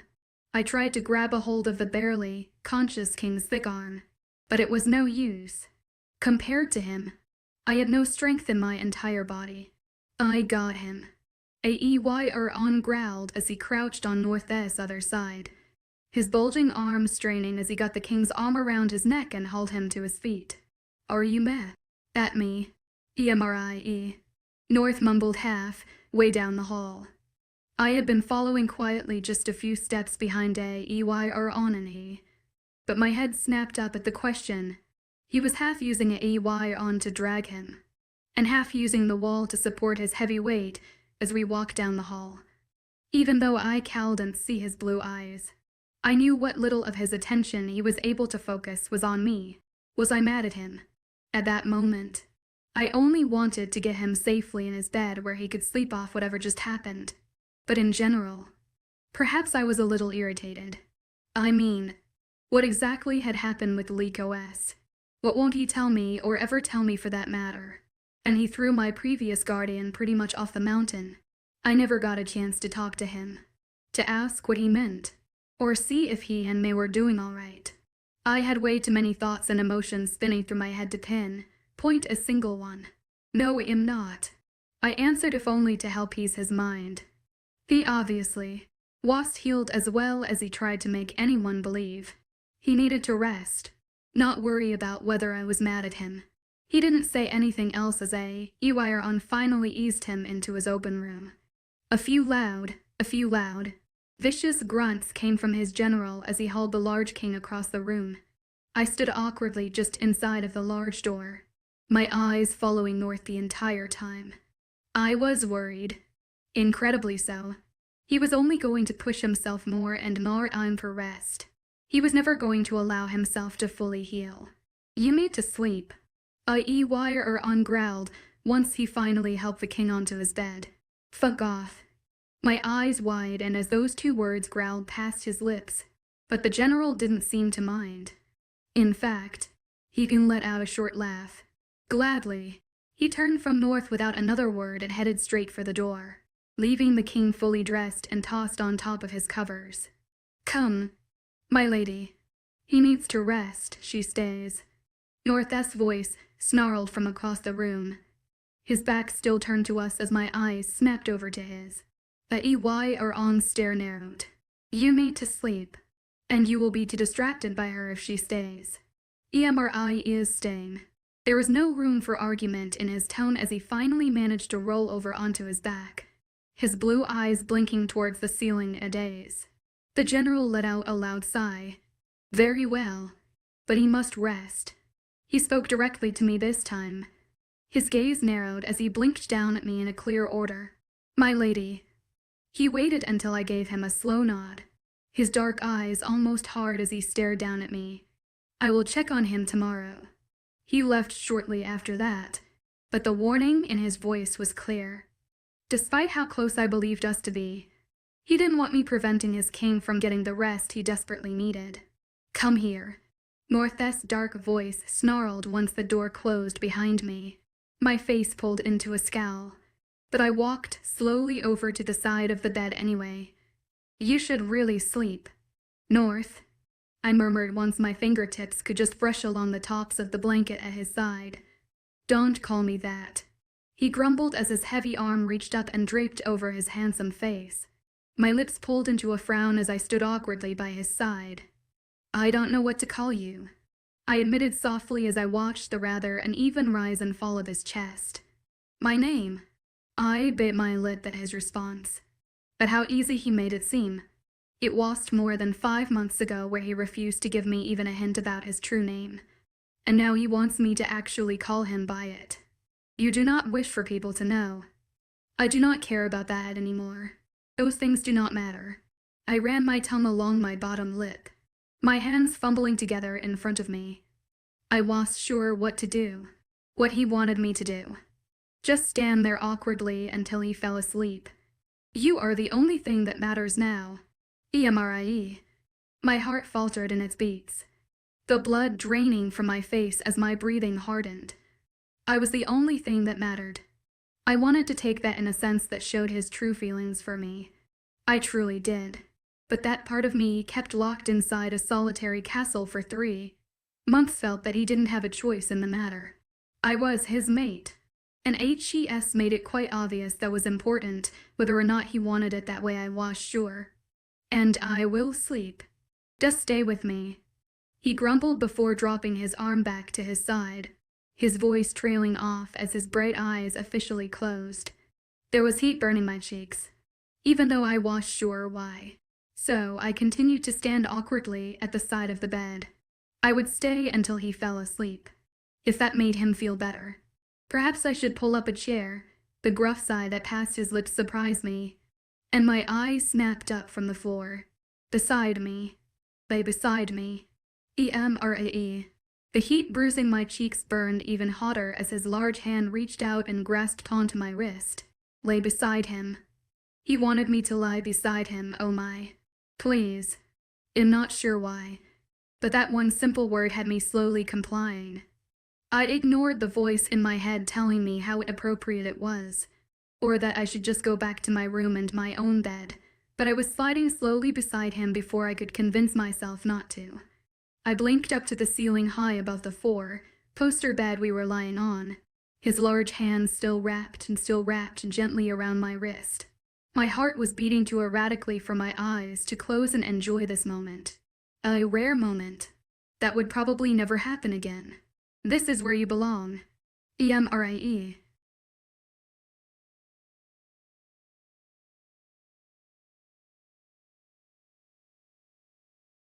Hey everyone. This novel starts off super engaging. The heroine is in the king's palace, where the king both pampered and keeps secrets from her. Driven by curiosity, she goes to the library to uncover secrets and encounters the sinister serpent 𝐊𝐤𝐬, who informs her of her alleged extraordinary identity. To make things worse, one of the king's top aides suddenly goes out of control and hurts the heroine, while the other comes to her rescue like a hero. After this series of bizarre events, how will the heroine seek the truth? Follow me to keep up with the updates. Chapter 24. Wake up. My eyes fluttered open, a gas catching in my throat as consciousness rushed back. The opulent bedchamber was bathed in the soft glow of dawn, sunlight streaming through the grand windows that stretched from floor to ceiling. Despite the serene morning light, my head throbbed with a dull ache, as if my mind was rebelling against wake of souls.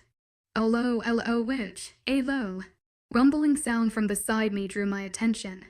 I turned my head, my gaze falling upon the king's striking visage. He remained in slumber, but his position had shifted during the night. His muscular arm now encircled my waist, his broad chest serving as an unexpectedly comfortable pillow. He trudged to my cheeks as I realized the intimacy of our position. This proximity was unprecedented between us. Never before had we shared such a close, unguarded moment. I hadn't intended to stay the entire night. My plan had been to remain only until he drifted off, then quietly retreat to my own chambers. But exhaustion had claimed me, and I found myself unable to resist the allure of sleep.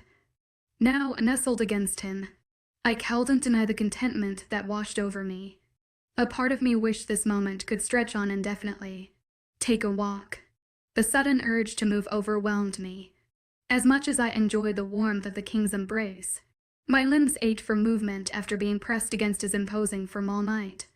With utmost care, I extricated myself from his grasp, my movements slow and deliberate to avoid disturbing his rest. My shoes, simple flats I had discarded the previous evening, waited patiently by the bedside. I slipped them on, relishing the familiar comfort. The idea of a brief stroll to stretch my legs was tempting. Perhaps I could return afterward and... No, I chastised myself. Now that I had left the sanctuary of his arms, it would be improper to slink back into his bed. His invitation had surely been a one-time occurrence, born of unique circumstances. I had made it halfway across the expansive room when a sudden, guttural sound from the king made me freeze. His massive form shifted restlessly before settling once more. For a moment, I entertained the notion of waking him, inviting him to join me on my walk. Don't wake the king. The thought vanished as quickly as it had formed. He needed his rest to fully recover. Disturbing him would be selfish. But where should I go? Perhaps the palace gardens would offer a peaceful refuge in the early morning light. Go to the library. I could use a good book to read, especially when the king would leave for hours on end, and I got bored of losing at chess to 𝐿𝐲. I knew where the library was. I spent a lot of time there when the king had left for the islands. It was a beautiful room lined with marble statues and tall wooden pillars. It didn't take long to walk to the extravagant room from the king's wing, and I was leafing through a few interesting books before I knew it. This library was the first finished room in the entire castle. I jumped at the familiar voice echoing around the large, empty, circular room, the book I had been glancing at falling heavily from my hands. My eyes wide as I whirled around to glare at the intruder. Liberia shot me a wide, sickening smile, as if the incident from the other day had never happened. As if he hadn't run away terrified of the emptiness behind me. I gripped for a heavy book resting on the shelves, gripped at any kind of weapon to hold between the two of us. Forgive me, my lady. His smile widened, his yellow eyes glowing in the faint light of the torches lit high above our heads. I did not mean to startle you. I highly doubt that. I tried to keep my voice calm and controlled, but it still came out as a startled snap. There is no reason to be wary. Dear, I will not harm you. What are you doing here? I asked instead of answering that obvious lie. He would very much hurt me if it benefited him anyway. Why had I left the king's room in the first place? Left his arms.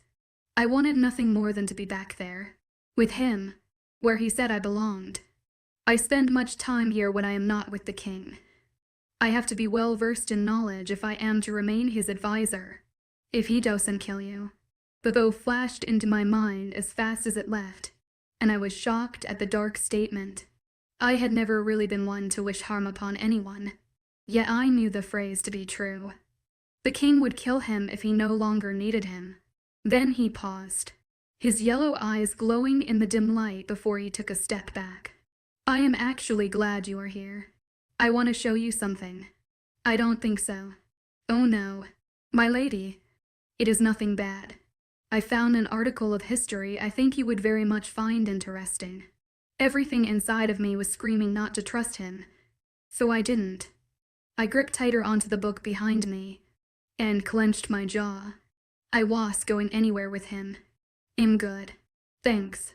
Serpent, man's eyes darkened, and a brief flash of red seemed to rise on his pale neck in anger. Wouldn't you like to know a few answers to all those questions you have bubbling around inside your head? To know what the king is trying to keep from you? I was so close to throwing the book at his pale face and running for the library doors, but his words made me pause. 𝐻E's been around the king for who knew how long. Despite his unfavorable reputation, I'm sure he knew things about him no one else did, and I'm sure he could answer the questions constantly turning in my brain. But was that temptation really enough to make me go with him? I only want to talk. Here in the library, he added when my hesitation didn't seem to fade. I licked my lips nervously and slowly let go of the book behind me. 5 minutes. And then you tell me what I want to know. Yellow eyes flashed in amusement. I will tell you what I can. Trusting him would be a huge mistake.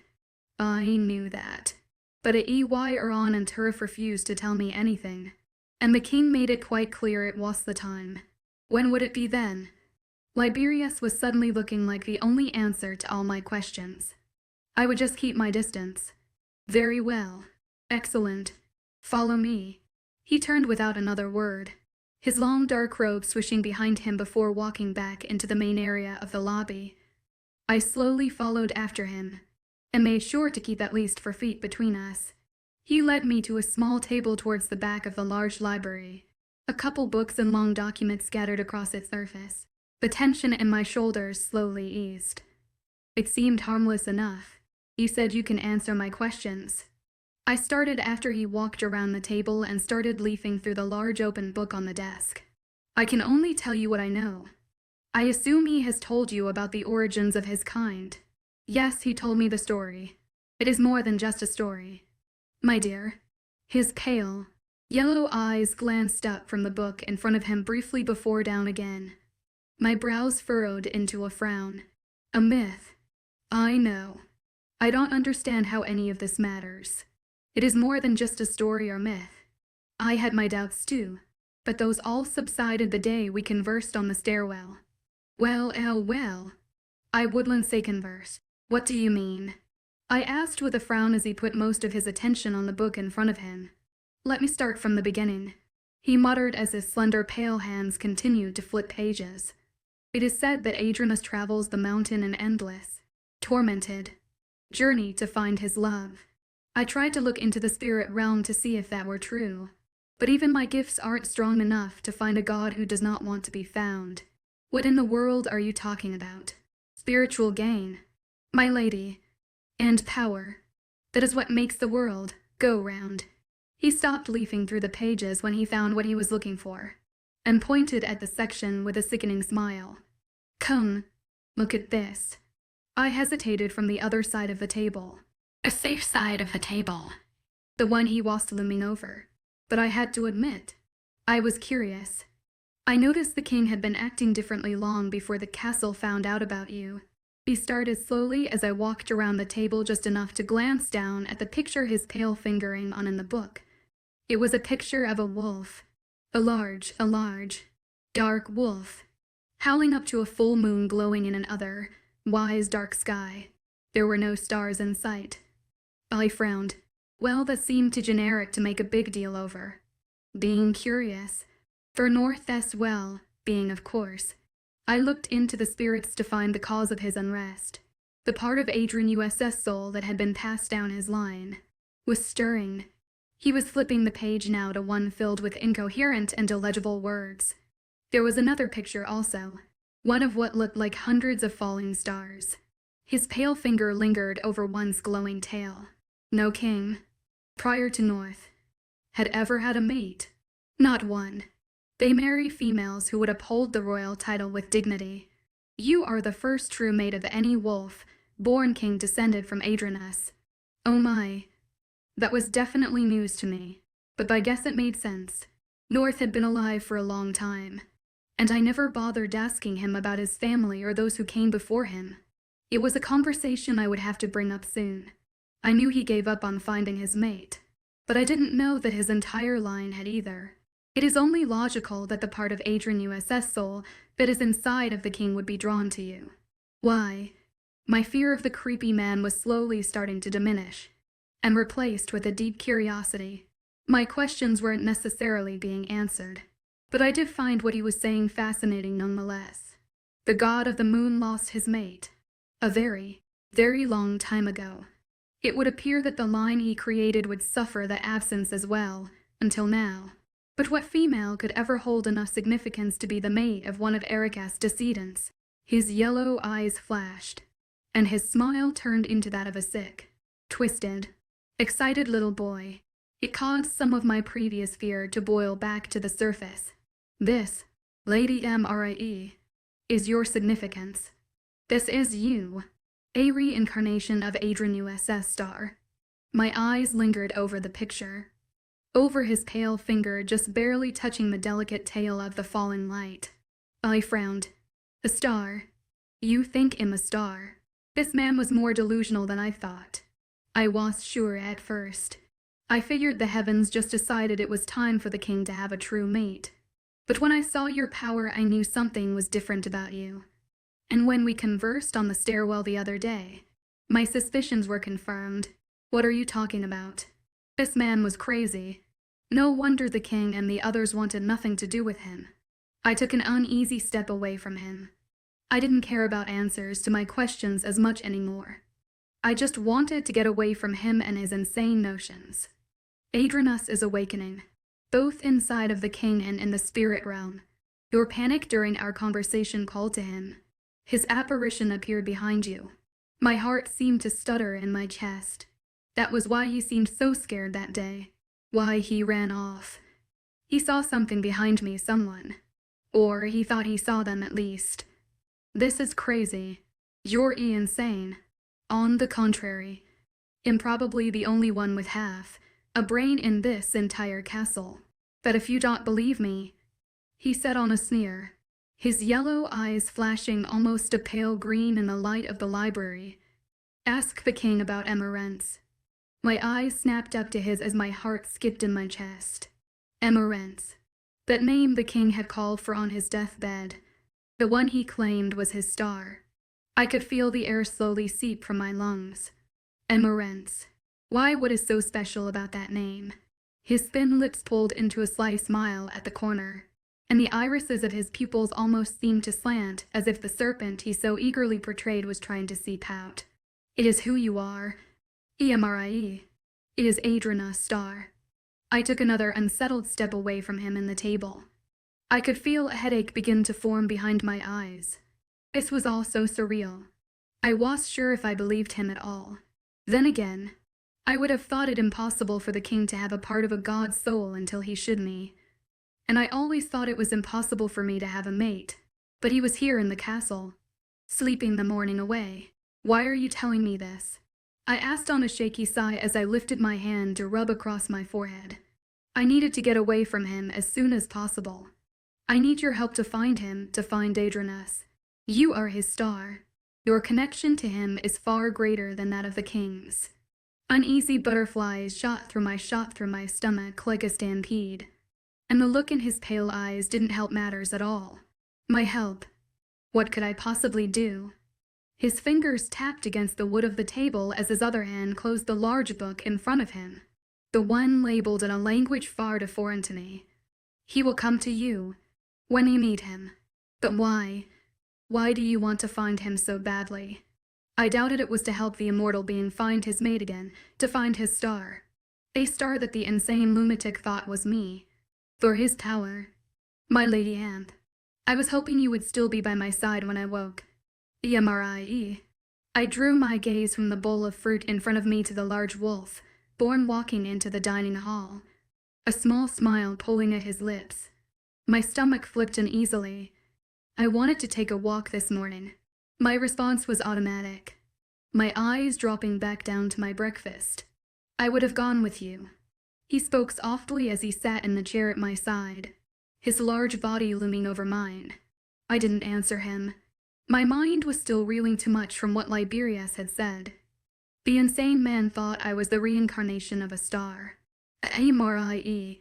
What is the matter? North asked after a few seconds of tense silence between us. I was just flicking the various strawberries and grapes around my bowl as he picked at the toast on his. My gaze slanted towards him, towards his large, tin hands pulling apart the bread and the muscles straining in his arms.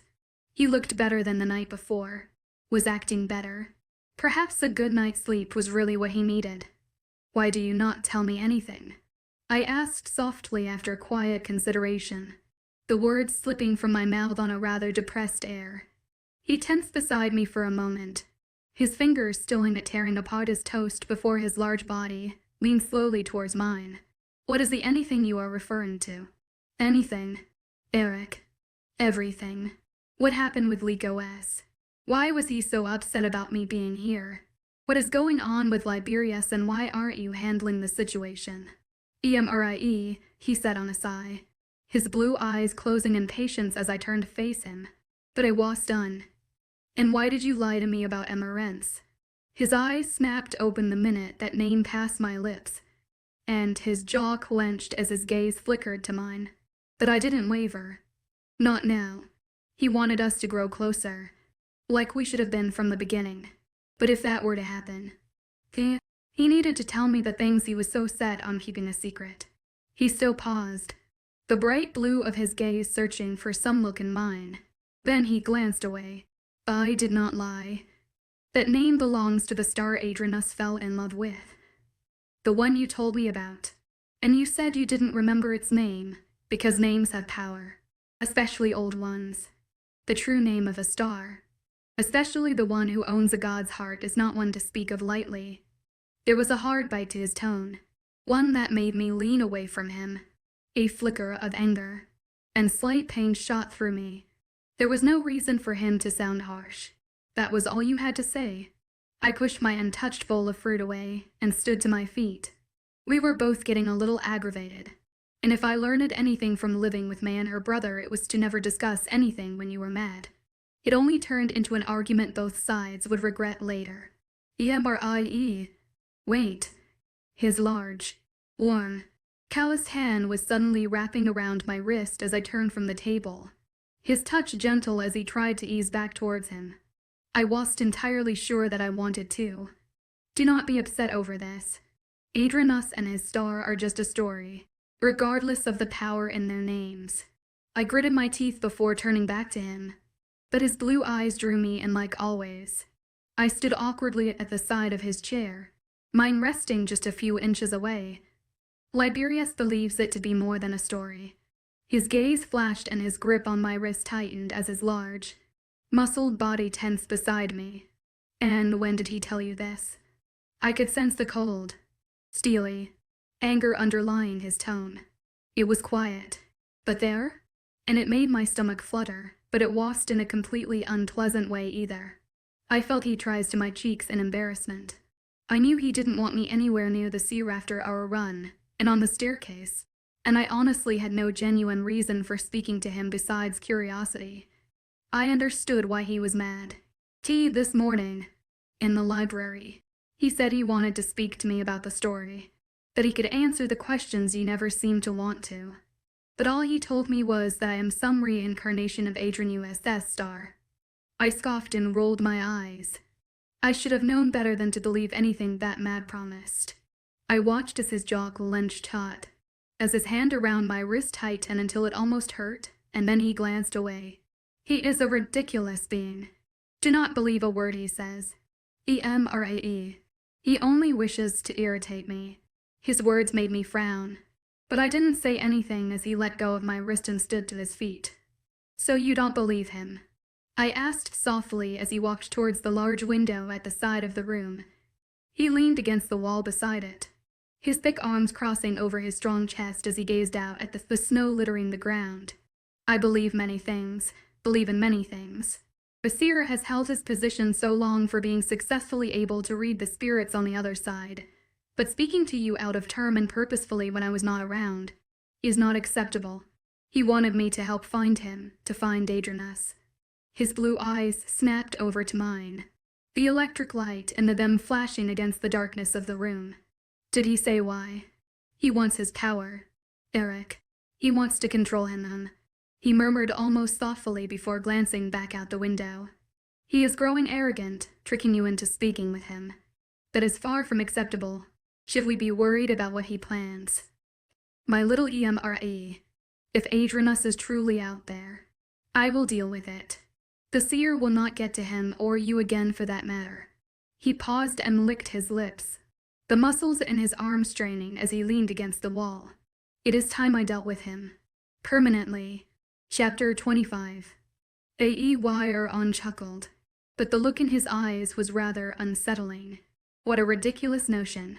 Perhaps that power he constantly babbles on about finally fried his brain, but I was convinced. For the first time since I arrived in Northwest Palace, his second-in-command wouldn't meet my eyes. You believe him. Of course I don't.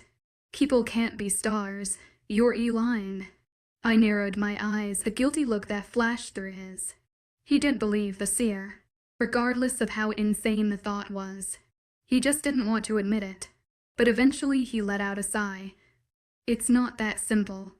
The seer might be a nuisance to the kingdom, but he still communicates with the spirit realm. I would not believe anything he says. My lady, but that doesn't mean some of it isn't true. The king wants me to forget that I was ever in the library. I murmured more to myself than him once he settled back in his seat, the guilty expression swarming his eyes gone. Perhaps that would be for the best. I rolled my eyes at that statement and let out a tired sigh before closing the book resting in front of me. I am getting rather sick of everyone saying that. His dark eyes slanted towards mine before he reached up and ran his strong fingers through his sand-colored hair. Yes, I imagine you are. But, believe me, Immerse.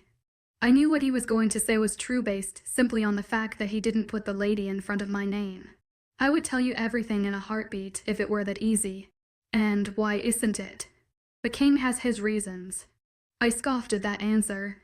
What a ridiculous one it was. It was pretty much the same response from Turif every time I asked him. Mars didn't want me then. So his generals wouldn't bother telling me. Do you even know what those reasons are? He chuckled once again, and his brown eyes seemed to dance in amusement as he played with an absent pawn from the chessboard always ready at the table. More than I would like, but they are important, and I agree with them enough to not disobey him. Of course you do. I grumbled and leaned back in my chair with an exasperated sigh. I honestly didn't even know why I bothered asking anymore. 𝐻𝐻𝐬𝐻𝐬 rolled his eyes. Listen, my lady. North does Immerse. His words were suddenly cut off from the almost vicious growl tearing through his own chest. There was a flash of blue, a bright blue so electric that I knew it could belong to no one other than the king, and then the second in command was gripping impossibly tight onto my wrist. My eyes wide-eyed in alarm. 𝐻𝐻𝐬𝐻𝐬. What are you doing, Immerse? He growled again, his brown eyes completely hidden behind the bright blue of 𝐊𝐻𝐸𝐬 glaring down at me in such anger that it made my stomach flip. The grip the large general had on my wrist only tightened, and I gasped at the sharp stab of pain it shot through my arm. North. My voice was a surprised whisper as the 𝐻𝐻𝐬𝐻𝐬 continued to growl and stand to his feet, pulling me with him. What's going on?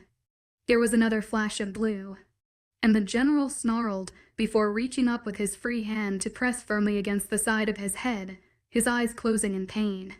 North. He growled deep in his throat, his voice sounding much more like his own, although his grip on my wrist only hardened. 𝐻𝐻𝐬𝐻𝐬 let go. You're hurting me.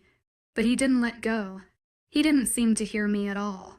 The general was hunched over at the waist, his large palm pressing into the side of his head as his eyes shut tight against some unseen pain.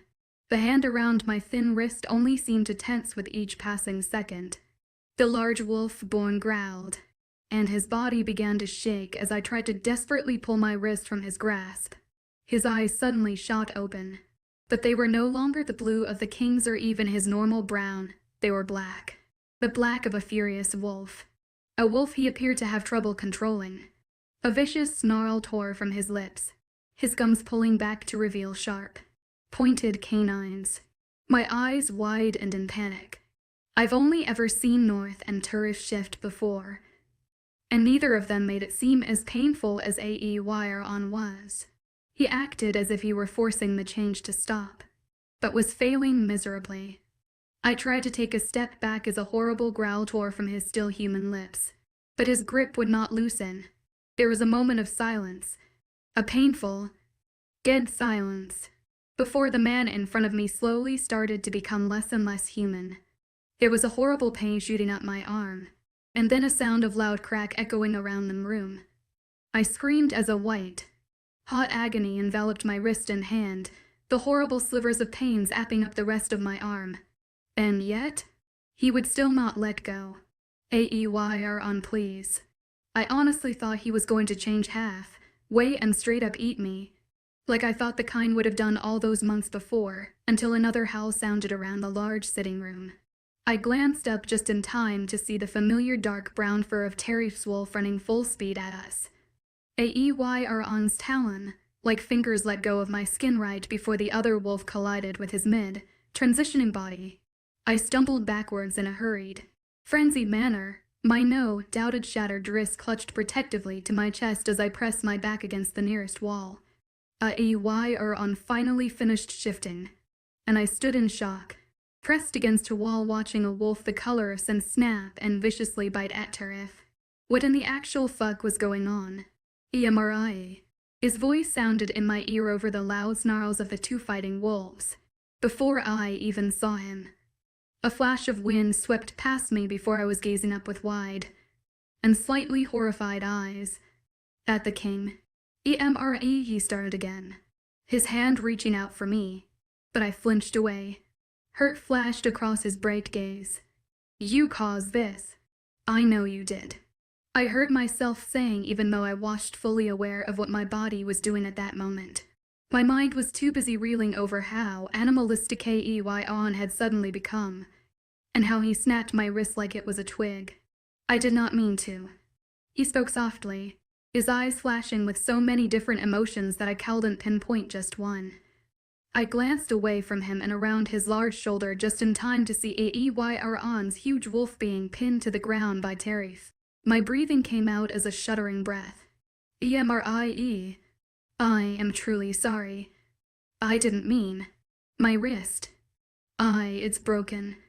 I heard my voice mumble again, my eyes flickering back and forth between the kings and the two wolves at the opposite end of the room. I can fix it. He was reaching slowly out for me again. But like last time, I jerked uneasily away. A pained frown pulled at his lips. What did you? How did you? I couldn't think straight, and I could barely make any coherent sentences, but he seemed to understand me anyway. I can enter any of my people's minds, for a brief period of time, and control them if I wish. His voice was hesitant. His eyes narrowed slightly in concern as he watched me like a parent would a newborn infant. You broke my wrist. No, I would never. He was shaking his head in absolute denial, his eyes horrified at the simple notion, but I wasn't necessarily convinced. He said he was in control for a moment.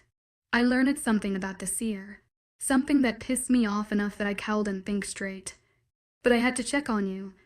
I had to make sure you were okay. I was mad when I entered 𝐿𝐲𝐻𝐬𝐬's mind. Too mad to ask permission, and I ended up fucking up his conscience. His reaction was his wolf's instinctive response. Defense. Neither one of us meant to hurt you.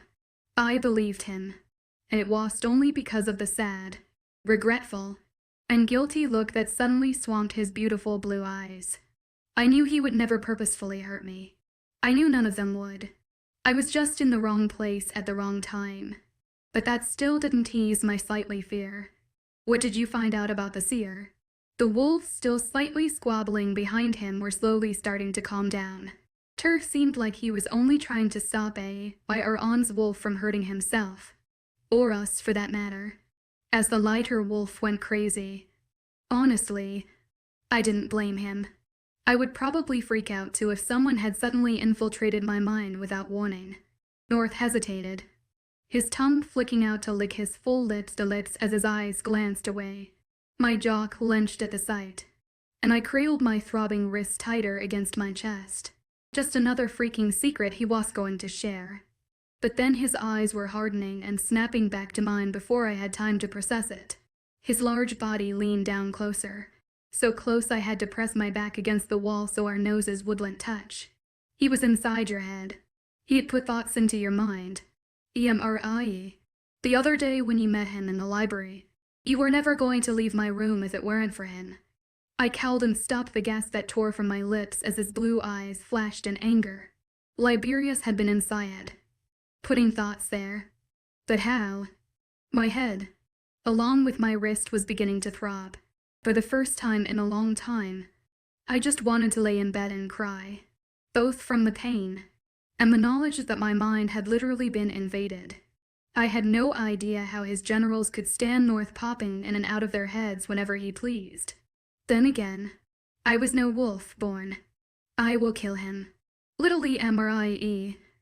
I will rip him apart limb by limb and feed them to those souls he seems so desperately attached to. There was no threat in his tone, only a stark promise, and it made my head pound even more.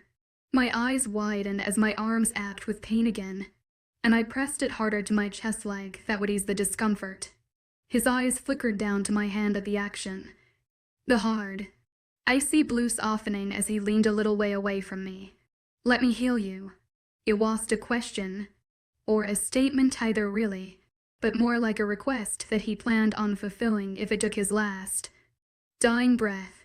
The chaos behind him had died completely down, but Turf was still standing protectively between us and 𝐿𝐷 sand.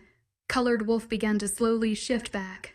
I brought my gaze back to Eric before giving him a small nod. I've seen him appear only as an apparition, seen him make small tornadoes in his palm, and now infiltrate someone's mind. I had no doubt he would be able to heal anything if he wanted. His shoulders eased slightly when he reached for me once again, and this time I actually let him. I should kill him for hurting you, he murmured as both of his large hands came up to gently cut my wrist. I watched with wide eyes as he began to slowly raise my hand to his lips, but I know it was not his fault. It was mine. I stared in awe at his blue eyes as they locked with mine, his large hands holding my wrist as his warm lips pressed against the underside of the quickly bruising bone in a gentle kiss. His eyes flashed and then the pain was fading easily away, the black and blue of the skin disappearing. Well, all better, he murmured against my skin, but did not lower my hand. His lips brushed against the underside of my wrist once again, his blue eyes glowing softly against the black of his short hair. He truly was beautiful. 𝐿𝐷. I'm so sorry. And just like that, our little moment was severed. The king growled, his eyes darkening as his head snapped to the side. Forgive me, North. I could not control it. I wasn't expecting for you, I know. He snapped as his hand gently lowered mine once again.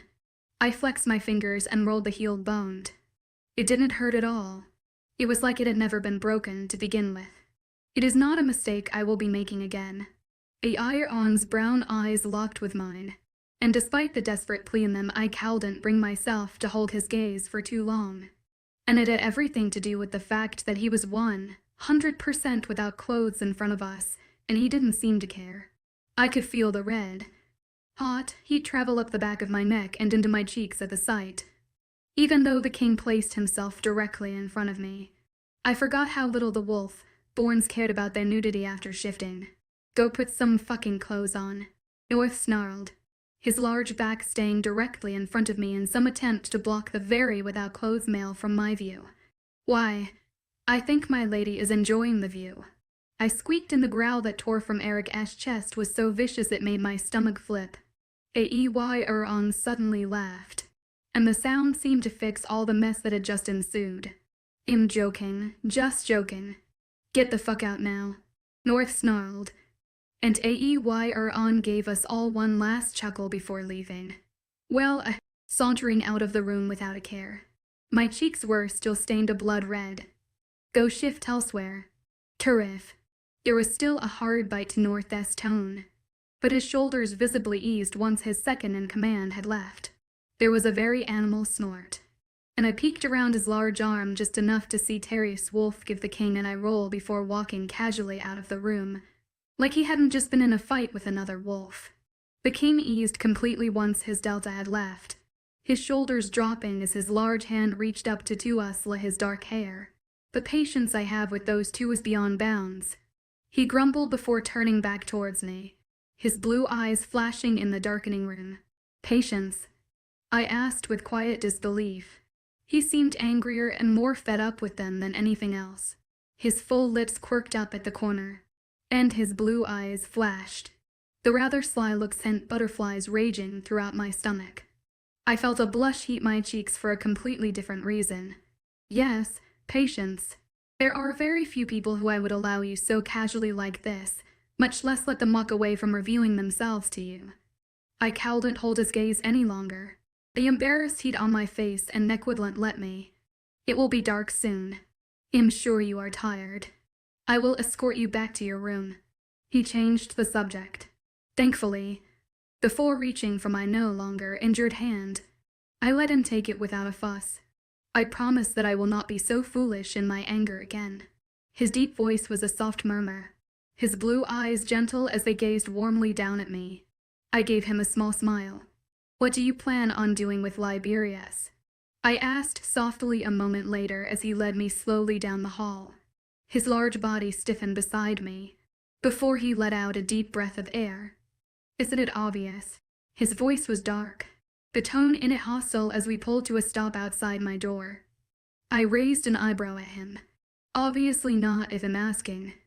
His eyes wide and at that before narrowing with a rather sickening gleam dancing across his gaze.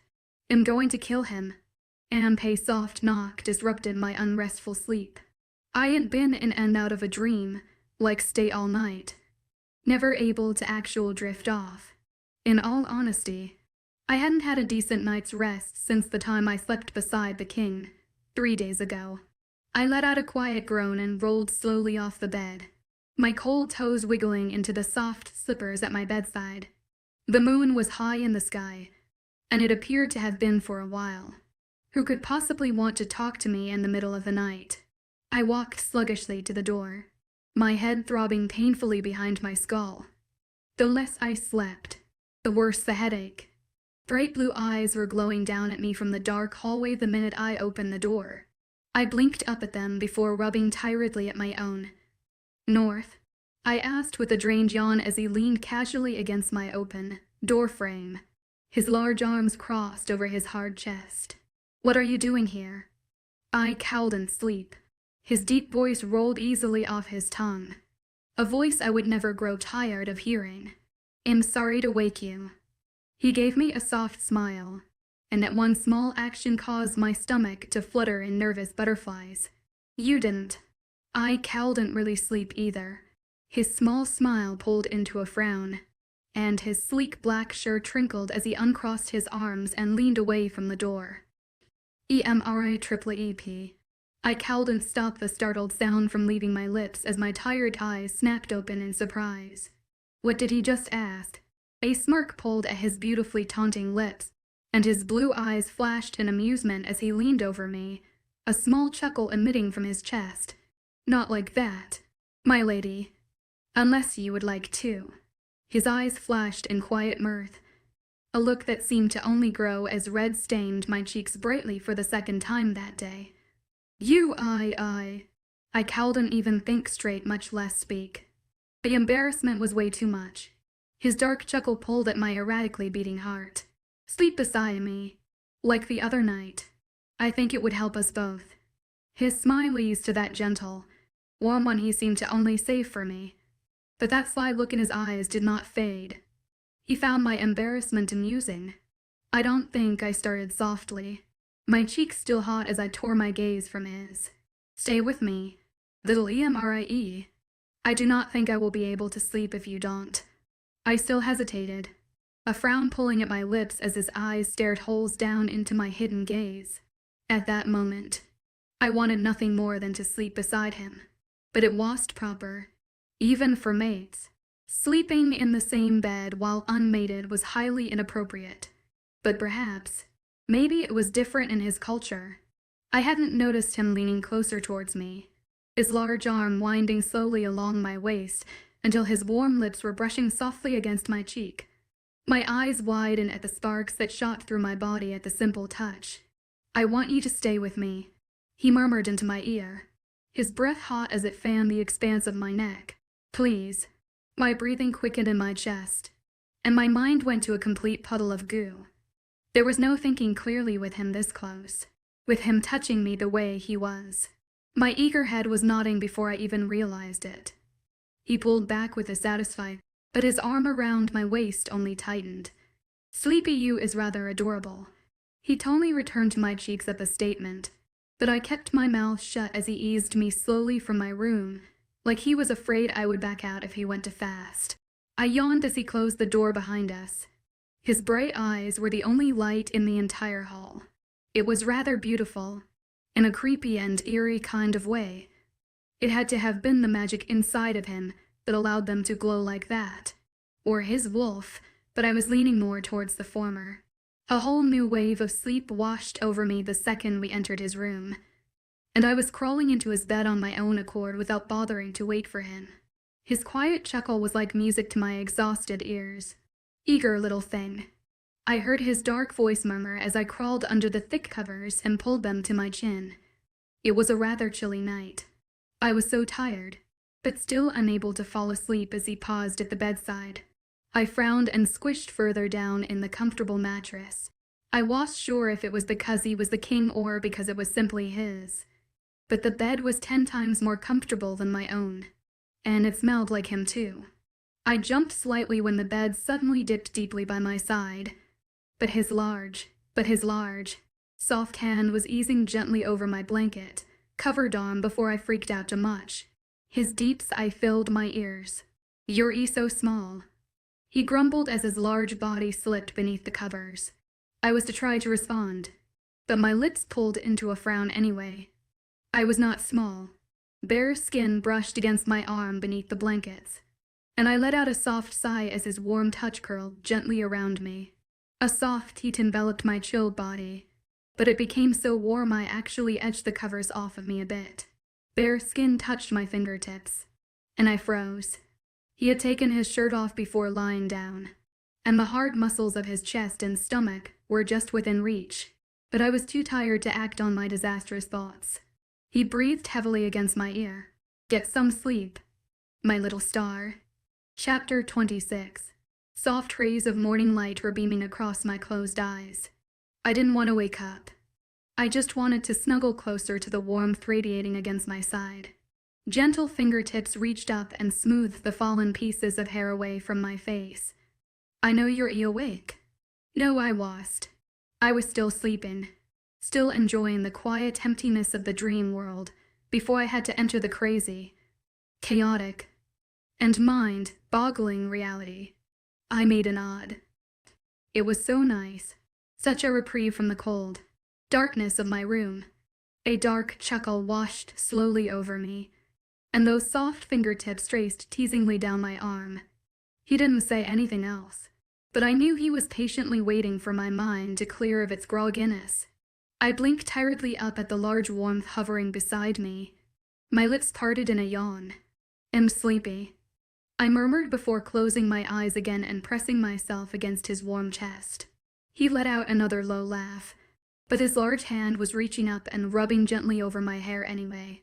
It had been the first night I had slept completely through, besides the time I slept beside him, in as long as I could remember.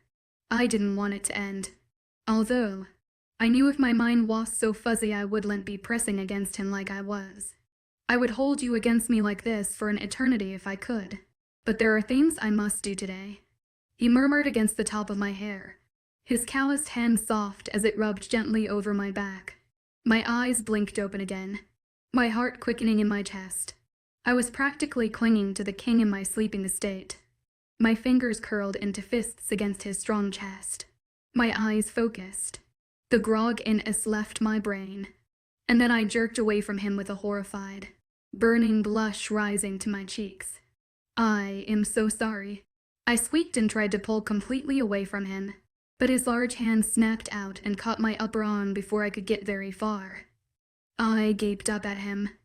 At the bright blue eyes narrowed in a disgruntled manner. My blush didn't tease.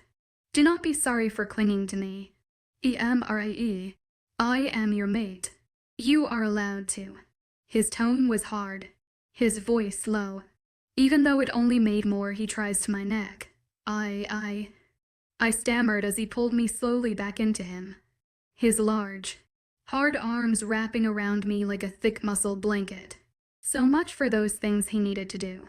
His tone eased as his warm lips rubbed gently along my forehead. The soft, surprising touch made my eyes widen.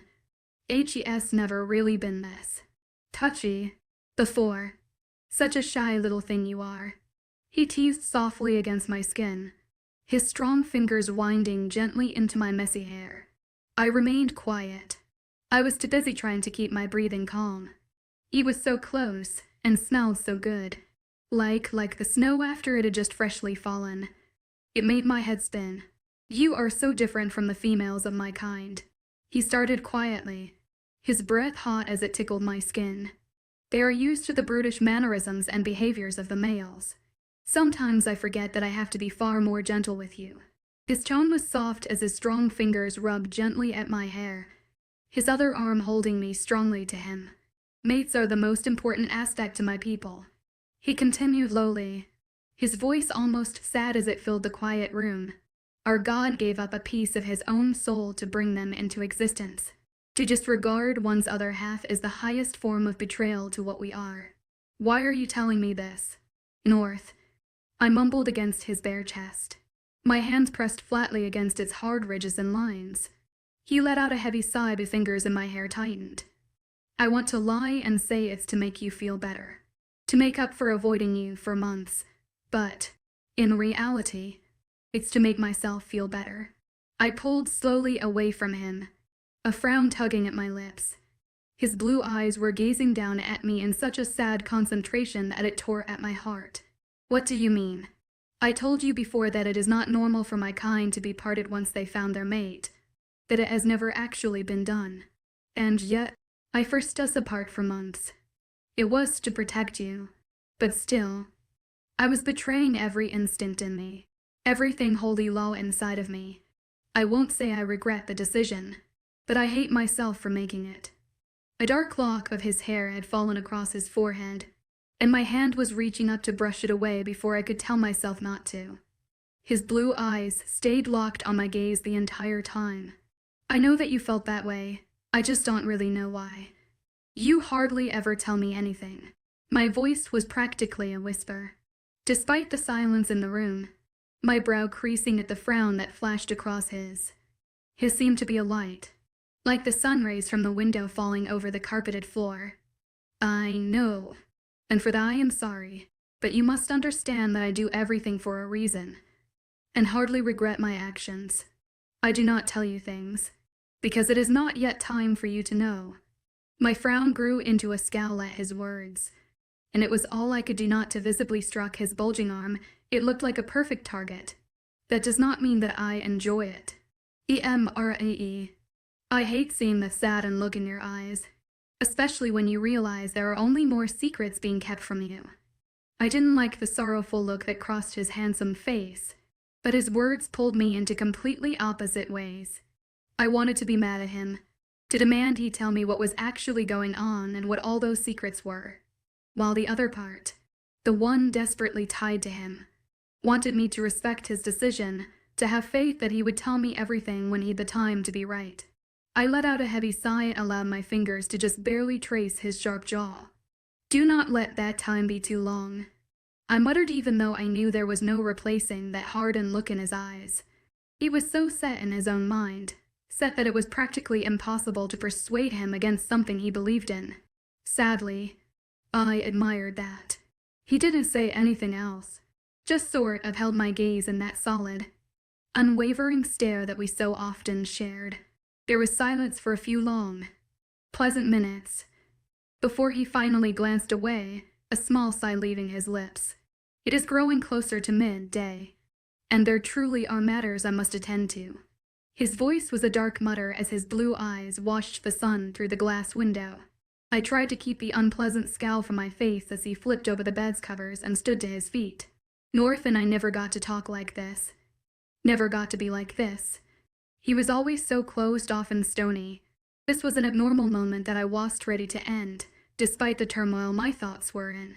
"𝐖𝐻 wishes to take you into town again, to make up for yesterday," he announced casually as he began walking towards the small, wooden door at the back of the room. I couldn't stop my gaze from following the hard planes and muscles of his back as he moved. He was just so yummy. The thought actually made me want to blush. There was honestly no other word to describe him in such a simple manner. The sight of him shirtless made my mouth water. "When did you talk to him?" He stopped just outside of the door and shot me a smile, his tan fingers reaching up to press against his temple. Oh, remembering his whole mind trick thing would take some getting used to. "I am going to have a servant draw me a bath. Would you like one as well?" His question was innocent enough, but just hearing the words baffin him in the same sentence made he tries to my cheeks. You no. Thank you. I will have one later. He shot me a smile, either oblivious to the red staining my face, or didn't care. I was honestly happy with either option. Very well. I will see you this afternoon. Immerse. See you. I waved awkwardly after him, my other hand clenching nervously at the bedspread as he disappeared behind the door. Now what? I do not know how you sit with all the junk you inhale. I commented as 𝐿𝐢𝐬𝐬 stuffed his face with yet another mini cake. He shot me a wide, desert-filled smile. I cringed. I have a vigorous training regime. Don't you worry, my lady. Then he paused, ate another caramelized candy before winking at me. And wolf-borns have a metabolism that puts the triathlon runners to shame. That was definitely more believable. I was with the general almost every hour of the day, and I have not once seen him in any sort of exercising form. He was either bragging about beating me in chess, or stuffing his face. The male was beyond obsessed with food. I cowed and helped the small laugh that pulled from my lips, and began to roll my eyes as he started to bicker with the stand's owner over a price for a bag of sweet taffy, like candy, when a dark flash of green caught my eyes. My brows furrowed curiously. That looked like May's cloak. Then I saw her, just out of the corner of my gaze, the familiar color of her winter cloak disappearing around a bustling stand. I frowned. What in the world was May doing up here? I turned away from the squabbling by our and storekeeper, a flash of large, frightening, hazel eyes drawing my attention. They, I called out to the distant figure, but only received a few odd glances from the wolf-borns around me. I ignored them and hurried after the brief image of my friend, May. I called again once I rounded the corner. I saw she had disappeared behind. My steps faltered and I frowned. There was no one there, just an empty alley. I sighed and shook my head. Being around all the craziness at the castle was really starting to get to me. I squealed when a thin, tight grip suddenly wrapped around my wrist. I whirled around, ready to slap the culprit silly, when my eyes landed on a rather horrid-looking May. Dark blue circles outlined her sunken eyes, her cheeks pale and skin clammy as if she hadn't seen the sun in a week. And she was thin, skinner than I had ever seen her before in our entire life. My breathing hitched in my throat. Dear Lord, May, what happened to you? I tried to keep my voice soft and gentle as the beyond frightened girl grasped desperately at my wrist. Immerse. She wheezed, her breathing hard as her balance staggered. They lied to you, the elders. We all did. I didn't know until we returned from the lower kingdom. But I've been lying to you too. She spoke hastily as she shot nervous glances behind her shoulder, like she was afraid someone was after her. What are you talking about? My eyebrows were crunched together in confusion, my hands gripping tightly onto her thin arms as she flinched uneasily in front of me every couple of seconds. I shook my head. You're not making any sense. There's something you need to see. She spoke over me like I hadn't even bothered to open my mouth. Her dark, hazel eyes almost hollow as she let go of my wrist. My stomach twisted uneasily. I don't understand what is going on. What do you mean you have all been lying to me? She didn't let me finish, and before I could realize what she was doing, her small fingers were pressing harshly into my temples. I jerked against her hold, my eyes wide at the odd action, until the world around me disappeared, and was replaced by the one inside of my best friend's head. I gasped. Craters as wide as the king's castle littered the ground. Thousands of them, all dark, deep holes in the lower grounds of the world.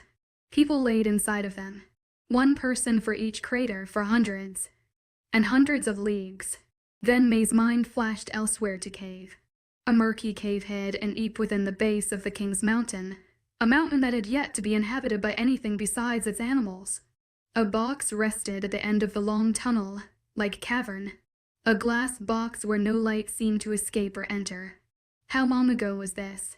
My mind asked no one in particular as May stepped closer to the coffin, like glass box. This cave was a tomb buried deep within the mountain, long before any shifter or human walked the expanse of the north. I wasn't expecting her voice to answer, much less respond in my mind.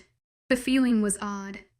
I had never before shared my subconscious with anyone that I was aware of, at least. Why are you showing me this? How are you doing this? You have to see. You have to know, she repeated solemnly, both sad and distant, but persistent. This was not the May I knew. What had happened to her? She drew my mind's eye closer to the glass coffin, closer than I would have ever liked. I didn't want to be anywhere near it, anywhere near the cave in this part of the mountain. I didn't want to believe any of it. Didn't want to believe there was cavern, like tombs buried deep at the base of the mountain, or that May looked as if she were on her deathbed, an ability to enter people's mind at will. It was all becoming too surreal, too unfamiliar. Still, she drew me closer to the coffin, closer to whomever was lying dead inside. Why did I have to see this? Why was it so important to her? Torches suddenly flickered to life around the small room that had been carved into the cavern, and the glass of the box reflected its orange light, and the person lying inside. No, I heard myself both say out loud and in my mind.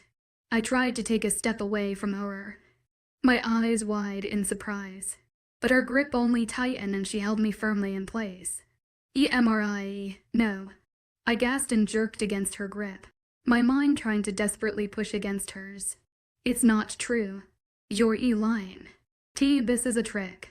No, it's not. May blinked and then we were suddenly standing in the abandoned alley once again, her sick appearance only worsening as I tried to wrench myself away from her. It has to be. That's impossible. I didn't realize there were tears streaming down my cheeks until the water was dripping off my chin. It's true. 𝐸. You have to believe me. She was crying as well, but her tears seemed to be more out of fear than anything else. 𝐸. I heard 𝐿𝐢 call for me just a few yards away from the tunnel, a certain degree of worry lining his tone. I was more than happy to hear his voice. I wanted to feel horrid for wishing to be rid of her, but this was all too insane. 𝐿𝐢. Please. You must know. They found you first when you fell, the elders of old. They knew who you were, who you are. They spelled and trapped you in that coffin to keep you from him. It's always been about power. 𝐸. There you are. It was 𝐊𝐢 who interrupted her, but the strong, powerful voice of the king sounding behind me. My heart hammered in my throat as I stepped hurriedly away from the deranged May, her hazel eyes wide and in horror at the large mill suddenly behind me, the pupils of them changing drastically between her animals and hers. My own gaze widened and surprised at the male suddenly behind her, the one who looked rather murderous.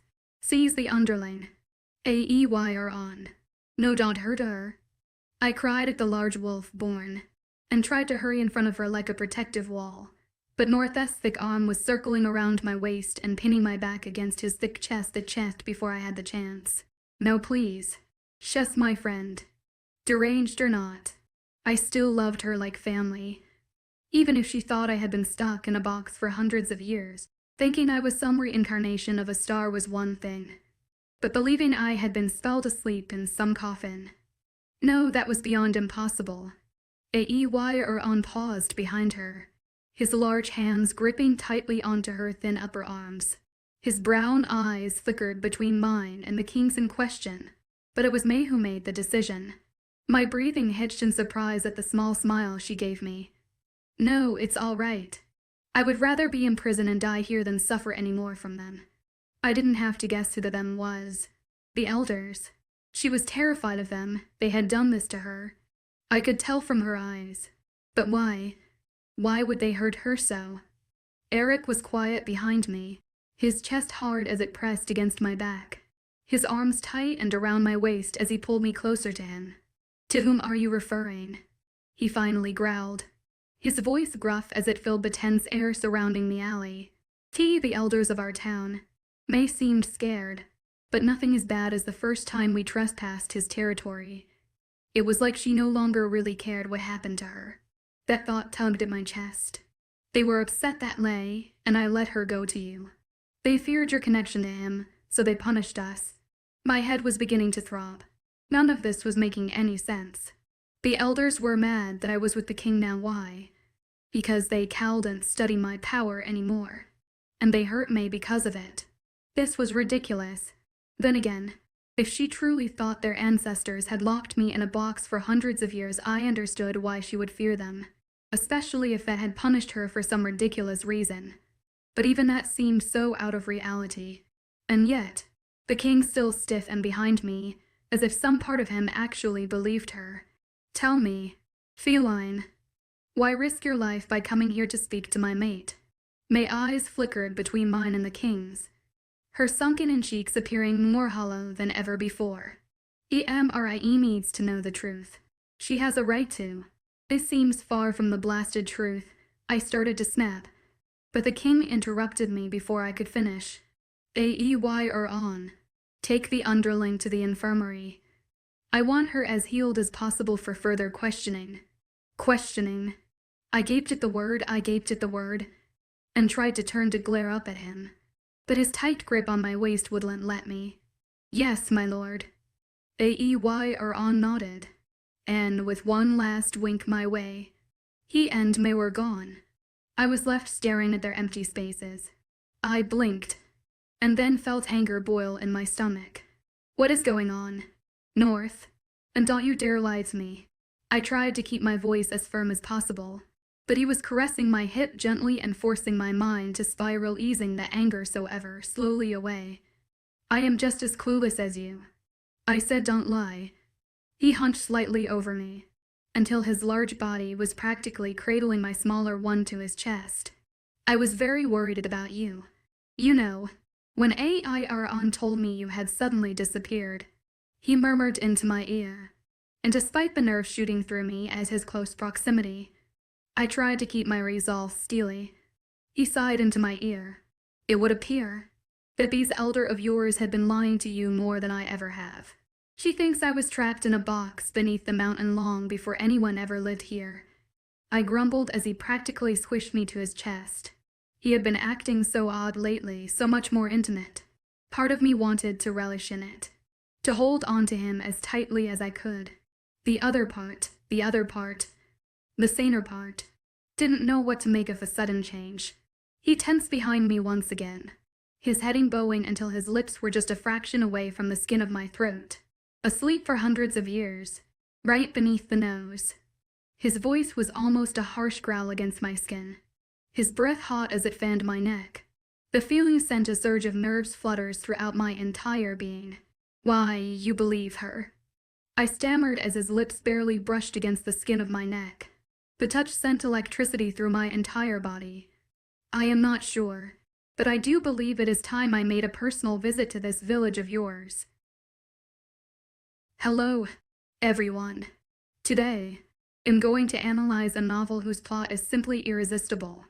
In this story, the female protagonist, while searching for her origins, uncovers a series of shocking truths.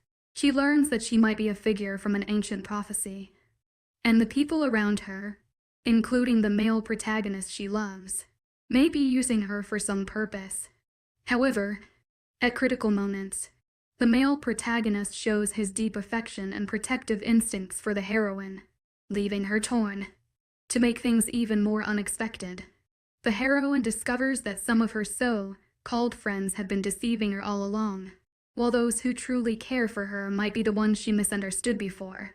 This contradiction between identity exploitation, coupled with the reversals in friendship and love, forms a highly captivating plot in the story. So follow my analysis to see how the heroine finds her own truth and happiness amidst these difficulties. Chapter 27. The castle trembled with the force of 𝐊𝐸𝐺 rage returned. The thunderous slamming of doors reverberated through the ancient stone walls, and I felt a sharp, visceral stab of fear in my chest.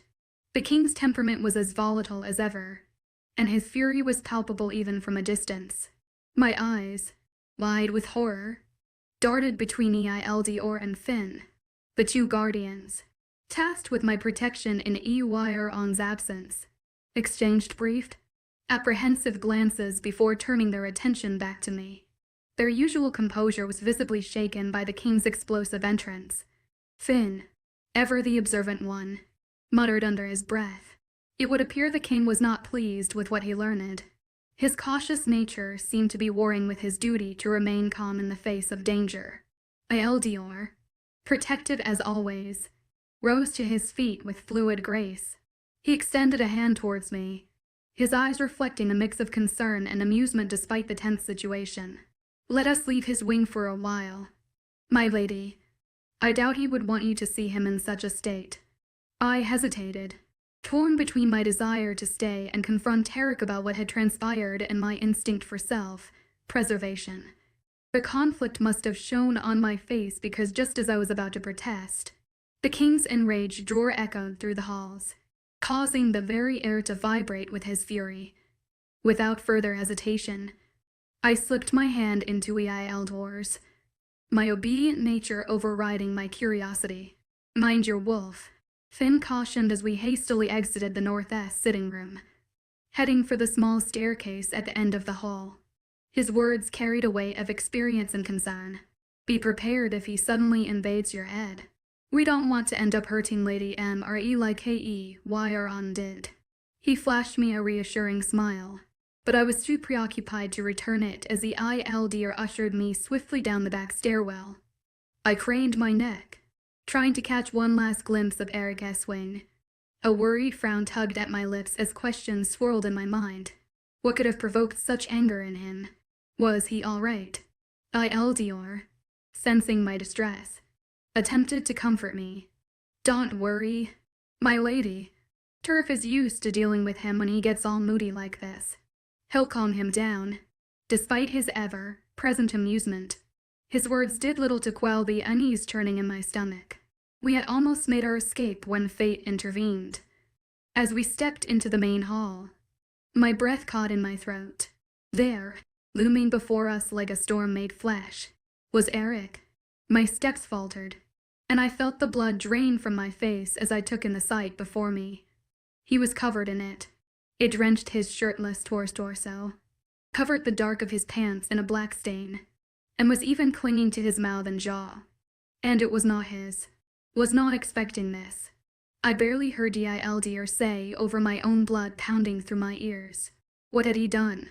The king's eyes snapped towards us, to mine, and I flinched backwards at the furious look dancing in his no longer blue gaze. His eyes were black, the entire expanse of them. I gulped nervously and took a small step back. He growled, "Dear Lord, why, you killed them." I knew the answer before the words even slipped past my lips. There was too much blood for it to be anything other than a handful of bodies he must have torn through. I could feel the color drain from my face. Oh my God. My head was beginning to pound, and it felt like no matter how hard I tried to breathe, air refused to reach my lungs. He had killed them. People I had known my whole life, that practically raised me besides Lay and May. But was it even the elders? Perhaps it was just some random family that got in his way at the wrong time. Rumors from before started flashing through my mind. The King of the North.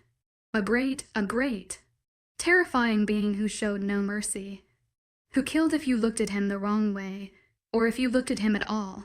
A man who would dismember you in front of your family just for wandering into his lands. A beast who would kill a village just because they pissed him off. I staggered backwards. My palm pressed to my suddenly throbbing forehead, but the action only seemed to worsen his already explosive anger. He let out a dark growl, and then was in front of me in a flash, his black eyes glaring down at me like two dark, burning coals. Yes, his voice came out as a dark snarl, sharp teeth biting into his bottom lip. This was not the same man who had held me so gently the other morning.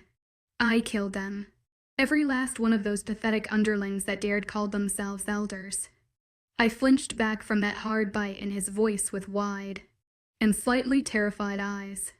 All rumors stemmed from something, and this North looked like he couldn't care less whether I was his mate or not. Just another underling who he could easily tear apart. You shouldn't be so surprised, he snarled, the light from the ceiling reflecting wickedly in the black of his eyes. I am a wolf-born, mate. Fulfilling monstrous actions is what we do. What we enjoy. 𝐸𝐴𝐸 𝐸𝐴𝐸 North's black gaze snapped to 𝐸𝐈L doors. His lips pulled back in a life, threatening snarl as he growled at his general. I eased further away from him. This was all too much. You killed them. They didn't do anything. I shouted up at the still furious, blood-soaked Tarek. But that did nothing to calm his rage. They fucked up everything. His voice came out as roar, one so loud it caused my ears to throb in pain. There were tears pricking my eyes, a few falling to my cheeks before I could stop them. My head was pounding, my lungs unbreathing, and I could barely make out anything besides the black dots dancing around my vision. This Eric was terrifying. He was the man of the stories, of the rumors. This was the true king of the North. And of course I blacked out because he simply yelled at me. And I groaned against the pounding behind my skull and blinked my eyes open. The room was dark. The air cold as warm blankets pinned me to the bed. There was no light shining in its bleak expanse. I let out a shaky breath. How did I get here? There was movement at my side, a soft rustling of fabric, before the bed dipped softly beside me. I blinked up into the darkness. Are you okay? North's voice was gentle, caring even, but it took me a moment before I realized the light shining down at me was the glow of his blue eyes. My head hurts, I murmured as I pressed my palm to my throbbing skull. His blue eyes dark and a flicker of memory shot through my mind. Then another, and another until I remembered just what had landed me in such a predicament. I'm sure he heard the hitch in my breath, or noticed how I leaned slightly away from his heavy weight at my side, because he let out a soft sigh. I can't say that I am sorry, because I am not. He started softly, his large hand resting just beside my hip, or at least I thought it was. The only thing I regret is causing you pain. I remained quiet. I had been so terrified of him, horrified at the blood soaking his body, and the black color of his eyes. He looked like a murderous beast, one with little care in the world. He was not the Eric I knew, but what I had heard about from traveling lips. I tried so hard with you. I try so hard to not let you see what is always simpering just beneath my surface. But it is so ridiculously straining. His voice had dropped to a hoarse whisper, one he didn't bother hiding the emotion from. I couldn't see him, but I knew those blue eyes were gleaming down at the ground. This was the most open and vulnerable I had ever seen him. It was just a pity that he had to kill a handful of people for it to happen. I was not always like this, not always so mad all the time. When I still had my family, I was happy. He spoke softly, his voice distant as he recounted long, forgotten memories. But that was so very long ago, and I've been so alone ever since. It is easy to lose control. His words tugged at me, at that lonely part inside of my chest I knew so well. But that didn't make up for what he had done. Some of those elders were kind to me. Images of Elder Lana's gentle voice teaching May and I how to read and write with the other town's children flashed through my mind. Even memories of Elder Kane. Despite how pompous he was, he always managed to keep the village safe with 𝐊𝐲𝐬𝐬. They might have invaded my privacy, experimented on me and my power, but they were still good people, some of them. Or I thought they were. I didn't know what to believe anymore. First, 𝐊𝐲𝐬𝐬 had come storming up the mountain, saying they had lied to me my whole life. And then May had as well.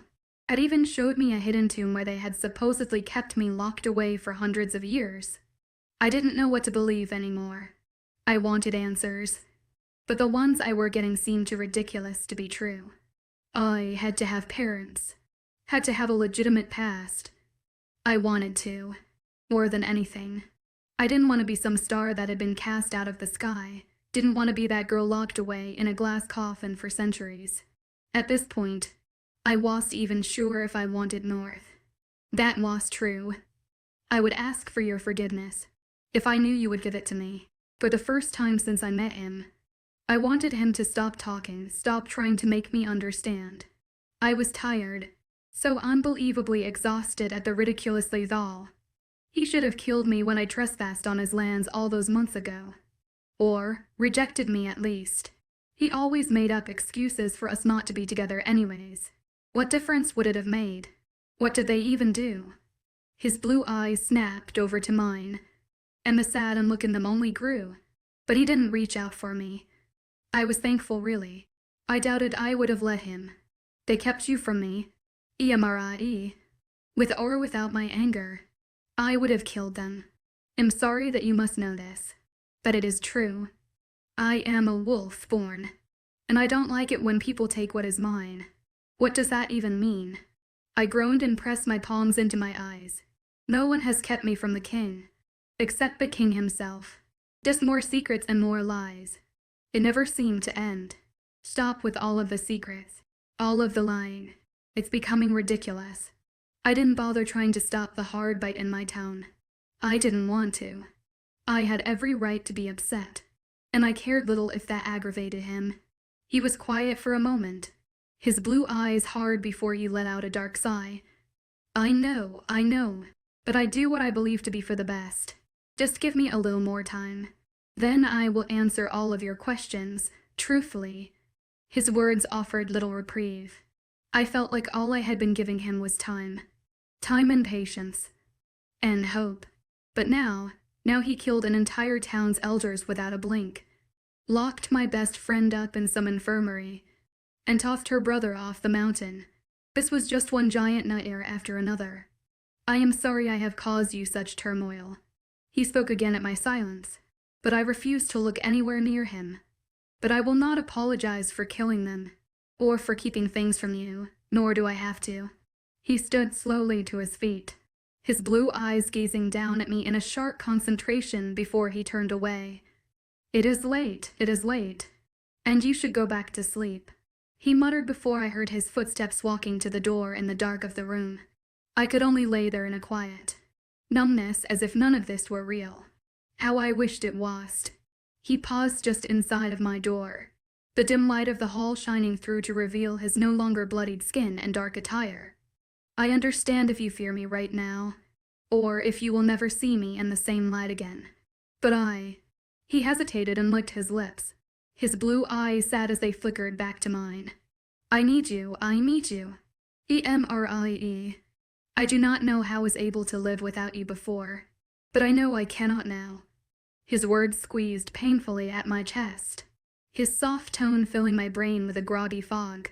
Why couldn't he just let me hate him? If only for a moment. If you can't sleep, or if some part of you forgives me enough to tolerate me, I will be in my room. He gave me a small smile, and then walked out into the hall, the door closing softly behind him. I wanted to stay viciously mad at him, to hate him at least for a little while, but it was increasingly hard. He has hidden so much from me, kept me locked away in isolation with only 𝐊𝐢𝐬𝐬's presences as a reprieve, and killed those who held significance in my life. And yet, I could not hold on to the hate and anger that I desperately wanted to.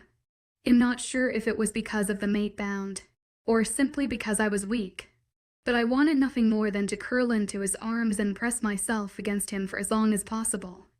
Arms that had just recently been drenched in the blood of my town's elders. Pathetic and weak. That was what he had made me, but I still did not hate him for it. He was right. He was a wolf born, the king of them all. He has done far worse in the past, and he would probably do far worse in the future. Could I be with a man like that? One who killed those who made him angry simply because he could. Could I love someone as such? It was a stupid question, because no matter how hard I told myself no. It's far too soon. I knew I loved him. I knew I would always love him, but I could easily write that off as the mate bond. Love was such a temperamental word. I loved May, and 𝐊𝐢𝐬𝐬, even 𝐿𝐢𝐬𝐿, and a part of me had even loved the elders, but the odd emotion in my heart for Eric was foreign to me, and it was scary. I didn't want to admit it to myself, to tell my mind what my heart already knew. I could leave the mountain, leave the entire north for that matter, but I could never truly leave him. But part of me, the part that hung on his every word, would stay. This was my life now. I stood just outside his door, all those thoughts stumbling through my mind. Could I so easily forgive him? Was I really going to run back into the hands he had used barely a day before to kill for people? I let out a heavy sigh and shook my head. It honestly didn't matter. I knocked softly on the large wooden door, but heard no reply. He must have been sleeping. It was late anyways. I should have gone back to my own room, but there I was, pushing the door gently open before I could listen to my better judgment. There was a thin beam of moonlight streaming in through his large windows, and I used it to walk slowly over to his large four-poster bed. He was lying heavily on his side, his blue eyes closed as he grimaced in his sleep. The sight made me frown. He looked so gentle, so vulnerable like this. It was hard to believe he was the same man who could kill so mercilessly. And yet, I was still climbing into the bed beside him. The minute my head hit the pillow, his frown eased and his tense shoulders relaxed. My lips pulled into a small smile. My life was just one big, jumbled mess. Chapter 28. The king was still sleeping when I woke up the next morning, his large body resting peacefully beside mine. I blinked over at him, at the soft look resting across his handsome face, and let out a quiet sigh. Why couldn't we be like the regular mates of his kind, the ones he always seemed so proud to tell me about? Because he was a king, and I had no idea what I was anymore. I cast him one last look carefully from the large bed. North didn't move once. I watched his large frame breathe evenly beneath the thick covers as I walked quietly towards the large oak door of his room. My footsteps light as I stepped on the very tips of my toes. I didn't know how I felt about yesterday, but I knew I wouldn't be able to figure it out with those blue eyes glowing down at me. He had killed a handful of people that had practically raised me, and yet I still slept beside him like nothing had happened. What was wrong with me? He had been so different, so unlike the North I had grown used to, the king from the traveling stories. It was rather frightening, but I knew he wouldn't have hurt me. Not physically, at least. But he hurt others, killed others. He was right, though. It shouldn't have surprised me. He was the ruler of his entire, animalistic kind after all. I just needed to be away from him for a while.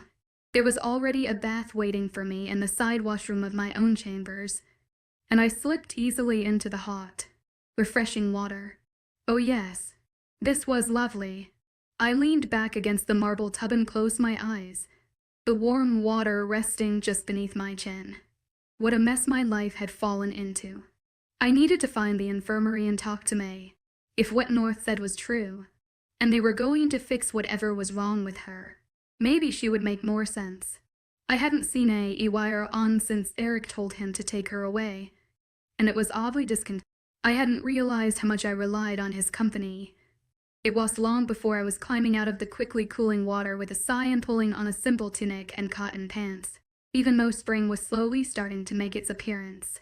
The snow and chill in the air around the kingdom seemed to never disappear. I rather liked it.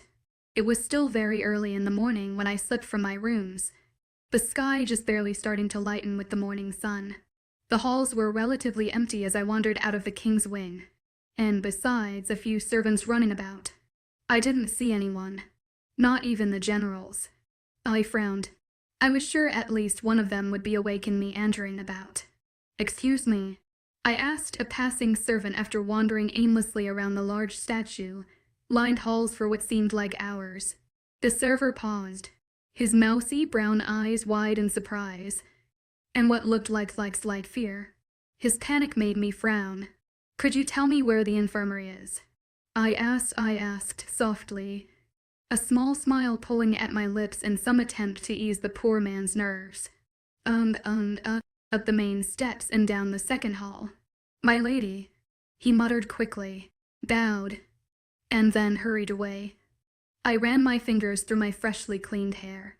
Well then, the servants here didn't seem to speak much, if at all, and they were rather jumpy when addressed. Not that I had much experiences with servants anyway. I followed the nervous man's directions until I reached a large wooden door that was nearly as tall as the stone pillars lining the halls. No matter how long I roamed this castle, There always seemed to be a new turn or door. It was maddening, really. I didn't bother knocking. The door seemed too large to pass any sound through. Opening the thick wood was hard, and I had to put most of my weight into pushing against it. But it budged just enough for me to slip through, and I was gazing over at rows upon rows of white sheeted beds before I knew it. 𝐿𝐲𝐻 was nowhere to be seen. None of the generals were, but I wasn't sure if that was a good thing or not. May was sitting on a plain white bed towards the back of the room, clothed in a pale robe-like gown. Her dark cloak and ragged clothes from the other day were folded neatly on the nightstand beside her. Besides the two of us, the infirmary was completely empty, and her head snapped up as the door closed behind me. I couldn't help the small smile that pulled on my lips at hers. 𝐸 She started with a timid sigh, her hazel eyes flickering against the candle light illuminating the room. "I'm glad you're okay. 𝐿𝐲𝐻 had said you fainted yesterday." 𝐿𝐲𝐻. Well, that was awfully informal for an underling. Yes, I was pretty scared of him at first, but he's actually quite nice. There was a blush rising to her cheeks, the same one I saw what seemed like years ago when she looked at turf in the lower kingdom. It made me want to laugh and roll my eyes. Looks like she had a thing for wolf-born generals. "Yes, he is. You look like you're feeling better," I admitted softly as I walked around the many beds and cleaning trays of the infirmary. She did actually look a lot better. In just a few days those dark circles under her eyes and the hollow of her cheeks was already starting to fade. "I am feeling better." There was a bright smile on her face, one that matched the shine in her eyes. The stressed out, horrified May from just the other day seemed to have completely disappeared, but that didn't mean she lost there. I paused just beside her bed, my eyes glancing over every familiar feature of her face before I broke that unwanted bubble surrounding our heads. "May I don't exactly know what happened in the market, and I am so sorry for whatever the elders have done to you, 𝐿𝐲, but I need to know what you were talking about." The light from her eyes quickly faded, and she glanced away as I sat slowly beside her on the edge of the rather hard cot-like bed. "I was deranged when I found you in the town. From all the interrogations and everything, I don't even remember half of what happened. Besides, you're safe here. I highly doubt the king. Please." I was surprised at the desperate plea that fled my lips, and even more so at the weak tremble in it. I was beyond tired of all this begging for answers and receiving none, and living a life of complete and total ignorance. No one here tells me anything, and North is more obsessed with keeping me isolated than helping me understand. If you know something, anything, don't hide it from me. I promise to listen this time. I meant every single word of the kneading beg that fled my tongue. Despite what 𝐻𝐸s claimed, North has kept me at arm's length for so long, and has hidden so many things from me. I honestly resented him for that, even if I constantly looked over it. It was easy pushing it down these past couple of months, and I held desperately on to the hope that one day we could be together like what I assumed normal mates were like. But killing the elders was just too much. I was tired of being respectful of his wishes, when he was never of mine. He didn't care how I felt or what I thought, even though he apologized for upsetting me quite often. It was my turn to stop caring about his. But that was a lie. I was no wolf-born. No Eric. I could never stop worrying about his feelings, or his thoughts, or him, and I didn't know how to feel about the elders. The only way to sort out the mess inside of me was space. A space I initiated this time, at least for a little while. May let out a quiet sigh before her dark eyes flickered up to mine. "Are you sure? And sometimes ignorance is bliss," says the girl who came charging up the mountain and started spewing random accusations about me being locked away in a coffin for hundreds of years. "How did you even do that mind fission thingy?" She looked away uncomfortably again, her hand reaching up to play nervously with the ends of her dark hair. I narrowed my eyes at the action. I had thought I knew everything about May and her family, but like everything else in my life, I was wrong. It's just a trick 𝐊𝐲𝐻 taught me a long time ago. And the coffin part was true. I've been to the cave. That single sentence made my breath catch in my throat. She had been there. It actually existed. I gulped and wrung my hands together nervously in my lap. It's real. Even if it was, ensure I didn't have anything to worry about. I didn't know what to believe anymore, but I knew that I had memories of my early life. Memories with May and Lay. Yes, I wouldn't have believed it I didn't see it for myself. But you know we shared a childhood together. May, you've seen me when I was young. We grew up together. I didn't mean to sound condescending or anything along those lines, but I hated that I felt like I was reassuring myself more than her. Her bright eyes refused to meet my own, and her pale cheeks seemed almost like glass as she played with the thick hospital blanket resting over her lap. She seemed as if she were trying to hide herself, like she would rather be anywhere else than having this conversation with me. I don't think it was real, she finally admitted a tense moment later. I think they place memories in our heads. Immerse. My ears felt as if they were buzzing, and my body leaned unconsciously away from hers. Fake memories. That can't be true, but it's happened before. Some freak toying around inside of my mind, placing thoughts there so I would claim them as my own. I stood shakily to my feet. It was suddenly too hot in the large, open room, and I could feel my hands shake and grow clammy. My entire childhood was a lie. My whole life. No, it couldn't be. This was all just a dream. Just a horrible, terrible dream I would wake up from eventually. Wake up in that large bed in the room down the hall from North S, with May tucked safe and sound back in their house in the village. The elders would be alive and well, and good. 𝐊𝐲𝐬𝐻 would be leading the town, and May would be taking dangerous adventures down to the mountain's edge like we had done so many times before. Immerse. She started softly as I paced on the floor beside her bed, my hand running furiously through the dark waves of my hair. This was not a dream. The cave. Can you take me there? I paused suddenly beside her, my breathing leaving my chest in rapid pants as I spewed the question at her. I needed to know it was real. If I did, maybe then the mess inside of my head would make sense. Her hazel eyes widened at the question, and her grip on the blanket tightened. I was going to get answers if it was the last thing I did. If that is what you want, 𝐾𝐽. It was still early in the morning when May and I decided to leave. Too early for most of the castle to be awake. I wanted to wait a few days to make sure she was well enough, but she insisted she felt fine. The sooner we get this over with, the better, she had muttered when she rolled out of the infirmary bed and stood to her feet. I frowned at the action. I felt bad for asking her to take me to the cave, especially after she trekked up the mountain all by herself barely 2 days before, but she agreed so easily. If she truly didn't want to take me, I wouldn't force her. I shuddered against the freezing wind whipping through the lower town, and pulled my cloak tighter around my shoulders. The heavy snow had finally disappeared, but the cold of the mountain never seemed to fade. The castle had been fairly easy to slip out of. None of the generals were around, and the servants we did pass didn't seem to care or look up long enough to notice us. Are you sure the king isn't going to come after us?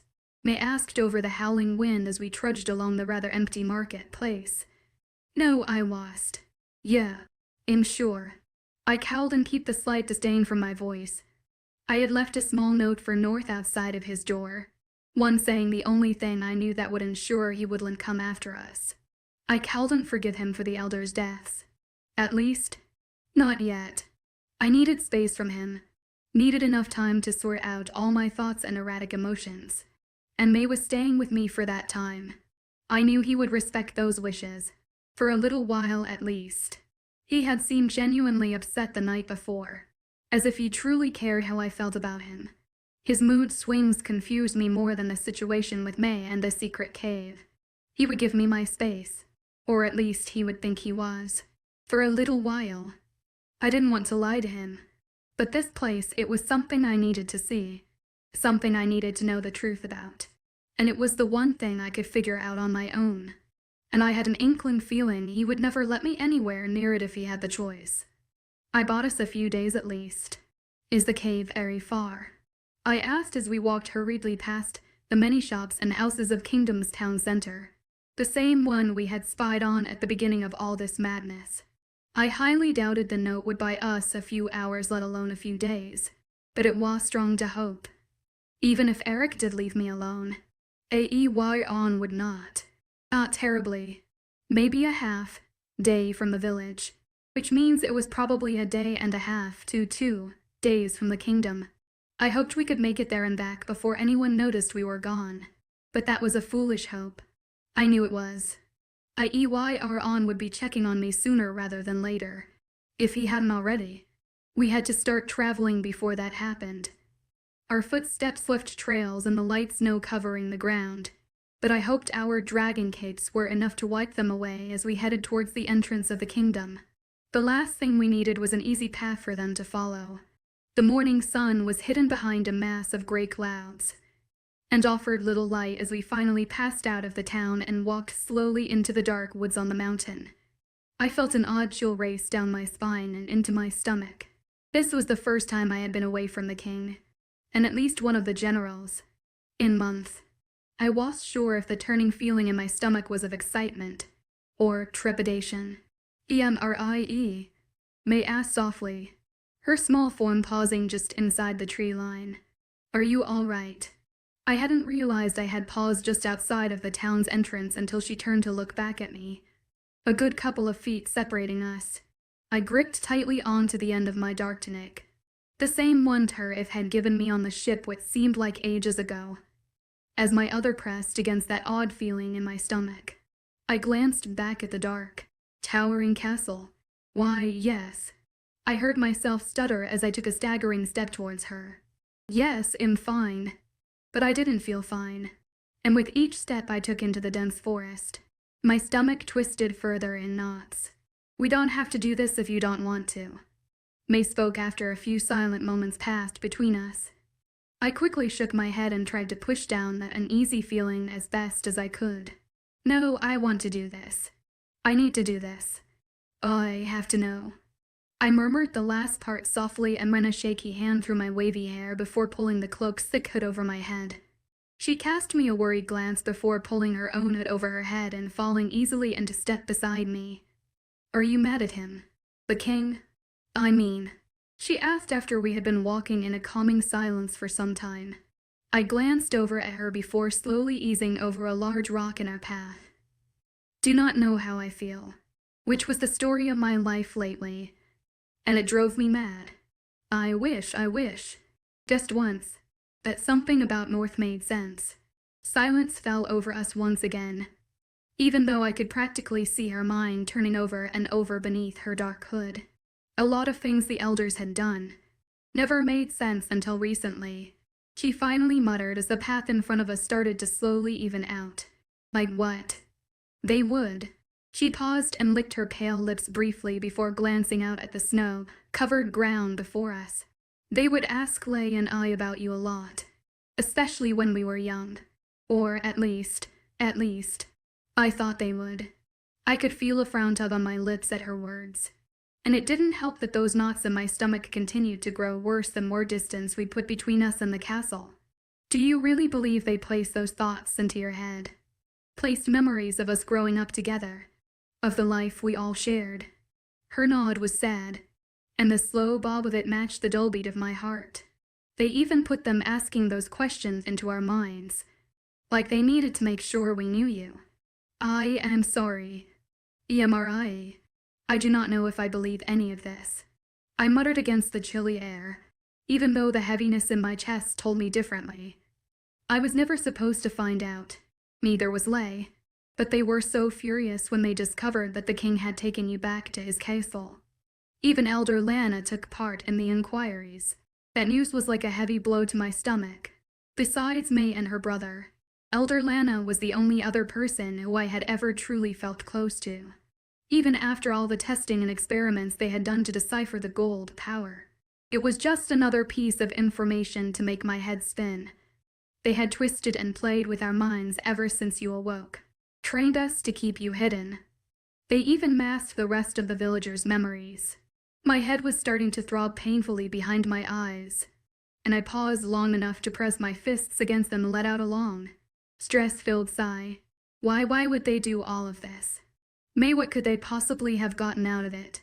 My voice was as shaky as my breathing as I pressed my fingertips into my temples. The gold power. If they wanted it that badly, I would have found a way to have given it to them.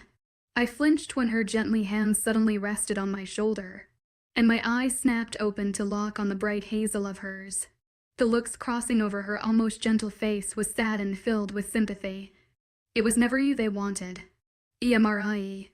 My heart immediately jumped at her words, and at the quiet remorse that washed over her soft features. I knew what she was going to say before she ever did, and it made some protective instinct in me want to surface. It was always 𝐸𝐬𝐬. Chapter 29. I wasn't sure if it was because 𝐿 had made such a big deal about keeping their history and myths a secret, or that Eric held on so tightly to the belief of their god. But just hearing 𝐸𝐬𝐬's name slip from her lips made the hairs on my arms stand, and caused my eyes to narrow defensively. I knew little of the wolf, born myths and legends while living at the bottom of the mountain, and I had thought she didn't either, but I'm sure I was wrong about that like everything else. What do you know of 𝐸𝐬𝐬? I was surprised at the threatening tone and voice, and at how my brow did in a scowl, but she didn't seem to mind at all. That he is the wolf-born's god, and he fell looking for you. I couldn't stop my head from shaking, or from taking a few uneasy steps away from her. Gods, this was too much to take in one sitting. I was finally getting answers, even if they seemed completely insane. But it was something. 𝐿𝐸𝐬𝐬 exist. Their story is just a myth. It's not, and you know it. I showed you the craters. Immerse. I showed you the coffin you were hidden in. I'm taking you to that very cave. The sooner you accept the truth, the easier it will be. I didn't bother answering her, and instead turned my face towards the cool wind blowing across the mountain and started walking down the path again. You wanted answers. You can run away when you realize they were expecting. She grumbled behind me, but didn't try to touch me again as she hurried to catch up. It's just so much to try and believe. I sighed loudly and slowed down enough for her to fall easily and step beside me. My memories seemed so real. What you're saying just doesn't. I know. I'm sure I wouldn't believe it either if I were you. I tried to let my mind stay as open as possible, to try and accept the possibility that maybe, just maybe, everything she was saying was true. They were trying to use me to find him. I muttered under the dark recesses of my cloak as I watched our feet step over the pristine white of the snow. I saw her nod out of the corner of my eye. Yes, discovering you were mated to the king threw a wrench in their plans, until they discovered the part of the god's soul residing in him. My breath caught in my throat at her words, and my eye snapped over to her as she eased over a fallen branch. How do you know about that? My voice was a shocked hiss as it passed my cold lips, but she simply shrugged and pulled her cloak further around her. The same way they saw that you were the star. They were good at seeing unearthly beings like that. The elders. How manipulative they were. Perhaps it was a good thing Eric had ended them. If what they said were true, then they had caused more harm and turmoil than any way I had ever known, including North. But they were not the only ones who thought the god existed, and was still roaming the mountain. The seer, 𝐿𝐸𝐬𝐬𝐸, had mentioned something about it also, about using me to draw 𝐸𝐬𝐬𝐬 out, to take his power. If the god truly did exist, I feared for him, but the elders were gone now. North had taken care of them, and I hadn't seen the seer in quite some time. That was one less threat to me, or 𝐸𝐬𝐬𝐬𝐸. Well, look at me, talking as if I were actually starting to believe all this. What did they do to you? Immerse? I asked softly a moment later, even though a shiver ran through me at the question. I haven't seen 𝐿𝐸𝐬𝐬𝐸 in a while. I'm not sure what happened to him. Her voice had darkened, along with my heart, and I felt that familiar frown pull at my lips. Even if my entire childhood with the siblings hadn't been real, that didn't stop the love I felt for them both. Unless that was put into my head as well. They didn't beat me or anything, but they loved fear tactics. Like the fear of whether or not they would feed me that day. That's horrible. I'm so sorry. She shrugged beneath her hood, like it wasn't a big deal before stopping and bending down to the snow. It's not your fault. I don't blame you for any of this. It's not like you knew what was going on, or could control it. She murmured softly as she drew little swirls along the soft snow. I sat carefully down on a frozen log beside her and blinked up at the gray sky. The sun was hidden behind a blanket of dark clouds once again. You should not be so upset with the king over this. I'm quite glad he rid the world of them. Honestly, I was starting to be as well. I never knew those hardships she spoke of, or remembered them at least. But I could not deny what was right in front of me. She had looked horrible in the town, starved and sunken into her own skin. Who could deny what she claimed? And the king. He never actually spoke about it. But I knew Eric believed in the tales he told me. Believed in that little book he had given me. Believed in his God. I found that rather endearing, even if it sometimes seemed far-fetched. And if he believed in the coffin, and me sleeping for hundreds of years beneath the mountain, I knew he would have killed whoever he thought was responsible for it. I shouldn't have let that surprise me, like he had said. That much I did know. But the way he had acted, the way his eyes held such a murderous gleam and his jaw set in sheer anger directed at me, was upsetting. He had been the king I once feared, and nowhere near the mate I desperately wanted him to be. I had a right to be upset with him, at least in regard to me. No matter how selfish that sounded. We were quiet for a while after that, both of our minds lost in their own thoughts. The further down the mountain we traveled, the steeper the path seemed to become. I wasn't sure how long we had been walking before the snow finally began to thin away, and the sun escaped its dark prison behind the clouds. But it was already only a quarter away from the horizon. We should probably find somewhere to camp for the night, before it gets too cold to travel. We paused just on the edge of a thick tree line, a small clearing just ahead. I frowned and pushed my hood back enough to run my hand through my thick, dark hair. Do we have much farther to go? Probably another half day. We have to pass around the village to reach the cliffs. My eyes widened at that, and my gaze snapped to hers as my heart jumped in my chest. The cliffs. You never said anything about the cliffs. There was probably only one actual cliff in that region of the mountain, but what lay beneath was treacherous. Sharp, rocky, points of death littered the bottom of the cliff, with pools of water far deeper than most could swim. Those who tried to navigate its terrain hardly ever survive. Even I stayed away from the cliffs when I still lived in the village, and got into all kinds of trouble and mishaps.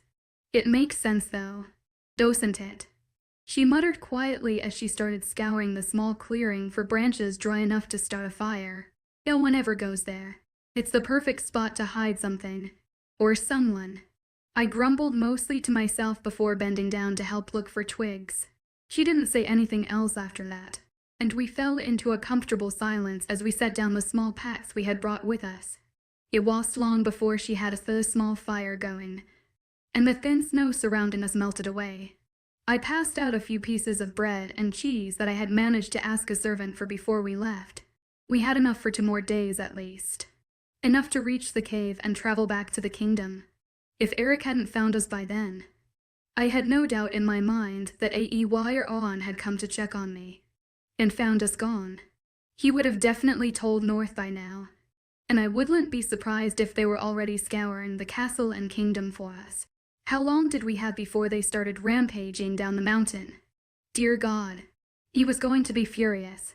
My head angled towards the path we had traveled, towards the kingdom hidden behind 1,000 trees and clouds at the top of the mountain. It was the closest thing I had to home now that the village was apparently just a fake memory. I couldn't go back even if I wanted to.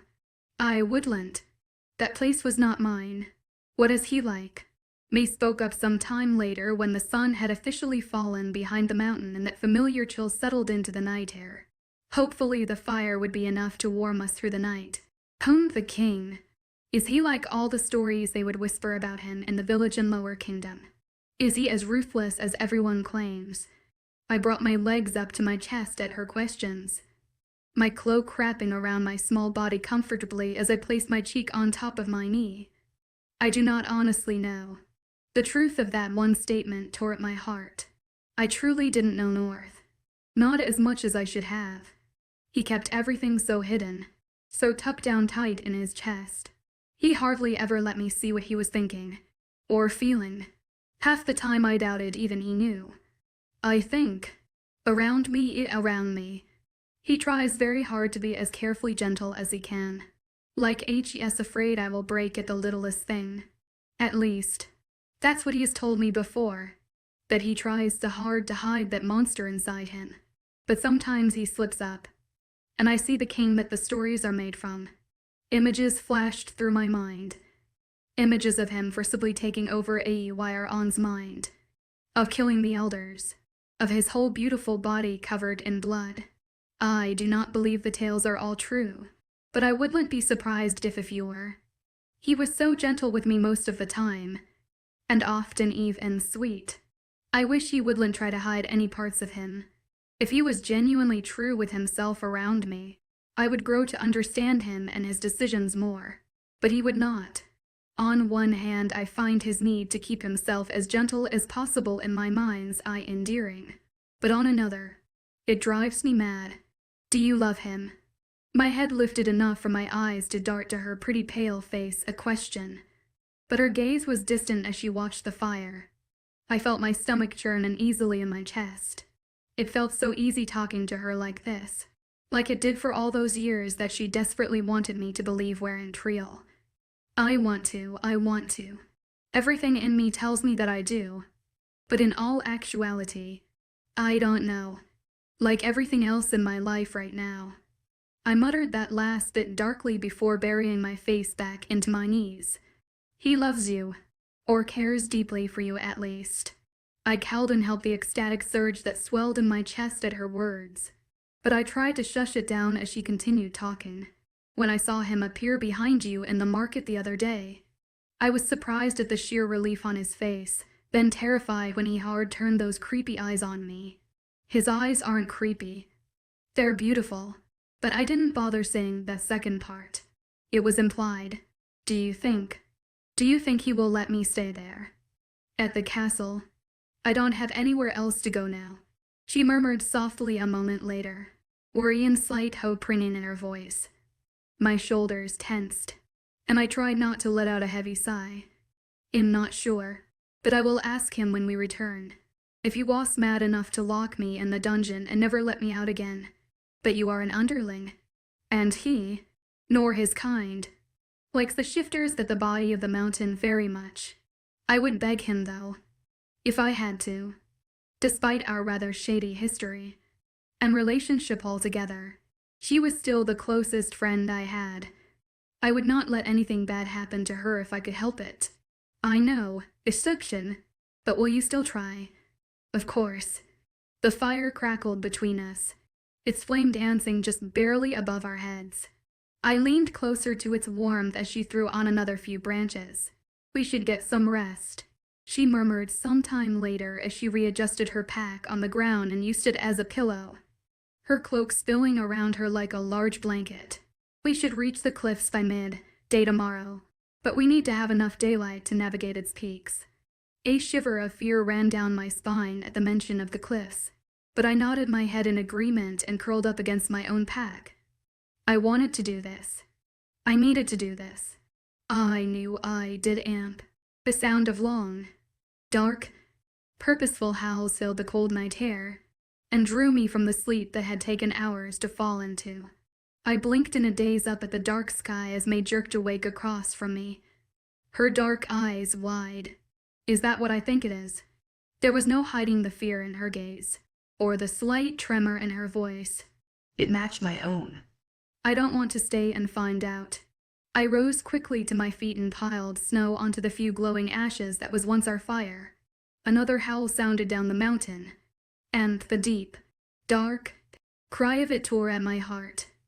I knew, without a doubt, who it belonged to, and I no longer questioned the temperament the king would be in if he caught us. deadly furious.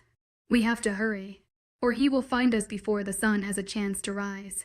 There was a panic in my voice I was not familiar with, and for the first time since I met North, I feared for my physical safety, which was ridiculous.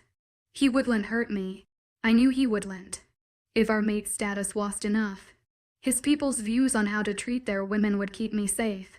Why was I wasting time thinking about this? I slung my pack over my shoulder, just as May had with hers, and we took off at a brisk pace down the path once again.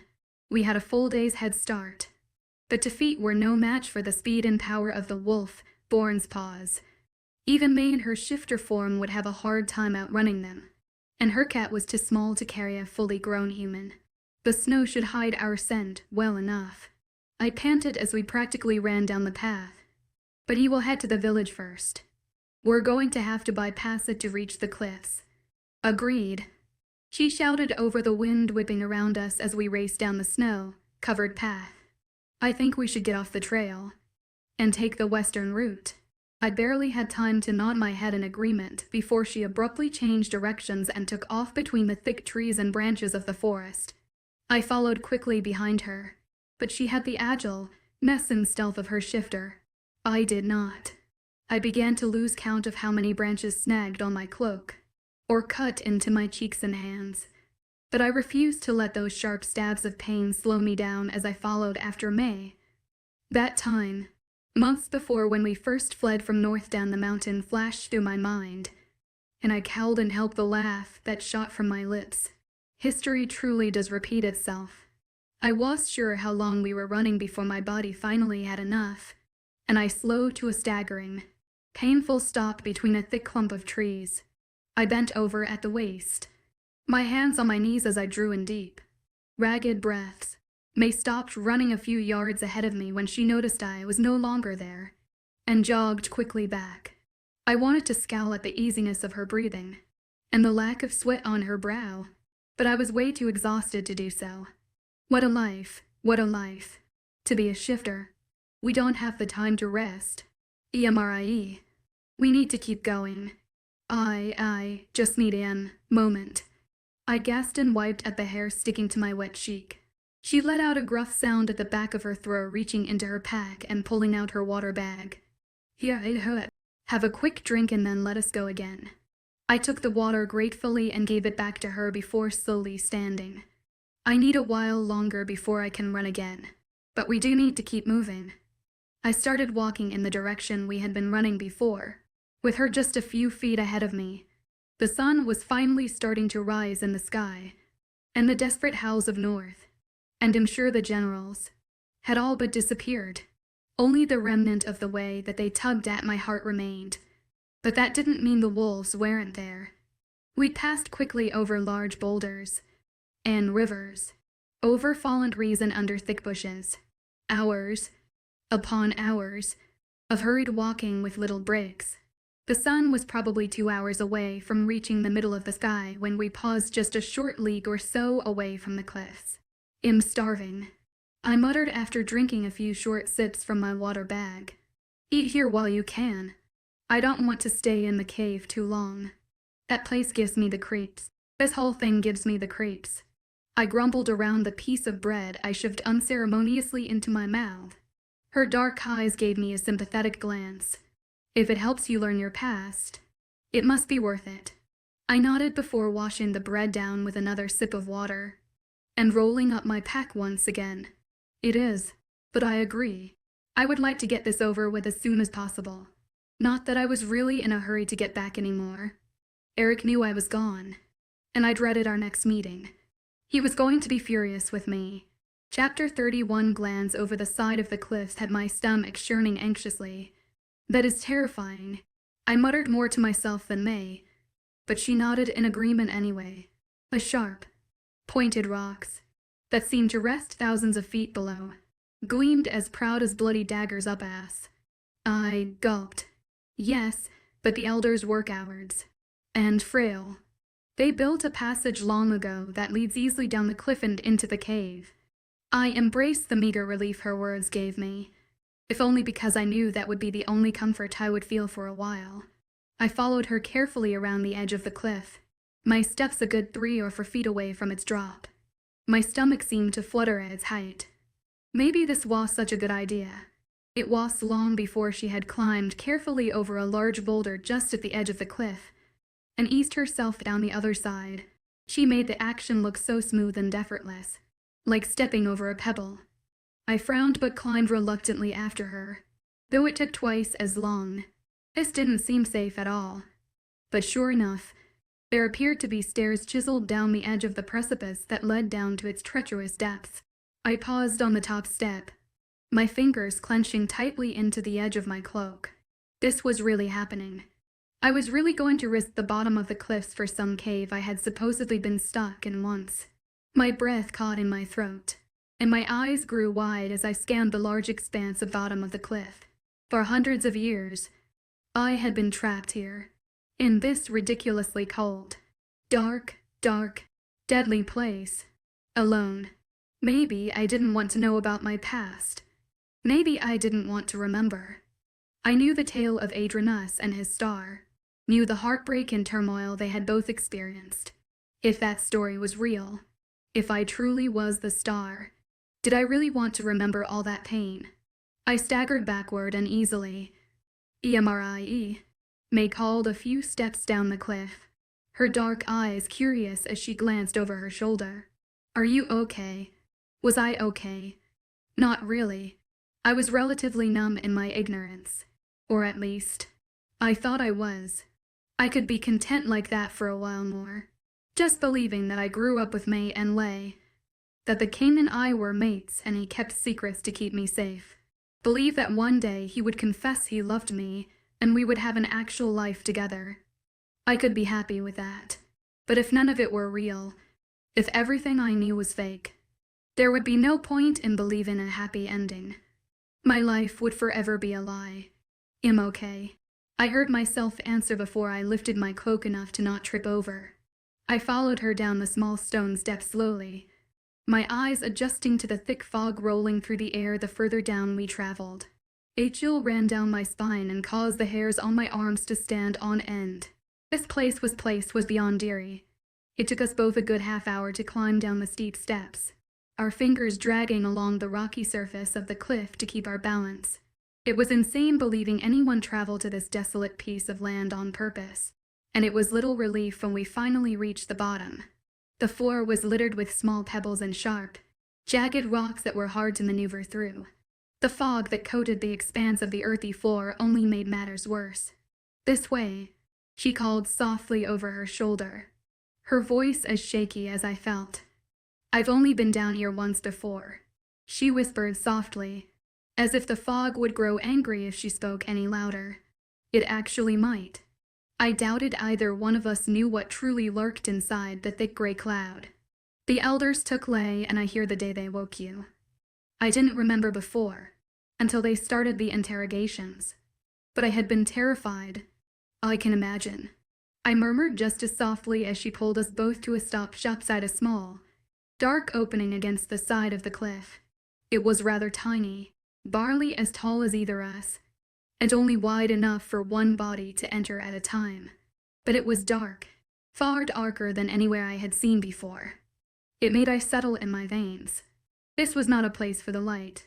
She gave me a sad smile before bending down and lifting a discarded torch into the air.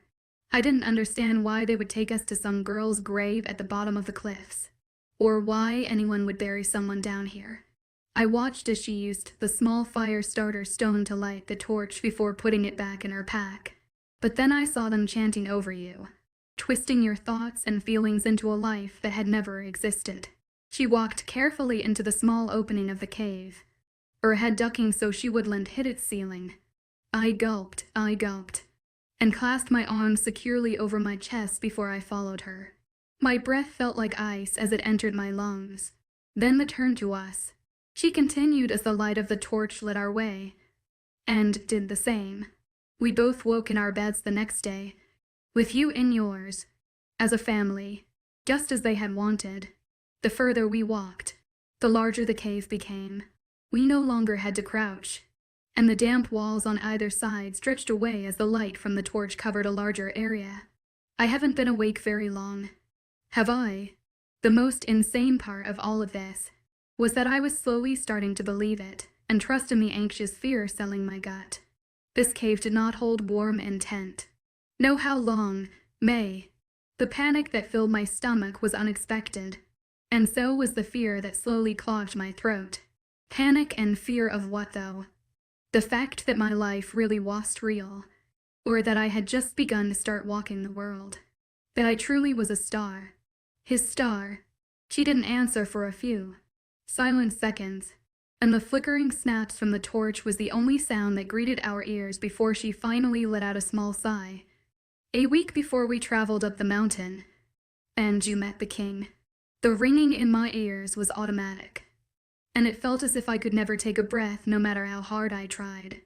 A week before I had met the king, before all of this had happened. That week was the one I heard the whispered rumors of him from those traveling from the lower kingdom. The unbelievable need I had to see him at least once, to know his face.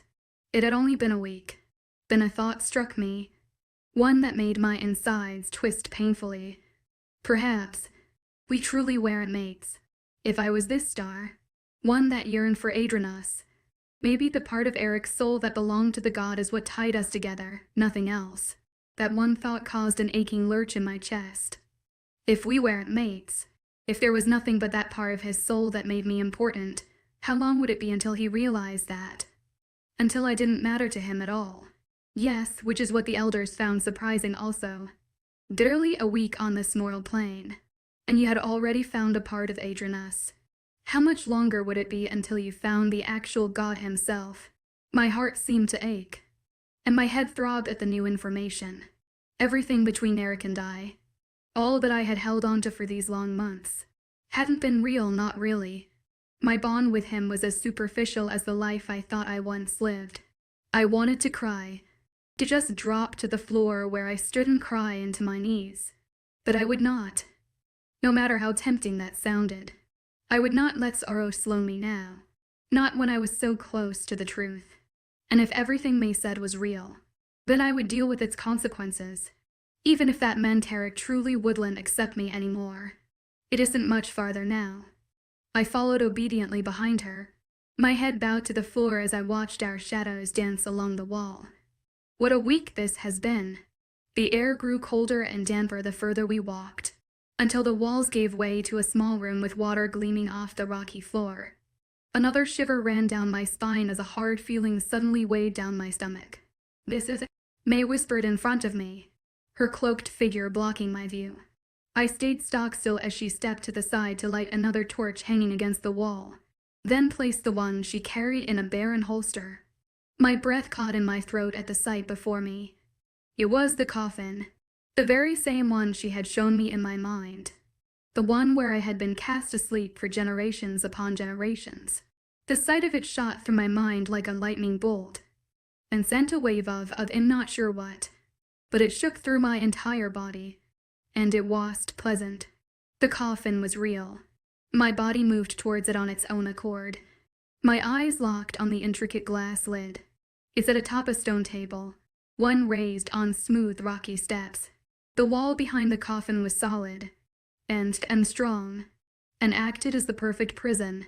My hand reached up, and my fingers traced the edges of the glass carefully. I gasped as a jolt shot up my arm. I told you it was real, May murmured softly behind me, her tone sympathetic as I traced the edge of the lid. She was right. Even if she, or someone else, had planted the coffin here, the reaction I had to it had no compare. Curiosity, awe, and fear. I drew my hand back, ready to be rid of the glass jail. Cell image. What a flash of red caught my eye. My breath caught. May, I muttered in the dark damps of the cave. Help me get this lid open. She was hesitant at first, her dark eyes uncertain, but she nodded anyway and walked slowly towards me. We were able to push the glass lid up easily enough, but the object laying inside of it caused my throat to clog. It was a large, ruby red precious stone. A gourd ran through a thin hole in its top, and it shined in the dim light of the torches from its hidden spot in the corner of the coffin. completely forgotten by the girl who once wore it. May watched with wide eyes as I leaned over the cold edge and reached for the beautiful stone. My eyes locked on its deep, dark color. "It's beautiful," I murmured just as my fingers curled around its smooth edges. It immediately surged into my palm and up my arm as the stone pulsed in my hand. "What in the world?" I murmured as I eased away from the coffin once again. The stone and its cord clutched firmly in my hand. "What is it?" May asked at my side, her dark hazel eyes peeking over my shoulder to look down at the stone. I ignored her and pulled my hand close to my chest before uncurling my fingers around the ruby. My heart jumped in my chest. The red from before seemed to practically glow, and the heat coming from the beautiful stone slowly crept up my arm. "Min and me." The words slipped from my lips on their own, as if they were a long, lost whisper of a name I once held dear to my heart. The brilliant object pulsed in my hand, its color surging out across the entire room until all I saw was red, then black. "Amp, what are you doing?" "Glowing." Red eyes flashed to mine, and their owner's lips pulled into a sneaky smile as he drew his hand slowly away from the sky. "Making you a present." I frowned, but didn't approach him as his dark hair fell slowly over his forehead, and his eyes flashed in amusement. "You know how I feel about gifts." "Yes, that you can never have too many." I snickered past his lips and I cowled and helped my laugh from bubbling across my tongue as I stepped slowly towards him. "You give me too much already. I do not need anything else." He ignored my words, and the exasperated look I shot him, as he reached for my hand with the one he did not hide behind him. "You shall need nor want for anything. That is what we agreed upon," he murmured softly as he raised the back of my hand to his waiting lips. "And I do not need nor want for anything. I am perfectly happy, and happier yet. I plan to make you." Before I could argue further, he pulled my hand away from his lips and turned it palm upwards. His dark eyes flashed against the fading light of the sun, and I watched suspiciously as he placed a solid, warm rock-like object in my hand. "Oh, die. It's beautiful," I murmured in a daze as his hand fell away to reveal a stone as red as his eyes, and half the size of my palm. "A piece of my heart," he muttered softly and leaned down to press a kiss against the stone in my palm. "To hold with you always." He rose to his full, intimidating height once again, his strong fingers warm as they poured and twined through the top of the stone into the air. "Wear this always. Wherever you go, ever you go. And I will be there." He stepped smoothly behind me, his free hand soft as it brushed my hair over my shoulder, the red of his eyes slowly fading away. My stomach filled with a pleasing warmth as he drew the cord over my head until the stone rested against my chest, the ruby color of it pulsing with heat. "You mean to track me, you sly devil." But there was no malice in my voice, only laughter as he bent over my shoulder to press a kiss against my neck. "You know me too well." He chuckled into my ear as he eased his strong arms around the curve of my waist. "But you must keep it close to your heart." His voice grew serious then, that always present chuckle sliding away as his lips brushed against my ear. "Otherwise it will not work. And if I do not wish for you to know where I am." I teased lightly and gripped onto the thick arm around me as his face buried into the crook of my shoulder. "I will always find you, my beautiful Immerse. Immerse. Don't step there." May's voice suddenly drilled into my skull and pulled me out of the vision I had so easily fallen into. But her warning had come too late, and I stepped onto the large stone beside the steps of the coffin. The response was automatic, and as the solid steel bars slammed heavily over the only entrance in and out of the room, dread filled my stomach. May let out a strangled cry. "What have you done?" That was the only way out. She raced over to the bars, her breathing frantic as she pulled viciously against them. I stood frozen in my spot, my precious stone clutched to my chest. I didn't know what to say. How could I say anything to make that situation better? And my mind was still reeling from the vision the little stone had given me. A vision I knew must have been real once. The truth of it was something I had never felt before, and it made that feeble life the elders had built for me seem like falling dominoes. I could feel the lie of them, could see its flaws and holes in my mind. I knew little of my life despite my little stone, but at least I knew the truth of the reality. It was all fake. Immerse. May's voice was a shrill shriek in my ears as I lifted the cord over my head and placed the stone beneath my tunic, right against my heart. What are we going to do? She cried and fell back against the bars until her butt hit the dirt floor with a thud. The stone pulsed against my chest. Let's not panic, I murmured softly as I sat down across from her and pulled my pack around. I wasn't sure if it was the thrill of finding the stone, or the warm calm it seemed to send through my body. But I did not fear being trapped here for long. May simply scoffed and rolled her eyes. But I, once again, ignored her as I reached for my water bag. It will take days for the king to find us down here. That's if he decided to check the cliffs at all. I let her rant as sipped at the water slowly before tucking it all away in my bag. The warmth from the stone like a warm caress. We don't have enough food to last us long. And the water is already running out. And she paused, and her hazel eyes grew wide as her gaze flickered behind me. Immerse. She stammered as I traced the cord slowly around my neck. What? I asked as my eyes snapped up to hers, but her hand only gestured behind me. I turned my torso enough to glance at the coffin, only to come face to face with a dark pair of eyes. Eyes so red they outshone any ruby or fire that ever existed. Eyes as red as the stone resting against my chest. Not for the first time that day. My breathing failed me, but that did not stop my eyes from studying his intense gaze. The red orbs blinked and revealed nothing but the cave wall behind them. But then the air seemed to shift, and a dark shadow suddenly outlined the being those eyes belonged to. A being so large it even trumped that of the king's wolf. My heart hammered in my chest, and I could hear it beating in my ears. But I did not cower away from the apparition as May was. It wouldn't hurt me. Those eyes blinked again, and then the wolf's shadowy head tilted towards mine. I held my breath as the tip of its nose brushed along the top of my head, even though it felt only like a soft wisp of air. The wolf pulled back, its large shape appearing solid enough in the candlelight that I could just barely make out the black of its fur. 𝐿𝐲𝐷𝐷. The name slipped softly from my lips and pulled at my chest, a name I had not spoken in hundreds of years. His red eyes narrowed, and a dark snarl lifted the corners of his lips until a flash of bright white fangs reached my vision. He growled and pulled away, his shadow form disappearing until all that was left were those eyes. With a blink, they were gone. The stone pulsated against my chest as my heart clenched. He was gone.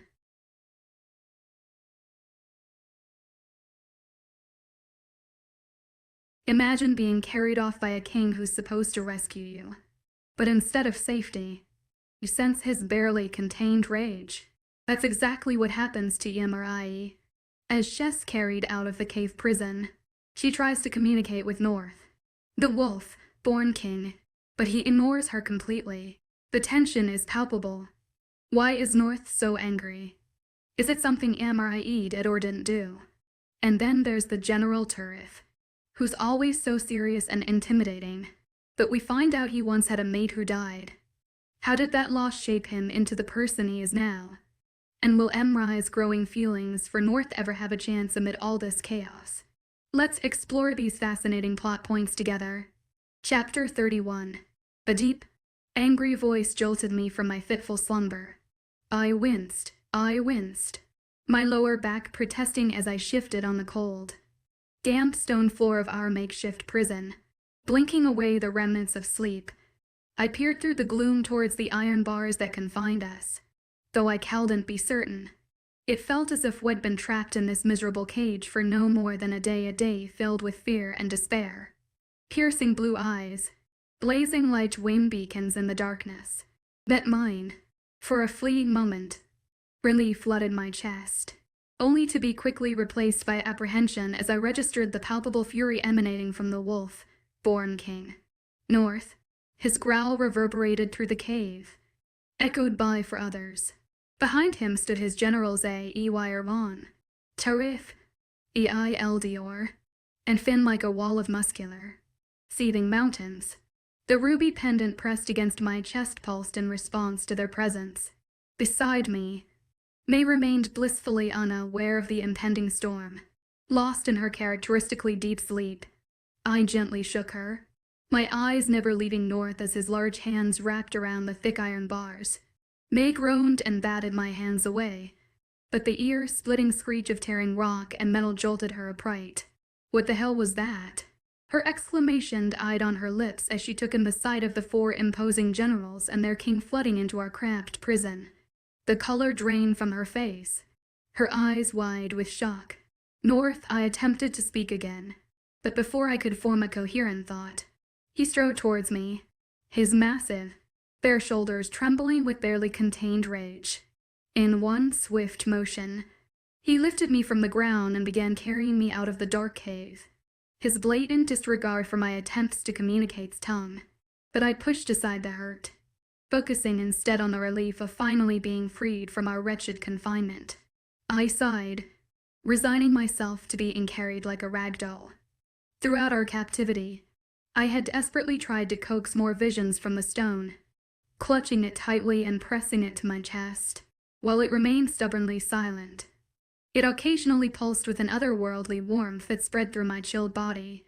Glancing over North's shoulder, I saw 𝐖𝐴𝐬𝐬 𝐷𝐞𝐝, and Finn following closely behind, their shirtless forms radiating anger and concern. May was somewhere in their midst, dwarfed by their imposing presence. I attempted to raise my arm to wave at a scowling 𝐖𝐴𝐬𝐬, but North's grip tightened, carrying me deeper into the winding cavern. How did you find us? He simply grunted and eased us forward. I frowned. You are my mate. Immerse. I can find you where. His voice was nowhere near pleasant. He didn't say anything else after that, and I didn't want to risk poking at the anger I could practically feel strumming through him. He set me down gently just as the cave narrowed, and then had to turn sideways himself to walk towards the opening. It was a cave meant for wolf-borns. As soon as we stepped foot back into the treacherous waste-land, he had scooped me off the floor like a sack of flour. A part of me rejoiced in the fact that he was willing, carrying and holding me close to him. Another feared the reasoning why. The trip across the rough terrain and up the cliff steps seemed a lot shorter than the first, but that was probably only because I feared the upcoming conversation with the furious man who practically carried me. But I was expecting him to unceremoniously dump me on the ground at the top of the cliff and then turn around and stalk off into the dense tree line of the mountain. Well then, I watched him leave with a frown on my lips and a heavy heart dragging down my chest. But I refused to feel guilty. Oh, my lady. 𝐖𝐴𝐬𝐬 sighed as he finished his climb up the stone steps, his brown eyes soft instead of that icy fortress they were from the cave. What a little troublemaker you are. I turned my frown to him, my stomach churning unpleasantly as he held his large hand out for me. My expression did not ease as I let him help me to my feet. I didn't bother responding to his comment as I watched Turf carrying May over his shoulder as he reached the top of the stairs. My brow arrowed in confusion, and 𝐖𝐴𝐬𝐬 unrolled his eyes as the other general tossed the unconscious girl on the ground beside us. The ridiculous underling fainted the moment I grabbed her arm. He growled an answer, and let out a long, drawn-out huff of air, before turning those furious gold eyes on me. I gulped.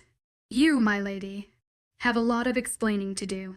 His growl filled the dense, cold air around us, and the anger in it actually made me flinch. Shove off. Turef. She already has to deal with North's temperamental self. You don't need to add on to it. And just like the big, caring man he was, 𝐖𝐴𝐬𝐬 unwrapped his arm around my shoulder and led me gently away from the simpering general. A flash of satisfaction rang through me, but it was easy to push it aside as 𝐖𝐴𝐬𝐬 led me towards the forest sedge, and away from those ridiculous cliffs. Don't not worry much about the king, my lady. He just needs some time to calm down. His words did little to reassure me, and I kept my mouth shut as I turned to watch Turf pick me up once again and follow after us, the other two slowly trudging along. They didn't bother joining the conversation. I'm sure they thought that the bi-polar wolf would take his temper out on them. He asked, furious at me. It will pass, but you cannot disappear like that again. Immerse. You should have realized what that would do to him. I wanted to hang my head like a reprimanded child, but I would not. I knew leaving as I did would upset him, would make him more than furious, but I refused to let that stop me. Even now, watching him leave as he did, I still would have left. I had a chance to figure something out on my own, and I took it, just as I had done all those months ago at the village. But that didn't stop my heart from hurting. The stone pulsed against my chest, and I reached up to press it harder against my skin. It was so warm, so sacred, and it was mine. The one thing about this life that I knew was real. My relationship with May and her brother was fake. My childhood a lie. My mate bound with Eric, a hole in my heart. None of it was real, except for my stone. Try not to worry about such matters. My lady, let us walk a while. There is a long day ahead. His voice was once again soft, and his arm comforting as he led me deeper into the woods. The moon was high in the sky, and I knew it would be dark a while longer, but the heat radiating off the generals was enough to keep away the chill in the air. We had been walking a little shorter than an hour when 𝐿 finally held his hand up to stop our small ensemble. North wants us to stop for the night. 𝐿 go gather wood for a fire. Finn, go with him. The tone at the end of his voice was a warning. One 𝐿 didn't miss. He pouted and stomped off into the trees, a smiling Finn at his heels. Those two almost made me want to laugh. It wasn't long before they had returned, and a roaring fire was built right in the middle of the path.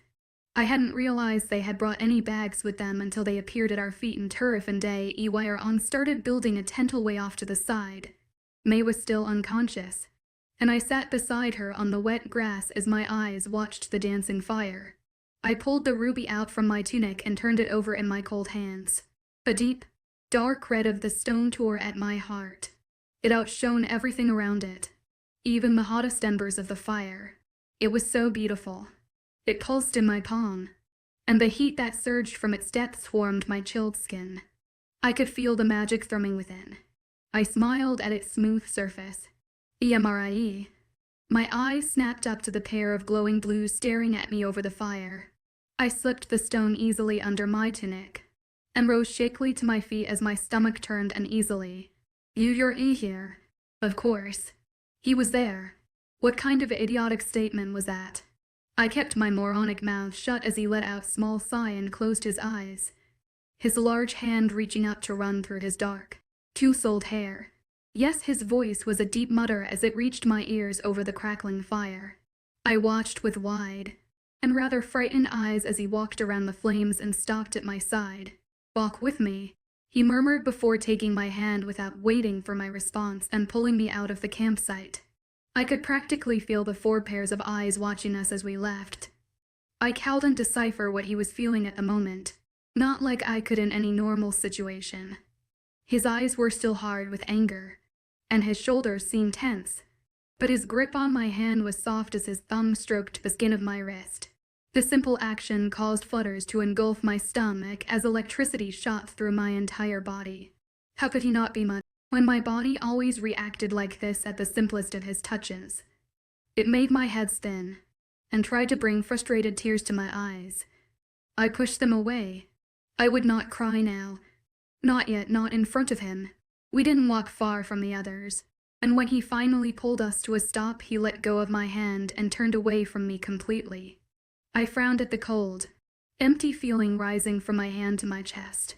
I flexed my fingers before curling them into the thick excess of my cloak. I watched as he took a step away from me. His blue eyes pointed towards the moon. We stood there silently for what felt like forever, but Calden had been longer than a few minutes. Both of us staring silently up at the sky, ignoring the tension as thick as a blanket from around us. Why did you leave? He finally spoke eons later, his voice low as his gaze dropped to the thick trees.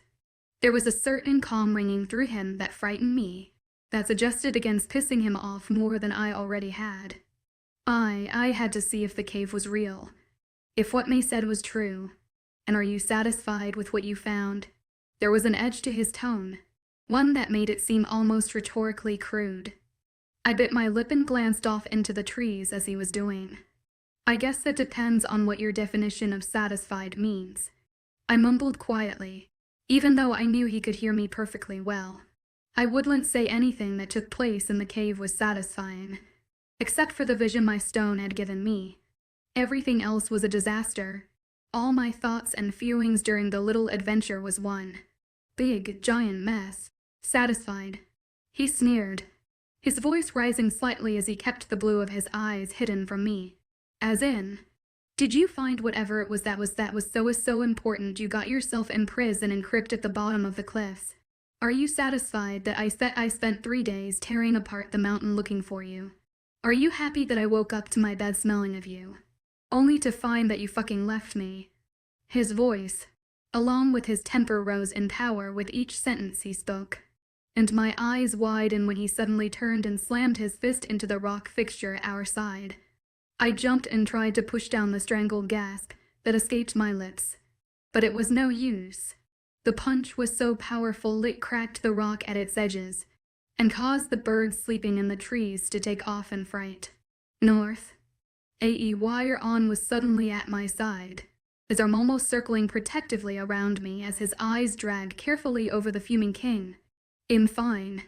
Eric snapped, his breathing coming out as staggering breaths as his fist clenched and unclenched at his sides. The fire in his bright eyes slowly faded away. "I'm fine," he repeated on a much calmer note a moment later. I wrung my hands together nervously. 𝐴𝐸 shot me a concerned look, which I just smiled at, before he turned back to North. "All right." He nodded at the king, and gave me a small bow before retreating to the others. I pulled at the edge of my cloak anxiously. "I am sorry that I made you so upset. I promise it was not my intention. You're sorry." He snarled the words mockingly as he turned away once again, the blue of his eyes shifting black and back. I took a slow step towards him before wringing my hands in front of me again. It was so odd seeing him this angry at me. The other day, when he had been deranged and covered in blood, had been a blind rage. This one was deliberate. But I had to know. You never tell me anything, and I finally had the opportunity to figure something out for myself. I am sorry for upsetting you, but I would do it all over again if I had the choice. He didn't say anything for a few long seconds, and I was starting to fear that he never would. But then he let out a long sigh and turned back towards me. "You are right. I should have realized keeping you in the dark for so long would have its consequences. I hated how he did that. How he made it sound like I was some agreement that had its ups and downs. Yes, you would not have ran away if I did not hide so much from you." I rolled my eyes and let out a strangled sigh as the blue of his turned to the night sky. "I did not run away. I was going to come back after I saw the cave. And yet, you never would have made it if I did not save you." Well, that part was true. The anger seemed to slowly leave him once again, and his body eased as he leaned back against the rock. The ruby thrummed slightly against my chest, and I let its warmth seep into my heart as I watched him. Everything I felt for him I knew to be real. Mate bond or not, the elders did not fake my emotions for him. But oh, how I wished the mate bond between us was real. I could continue to go on like how we were, to pretend that the connection between us was destiny and not part of Adriana's soul. But that would be beyond cruel. If I was not his true mate, then he must have one out there, one he would not have a problem sharing his secrets with opening his thoughts and emotions to, one he would love with his entire heart. I rubbed my hands down my face to hide the anguish there as I swallowed the hard lump in my throat. It made my jaw ache.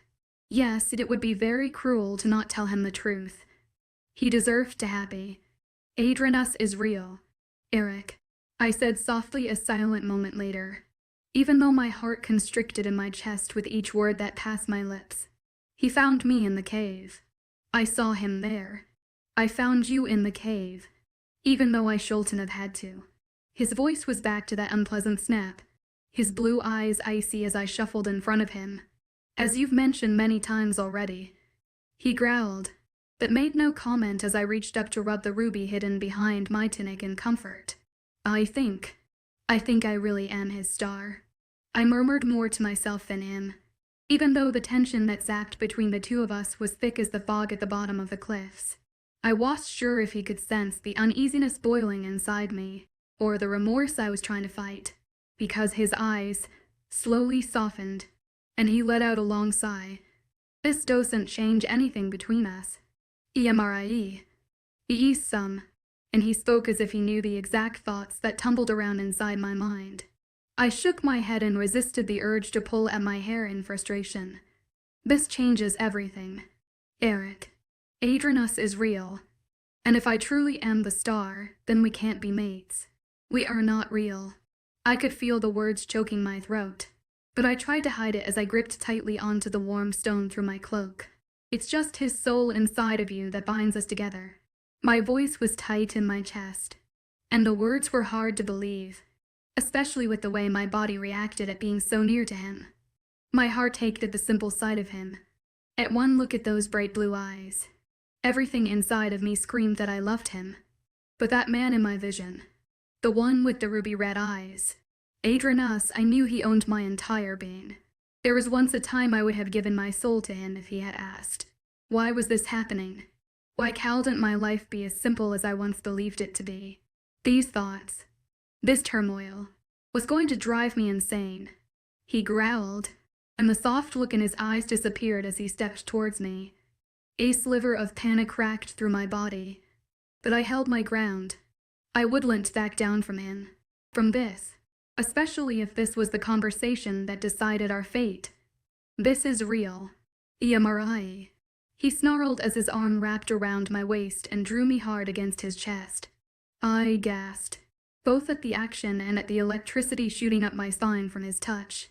This feeling every time I touch you, every time I see you, courses throughout my entire being, not just some part of my fucking heart. My own seemed to beat 1,000 miles a minute in my chest.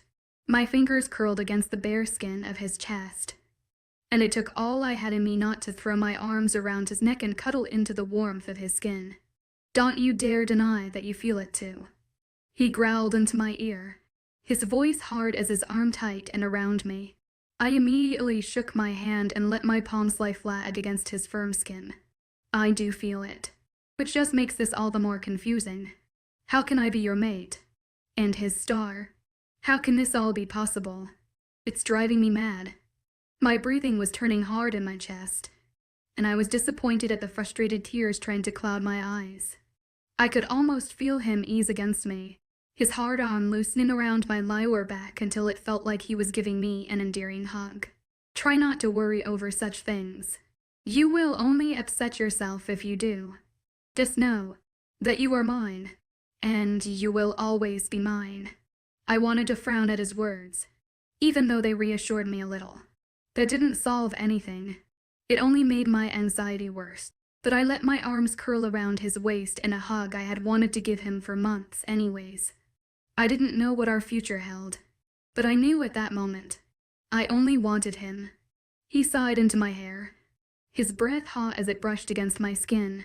His other arm reached up and curled around my back until I was pinned as tightly to him as he was to me. I am happy you are okay, my little Immerse. The feeling was surreal.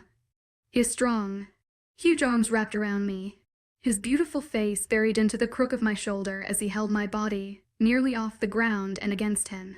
It was better than I had ever imagined, and I never wanted it to end. The stone threw met against me in agreement, but that was something from my little adventure I wanted to keep a secret. Eric had a part of his god, and now so did I. I would tell him one day, eventually, but for now, the stone was mine. Chapter 32.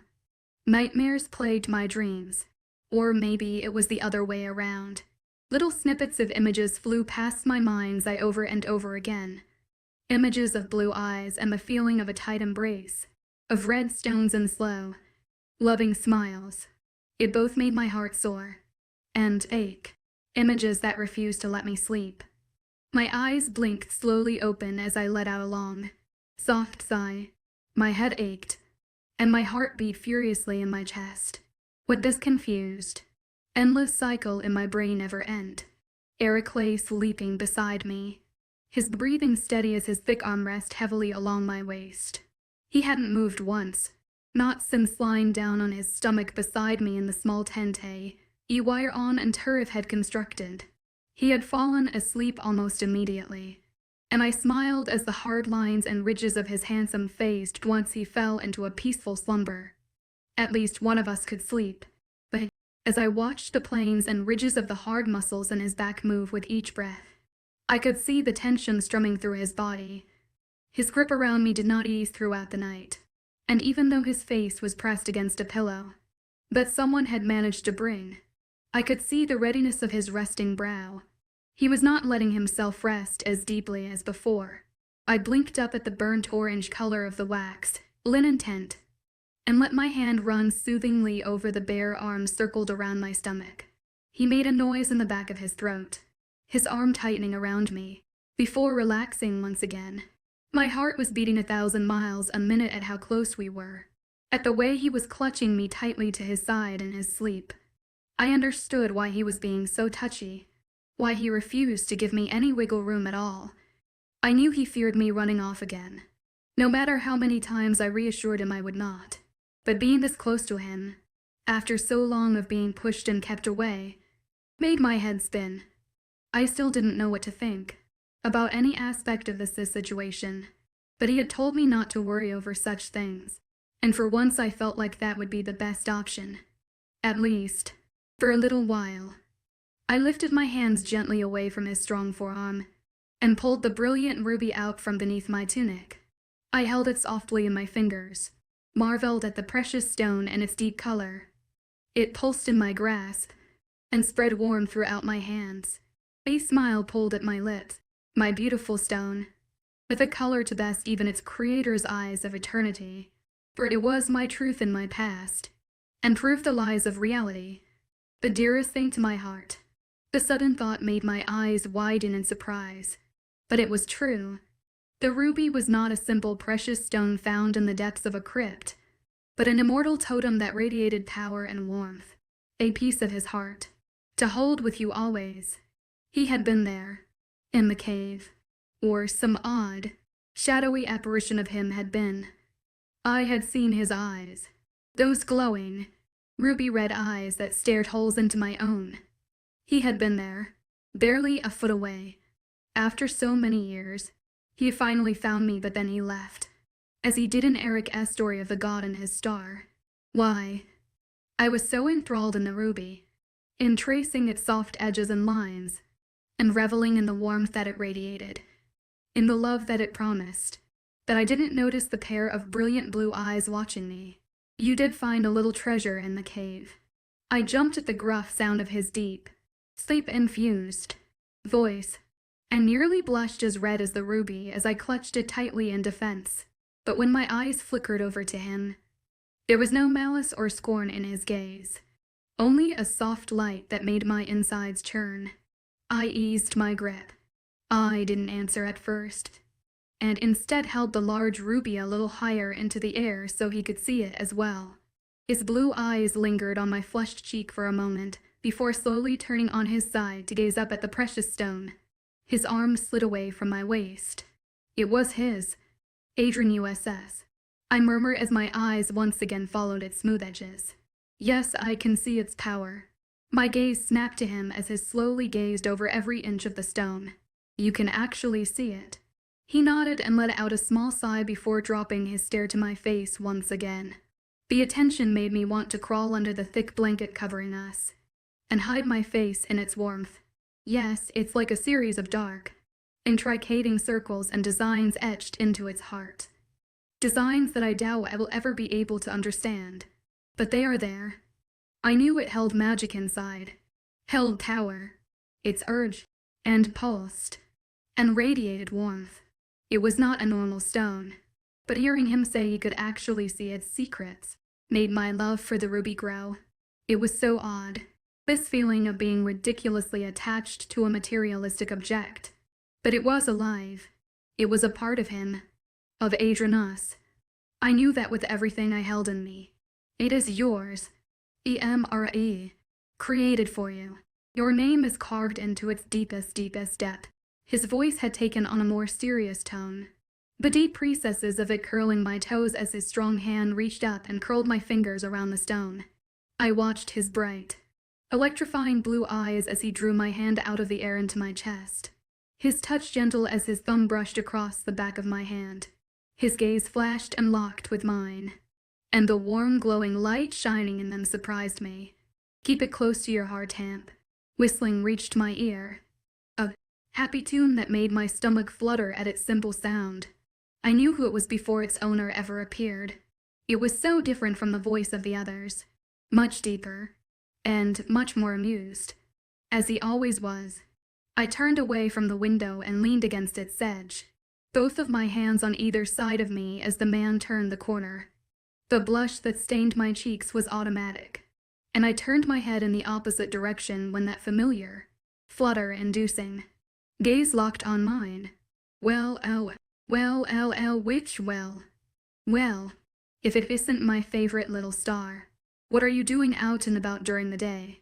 Adrianus leaned against the marble corner he had just turned, that always amused gleam in his eyes flashing in the bright light of the palace as I tried to rub the embarrassed warmth from my arms. "One could ask the same of you." He raised a dark eyebrow at that, and his large, rather appeasing arms reached up and crossed over his thick chest. That dark voice came out as chuckle. "I think that is the closest you have ever come to sarcastic response. I'm rubbing off on you." I flushed at the satisfied, almost proud, smile that crossed his unearthly beautiful face, and dropped my own towards the marble ground. I could never glance at him for too long. His presence seemed to fry all rational thought in my entire being. Then again, all the gods were like that. They all held that unearthly, eternal beauty that none could match. Not even the shining souls of the stars could compete with their beauty. It was unnatural and eternal. His gaze lingered a moment more before flickering over to the large set of wood indoors beside us. "Is he in a meeting?" he asked curiously as those bright eyes flickered back to mine. I nodded and let my hands rub along my arms soothingly, unease settling once again in the pit of my stomach. And it had nothing to do with him. Yes, he and Lord 𝐊𝐢 had been discussing for a while now. I thought I had hid the nervousness from my voice well enough, but the sharp, narrow look he shot me suggested otherwise. "Are you in trouble?" My eyes wide and at the sudden concern in his voice, and at the way that always amused light in his eyes disappeared. I gave him a soft, reassuring smile, but Cal didn't look him in the eyes as I glanced over at the large doors. "I am not sure," I admitted softly as he leaned off the wall and began to walk slowly towards me.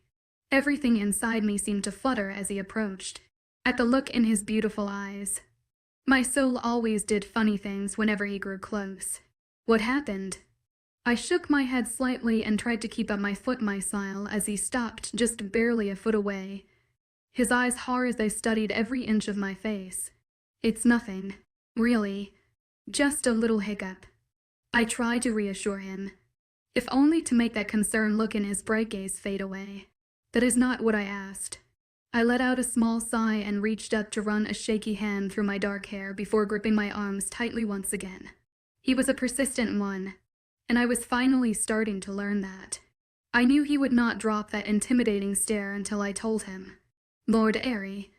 He had the storm that raged over the Western Hemisphere on the mortal plane the other night planned for quite some time now. He even had it approved by Axion. That concerned expression plaguing his beautiful features completely vanished, and his eyes grew amused once again as they shined as brightly as the moon he controlled. "And let me guess." He started on a soft snicker, his lips pulling into a humorous smile. "A certain little star saw a few mortals caught in the middle of it, and helped them to safety." My smile grew sheepish, and I tried to hide the heat rush into my cheeks as I gave him a small nod. His large body leaned a little away from mine as he let out a deep chuckle, his thick chest rumbling with the laugh. "Yes, but Lord 𝐊𝐢 was furious. 𝐻ES been discussing with Axion over the matter for hours. HS demanding I be punished for interrupting the preordained event. 𝐴𝐸𝐻𝐻 shook his head, that laugh still tugging on his lips, as if the whole matter seemed ridiculously funny to him. Do not worry over such things. They cannot do anything to you. But no, there are no buts. You are a being of the night, a soul that shines as bright as the moon, that makes you mine, and everything that entails. I had grown used to his little flirtations over time, even though they never ceased to bring heat to my cheeks. But hearing him refer to me as his was a whole new experience, one I wasn't sure how I felt about. I stared up at him with wide and rather frightened eyes, but he only smiled and reached his hand up to rest against the top of my head, like one comforting a pouting child. In all reality, you and any other star in the heavens are my responsibility. They cannot do anything to you, or against you, without my say-so. So he murmured on a soft smile, the amusement in his bright eyes fading as a serious tone took over his words. Do not worry over such things. The relief that swept over my shoulders was unexpected, but I knew, with that look in his eyes, that he meant every word. A part of me knew that he meant every word he ever spoke, even the most ridiculous of notions and innuendos. 𝐴𝐸𝐻𝐻, this is a surprise. Lord 𝐊𝐲𝐻𝐿 was standing just inside the large wooden doors, his massive body twice the size of any other god I had yet to see. His eyes were a multitude of swirling seas that glowed against all light in the heaven, and his hair was as dark as the blackest sky. Just being in his presence made me want to bow my head and confess all my wrongdoings I had ever committed. For he was the god of the heavens, and all its inhabitants. He ruled all. eerie was standing beside him, a pleased, sadistic smile pulling on his lip. His hair was a stark white that shone against the pale green of his eyes, and made the beauty of his appearance even that more pronounced.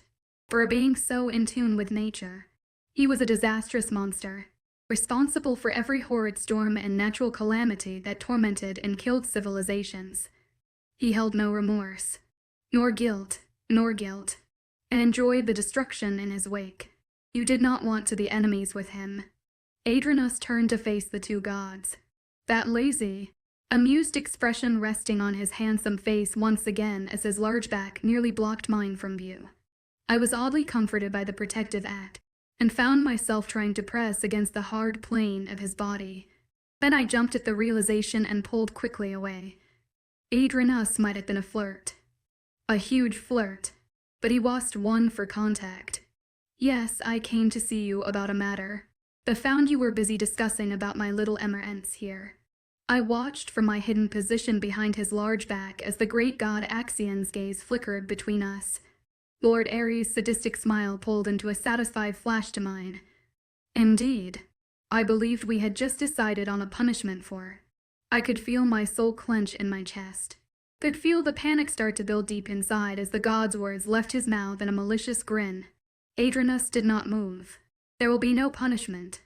I watched as that victorious smirk plastered on Ares' face vanished, and his green eyes began to glow in rage that was all too familiar for him. It is already decided. You do not have a say in the matter. He snarled at the god of the moon before me, his pale fists clenching at his sides. 𝐿𝐲𝐽 stayed silently to the side, his all-knowing eyes watching the scene in placid amusement. I resisted the urge to press myself into 𝐴𝐸𝐻𝐻's back and bury my face against him. Immerse is a being of the night. I have every say in the matter. She belongs to me. The deep-seated fury that flashed across Ares' face was enough to make me cower where I stood.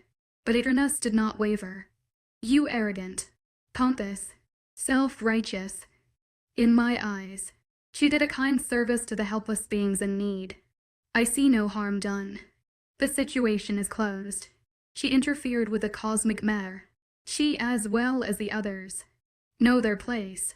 He growled beside 𝐿𝐲𝐽, his green eyes alight in anger as 𝐴𝐸𝐻𝐻 leaned casually against the stone wall beside us. Yes, in my domain. You hold no power over her or the others now. He sneered and took a threatening step forward as my gaze flickered nervously between all three of them. But 𝐿𝐲𝐽 does, and he decided a punishment was deemed necessary. Actually, I quite like 𝐊𝐢𝐬𝐧𝐠 take on the matter. From here on out, all situations regarding the stars fall on him. 𝐂𝐚𝐬𝐬's multitude-colored gaze flashed in amusement. As delight filled my stomach, everything would be all right now. Eerie was furious. I had never seen such a look of pure hatred before, and it honestly tore at my heart. But he didn't stay long enough to act on the fury in his eyes. With a bright flash of light, he disappeared, even though tension still lingered in the air. 𝐂𝐚𝐬𝐬 sighed and shook his head before turning back to the double doors. Now that that is settled, would you like to discuss what you originally came for? 𝐊𝐢𝐬𝐬. Yes, give me a moment. The god of all nodded briefly, his marvelous, ethereal eyes flickering over to mine before a soft smile pulled at his lips. I watched as he slipped once again into the great hall and closed the large door behind him. I let out the deep breath I hadn't realized I was holding on a long sigh. Well, but that could have gone worse. 𝐊𝐢𝐬𝐬 chuckled and turned to me with a bright, victorious smile. There now, he teased softly as I nearly crumbled against the wall in relief. I told you not to worry. Thank you. You did not have to do that. I murmured up at him with a small smile, one that he returned. Of course, I did. I would not let that fool ever cause you pain. My chest fluttered at his words, and my gaze dropped bashfully to the ground as he turned towards the large wooden doors. And do not forget what I said. Little star. My head lifted just enough for my eyes to blink over at him curiously as he shot me a wide smile over his shoulder. You are mine. You will always be mine. 𝐴𝐴𝐻 looked troubled. 𝐖𝐴𝐲𝐿 murmured softly the next day as we walked side along the mountain's path. Is everything okay? His voice surprised me, and I jumped slightly as he leaned close to my ear. Why, yes. Sorry. Everything is fine. Which wasn't exactly true. But he did not need to worry about the turmoil raging inside my mind. The dream that had plagued me once I was finally able to fall asleep had left my heart aching and head spinning. This world, this life, just kept getting more and more complicated. But his voice wasn't hard or scornful. If anything, it was rather playful and teasing. It brought a smile to my lips. Eric had left the camp before everyone else that morning, without an actual reason why, but a promise to return to the group before long. It just added on to the weight on my shoulders. Just more secrets and hidden thoughts. Turf was trudging a few feet ahead of us, his head pointed forward and his golden eyes alert for any mishap that might be waiting around the corner. I rolled my own eyes. The general never knew when to relax. May was walking at my side. Her head bowed to the ground and her cheeks red every time a general asked her a question. It was rather amusing. Finn and 𝐊𝐢𝐬𝐬 were following closely behind. Their laughter and mischief forced a smile to my face. They were both very entertaining. Turf seems to be in a mood. I grumbled as the path grew steeper and steeper the further up the mountain we traveled. When is he not? 𝐊𝐢𝐬𝐬 laughed back, his strong hand reaching up to jostle the dark recess of his hair. I heard that.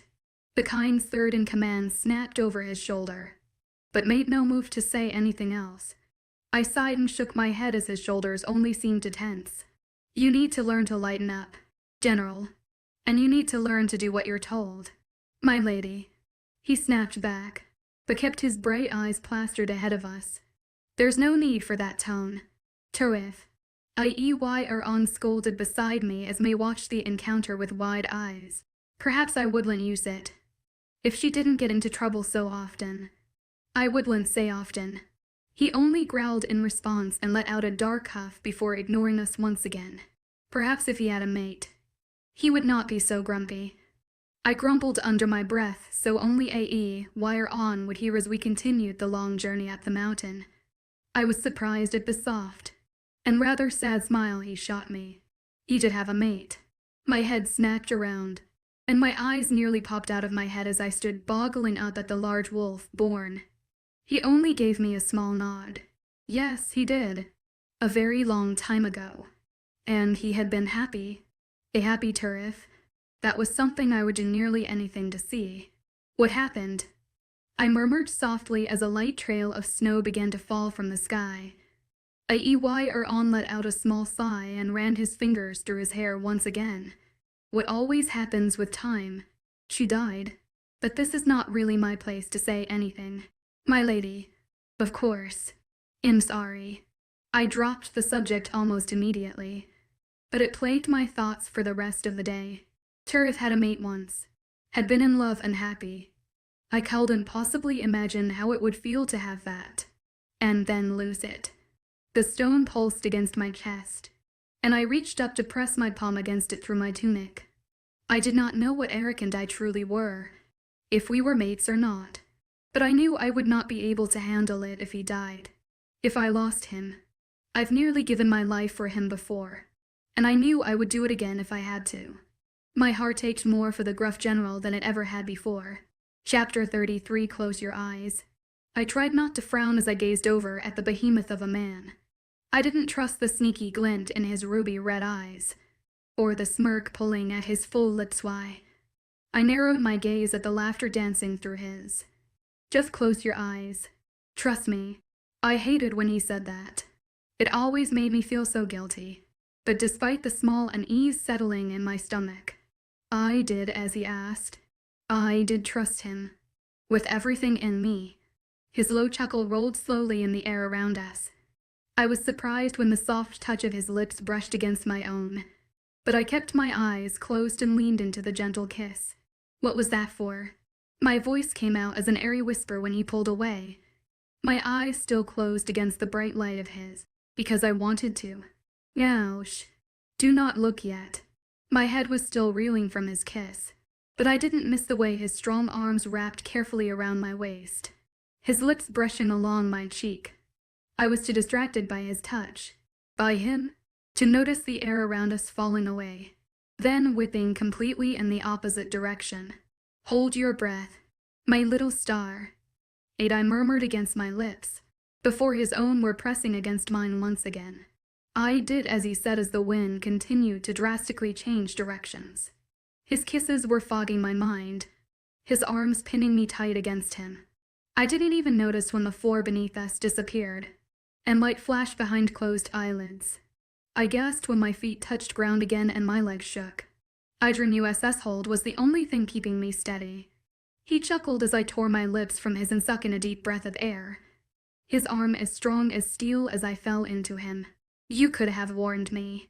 I grumbled against the warmth of his chest as his embrace turned into a warm hug and he tucked my head under his chin. I told you to hold your breath. I wanted to lift my head and glare at the amusement I knew was shining in his eyes, but I was just too comfortably warm held against him. I even had to keep a disgruntled pout from my lips when he eased me away from his chest and held me at arm's length. You can look now. Immerse. My heart fluttered at the nickname that passed his lips, at the warm feeling of gold that settled in my stomach. No other god, nor star, called me such endearing terms. It only made my love for him grow. I blinked slowly up at the dark expanse around us, my eyes lingering on the shadowed trees and river winking up at us from below. My chest clenched at the sight, at the cool air surrounding the mountain, at the other stars gleaming in the sky. He had taken me to the mortal plane. It's wonderful. My eyes were wide as I gazed over the beautiful landscape, my soul flashing in erratic spurts in my chest. We stood atop a waterfall, one with water as clear as crystal as it cascaded over its edge. It is the place I come whenever I travel to this realm. A sacred place. The amusement from his voice had faded as his hand reached for my own. I let him entwine our fingers. His so large and warm it felt as if I was grasping at the sun. I thought you would like to see it. I do. Oh, die. It's amazing. And it truly was. I had forgotten how beautiful the mortal plane could be. How untouched nature held miraculous wonders. I had forgotten being mortal. But this place, his place, was beautiful, not as amazing as you. I laughed at the ridiculous statement, which only brought that snide amusement back into his eyes. His hand tugged me back against his chest when I tried to step away. Oh, my sweet Immerse, how you mock me so. And all I ever do is pour my heart out at your feet, and continue to do so no matter how many times I gather it up and return the mess to you. He lifted his head from my shoulder, his bright eyes flashing black in the light from the stars, and sent his laughter rolling down the waterfall. I couldn't contain my smile, or gasp of laughter, as his hand suddenly let go of mine so his arm could wrap tightly around me. "You will pay for that comment, my love." But there was no malice in his voice, no threat in his bright eyes, only that warm, arrogant amusement that always turned my knees weak. I am trembling with fear. His eyes flashed, and his lips pulled into a smirk before leaning down and tracing them slowly along my cheek. "Yes, that is why, 𝐸. I practically squealed as his hands gripped tightly onto my waist and he nipped at my jaw. He only laughed and shook his head at my protest before brushing another kiss against my lips. "Let us stay here a while and enjoy the mountain. I am not ready to give you back just yet," he murmured between soft kisses, his arms strong as they wrapped around my waist. I wasn't ready to go back just yet, to leave him, not when I enjoyed his touches so much, enjoyed his love, enjoyed loving him. The others would not miss me too much. "You shine down here as brightly as in the heavens," he whispered against my lips, his touch soft as he cradled me to him. My soul fluttered in my chest. "If I asked," he added uneasily, his bright eyes turning serious as his lips paused just barely from my own, "would you stay with me? Stay with me in the palace? Live away from the others?" His voice was hesitant, and the restlessness in his gaze only worsened as I took a small sigh from him, my brow furrowing at the question. "Why would you want that?" And just like that, the unease in his eyes vanished and amusement pulled his lips into a smile once again. "What could I possibly want from that? You with me, always." My eyes widened at that, at the look darkening his handsome face. My chest felt as if it were caving in around me. My gaze locked on his. "Always." The words sounded surreal rolling off my tongue. "Always. With me. Always." We both knew the answer without me having to say anything. It was in my heart, in his eyes. I let him wrap his arm around my waist again, his free hand warm as it reached up and gently stroked my cheek. "I love you, Immerse." His lips brushed against mine once again, stealing the words from my tongue. I practically sagged against him as his arms curled me into his hard chest, and his kisses sent my heart to mush. There were tears falling down my cheeks when I woke, tears that clogged my throat and burned my eyes. There was a soft red light glowing from my chest, and a warm heat pulsing from the very stone. I didn't move as I watched the light fade, as the warmth slowly ebbed away with it. Movement to the side caught my attention, and my eyes snapped over to the blue pair blinking down at me through the darkness. "Why are you crying?" Eric asked as softly, his touch warm as he reached down and rubbed his thumb across my wet cheek. I could only shake my head and wipe at my other cheek. "Just a dream." My voice seemed to come out as a choked croak, but he didn't seem to mind as he sat slowly on the empty space beside my waist. His hand left my cheek to stroke gently down my hair. "Would you like to tell me about it?" "Yes, more than anything, but I didn't think it would make anything better." I doubted North would be pleased to hear me dreaming of kissing other men, of watching me drive myself over and over again into madness. I placed my hand over the ruby and pressed its hard edges into the skin of my chest. I shook my head and forced my eyes from his, despite the worried frown pulling at his lips. "I do not like to see you so upset." His voice was soft in the quiet night air, the sound gentle and caring as his hand to slowly trace along my still wet jaw. "I do not like to be so upset," I grumbled, which earned a small chuckle from him. It almost made me smile. My eyes flickered back to his and watched the handsome lines of his face as his hand continued to slowly stroke my skin. "Where have you been?" I asked softly as his concerned frown slowly faded away, his blue eyes shining brightly in the darkness of the room. "A meeting. So late," I murmured around a yawn, my hand reaching up to press against my lips. His pulled into a small smile as my yawn finished, and he reached up to pull my hand away. My heart raced rapidly against my chest as his fingers slowly entwined with my own. I was sure what had changed his mind. But ever since that embrace by the cliffs, he has been a lot more lenient on touching me. We had arrived at the castle nearly 2 days before, but he refused to let me sleep in my own room. I had a strange inkling that it was mainly to keep an eye on me, but I didn't necessarily mind, especially since he practically cradled me in his arms every night. His thumb stroked the back of my hand slowly, his eyes intense as they blinked down at me. Yes, I did not like it either. He grumbled in response, his hand gently squeezing mine. I gazed up at him a moment, my cheeks sticky from dried tears. Should I even bother asking what it was about? His small, almost apologetic smile gave me my answer, and made my lips purse. But I kept the indignation to myself. Can I ask you something else? Depends on what it is. He grumbled down at me, his hand raising mine to his lips. My heart rose to my throat as he pressed a warm kiss to the back of my hand. It's about 𝐿𝐻𝐻. His eyes snapped to mine, and the blue in them darkened as he pulled my hand from his lips. I didn't like the sudden serious look crossing his chiseled face. What about him? I wanted to ask about his past, about the mate he no longer had, but Eric wasn't one to discuss his generals, even to his own mate, if that was actually what we were.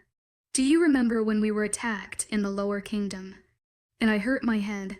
His eyes flashed black, and a growl started deep in his chest, one that made my own eyes widen in surprise. It is not something I will ever forget. The dark rumble in his voice actually frightened me, but his hand in my own remained gentle. How did he save me? And don't say you will tell me in time. It's been time. Eons of time.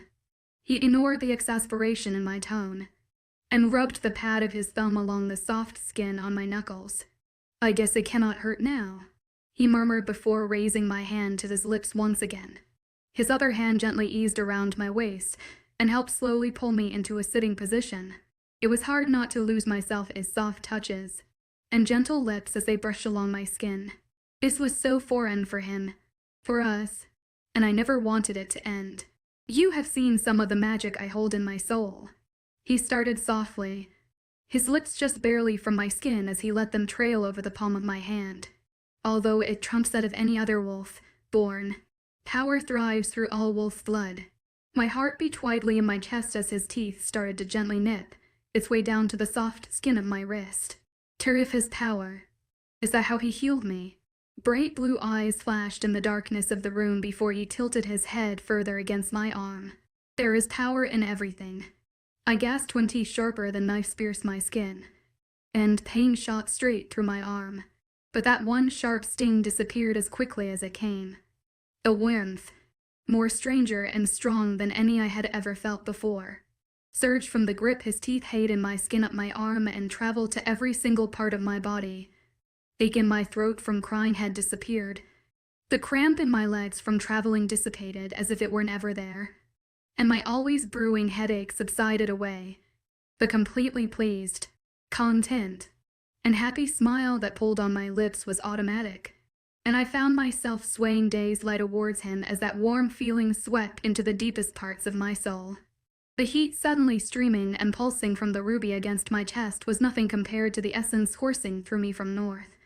His mouth pulled away from my wrist all too soon, those teeth of his once again shrinking back to their normal size. I whimpered as his tongue slipped past those beautiful lips and licked at the few droplets of blood that escaped the bite, the wound closing almost immediately. It is a healing method, he murmured softly against my wrist, his mouth still just a hair's breadth away from my skin, one that should only be performed by mates, for it is the most intimate and soul-bonding experience two beings could share. Besides bedding their other half. That horrible he traced in a bright blush as his last sentence reached my ears, one I tried to hide even though my wide eyes and choked breathing hid nothing. His dark chuckle filled the room before his mouth pressed a soft kiss to my no longer wounded skin, and raised his head. 𝐿𝐻𝐻. He bit me.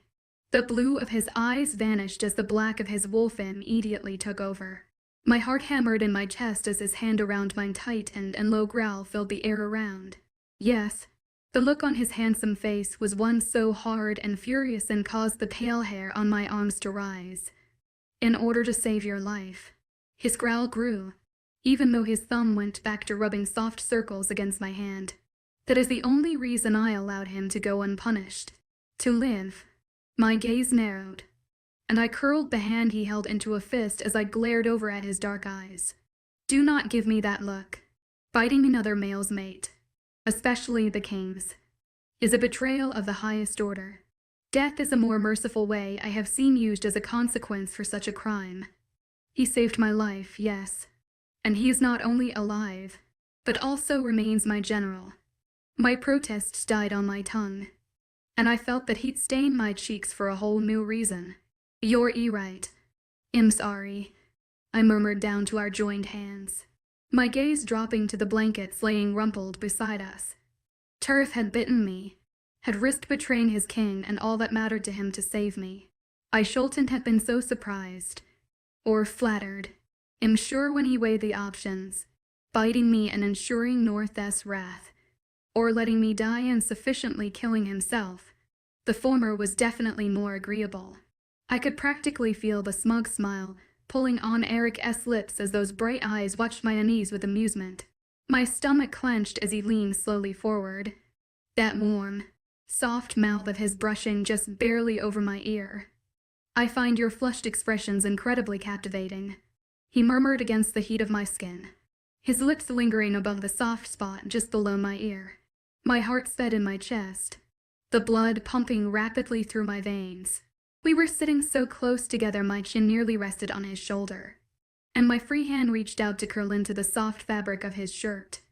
Perhaps I should make you blush more often. His lips pressed a soft, lingering kiss just beside my ear before trailing slowly along my jaw. My breathing caught in my throat, as he always made it do. I think you do that enough already, I managed to grumble as he pressed a soft kiss on the tip of my chin before pulling away. A bright, amused glint shining from his once again blue eyes. Can I ask you something else? I spoke softly, and as gently as I possibly dared. If he was willing to open about one matter, maybe I could persuade him to on another. Ask all you like, but I cannot promise I will answer them. I wanted to frown and pout at his comment, but I refrained as my fingers curled and uncurled into his black shirt. If keeping my disgruntledness to myself would keep him talking, then I would suffer. Liberius, I have not seen him in quite some time. Did you? I let the question hang in the air, but he didn't need me to elaborate. The implication was there in my eyes, and reflecting off his gaze darkened. I told you I would. I gulped and blinked up at him as his free hand reached up to play with the ends of my hair, his eyes staring a dark, restless stare into my own. But then the hard look in his gaze fell away, and they flickered away from me uneasily. And I will, that the demon has not been seen since your last encounter together.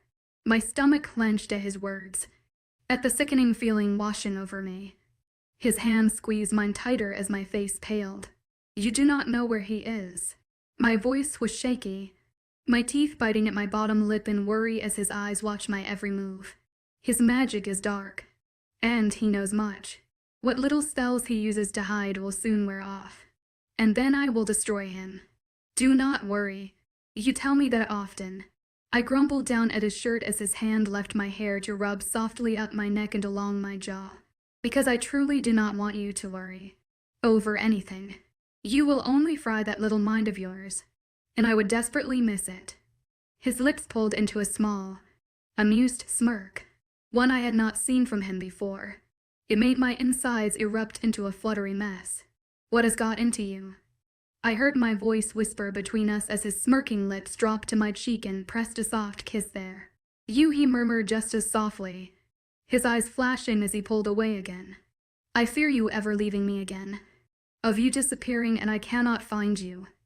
The smirk on his lips slowly disappeared, and the look in his bright eyes grew so sad it tore at my heart. That is what I fear the most. My little Immerse. His hand stroked my cheek softly, those blue eyes tender for once as he gazed down at me. That you will be taken from me, and I will never be able to find you. The story of Adranus and his star shot through my mind like a lightning bolt. A story of a god and me. A story of a life I did not remember or know. 𝐿𝐻𝐵 tore at my heart, and only added on to my own. Was it simply the part of his soul that belonged to 𝐻𝐻𝐬 that made him feel in such a way? I will not leave like that again. Eric, I promise. The sadness in his eyes did not ease, even though a small smile pulled at his lips. No, no, you will not. I started to roll my eyes, but thought better of it as his narrowed. I wanted to ask you this earlier, but there never seemed to be the time. I started instead, my fingers unclenching from his shirt to smooth out the wrinkles there. He raised a dark eyebrow at me, and his hand dropped from my face to grip at my waist. I could feel the heat of his skin through my nightgown, and I had to force down the blush at the lucid thoughts swamping through my brain. My stones surged with heat against my chest. I know 𝐿𝐻𝐬 is an underling, but she does not have anywhere to go. Would it be too much to ask for her to live here with us? His face darkened and his blue eyes flashed as he pulled away from me, a frown tugging at his soft lips. I do not like the feline shifter. She has caused nothing but trouble. She is my friend, and has been with me since I have been awake. She is a part of the lie they force you to believe. His voice snarled around us, that growl from before rising in his chest once again. But it is not her fault. None of this is. She was thrown into the situation without a choice. You cannot blame her for that. I can blame her for taking you to that cave, for taking you away from me. I sighed at the hard, icy look in his eyes, and shook my head as I gazed out at the darkened room. He was being unfair. I asked her too. It was like she forced me out of the castle at knife point. That was my choice. But continued to glare down at me with dark eyes and a growl in his chest. His strong, chiseled jaw was clenched, and I wanted nothing more than to reach up and kiss away the tension there. Please, Eric. She has nowhere else to go. I begged softly, my hand leaving his shirt to stroke the clenched jaw gently. His eyes closed as my fingertips brushed along his skin, and he let out a long, tired sigh before resting his face in my hand. I will consider it. She may stay in the room she is occupying now until I have decided otherwise. It was a definite yes or no, but I knew it was going to be with him. I was just happy he was taking the time to think it over. His eyes blinked open, and that bright blue tore at my heart as it always did. You know my real name, and yet you have never called me by it. There was necessarily remorse in his voice, more like a confused curiosity. It made me bite at my lip. Would it not be odd if I called you by the very name of the one who I supposedly loved once a long time ago? I whispered softly, my eyes saddening as I dropped my hand dejectedly to my lap. A being who I was dreaming having visions of. A man who, with a few simple words, had me crying in Fontaine. The smile that pulled on his lips was sad, and the glint in his gaze tore at my chest. But he did not grow angry as I thought he would. Yes, I suppose that would be problematic. He gave me the sad smile a moment more, his hand gripping my waist tightly before he eased away. It is still late. You should go back to sleep. He spoke softly as he squeezed my hand one last time before rising from the bed. And you? I asked as I watched his large form step away from me. I have a few more matters to handle, but I should be back before too long. His eyes were soft, his touch even more so as he bent down and pressed a warm, lingering kiss against my forehead. Sleep well, my little Immerse. I will be here when you wake. Make sure you are. I surprised myself by grumbling, but he only shot me a wide smile as he pulled away and turned towards the door. Of course.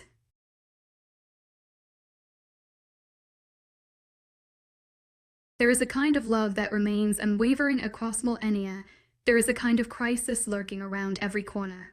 As the hero and Immerse savors her sweet love with North, she is unaware that she has long been the target of dark forces. After going through countless hardships and gradually uncovering the mystery surrounding her, she finds that her soul is closely linked to a powerful deity. Will this deity be her savior or push her into deeper darkness? And will North be her ultimate support? Now, let's embark on this fantasy journey filled with intertwined love and hatred. Chapter 34. I watched with a small pout as Eric turned to climb off the large bed, the bare muscles of his back rippling tantalizingly across my vision. He had only been back for a couple of hours, but was already forcing both of us awake. Not that I minded observing his half-clothed form move around the room. The thought made me blush furiously, and I curled my fingers into the blanket still draped around my waist, my shyness threatening to overwhelm me. He wore only black cotton shorts to sleep, and I could tell he did it for my benefit alone. If watching him continuously toss, turn, and throw the blankets on and off all night was any indication, my gaze followed him in awe, mesmerized by how his skin tightened and pulled over various muscles with every movement. It should be a sin to be that physically perfect. You look like him, I blurted out, immediately regretting the words as soon as they passed my lips. My cheeks burned a bright, dangerous red as he turned to me with one dark eyebrow raised, his handsome features curious. Like who? I kept my eyes focused on anything but his sculpted form. I gulped, my palms sweating nervously as the ruby warmed against my chest. Would it be strange to admit he looked almost exactly like the other man I had been dreaming of? The one my heart seemed to beat nearly as ecstatically for as it did for Eric. I sat up nervously, running a shaky hand through my long, dark hair, my cheeks hot with embarrassment. I caught a glimpse of his lips pulling into a small smile, his blue eyes flashing against the pale light of dawn. 𝐊𝐲𝐬, he chuckled, and I glanced over at him long enough to see the light slowly fade from those captivating blue eyes. He is, technically, a part of me. I suppose it would be natural for us to look alike. That made sense. Of course it would. But I was surprised at the calm, almost bored manner he seemed to take on the subject. I am curious, though. He started softly, those strong, warm hands of his pulling a plain, black shirt over his handsome head. How you know what he looks like? The light in his eyes returned, but it was more mischievous than anything. Are you remembering a past life? My Immerse, or maybe, receiving interesting little visions. I bit my lip and glanced away as that large body of his leaned cosily against the wall beside the bed, his bright gaze staring unwarvingly down at me. I don't really know. Which was to lie. Just because I was dreaming of the god didn't make the visions real. They could possibly not look anything alike, and I was just portraying Eric as him for my heart's benefit. His voice was low, but his tone came out as a mocking thoughtfulness, one that didn't settle easily in my stomach. I glared at him as he leaned off the wall and walked over to the large wardrobe on the other side of the room.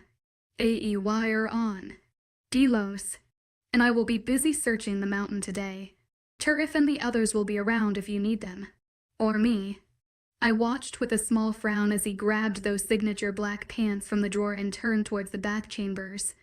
North, I called softly as he opened the door and stepped in. He paused and turned back to look at me with those bright blues. Why do I always feel like you know more than what you want me to believe you do? His gaze darkened at my words, but his lips pulled into a small, sad smile as he turned back towards the bathroom. Have a good day, my little Immerse. And there you are. I had been looking all over for you. I smiled at the large general walking casually down the grand staircase, his hands resting deep in his pants pockets. He paused halfway down a step, his strong shoulders going rigid as I hurried after him. I had just started down the steps when I heard him let out a long, drawn-out sigh, before starting down the stairs once again. Did Finn not tell you I was looking for you? I asked Turf casually when I finally caught up with him, but he didn't even spare me a glance. He all but growled beside. Those golden eyes pointed forwards as his tensed frame stayed angled away from mine. I stared up at him with a frown, but he refused to acknowledge it as he continued stomping down the stairs. Have you been busy then? No. There was a harsh snap in his tone, one that only made my frown turn into a small pout as I lifted my dress away from my feet. He couldn't possibly still be upset about me going to the cave. That was days ago, and even Eric had forgiven me. Are you mad at me, ah? I shrieked when the dress I hadn't pulled up enough snagged beneath my foot, and I started to fall face first down the few stairs that were left. Tariff's hand shot out of nowhere and wrapped tightly around my upper arm before yanking me back to a standing position beside him. His golden eyes were blazing in fury. Fucking damn it. 𝐸. He snapped and ripped his hand from my arm to run it viciously through his hair. Can you not do anything without having to be fucking saved all the time? I blinked up at him with wide, startled eyes as he turned from me and stomped brutishly down the rest of the steps. I watched as his large, angry form stalked away the second he hit the main floor. Okay then. I had no idea what I did to prompt such anger from him this time, and despite the tight feeling at the back of my throat, I tried to push the little encounter to the back of my mind. The last thing I needed was to be worrying about his temper when I was too busy dealing with North and Daedrinus. I gripped onto the handrail beside me for some form of balance, before lowering gently to the step where my ankle was now throbbing. I let a pout breach my lips, just because I could, and lifted the skirts of my dress high enough to rub a soothing hand around the dull ache. Well, isn't that just perfect? My lady. My eyes snapped up to the large, still brooding male in front of me, although his golden eyes had softened some. Come back to yell at me some more. Have you? I grumbled before dropping my gaze back down to my ankle. I had twisted it just barely, and could already feel the pain start to fade away. I heard him let out another long sigh, before crouching down in front of me, his knees resting a few steps below mine. I am sorry, Lady Immerse. His voice was just as rumbly as mine, but I knew the apology in his eyes was genuine enough. I do not mean to take out my grievances against you, and yet I always do. My eyes flickered up and locked with his, although that dark, saddened look in his golden gaze did not ease the nerves in my stomach. That was the most genuine and remorseful I had ever seen him. What grievances? I asked softly as his hands pushed mine out of the way to feel the small bruise of my ankle himself. They do not matter. He grumbled more to himself than me, as his eyes scanned the longer hurting bone. You only twisted it a little. It should be fine in an hour or so. I figured. Thank you. I sighed as he stood to his feet once again, his hand reaching down to help me to my own. I gave him a small smile and let him ease me to my feet. It was quiet between us for a few moments after that, and he held on to my arm to help me down the rest of the stairs, no matter how many times I reassured him I was fine. I am not mad at you. He finally spoke again when my feet hit the main floor and he let go of my arm. I have a hard time believing that. He rolled his eyes before pocketing his hands once again. I grow angered at your decisions, and at your mannerisms. He paused, cast a thoughtful look down the hall, then nodded his head, and at your blatant disregard for anything you're told. Gee, that sure doesn't sound like you're mad at me at all, but I have a hard time being mad at you specifically. The frustration his previous comments brought seemed to fade away as those eyes softened again. Is there a reason you wanted to see me? He asked casually, his tone trying a little too hard to seem nonchalant. Yes, I was hoping we could talk for a while. I spoke softly as I let my hands ease out the wrinkles on the front of my dress. About what?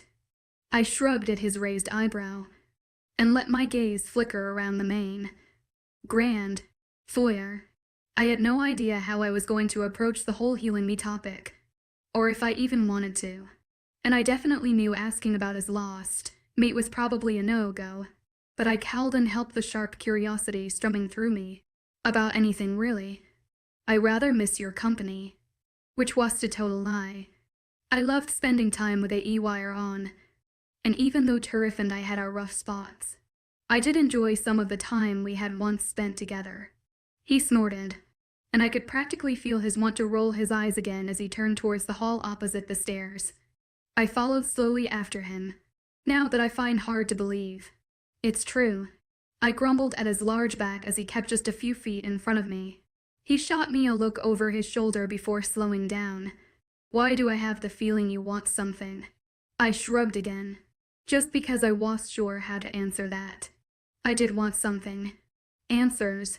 even if it was only out of curiosity.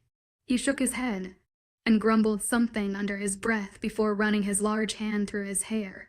"All right, let's take a walk." I hid my elated smile as I fell into step beside him, and the tension in his shoulders slowly eased.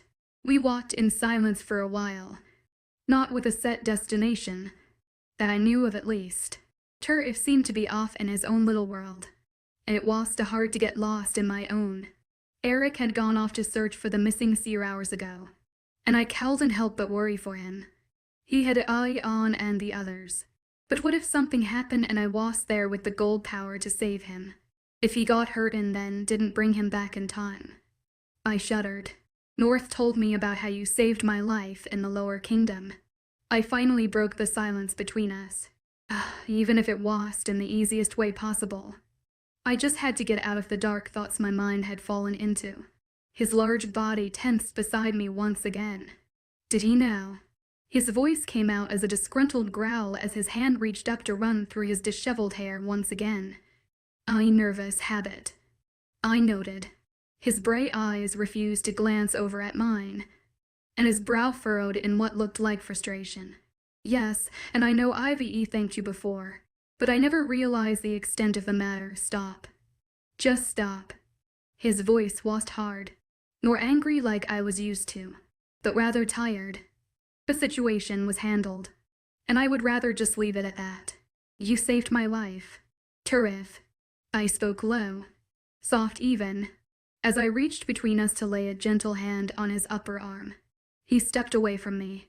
"I bit you. That is a betrayal of the highest regard." "I know, but that doesn't change the fact that it saved my life. And for that, I will be eternally grateful." He let out a displeased growl and paused just beside a large bay window etched into the castle's stone wall, his golden stare glancing down at the world hidden in the darkness of the night.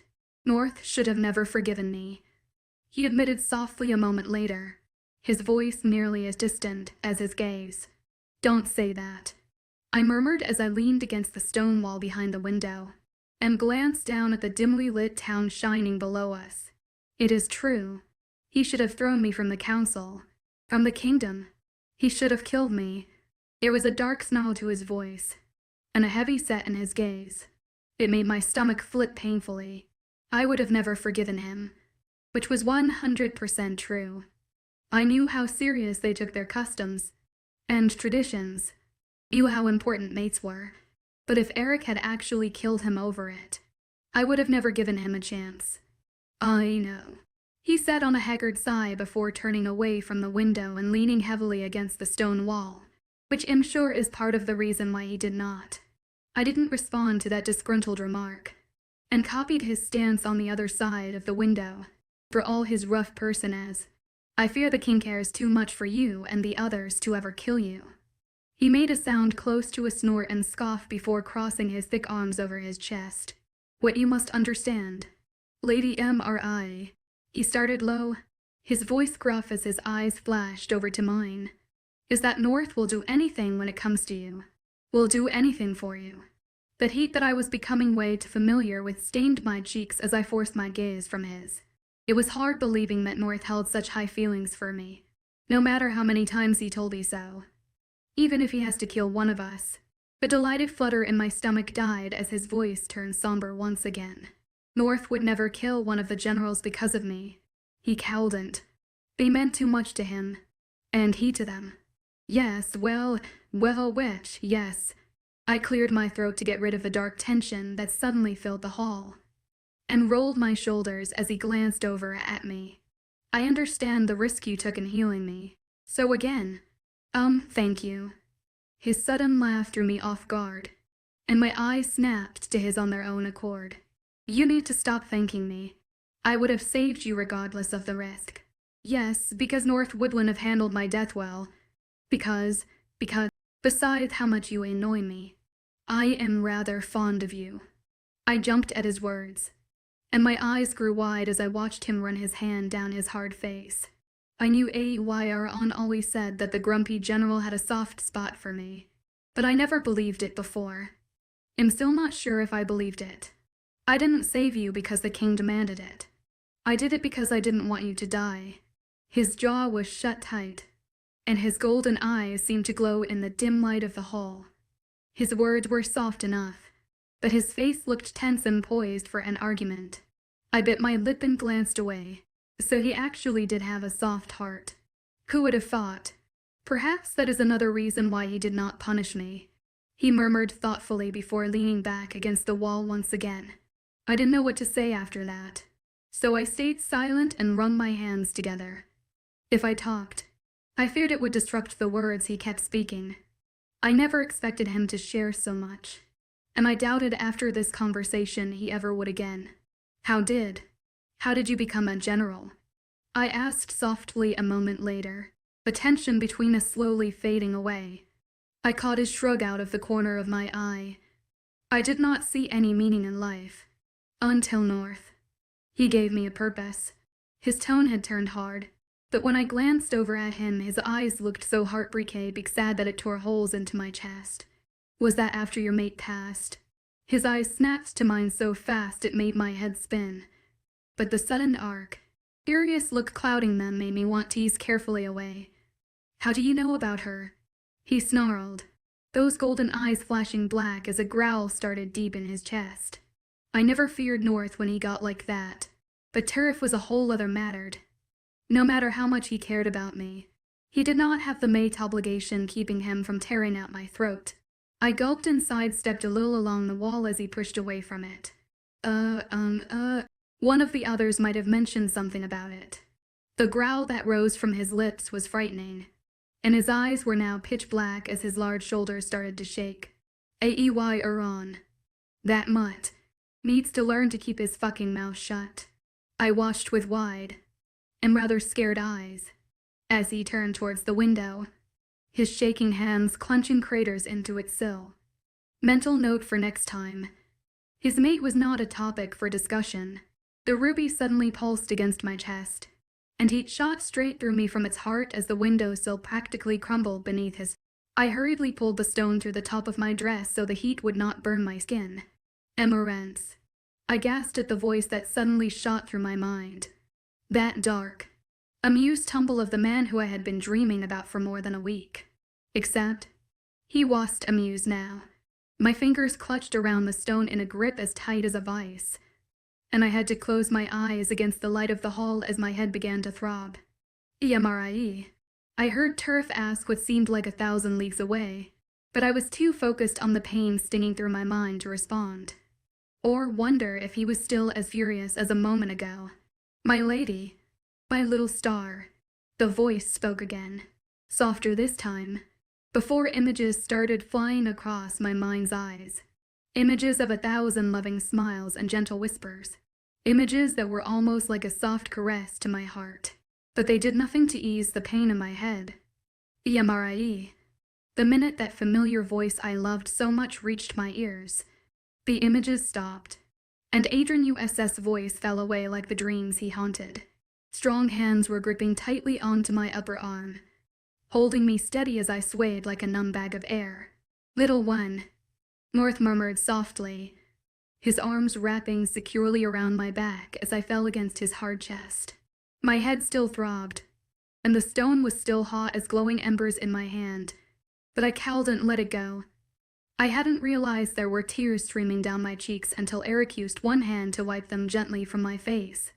I clung desperately to him, and prayed the pain away as my fingers wrapped impossibly tight around the ruby. "It's all right." He practically cooed as those soft lips rubbed gently over my forehead. He reached up to wrap his hand around mine and the stone.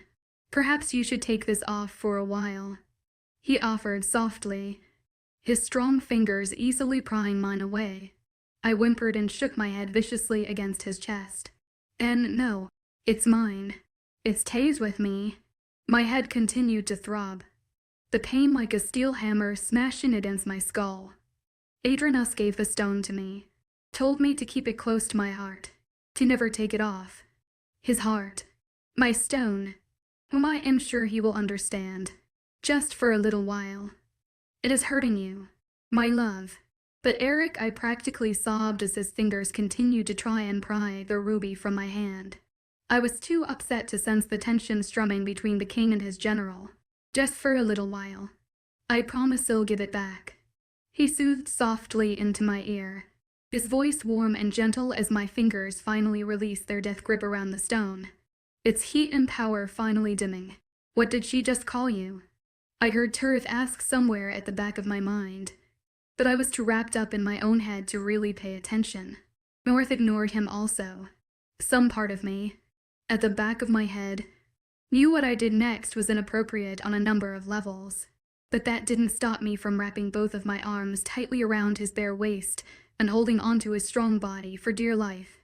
But tears were no longer falling, but my breathing was still rather erratic as he put the ruby in his shorts pocket and wrapped both of his arms tightly around my back. "Shit's okay," he murmured softly as I clung to him, my arms shaking and my eyes throbbing in my skull. "It will pass. Don't worry." I pressed my face against his skin and breathed in the scent of the woods and snow that still clung to him. It helped ease the convulsions strumming through my body. "Why don't we go lie down for a while?" He whispered gently into my ear, his large hand running soothingly down my back as I rubbed my face against him. I nodded, and didn't bother objecting as he bent down and picked me right off the ground. I wrapped my arms tightly around his neck, and buried my face into his strong shoulder as he began walking down the hall, my head still throbbing in pain. "North," Turf growled behind us, his voice loud as it echoed around the empty hall. "We will talk later." There was a hard bite in Eric's tone, one I tried to ignore as his arms tightened around me. "What's wrong?" I mumbled into his shoulder as he started towards the staircase, his hold gentle even as tension now thummed through him. "Nothing I cannot handle." Chapter 35. He held the ruby out to me. "It's dark." Deep red glinting in the dim light as I glanced up at it. He raised one dark, perfect eyebrow. "Would you like it back?" I paused, and watched the stone a moment before nodding. It was warm as I wrapped my fingers around the hard planes of its surface. "How are you feeling?" Eric asked softly after I pulled the cord back over my head and tucked the stone beneath my nightgun. Its warmth seeped slowly along my skin, but it did not pulse like usual. "Better. I'm sorry for acting so crazy yesterday," I mumbled as an embarrassed flush rose to my cheeks. He gave me a soft smile as his fingers dropped back to my hair. "Don't be. You couldn't help it." I still frowned, even as those blue eyes gazed warmly down at me, and his strong fingers stroked my hair. "Did you find him?" I asked instead of lingering on my mental breakdown from the day before. The headache had slowly disappeared overnight, but that didn't stop the odd shaking my whole body had undertaken. Eric's small smile pulled into a frown as his fingers left my hair to stroke gently along my cheek. "No, but we picked up on his trail. It shouldn't be long now." Despite the reassurance in his tone, and the confidence shining in his eyes, unease still settled heavily in my stomach. Liberius was somewhere roaming free on the mountain, and no doubt looking for some way to harness 𝐊𝐲𝐻𝐻's power, if he could even find him. "When do you go out again?" I asked quietly as his fingers dropped to my jaw. His small smile turned into a concerned frown as he laid heavily beside me, his blue eyes soft. "After you are better." I let out a small sigh and tried not to shake my head as his hand left my jaw to readjust the blankets at my waist. I loved all the attention he was giving me. I truly was, but he was worse than a mother hen. Not that I had much experience with those. I promised him not sick. It was just a ridiculous headache, one I could feel. The bond only allows strong emotions and strenuous pain to pass from one mate to another. That was no ordinary headache. Immerse. My lips stuck down in a small pout. One I tried to hide as his eyes practically stared holes into the side of my head. "Do not be mad at Turf," I mumbled instead of lingering on my little episode. The less he knew how much of a head case I was, the better. This wasn't his fault. After North had laid me down securely in the bed the night before, he had ranted and raved about Terry's carelessness, as if my psychotic breakdown had been his fault. My head had still been in too much pain for me to say otherwise at the time. I watched those full, soft, lips of his pull into a frown, and his eyes dark and a shade. He knows better than to act in such a way around you. I let out a long sigh before reaching up to run my hand through my hair that was resting against the pillow. I asked him a stupid question that was none of my business, and he reacted as he should have. It is no excuse for his lack of control. He got mad. North. That does not mean he lost control. He didn't do anything to me. He scared you. True. But he didn't do anything violent or aggressive besides digging holes into the stone sill of the window.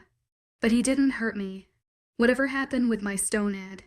I mumbled, and reached obsessively for the ruby hidden beneath my clothes, hearing 𝐴𝐴𝐻𝐸𝐻 voice inside my head, as if he were there talking directly to me, was nerve-wracking.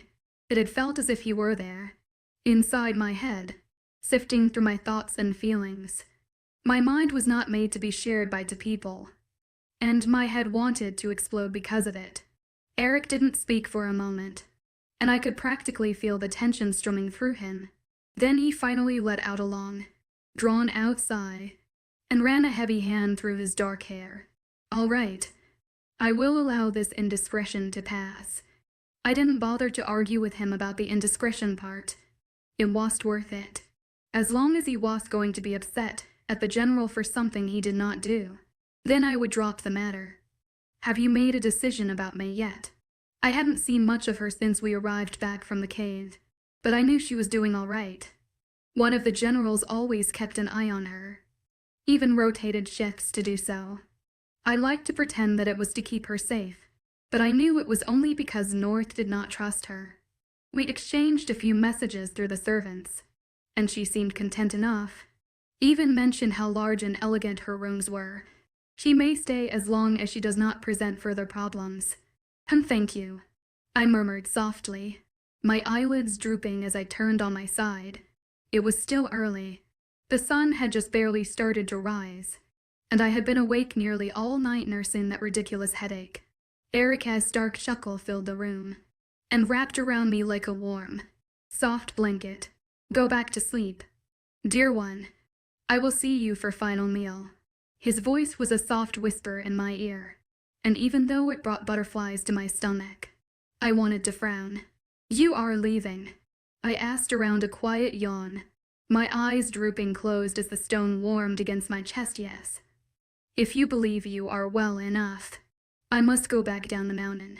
The sooner we find 𝐿𝐲𝐵𝐻𝐸, the sooner we can be rid of him. I curled my fingers in the top of the thick blankets and pulled them to my chin to hide my pout. I didn't want him to leave so soon, even if I was close to falling asleep. I enjoyed his company too much. His presence. I never wanted him to leave. He laughed softly again before leaning over and pressing those soft lips to my forehead. My cheeks heated at the action. I will be back before long. My 𝐸. You just sleep away all your little worries. I wanted to scoff and roll my eyes as he started climbing out of the large four-poster bed, when he had to decipher all the mayhem rummaging inside his head. Then he could talk about little worries. I decided to go for a walk the next time I woke. The sun was high in the sky, and Eric had been gone for hours. My dreams had been silent for once, with no dark-haired, red-eyed gods chuckling in amusement every 10 seconds.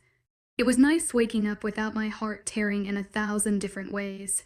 Like always, there were few servants traveling the many halls and passageways of the 𝐿𝐲𝐵𝐻𝐸 castle, and even fewer generals. I ate lunch with Finn and 𝐖𝐿𝐲𝐸, had a very brief conversation with aliens, then set out to tour the halls I had traveled so many times before. But there was always something new to find. Maybe I could go visit May for a while. 𝐿𝐲𝐬𝐬's mentioned that Turf and Delos had gone with North to search the mountain, which left 𝐖𝐴𝐲𝐸 on underling watch duty. I smiled and hopped down the grand staircase eagerly. I missed the large general and his amusing antics. Spending my day with him seemed like a good idea. My lady. My head whipped around at the sound of his voice, at the voice I had prayed to never hear again. My heart hammered in my chest as the pair of yellow eyes gleamed over at me. It was obvious he had been scrounging in the woods for weeks. His hair was disheveled, his skin an ugly yellow that nearly matched that of his wide, slightly crazed, eyes. His long, dramatic dress robes were torn and ripped in long jagged gashes, and even singed in some places. His skin had even thinned and sunken into his bones, as if he hadn't eaten as long as 𝐻𝐸d been missing. If I was so terrified of him, and of the look in his pale, yellow eyes, I would have felt sorry for him. He was supposed to be gone, missing down the mountain somewhere. Eric had been so sure he wasn't in the kingdom anymore. And yet, here he was, smiling creepily up at me from the bottom of the staircase. "What are you doing here?" I tried to keep my voice even as he took a step up the stairs, one I matched with a step of my own. I didn't like that eager, insane look in his eyes, or the way his fingers tapped incessantly against the marble railing of the staircase. Despite his misshapen appearance, his face was alight in excitement, his eyes blazing a bright, manic yellow. "The time has come, dear Immerse. It is time you helped me find 𝐸𝐻𝐸. I was shaking my head before he even finished speaking, my stomach twisting painfully as he took another step towards me. "No, I told you once before. I will not help you in your delusions. Before it was simply because I did not believe I could be some fallen star God was desperately searching for. Now it was because this man was 100% insane. And I knew 𝐸𝐻𝐸 existed, knew his power was real. Actually, you will," I shrieked when he suddenly flashed to my side, his decrepit manner not slowing down his quick, snake-like movements one bit. That excitement in his gaze caused those yellow eyes to shine like the orange and yellow flames of the torches hanging high above us. I tried to jump away from him, my hand raising to smack the man silly if he drew any closer, but his own flew through the air and gripped tightly onto my arm before I could. I gasped at the bruising grip, his teeth gleaming down at me wickedly, and curled my other hand into a fist, for looking so feeble and weak. He sure was strong. "What are you? Let go me right now. 𝐿𝐸𝐲, I shouted up the empty staircase. I hadn't seen the general in an hour, but he had to be wandering the castle somewhere. Someone should have heard my shriek. Now, my lady, keep quiet please. There are important matters we must attend to." His voice was sickly sweet in my ear, and his fingers curled as sharp as talons into my arm as he started dragging me down the stairs. My breathing quickened into panicked gasps, and my heart felt as if it would beat its way out of my chest. I could feel my cheeks growing hot in anger and fear, but no matter how hard I tried to tug my arm out of the vile creature's grasp, or hit him viciously in his own, his hold did not budge. Even when I smacked him hard across the face, he hadn't seemed fazed at all. "I'm not going anywhere with you. Let me go. North." I screamed again, even though I knew he wasn't anywhere near. He wouldn't be back till the final meal, and the sun had just barely started to fall. But it didn't help when 𝐿𝐸𝐻𝐸 let out a chuckle with that sickly sweet, way too excited voice of his. "The king and those other dogs are currently detained. I made sure of it. They won't bother us one bit." The panic shooting through me only grew at his words, and at the way a wicked smile pulled on his lips. What scared me the most, though, was the stone resting casually against my chest. It was as cold as death, and held no pulsation simpering through it. That definitely was good. "He will realize what you are doing," I argued over my panted breathing as he continued to drag me down the large staircase. "Not a single other soul in sight. And he will kill you before you get the chance. I highly doubt that. 𝐻𝐸𝐻 taking a rather long journey down the mountain as we speak. We have plenty of time." My breath caught in my throat, which didn't help the panic sitting in my lungs. That trail he had found the day before, the one he was so certain would lead to the traitor's capture, it was fake. Yes, all very fake. He nodded his head enthusiastically as we hit the main floor, then started dragging me down the hall. I thrashed and hit desperately at his thin figure, but that grip did not budge. I believe we should be where we need to be before he realizes it. Despite those little magic tricks of his. "Where are you taking me?" I demanded between my struggles as he pulled me down the side hall, those fingers of his curling impossibly tight into my arm. "Just a little way down the mountain," he announced cheerfully as he pulled me to a stop beside a serving door and pushed it open. I already have everything set up. You will see. Oh, it's going to be amazing. 𝐴𝐸𝐻𝐬 will tremble at our feet. No, he won't. I snapped as he yanked me through the small door and pushed me towards the tiny, old and wooden staircase hidden behind it. 𝐴𝐸𝐻𝐬 is too smart for you. I twisted around to sneer at him, my back towards the dark descent of the stairs. His teeth looked sharper in the darkness of the small room, and much more deadly. Down the stairs. My lady, was all he said before that grip forced me around again and pushed me towards the steps. I started down them grudgingly, that angry panic swelling in my chest. Where is everyone? I grumbled to myself as he followed closely behind me, his grip impossibly tight. Off to a more interesting area of the castle. Magic can do wonderful things. You will soon see that too. He sent everyone away, even 𝐿𝐢𝐬𝐬𝑠. Good heavens! I needed North now more than ever. The small serving stairwell was dark, the only light coming from the one torch in the small room above us, and the one in an even smaller entryway below. Walk faster. We don't have all day. He snapped into my ear, that sickly sweet excitement in his voice easing a notch the closer we got to the bottom of the stairs. He pushed the arm he was gripping forward, causing me to stumble down a step or two. I groaned as my body crashed into the stone wall, my head knocking a little against it. Ouch! I muttered and reached up with my free hand to press against the small knot forming on the side of my head.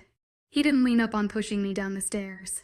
There was no room at the bottom of the steps, only a small entryway and door that matched the one floor above us. There was a small, empty window at its top, sunlight shining through.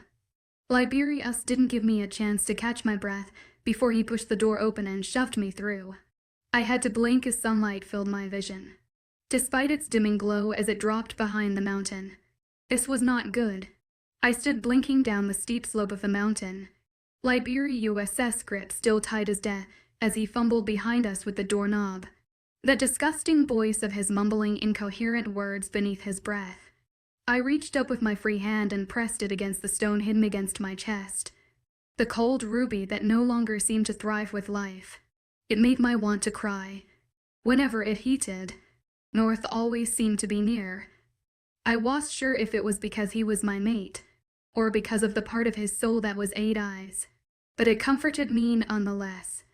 The ruby was cold, and as silent as the gray clouds accumulating above us.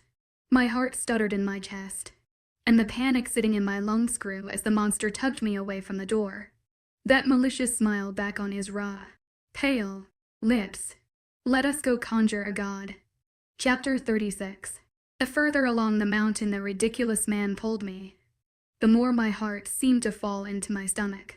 The castle had disappeared behind the trees a while ago, and I feared North would not be able to find us, no matter how he promised he always would. If he even knew I was missing. This is ridiculous. You have to let me go. I snapped for the 100th time as his vice, like grip continued to drag me through the dense forest. The sun was falling further and further behind the horizon of the mountain with each step we took, and the light from the moon glistening overhead offered little protection from the darkness of the trees. The snow, which I had once loved so deeply, sparked dangerously against the branches. I let out a shaky breath. Stop struggling. It won't do any good. 𝐿𝐸𝐻𝐬𝑠 growled with a sharp tug on my arm. A curse escaped my lips as the pull caused my feet to stumble over a fallen branch. We are not far now, he murmured hurriedly, those disgustingly yellow eyes glancing hurriedly around the trees. Are you not excited to see your love again, dear Immerse? He sneered, his fanged teeth flashing in the darkness as he glanced back at me. Sickness stirred in my stomach. Or are you content touring around with that lesser king? His words were a sharp slap to my face, one that left my mouth gaping open and my eyes wide in disbelief. I had never been talked to in such a way. Not that I could remember, at least. Touring around. My mind was already tearing apart trying to figure out my relationship with the king. But to describe it in such a way, the truth is always hard to swallow. My lady. Fuck you. Oh, some owns getting snarky. His eyes flashed in amusement and that sickening smile of his only grew. I like it. It stirs your power more. It won't take long to call to him now. I was too furious to say anything after that. The words just kept sticking in my throat. I honestly never want to wish ill on anyone, but I would have given anything to watch North end him just then. We had been walking for what felt like hours, with no sign of any wolf born, not even the border patrol. I feared what that meant. It wasn't much longer until he pulled me through a thick clump of trees, our feet stepping onto a large, rolling clearing. Thick high grass crumbled beneath us as he dragged me away from the forest. The castle nowhere in sight. I suddenly missed the cover of the trees. The quickly fading sun was hidden completely behind thick, black, storm clouds brewing steadily along the mountain. A cold, bitter wind blowing along with it. A terrified shiver ran down my spine, and the feeling didn't tease as a large, metal-like object, sitting directly in the middle of the clearing, entered my vision. My breath turned into panic pants deep within my chest. That could not be good. Bess, stop this right now. But the words were weak pleas as they stumbled past my lips. Too weak for anyone to hear over the rolling thunder of the brewing storm. Not that he would have let me go anyway. The closer he dragged me towards the odd machine, the darker the space around us grew. At first I thought it was just those ridiculous clouds blocking all hope of light, but then quick, slithering movements caught the corner of my gaze. I snapped my head to the side, my eyes wide in fear as dark shadows flew beside us. Dark shadows that slowly began to swim throughout the entire clearing. Hard, demonic red eyes glowing through the swarm. They looked nothing like the ruby red of the god I once loved. Still loved. I think. I didn't think it was possible for the panic in my chest to grow anymore. But my heart raced unbearably hard in my chest every time one of those shadows flashed beside us. What were those things? Don't mind them. 𝐊𝐲𝐸 said on a laugh and continued to pull us towards the metal contraption standing ferociously in front of us. It was rather short, just a few inches taller than me as it sat on a raised platform with thick, clunky metal arms reaching out towards the trees. Leather straps that heavily wrapped around them. I gulped. How much did I want to that those straps were for me? They're just here to make sure we aren't interrupted. North. They were there to stop Eric if he somehow found us. Something I had wanted more than anything. Then those shadows moved again. Dark fog falling away into sharp talons and even sharper fangs. Fear shot down my spine. No, Eric 𝐊𝐲𝐬 didn't find me. I didn't want him to. I wanted him to stay so far away none of those demons would ever touch him. Besides, if 𝐊𝐲𝐸 plan was successful and actually did some adding to us, he was a god. He could take care of himself. Those demons would only kill North. My life worth that. What is that? I demanded as his vicious grip finally pulled me to the front of the horrid metal thing. The smile he shot my way was sickening, and I tripped over my dress skirts as he started dragging me along the platform steps. Just a fun little machine that will help that shy power of yours come out and play. My eyes snapped to his, and my chest tightened as that very power seemed to curl inside. The ruby warmed against my chest. The gold power. That was what this was about. Then I wanted to slap my palm over my forehead and curse. Of course. This is all about that disastrous power. The essence of 𝐴𝐸𝐸 of Immerse. I knew that now. Knew it wasn't magic or power at all. But her soul, my soul. My soul. It was why it always desperately tried to reach Eric. Why it tried to leave my body to go to his. It wanted his soul. Wanted that part of him that was attached to the eternal being it so loved. I shouldn't have been able to control it as I had in the past. Because it was me. My very being. And the direct link 𝐊𝐲𝐸 needed to 𝐴𝐸𝐸. I hadn't realized he had successfully pulled me up the platform towards the machine until I was shoved against the cold, hard metal of its grasp. This thing, whatever it was, had the ability to drag out my soul, to use it against my will, and I had a sickening feeling it was going to be pleasant. I shoved against him again, pushed at his thin shoulders and weary arms as hard as I could. He was not human, nor shifter. There was no possible way.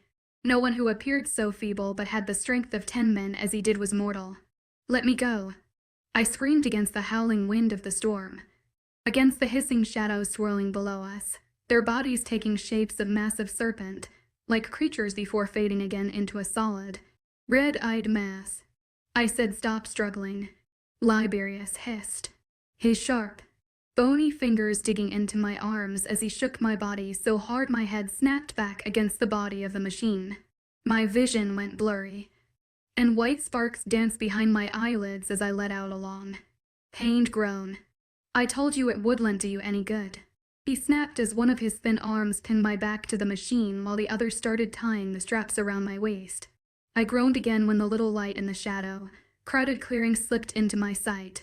"It shouldn't be too long before he feels your power." Liberius started speaking as if we were having a normal, everyday conversation. His movements quick as he tightened the set of straps against my stomach and moved on to the ones at my arms. Heavens!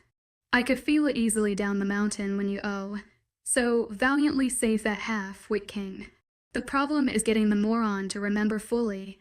Only way to make it work. He was rambling nonsensical lie to himself now, and I watched in silent daze as those inky, black, horrid shadows swirled around the platform like a putrid fog. My head is starting to throb. The ache where it hit the machine growing. "What are you talking about?" I mumbled as he wound those leather bindings around my left arm and tightened them until they bit like knives into my skin. "What do you think happens to gods who spend too long on the mortal plane?" He sneered as he moved on to my next arm. "They forget." The ache in my head was still strong, but his words were coming into clearer focus as my vision completely cleared. He wouldn't forget me. My voice was shaky as it passed my lips, my breath coming out as fog in the bitter air. The pain in my head only grew as snippets of a previous life flew past my mind's eyes. Images of warm smiles, memories of loving kisses and warm embraces. The stone warmed softly against my chest, but there was still no life streaming through it. Adrianus wouldn't have forgotten me. He loved me more than anything. I knew that, and I loved him. I remembered that. Remembered everything he had done for me, the battles he had fought for me, the life he had breathed into me. I broke the rules. Immerse. I breathed eternity into you without permission. I was never supposed to get involved with the stars. The decision of their rebirth is Axian's, not mine. I remembered. He could never forget me. We were always meant to be. We were forever. Eternal. He promised. Oh, indeed he would. And he did. But don't you worry that powerful little heart of yours, my dear. His voice was a mocking coo, one those dark shadows seemed to snicker along with. 𝐾𝐞𝐬 had helped it. That's just what this realm does to the immortals. Makes them dumb, weak, perfectly capable of surrendering their power if pushed enough. And you're just the push I need. He will kill you.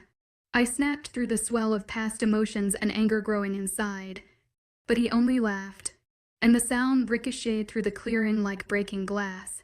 Strong he may be, but I highly doubt the ignorant fool even remembers he is a god, stuck in that stupid wolf, whom he loved so much. Embedding. Can you not feel him in the mountain, my lady? Or have you grown as ignorant of him as he has of you, trapped in your own little infatuation of that pathetic excuse of a king? There was a bitter hatred in his voice now, that amusement gone as those yellow eyes flashed an earthly red. It made my stomach twist in fear, but that didn't squelch my anger. 𝐻𝐿 a great king, far better than you could ever be. He does everything for them. I wouldn't be surprised if he sacrificed himself for their benefit or sacrifice me. Whether that made him heartless or a glutton for punishment I was sure. But he always put his people first. That was not something a pathetic king would do. Well, I don't want to be a king. Now do I. The amusement in his voice was back, but that horrid look in his varying eyes was anything but humored. He tightened the straps against my arms until they cut thin slivers into the skin, a few drops of blood trickling down the leather bindings. I want my place back on the High Council, and I want that bastard Axian to choke on his own son's blood. I had not made a decision yet. She was still under review. You broke the law, 𝐴𝐻𝐻. That is not something I can ignore. Even for my son. I love her. You are infatuated with her. There is a difference. The conversation slammed into my mind as 𝐊𝐿𝐵ERIA stepped off the metal platform, his robes following easily behind him. I groaned as more images flashed behind my eyes. The last thing I needed right now was a fucking head show. I needed to get away from that freak. To make matters worse, the gold power was starting to rear its ugly head in my chest. My soul was slowly starting to break free. Not again. I grumbled under my breath as the familiar feeling of that warm, deadly magic flowed from my heart to my veins and slowly throughout the rest of my body. Even if I knew how to use it for more than healing, it would have only killed me in the process. What was a soul without a body anyway? Oh, yes, yes. Good. 𝐊𝐵ERIA practically cheered below the platform, those dark shadows swirling slowly around his robes. His eyes flashed red in the darkness around us. We haven't even begun yet, and that power is already stirring. This is going to be easier than I thought. I tugged helplessly against the bindings. I wanted more than anything to be free of the situation. For North to come out of nowhere and save me like he always seemed to do, but another part of me feared that more than anything. Those dark, horrid shapes swirling throughout the entire clearing were more than just thick black clouds. They were demons. Creatures summoned from the depths of the underworld. No matter how powerful Eric and his generals were, they held no match against creatures of such evil. And 𝐴𝐻𝐻, even if he truly had forgotten me, forgotten himself, was still a powerful being. How fierce he became in battle. I had watched him conquer armies with nothing more than the power inside him. He could take care of himself against the shadows, but I feared I would be long dead before he ever could. The power inside of me, my soul, the machine would destroy it, would pull the eternal essence completely from my being and leave my body as a hollow shell. And 𝐊𝐵ERIA would use that power as soon as he could. I would not survive the night. I had convinced myself a handful of times before that I would die, and yet I always woke up in the end. The notion Sultan hadn't settled me as much as it was now. I knew there would be no waking up after this. Eric was not here, and I did not want him to be. I valued his life far too much to wish him to endanger it just to try and save me. That sharp, unpleasant sting building in my eyes caused my jaw to clench shut. If 𝐊𝐵ERIA plan succeeded, I would never get to see North again. It was pathetic that out of everything that was happening, that knowledge was what made me want to cry. Thunder roared overhead, and the howling wind began to send sharp stabs of rain against my skin. Lightning struck the entrance of clearing, and I jumped at its close proximity. Oh my gods, it's nearly time. 𝐊𝐵ERIA shouted excitedly from the base of the steps, those eyes flashing between yellow and red in joy. The shadows swirling around us seemed to howl in excitement. I pulled harder at the straps, the power growing in my chest as my breathing clogged my throat. Loud, loud, bone-shaking roars seemed to cry around the entirety of the mountain, though I couldn't tell if it was from the massive storm, or the creatures waiting below. Thunder rolled across the sky once again, and the lightning that struck the clearing that time was far closer than before. Yes, 𝐊𝐵ERIA screamed ecstatically as the surroundings lit up with the intensity of the lightning bolt. No, I no longer wondered what the machine's purpose was anymore, what it was supposed to do. It was drawing the lightning to me. Dear gods, 𝐴𝐻𝐻. I screamed against the thunderous noise of the storm and raging demons below, but my voice only got lost in the wind. The gold power was spreading more quickly now, its light shining from the base of my fingertips, before quickly disappeared into the metal beneath my touch. It took the power right from my grasp, stole it. 𝐴𝐻𝐻. I tried again, though I doubted I was doing any good besides screaming myself hoarse. Yes. Call him, little star. Draw him in. The serpent's voice was mocking, but excited as thunder rolled again. I wanted to clutch desperately at the stone, to hold on to its warmth and pray until its true owner appeared. But the feel of it against my chest was hard and held very little warmth. Lightning struck again, this time just a fraction away from the machine. Its impact shook straight through me and made my insides churn. I panicked and started tugging so hard against the straps that it tore bloody strips into my arms. My hard breathing turned into hyperventilating pants as more of the gold power started to flee from my arms. It was going to hit me. The lightning was going to fry me from the inside out. I watched with wide, terrified eyes as slivers of my soul got sucked into the machine. Very little escaping and slipping around my fingers. The hyperventilating grew worse. I had to get out of here, you should be careful with that. An amused chuckle reached my ears as I light rolled brightly around my fingers. I jumped and snapped my fingers into a tight fist in surprise as I turned to the unexpected voice. Careful W with what? I stammered at the eternally beautiful god standing casually in front of me. His arms crossed over his chest as he raised one dark, amused eyebrow. That power of yours. It can do some real damage if you truly want it. I don't want that. I practically squeaked as the light I was trying to squelch began to burn my palm. The god chuckled again, his bright eyes flashing in amusement as he took a step towards me. Of course you don't. His voice had grown soft, his eyes warm as he stopped before me and reached for my hand. I stumbled away from him, away from that inviting warmth his grasp offered. His lips quirked up at the corner. I just want to help. He eased softly and reached for my fisted hand again. I slowly held it up between us, my eyes hesitant as I gazed up at him in a daze. It was true what the others had said before. They were all unearthly beautiful sea. He murmured as his strong hand slowly eased my noggin, the light disappearing as he traced the lines in my palm. I sighed in relief as the heat died with it. Just takes a little practice. He smiled brightly down at me, the corners of his eyes crinkling at the action.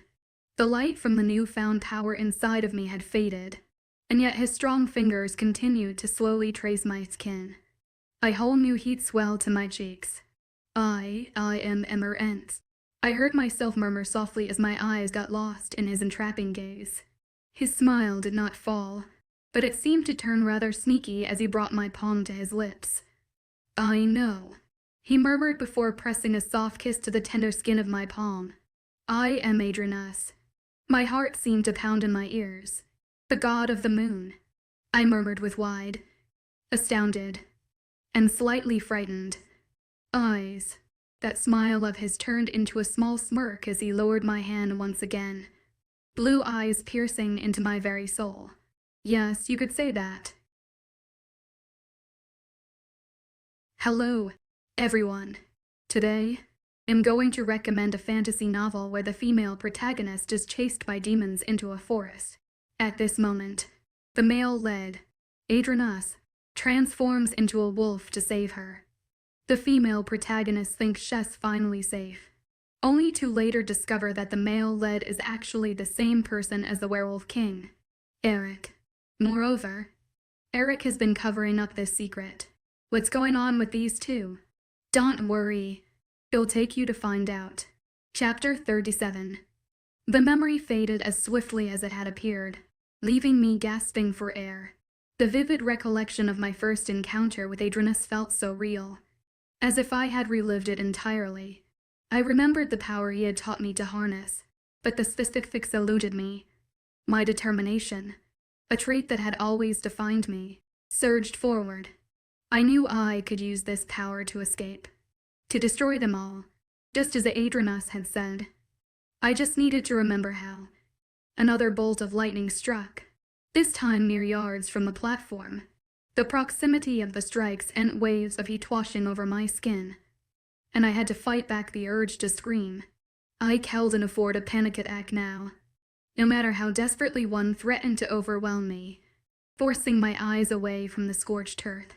I focused on the light emanating from my fingertips, feeling its familiar tug in my chest. For once, I needed this power for myself, even if it seemed reluctant to save me. The energy flickered upward, licking at my hands before disappearing into the machine. I needed more. I had to overpower the pull of the metal, and time was running out. Closing my eyes, I took a deep breath and thought of Eric, the one person my soul craved most. I recalled how he looked when they returned from the 𝐊𝐢𝐳 Islands unconscious, bloodied, and dying in the middle of the castle. The memory made my heart ache, my chest clenching painfully. The power within me surged in response, rushing from my chest to my fingertips. It shared my desire to save him. Always him, regardless of what happened to me. My earlier headache intensified, and my vision blurred. I felt awful but strained to watch as the light flowing from my hands grew until it overpowered the machine's absorption. The energy surged over my hands and up my forearms as thunder roared louder. The ruby against my chest, a gift from Eric, warmed in tandem with the storm's fury. Lightning was coming, I could feel it. Panic rose within me as the light finally reached the bindings. It's eating away at the leather. If I didn't escape in time, it'd be toast literally. When my right arm tore through the badly burnt leather, relief flooded me, but it was short-lived. 𝐊𝐢𝐳 shouted something below, and light began to illuminate the sky, choking back a scream. I hurriedly freed my other arm before tugging at the strap around my stomach, my determination to survive and protect 𝐊𝐢𝐳 driving me forward. This was so not good. Owl rose in the distance, one that shook through every inch of me. It was so loud, so terrifying, that the storm even seemed to pause for a moment.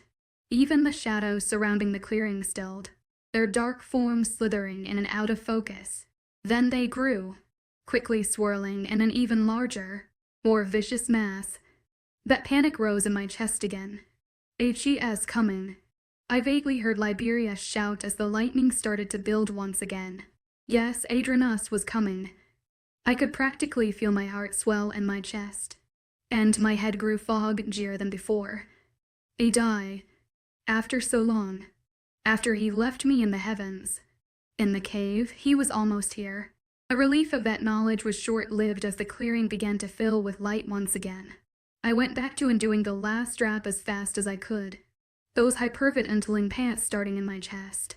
They didn't help my headache either. It took a lot more effort to undo the last buckle than I wished, but I undid the strap before the lightning stuck. I just didn't make it off the platform.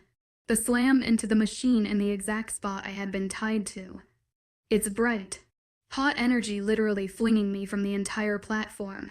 I screamed. White. Hot pain shooting through my body as I soared through the howling wind and barely cold air. Screamed as I landed yards away, my side hitting the hard, cold ground and jarring every bone in my body. Agony shot through me, straight from my side to my spine and head. I gasped, my head falling back to the damp ground as stars swam in front of my eyes. I tried to swallow my sob as the shadows that had parted from my landing began to circle in a flesh, hungry mass around me. I heard 𝐊𝐢𝐳 shout somewhere behind me, probably furious, but I was too busy trying to sit up to care. The howl sounded again, its dark, murderous roar shaking through me more than the impact had. It was closer now, nearly here. He was nearly here.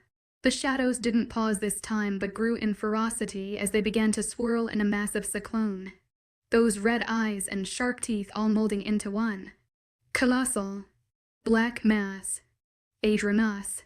I breathed heavily against the pain ringing through me and placed my bruised palms against the hard ground in some form of balance. Then there was a mass of howling reverberating through the clearing and my stall. Their vicious, blood-curdling sounds roaring over the storm now. I gasped in horror as they all reached my ears, my eyes widening as my heart clenched in fear. I knew those howls, knew the leader they followed. Oh God, he had found us. Eric and the others were coming for me, and they were all going to die. No. I gasped as I pushed against the ground and pulled myself slowly to my feet. Pain shot through my side and up my back, but I tried to ignore it as I looked hurriedly around the darkness. Lightning had stopped striking the machine, but I could see it brewing overhead once again. I had to get Eric away from this place before those demons killed him, before he got caught up in whatever mess was between 𝐻𝐬𝐳 and 𝐊𝐢𝐳. But I didn't see anything over the dark mass whirling around me. Didn't even see the machine or 𝐊𝐢𝐳. I wanted to scream North's name, to tell him not to try and save me, to go back to the castle. but there was no use in trying to yell over the storm. I held my hand over my eyes as the violent wind flung dirt and natural debris across the dark expanse, and that massive black cloud started to break away into individual shadows once again. Shadows with fur legs, barbed tails, long fangs, and red eyes. I gulped. We were all going to die. I took staggering steps backward, the pain in my side shooting down my leg as I stumbled away from the demons. But they knew I was there, watching my every move, watching their next meal. My eyes widened in horror as one turned towards me, the others all stomping off in the direction of the oncoming wolves. I gulped and staggered further back, which a vicious growl pulled from the creature's lips. Nice demon thingy. I slowly held my hand up in front of me, as if that would stop it from advancing. Right. It bared its fangs, its red eyes glowing in the darkness as the talons on its feet sank into the ground. It stalked towards me, hunting its prey. Dying by lightning didn't seem so bad at the moment. 𝐿𝐢𝐧𝐰 taste good. I pleaded, as if it could understand anything I was saying. I promise, you won't enjoy eating me.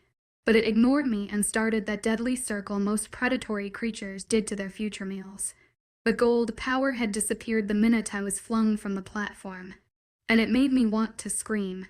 Figures my own soul didn't care that I was about to die. Then again, maybe it knew that wasn't a bad thing. Eric was here somewhere. I could feel it. And if I died, he would know. He wouldn't have reason to fight them anymore. He would leave. He would be okay. I let out aloud, splitting scream as the demon lunged at me, its fangs reflecting the lightning striking down at the same time, and its talons poised to tear into my flesh. I threw myself to the ground and flung my arms over my head in some form of protection. Any form of protection, as useless as it was, just because I knew it would save Eric, didn't mean that I actually wanted to die. There was a loud, vicious growl from behind me, and I peeked my eyes open just in time to see a large, dark mass fly over my head and slam into the demon inches from my face.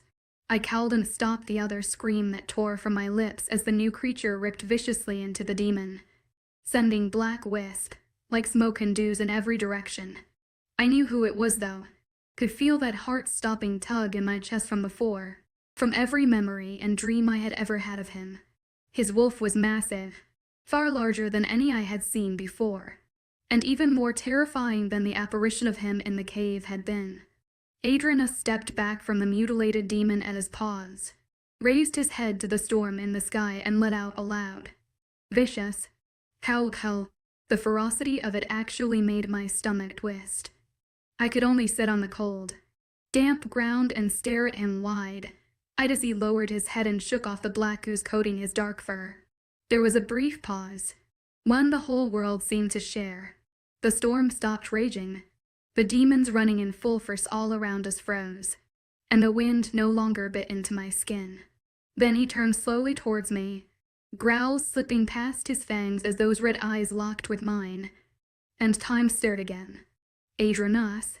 His name slid past my lips on its own accord, my hands trembling against the ground as they held me from falling.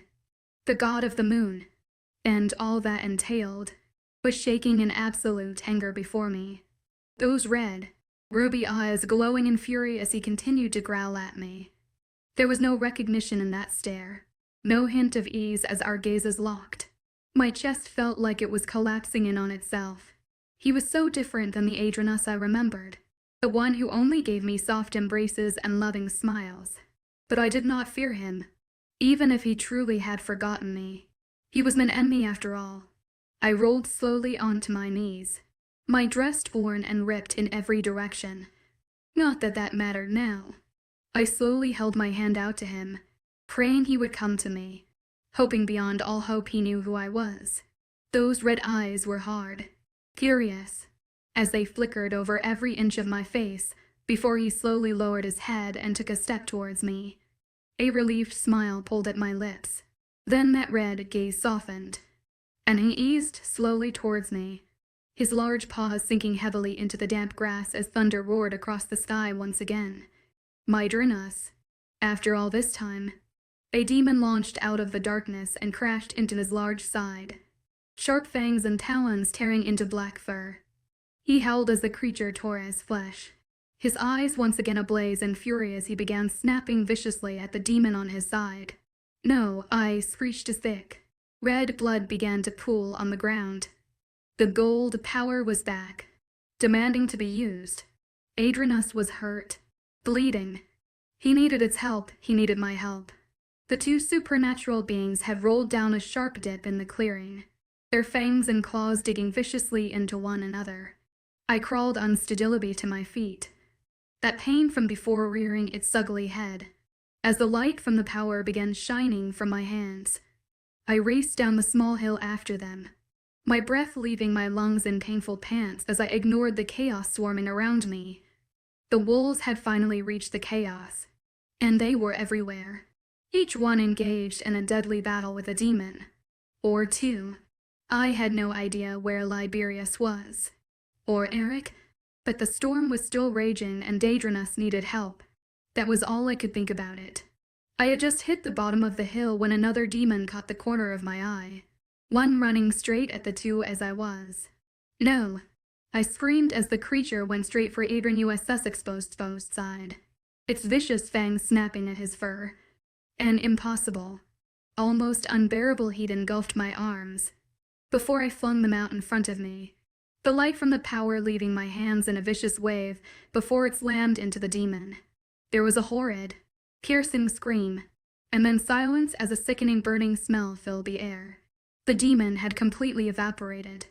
Whoa, I mumbled as the light slowly died away, and even though the heat went with it, I could still feel its phantom ache against my skin.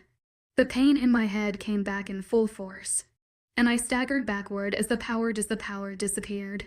There was a sharp howl from 𝐴𝐸𝐻𝐼, one that sent a piercing chill down my spine, before he finally got his massive jaw around the demon's throat. I was suddenly very lightheaded, and dizzy, oh, so very dizzy. I fell back against the hill hard. The impact jarred up my spine as I sat dazed, like blinking over at the abnormally large wolf. I watched as he tore the demons to shreds and threw what was left of it into the mass of fighting bodies. He shook out his fur again, his paw digging into the ground, before he began turning in a small circle, his head shifting slowly in every direction, looking for something. I never saw this form of him in the heavens. He was only ever a man. I knew he liked taking on the wolf when he came to the mortal realm. Knew he loved running with them every night before he knew me. They were his favorite in all creatures he held under his reign. I took that from him, took his time with them. He stopped traveling here because of me. The thought hit me out of nowhere and was more depressing than I thought. It made my head ache more than it already was. He paused when those red eyes flickered over to me, but I was falling the rest of the way to the ground to really pay attention. I rolled on my side with a groan. It was hard to ignore the pain now. The gold power had sapped every ounce of energy in my body, and I just wanted to sleep. My eyes had barely closed when some cold and wet nudged my cheek, but I just wanted to swat it away as the storm thundered overhead and the carnage rained around us. A growl sounded in my ear, one that suggested against ignoring the massive being hovering over me. I let out another groan but forced my eyes open to blink up at the large wolf looming over me anyway. His eyes were hard, his lips pulled back in a small snarl, but I didn't pull away as he started to lower his snout once again. This time when the cold, wet touch brushed over my forehead, a slow, warm wave of relief spread through me. The pain in my side eased away, and the dizzy, sleepy feeling swamping my eyes faded. I sat up slowly and rubbed my hand over my forehead as he pulled away. Those red eyes no longer seemed furious, and although they were still hard, I could see concern swimming there. Despite the situation, it made me smile. "I'm okay. Thank you." He blinked, then stepped away slightly, that massive form of his blocking the storm from view as he crouched down beside me. It took a minute to realize what he wanted me to do, but as the lightning struck the ground once again and more demons started to notice us, I quickly grabbed onto the thick tuft of fur at his neck and pulled myself onto his back. He was soft, far more so than I was expecting. The blood and dews-like substance coating his side matted the thick fur but did not take away its beauty as what little light in the clearing reflected off its pitch black color. Figures even as animals were unearthly beautiful. He barely waited long enough for me to hold on to him before lunging to his feet and started running up the hill. The number of demons had definitely dwindled, but so had a few of the wolves. Lifeless bodies laid sprawled out across the dark clearing, freshly killed wolves turning back to their human forms, or even the demons' corpses in solid, blurred masses. I prayed we didn't cross any of the generals. I wouldn't be able to handle it if any of them died. If Eric had died, I shook my head again, stayed-eyed, dark fur, and let out a shaky breath. No, Eric was dead. I would have felt it. He was fine. He had to be. 𝐻𝐸 was headed for the clearing's edge, to the dense safety of the forest, from the danger of the storm. Hope began to rise in my chest the further from the demons we grew. Those thick trees and dark leaves I once had been so frightened of looked like as perfect as the heavens. We had gotten so close to the tree line, so incredibly close. When the demon sighed, swiped us, it caught him off guard and hit his side with such force it sent us both flying through the air. I was thrown from his back and crashed against the ground on my same hurt side from before. You've got to be freaking kidding me. I groaned as I forced myself into a sitting position and rubbed my hurt arm. 𝐻𝐸 had landed beside me, a dark growl tearing from his throat as he pushed himself from the ground and shook the dirt from his fur. The demon that had crashed into us completely disappeared, leaving so soon. You only just arrived. The deranged voice of that lunatic 𝐊𝐿𝐵𝑟𝑖us reached my ears, and I let out a strangled groan as he appeared just a few yards away. Freaking wonderful.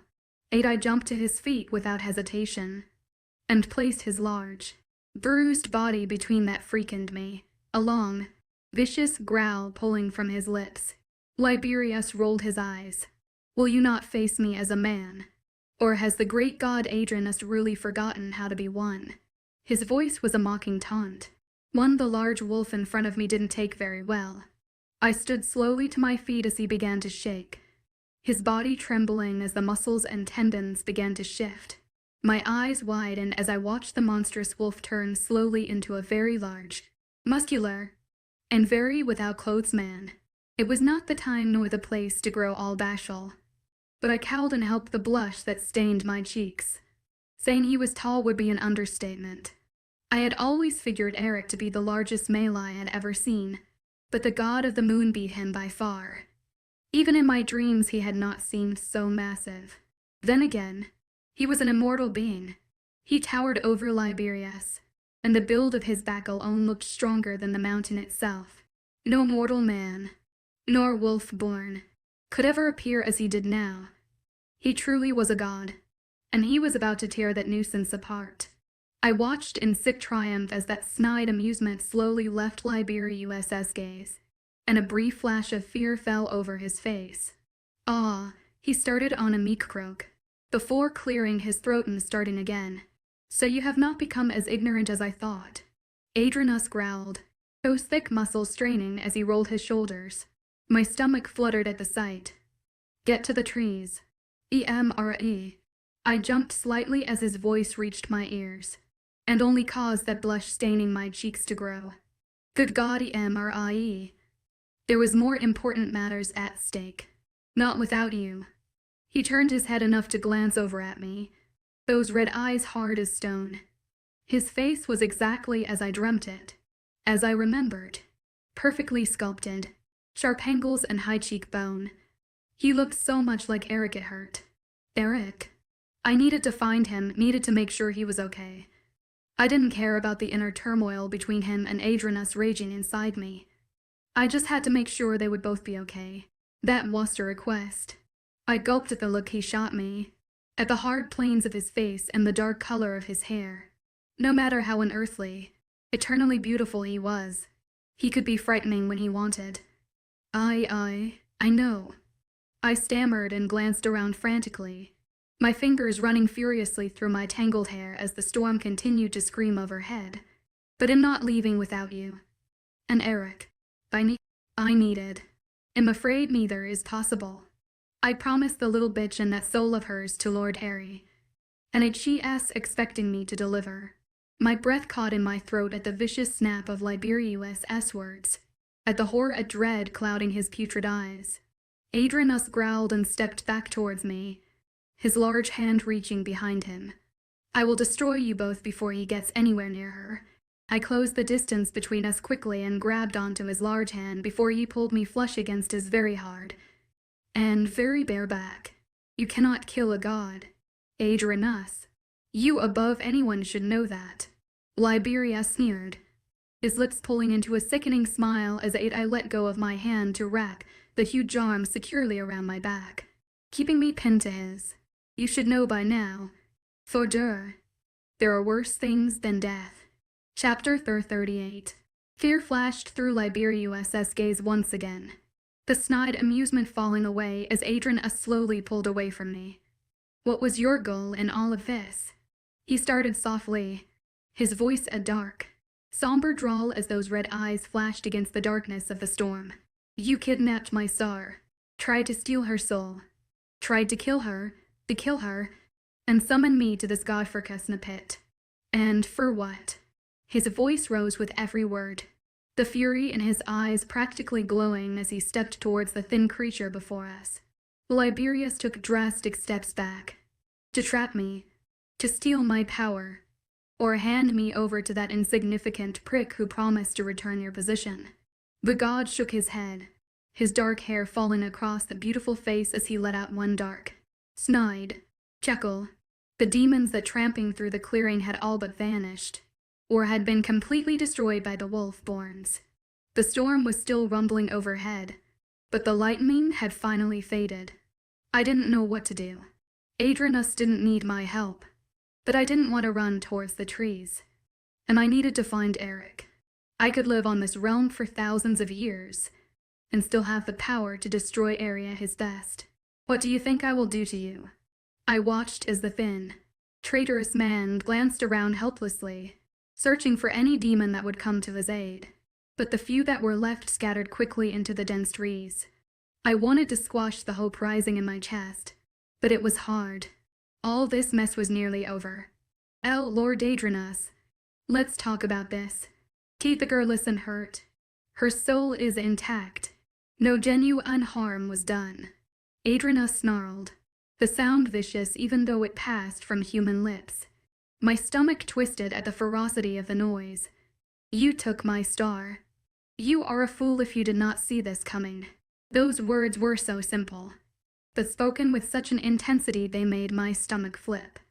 His star, all sense of that earlier joy and composure had left the pathetic excuse of a man, and he began backing away from the god in absolute panic. She's in love with King, he shouted in a stutter, those yellow eyes wide in fright. They have slept together. You mean nothing to her now. His exclamations shot straight through my heart, like a sharp dagger piercing skin. That's not true, I stammered as 𝐸𝐻𝐸s tensed, the muscles of his shoulders clenching with the pause. My breathing nearly stopped at the action. I was in love with Eric, but that didn't mean the life 𝐸𝐻𝐸s and I had once shared was not true. I had loved him more than anything once. I still did. I think. But the last thing I needed to worry about were the two directions my heart kept tearing in. My words hung like a heavy cloud over our heads, and although the panic did not fade from 𝐊𝐻𝐸s's face, a smug glint danced in his eyes at 𝐊𝐻𝐸s's hesitation. Then Immortal let out a slow, deep breath, and that smug glint in the seer's eyes disappeared. Immerse is mine. He spoke low against the fading thunder, but every word was as crystal clear as the waters of the lower kingdom. She will always be mine. Then he was suddenly crouching to the hard, cold ground, his red eyes glowing in the darkness as his hand curled into the damp earth. My brow pulled into a frown. What in the world was playing around in the dirt going to accomplish? But the panic was growing in 𝐊𝐻𝐸s's eyes, and this time it was his breath that began escaping in hyperventilating pants. There are worse things than death. My dyes were drang throughout my mind as I watched the ground just a few lengths away begin to shake. My own eyes grew as wide as the moon as the earth beneath 𝐊𝐻𝐸s's touch moved and slowly turned to hard, corroded black as it crumbled in on itself, like a sinking sand pit with no foreseeable end. Oh my heavens! A lost, jagged crack rippled through the ground underneath his hand, and broke along the earth's edge until it reached just beneath the seer's feet. 𝐿𝐼𝐵R'𝐬 was in near hysterics, his feet tripping against those long ropes as he rushed to get away from the breaking ground. But it was no use. You should have foreseen this coming. 𝐿𝐼𝐬𝐬's voice sounded around the entire clearing, the dark growl reverberating among the treetops like the eternal being he was. I watched him in awe, watched the power ripple from his hand, watched the way those red eyes darken like the night sky. It was a beautiful, terrifying sight. The jagged break in the earth continued to grow and fall away until a hole appeared just beside him. A black, endless pit that seemed to suck all air and life into its depths. I stood safely behind 𝐿𝐼𝐬𝐬, away from the sucking winds of the void. But that didn't ease the fear shooting through me. 𝐿𝐼𝐬𝐬𝐬. My voice was nearly unabateable in the ripping wind of the void as he stood slowly back to his bare feet. But the small tilt of his head let me know he had heard. What? I didn't know what to say, or do.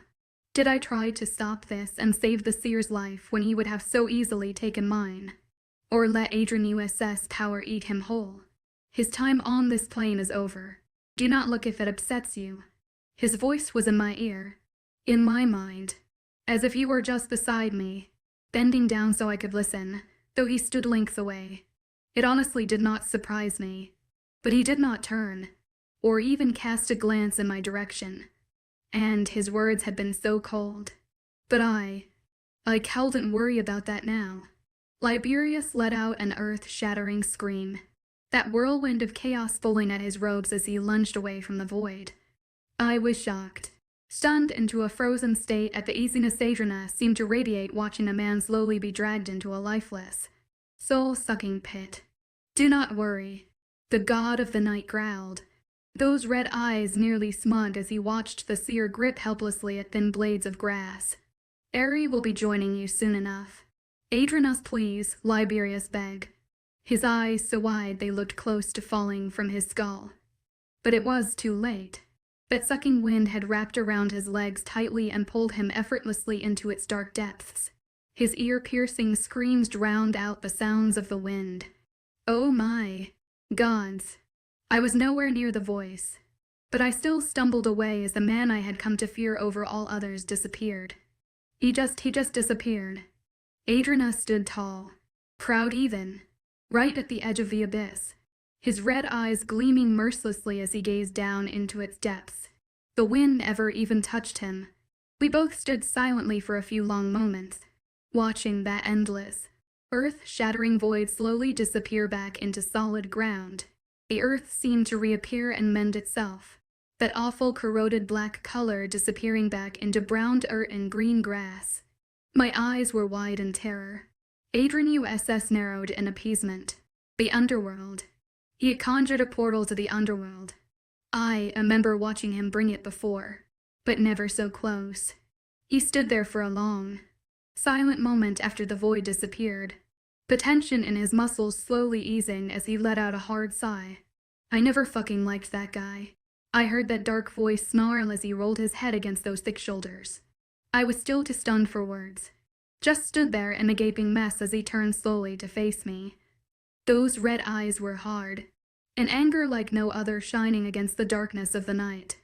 Even as he began to walk towards me, and that anger slowly ebbed away, there was no pleasing light shining from his gaze.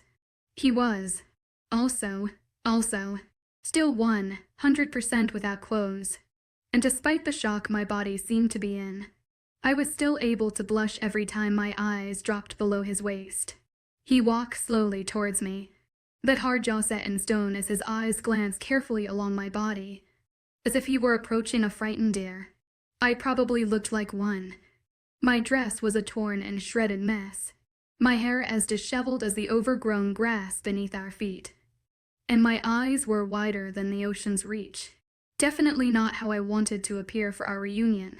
I kept my eye focused on his face, on that hard gaze and stony jaw.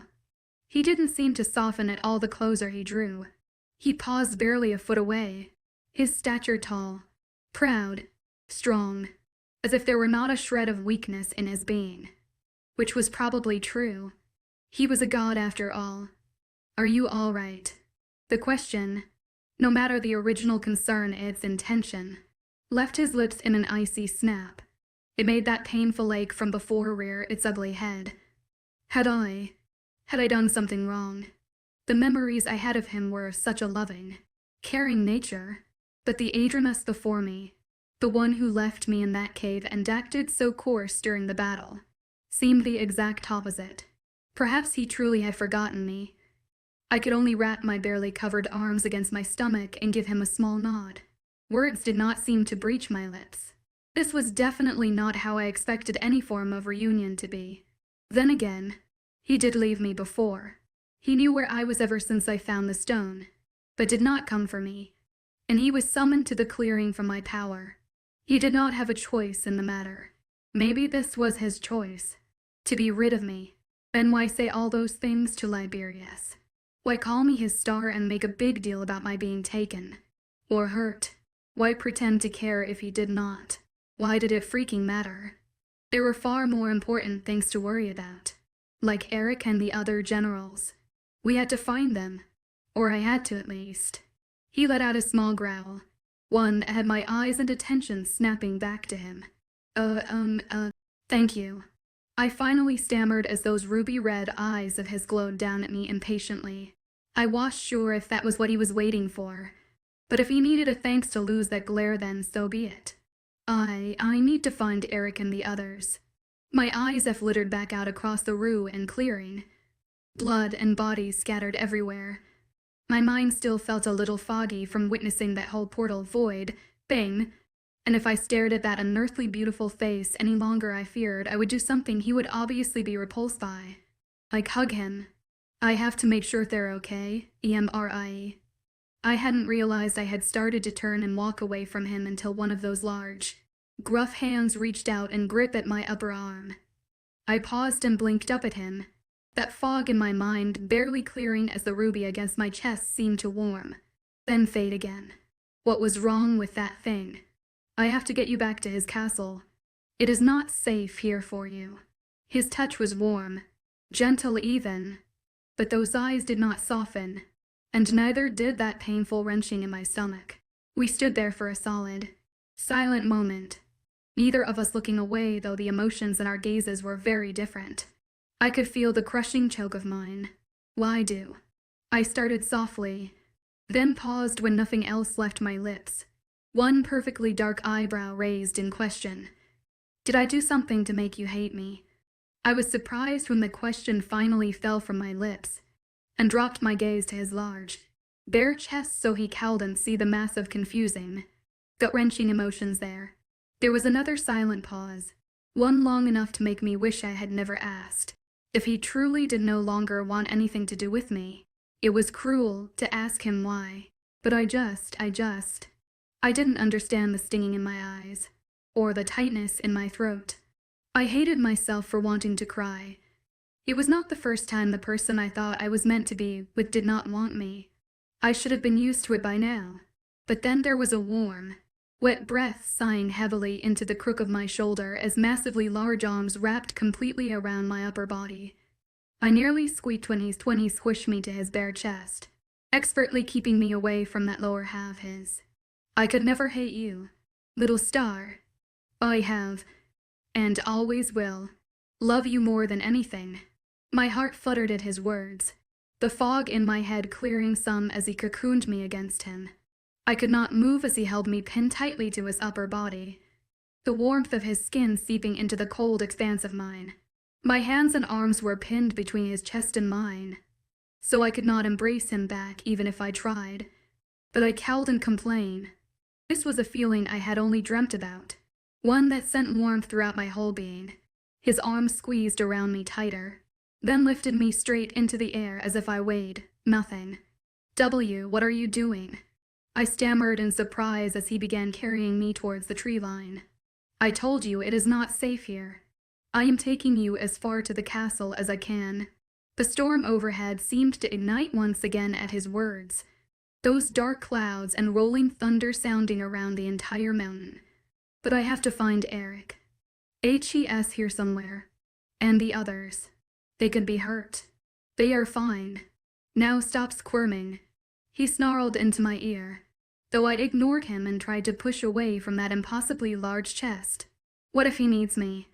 I started in a panic, my breathing leaving in quickened pants as he began carrying me further and further into the trees, away from the clearing. And Eric. The king is fine. I can feel them all. Stop making this harder on yourself. He growled into my ear, though I continued to struggle against his hold. I still need to find them. I need to find him, Immerse. He suddenly growled, the sound so hard it shook through even the tallest tree. I fell limp in his hold, but that didn't ease my worry. But then there was a flash of gold and brown fur flying past us, before another very without clothes man came barging through the trees. My eyes nearly bugged out of my skull. My lord. Turf panted out of breath as he fell to his knees before us and bent his large head to the ground. I kept my gaze anywhere but if without clothes lower half.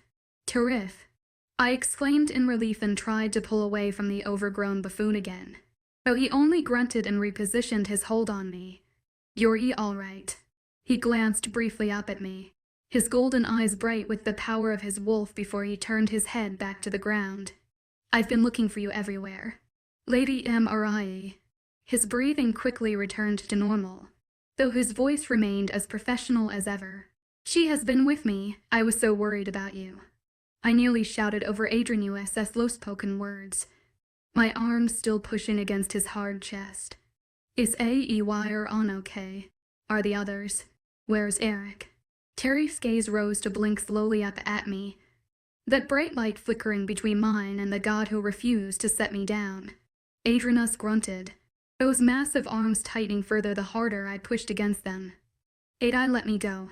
I grumbled and was very close to slapping at his shoulders until he did. If we'll find them. Stop fighting me. That dark rumble of his was more annoyed than anything, but I did not let that faze me as I twisted harder against him. No, I need to find him. I need him. There were suddenly tears pricking my eyes. Tears I didn't understand, but they clogged my throat and made speaking nearly impossible.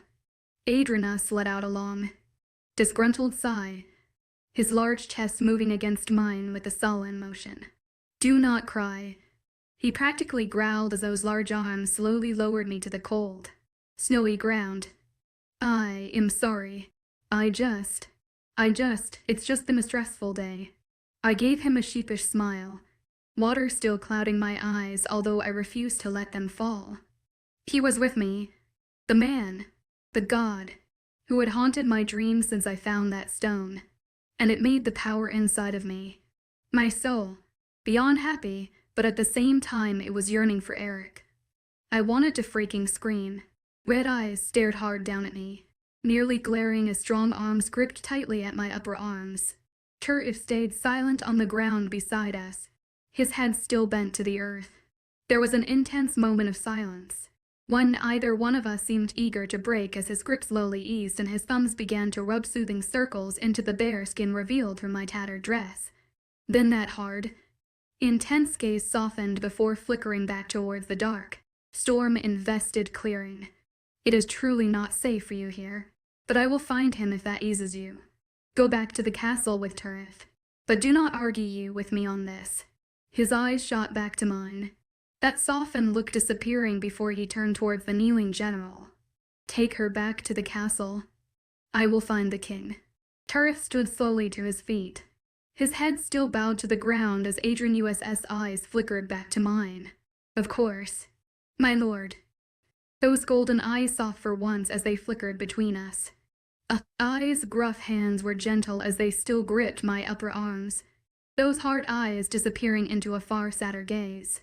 It made my heart clench. That could not have been a good look, and it made fear spark in my stomach. Why do I feel like I am never going to see you again?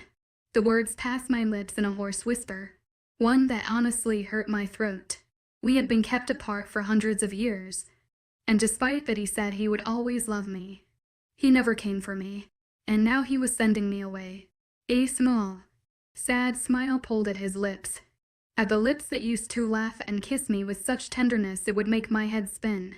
Those were all memories now, that 𝐴𝐸𝐻𝐼 was gone, that Immerse was gone, and what was left were to complete strangers. We will meet again. Trust me. I hate when you say that. His chest suddenly vibrated with a low chuckle, one that shook through me as he leaned down to press a soft kiss against my forehead. I stood frozen, my heart taking as his large hand left my arm to press against the ruby still hidden beneath my tattered dress. I gasped at the sudden heat that surged through the stone, at the feeling of life that pulsed through it once again. I will always find you. My little lich, my little 𝐸𝐻𝐼. Chapter 39. It had been hours since 𝐸𝐻𝐼 had escorted me back to the castle and practically locked me in the king's room. My nerves grew with each passing minute. There had been no sight of 𝐴𝐸𝐻𝐼 or Eric, and it only made the unease inside me grow. He was okay. I knew he was. I could feel that he was, but that didn't stop my worry. And 𝐴𝐸𝐻𝐼. He had left as fast as he appeared. That white, hot lightning bolt of awareness that shot through me at his presence had completely disappeared, even though the stone pressed against my chest strummed with warmth. What is happening? My voice came out as an airy whisper as I let out a long, tired sigh and slowly lowered myself into the armchair in front of the fireplace. The servant had entered when 𝐸𝐻𝐼 first locked me in the room, but I had waved them off. I was way too anxious to sit comfortably in a fire's warmth. I hadn't even changed out of my shredded and mud-soaked dress. 𝐖𝐸𝐻𝐼 had been waiting for us at the entrance of the castle when we returned, a terribly worried frown plastered on his face, one that eased some when he saw us. He and 𝐷𝐿OS had stayed behind in case I managed to return before the others had found me, and I was beyond relieved at the fact that with 3 generals I knew were okay, which only made my nerves for Eric grow. Where was he? I was exhausted, and sitting down only made matters worse. The weight of the day was pulling heavily at my shoulders, and all I wanted to do was curl up in the comfortable chair and sleep for days. But Eric was back, and I wanted to be awake when he was. 𝐴𝐸𝐻𝐼 had promised to find him, but I knew that look in his eyes when he turned from me, a look of pure sadness. He was coming back, and my heart didn't know how to handle the fact. The room was cold, and darkness shone from the clouded windows. The ominous apprehension of the space matched the ache in my chest, and I was so very tired. 𝐸𝐻𝐼. The voice was soft in my ear, nearly as gentle as a warm caress on my cheek. My heavy eyes blinked open. A warm orange glow shone slightly from the fireplace in front of me, heating the cold numbness that had fallen over my entire body. Eyes bluer than any gazed carefully over at me. Their owner crouched half, without clothes, in front of my curled, tattered from on the chair. The hard ball of stress and anxiety that had weighed heavily in my stomach even as I slept instantly eased. Eric. Relief swamped through me, though his eyes were soft and his touch gentle. There was a disgruntled frown pulling at his lips, but I didn't care. I was too relieved to pay much attention. "You're all right," I exclaimed in sheer happiness, and couldn't stop myself from quickly reaching over and throwing my arms around his thick neck. For some reason, unknown to me, tears filled my eyes and he sighed into my hair as my arms squeezed tighter around him. Large. Their arms wound slowly around my back and drubbed soothingly down my tattered dress. "Yes, I am all right," he grumbled into the crook of my shoulder, strong fingers curling tightly into the ends of my hair as his other hand continued to soothe along my back. He thankfully was wearing cotton pants, though my eyes were mainly drawn to the quickly healing scars on his chest and back. He had gotten hurt. "I was so worried about you." I breathed into his shoulder, those rotten tears trying to clog my throat as I buried my face into his skin. The heat from the fire was nothing compared to the warmth he radiated. He let out a dark, unamused, nerve-bringing chuckle, one that didn't settle well in my stomach. "Let's not talk about who was worried about who tonight. It will not end well for you." The water in my eyes slowly faded. even though a small frown took their place as I pulled away from his embrace, though those arms of his wouldn't let me get very far. Do not be mad at me. This was my fault. Those blue eyes narrowed, that soft look hardening as his hands wrapped around me once again. He let out a disgruntled scoff before pulling me back into his chest, the ruby humming loudly between us. I am not mad at you. He grumbled into my hair before squeezing me tightly and slowly pulling me from the armchair. His voice was dark and gruff, but that didn't stop him from pressing a soft kiss to my neck or stop the hot floating feeling from surging through me. Just at the situation. I'm beyond relieved that you are all right. He sighed into my ear, his tone easing as those arms tightened around me. I didn't even realize that I had reached up to let my fingers run through his dark, matted hair until he buried his face into the crook of my shoulder. I held on to him tightly for another moment, curling my fingers into the hard skin of his shoulders. I never wanted to let go of him again, but I had to. There was so much I needed to as him, needed to know. I eased slowly away from him, despite the small growl pulling at his lips. Where were you? I knew you were in the clearing, but I couldn't find you. I was so worried. His eyes were soft again, though his grip remained firm as he kept me from stepping away. I enjoyed the contact. I truly did, but I was way too anxious to stand still. I was trying to get to you. The blue in his gaze turned icy, his grip hard as his attention seemed to waver back to the battle only a few hours ago. But there were more of those demonic fucks than I had thought. He paused for a moment, his eyes scanning my face as his thumbs rubbed soothing circles into my arm. I knew you were okay, though, he murmured softly, the color in his eyes darkening despite the warmth radiating from them. He always left me more confused than ever, but I knew he was talking about 𝐻𝐻𝐸. He knew the god had found me, had saved me, like always. He somehow knew. I was so sure how that made me feel. I bit at the corner of my lip and glanced away. 1,000 rather depressing thoughts ran through my head. Had 𝐻𝐻𝐸 found him? Had they actually spoke? Why hadn't he come back for me? He left me again. He always does. But Eric was here and the 1,000 loving emotions I had for the wolf, born king, overloaded my heart. It was infuriating being torn into completely different directions. Where's 𝐻𝐻𝐸? I stammered a silent moment later, too afraid of the expression on his face to meet his gaze. It was honestly pointless having hope for the god. The more my memories of the life we had returned to me, the more I became aware of that promise he always made, the one he was never able to keep. He would always find me. He lied. North was silent for a moment after that, his thumbs ceasing their gentle circular path on my arms. I wanted to flinch as his hands pulled away. At the absence of his warmth, it was only a matter of time before he got irritated at the connection I had with the god. 𝐻𝐸's gone. I didn't want to look up into his eyes, to see the look there when I asked what he meant by gone, but I didn't have to. The unspoken answer was reflected in his tone. For good. 𝐻𝐻𝐸 was gone for good, was all that would pass my suddenly dry lips, my stomach dropping to my feet. The ruby heated against my chest, and my heart wanted to cave in on itself. I knew he would leave, no matter how many times he promised he wouldn't. Even when he threw away his place in the heavens to find me, it mattered little when he actually did. What was wrong with me? There had to be something about me that always drew him away. He left me in the heavens, in the cave, at the clearing. It was a constant. Immerse.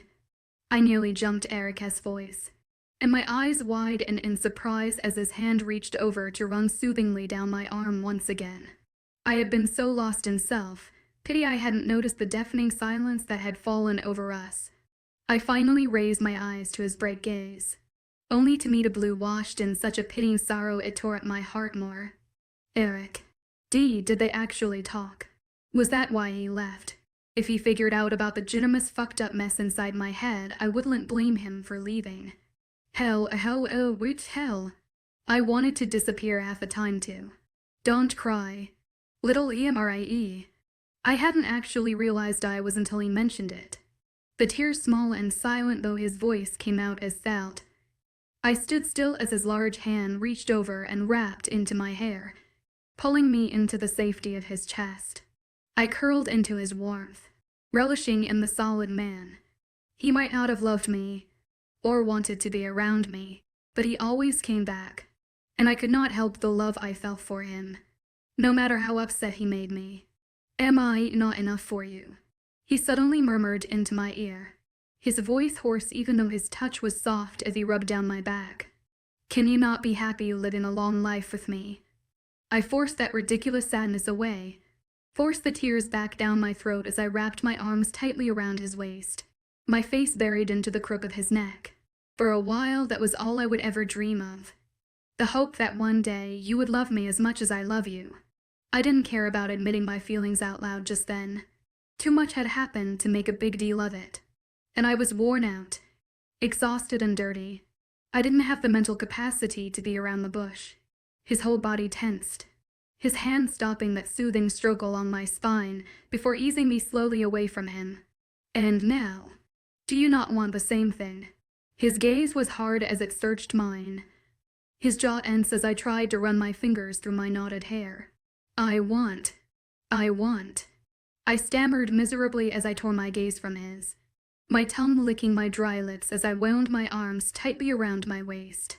Those blue eyes stared holes into the side of my face, begging me to look up at him just long enough to fall under his spell.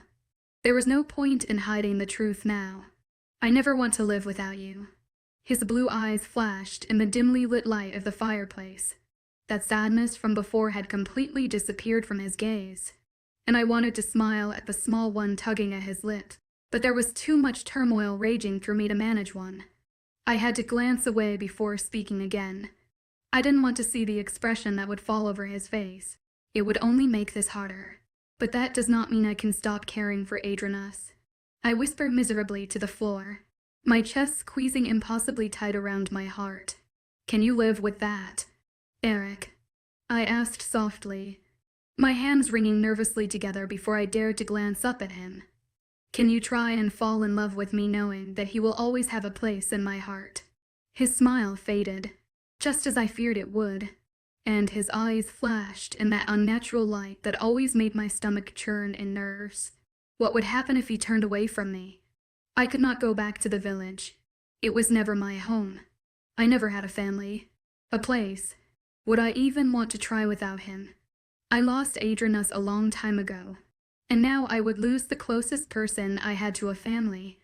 Was there really a point after that? Immerse. Thorth's voice was hard, his gaze icy as his head lowered to mine, his jaw clenched impossibly tight. My eyes widened at the look in his, and I had to stop myself from stepping away from him as he lowered his head to mine. "You keep talking as if I do not already love you," I gasped when those strong fingers of his reached up and gripped tightly at my chin. "I know that is my fault, but it's really starting to piss me off." Eric, but I didn't say anything else. I was just shocked at the sudden proximity to for many rational thought. Blue eyes flashed in the darkness, and his grip on my chin tightened as his free hand pulled me back into his embrace. I had to swallow a gasp when his lips brushed just barely over mine. It wasn't a kiss, but it was the closest thing to one he had ever given me. "You have owned my heart for an eternity, Immerse. I have always loved you. I will always love you." I barely had time to process what he was saying, to relish in the words I had been dying to hear for months now, before that grip around my waist pulled me flush against him, and those lips that had only ever kissed my forehead or hand before fell over my own. I was so surprised I could only stand there in shock as his arms wound tightly around me, his grip moving to my hair. The bright electric tingles that shot from his lips to mine and throughout the rest of my body made me question any doubts I had ever had about us. I just started getting used to the fact that he was kissing me, my eyes finally closing and my mind turning in absolute mush. When he pulled away, those bright, blue, unearthly eyes 3 shades darker. I couldn't say anything as he pulled away. My head was spinning far too much. "There's something you need to see," he murmured softly before reaching for my hand. I could only nod in a daze as he lifted my palm to his lips and pressed a warm kiss there. Then he stepped away from me, that smoldering look in his gaze quickly turning to one of worry as he held tightly onto my hand. I really do love you. My little lich, my little Immerse. More than anything. His voice was so sure, so confident, that I almost missed the anxiousness falling over his gaze. He was getting nervous. He gave my hand one last squeeze, his eyes almost sad, before letting go and taking a step away. I frowned as he walked around the armchair towards the darkness radiating through the large windows. That worried look in his eyes only grew. "Eric?" I asked softly as he paused at the windowsill, his large hands visibly shaking at his sides. The daze his kiss had put me under was finally lifting, but unease was quickly taking its place. "What's going on?" He ignored me though and glanced out the window towards the sun finally starting to rise along the edge of the mountain. I watched nervously as he licked those lips of his and let his hand run through that thick, dark hair. "He will never leave you alone. 𝐴𝐸. He will never go away." He seemed to murmur more to himself than to me, but his eyes still flickered back to mine. His words made my heart drop to my stomach. I had lost 𝐴𝐸. A long time ago. He had made it quite obvious how he felt about me. What he wanted from me, nothing. Eric did not have to worry about him. "You're wrong. 𝐻 is gone. You said so yourself." North let out a humorless scoff and rolled those blue eyes as if my words were nothing but nonsense. "He was. Believe me." He snorted, and I narrowed my eyes. "Do not mock me, Eric. I can't handle that right now. I would never mock you. Then don't pretend to know what he wants." It seemed like such a dumb matter to be upset over, but I lost a part of me every time I left, and knowing that everything we had once shared could never be again hurt. No matter how much I loved North. "I am 𝐴𝐸. I said don't." I lost myself right then. It had just been an incredibly long and stressful day. I never would have snapped at him normally, but now I was furious and did not want to discuss 𝐴𝐸. North knew how I felt, knew this would take time for me to get over. I practically told him that, and yet he thought it was funny to throw that in my face. Just because a part of his soul was 𝐴𝐸 didn't mean he understood what was in the god's head.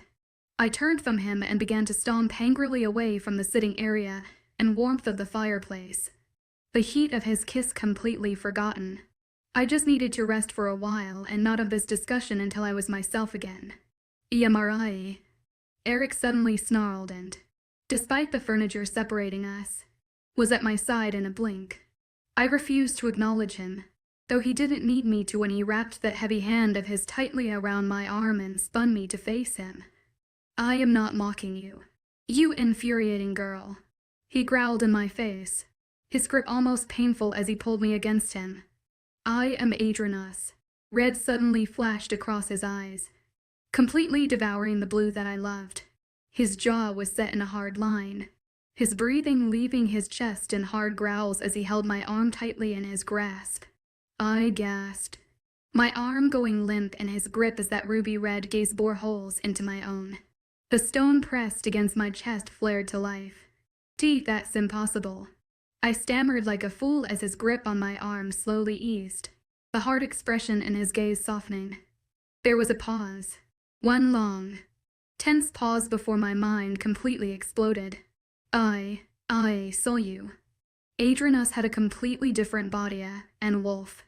They were 𝐿𝐸. I know it wasn't you. I was in near hysterics, shaking my head viciously and staggering away from the supposed wolf, born king as he let go of my arm. He frowned, that worried look from before coming back in full force as I stumbled backward to the nearest wall. I pressed my back against the hard wall of his chambers. At the only stability I had that moment. This 𝐶𝐮𝐬𝐻𝐸. I know what I saw. Those red eyes flashed. The sun glowing slightly outside the window darkened, and that blue energy I had once believed to be Eric's own power swirled around him. In a blink it was gone, and so was North. No.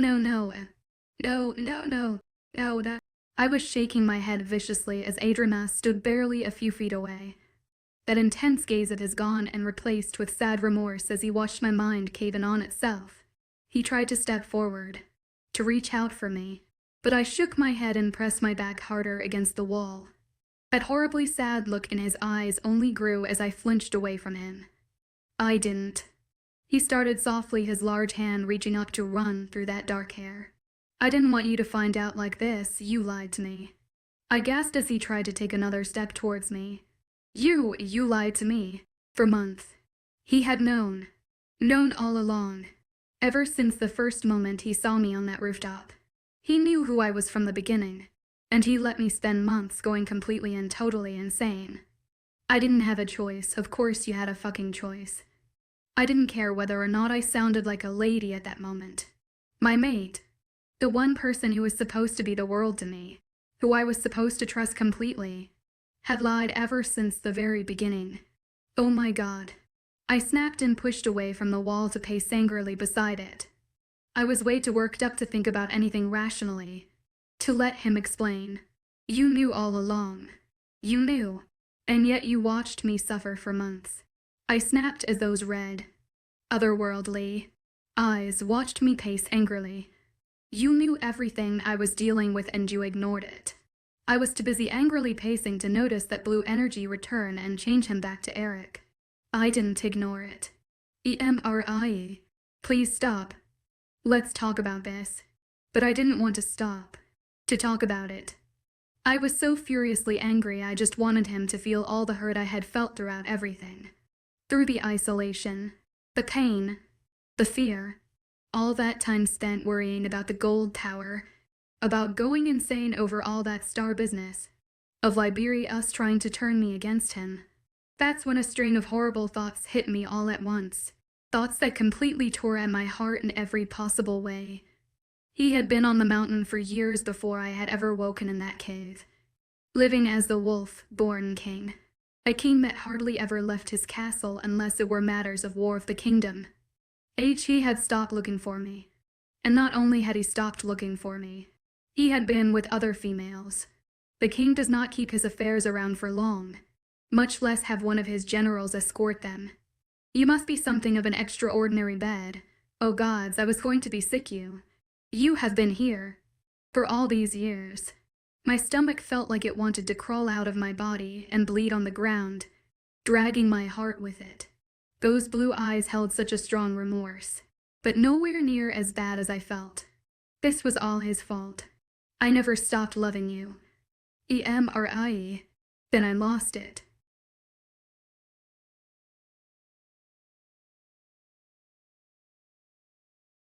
Today, I want to share a super exciting plot with everyone.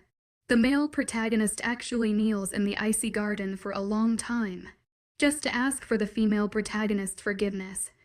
The female protagonist is torn between anger and heartache, unsure how to face this man who once hurt her but still loves her deeply. This intense emotional conflict and contrast has made readers worry about their love story and made me eager to know what will happen next. Chapter 40. A sudden growl echoing from the shadowy depths of the forest sent a shiver of fear down my spine. I gasped and instinctively recoiled from the massive from emerging from the trees, its silhouette barely visible in the moonlight. Don't worry. 𝐴𝐸𝐴's soothing voice instantly calmed the terror coursing through me. His arm wrapped protectively around my waist, drawing me against his sturdy frame. I would never let anything harm you.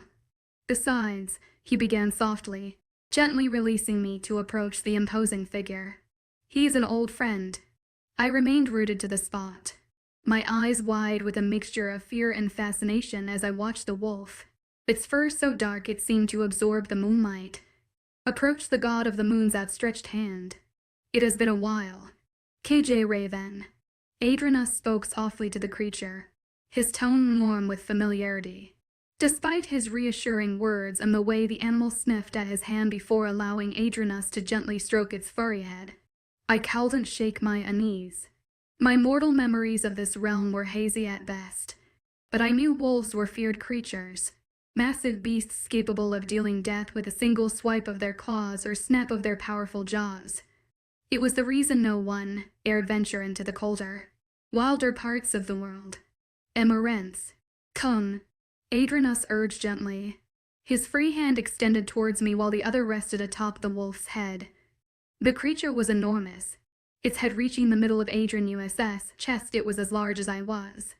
I hesitated, my throat constricting as I tried to swallow my nervousness. I trusted the god implicitly, but the wolf looked as if it could devour me in a single bite. "He will not hurt you, my dear one," 𝐊𝐢𝐬𝐬 encouraged again, his hand still patiently outstretched. I gulped once more before taking slow, tentative steps towards the pair. My hand slipped easily into his strong fingers enveloping mine as he pulled me back into the safety of his embrace. The wolf's bright eyes remained fixed on me, narrowed slightly as the immortal guided me closer. 𝐊𝐢𝐬𝐬 took my hand, despite my reluctance, and held it out between us and the wild beast. The wolf sniffed my hand, much as it had done with 𝐊𝐢𝐬𝐬's, before lowering its head in a gesture of acceptance. "𝐻GS letting you pet him," 𝐊𝐢𝐬𝐬 murmured in my ear, gently nudging me closer to the wolf. Slowly, I withdrew my hand from his end. With great care, allowed my fingers to brush along the top of the creature's furry head, marveling at the softness of its coat and the unexpected gentleness of this formidable beast. It made a harsh noise in the back of its throat, one that made my movements still immediately, but 𝐊𝐢𝐬𝐬 only chuckled. "He is a little rough around the edges, but means no harm." I let my touch run softly over the wolf's head, his warm fur tickling the pads of my fingers. He made another sound, but it was closer to a purr than anything else. A smile started to pull on my lips. "Does he have a name?" I asked 𝐊𝐢𝐬𝐬𝐬 as the wolf lowered its head, so I could pet down his strong neck.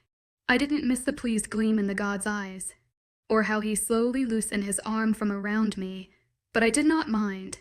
He is a wild animal, free in the world and ruler of the mountain. To name him would demoralize him. I could hear the however hanging at the end of his statement, and I turned my head just enough for those bright blue eyes to see my raised eyebrow. He shot me that half smirk he loved so much and let his own hand once again run along the creature's dark fur. The wolf raised his large head once again. His pointed ears stood straight to interpret all sounds around us. He stood strong and proud against the darkness of the forest. The light of the full moon reflected brightly off those unearthly golden eyes. I call him Eric. MPMRE. Soft fingers gently brushed away the dark hair covering my face. I groaned and tried to turn away from the touch, but my body had no room to move. "Wake up, my lady." It was a struggle to blink my eyes open, to move, but that voice would not leave me be. Bright, gold eyes were staring down at me in concern, and the worry on their owner's face was unfamiliar to me. I could only stare up at him, my body numb though my heart ached. "Are you hurt?" he asked after a tense moment of silence. I did not respond, even though my neck ached from resting against the hard edge so long and I was incredibly weak from the massive outburst of power. "My lady," he urged again, his hand wavering uncertainly over my hair. My own hand slowly lifted from my lap until the tips of my fingers could just barely brush over his gruff cheek. His bright eyes widened at the action, but he did not pull away as I expected. "I know you." My voice was scratchy and hoarse as it passed my dry tongue, though the widening of his gaze indicated he heard. "I remember you." He was silent, his large body unmoving as those eyes stared holes into my gaze. Then he slowly, carefully, lifted his hand away from me and covered the one I had pressed to his cheek. His eyes closed. He let out a shaky breath, then pressed his face into my small palm. "I am sorry, 𝐿𝐢𝐬𝐬𝐬. I am so incredibly sorry." The complete and total remorse in his voice surprised me, but I was too tired to let it show. He practically cradled my hand between his and his cheek. "He has lied about everything." My mood instantly darkened, though I was far too exhausted for another outburst. Tariq's eyes shot open, his grip easing as I laid back once again. "They were not lies. Do not defend him." His eyes flashed, but he did not continue, and for that I was grateful. "Why did you not tell me?" I murmured as he squeezed my hand tightly one last time before letting me return it to my lap. His gaze flickered away uneasily, his tongue wetting his lips before he let out a heavy sigh. "I did not know you at first. I did not remember you." He started softly, his tone as sad as the look haunting his golden eyes. Centuries had passed since the last I saw you, and all I knew was the bitter depression the loss of my maid caused. He paused, his gaze sweeping over my pale and exhausted face. It was weeks before I finally remembered, and by then North had remembered too. Please, let me take you from here. My lady, you need proper rest. I was not used to this concerned behavior of his, or the desperate plea in his voice. It was unnerving. I let out a small sigh and turned from his as best as I could, although it was hard to move in such a cramped space. I am fine here. You are in a washtub, and the room is destroyed. You need rest somewhere more suitable. I did not answer him at first. I didn't want to leave and risk running into that traitor. I hadn't meant to destroy the room, had not meant to cause such chaos, but I had been furious and the power inside of me raged. But 𝐾𝐥𝐻 only left when it had exploded from my being and realized I would not calm down until he did. Despite my screams for him to leave me be sooner. That must have been hours ago, and he has not bothered me since, but I was aware of at least. I had been so tired. The power had used every ounce of my energy. I climbed into the only part of the chamber that had not been destroyed and fell instantly to sleep. The last thing I wanted was to face that man. I hated him. I do not wish to see him. I murmured against the cool stone of the tub, quietly enjoying the reassuring hand 𝐿𝐻 rested on my back. Then you do not have to. I only want to take you somewhere to sleep properly. He hesitated when I still did not agree, or look at him, and he let out another sigh. Please Immerse. The stress you have been through the past couple of days is beyond unhealthy. Let me take you somewhere else. I paused another moment, weighing the pros of his suggestion, before deciding they outweighed the cons. I turned away from the side of the tub and gave him a soft nod. The relieved sigh that passed his lips did not go unnoticed by me, and he did not hesitate to reach into the washtub and lift me effortlessly. I let him carry me swiftly, but gently from the destroyed, debris-laden room and out into the silent hall. I was too tired to lift my head from his strong shoulder. You knew. On the ship back from the lower kingdom, you remembered who I was. Our past conversations flew easily across my mind's eyes. 𝐿𝐻 exclaiming the king had once searched for his mate. About him being far older than one could imagine. He had known. I was starting to. Yes, would you have told me if he had let you? I whispered softly as he carried me away from the northwest destroyed chambers, and the hall entirely. His body tensed, and he did not answer for a few long seconds, before those gold eyes flashed down to me. It was never my place to tell you, and I had faith in Northwest's decisions, regardless of what you think of him at the moment. He has only done what he thought was necessary to keep you safe. He has been with others. 𝐿𝐻. There was no mistaking the absolutely betrayal and hurt in my voice, and I didn't bother trying to hide it. What love could two people ever hold when the original had been so corrupted? That was a very long time ago. We had been together in the heavens. He knew me. He did not remember you. Immerse. I was far too tired to hold anything besides hurt in my heart. But that one emotion flared the further our conversation progressed. I never forgot him, or my feelings for him at least. You were asleep under the mountain for hundreds of years. You did not have the chance to forget. Though his voice was firm and offered little room for argument, it held no anger, and he did not snap at me like usual. He stopped looking for me. No, never. I scoffed at that and rolled my eyes despite the water threatening to fall from them once again. But he ignored the sound and continued to carry me through the castle. He never stopped searching. He created the generals to help him, built this place so you would have a home.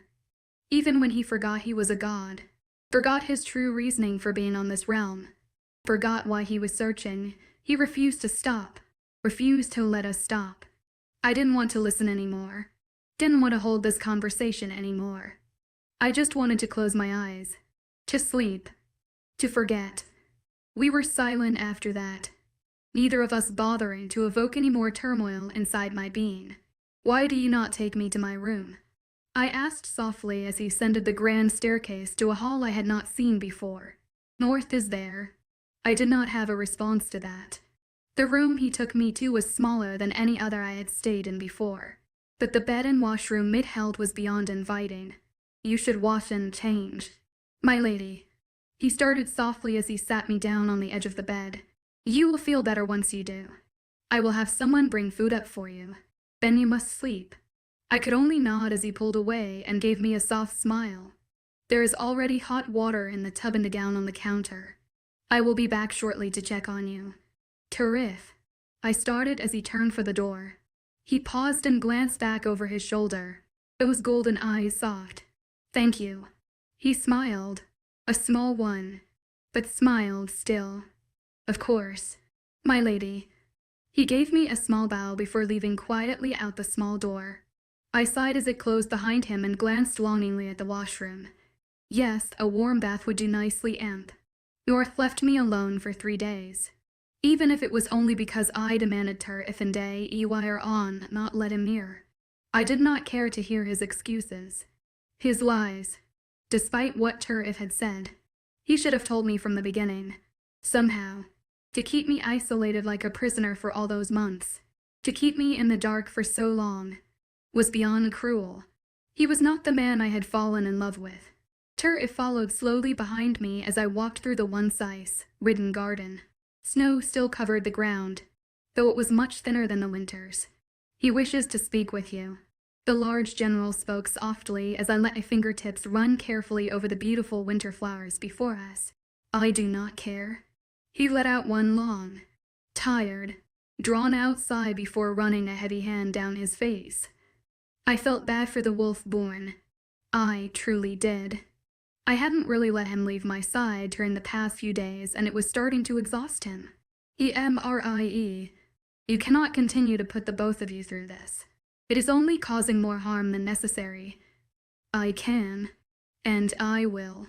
My God's woman, he finally snapped, his golden eyes flashing in the afternoon sun. You are more of a nuisance than ever. Despite his harsh words, I felt a small smile pull on my lip. Annoying him had become one of my favorite things to do lately. 𝐿 leave. The brief moment of content I had found myself in completely disappeared as his voice filled the garden. I turned enough to see 𝐿 glance between North and I, and certainly before giving his god a small bow. I will be just inside, if she needs me. The words were spoken for North alone, though they did offer me some comfort. The king snapped hard. Blue eyes to his original wolf, born before turning back to me. He did not respond. I stood in stock-still silence as I hopelessly watched 𝐿 leave, then turned back to the winter flowers. We need to talk. I have nothing to say to you. Then you will listen. There is nothing you can say that I wish to hear.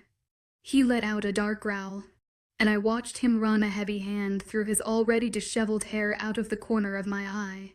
I have given you the space you demanded. Against my better judgment. It is time you listen to what I have to say. I walked away from the winter flowers. And him.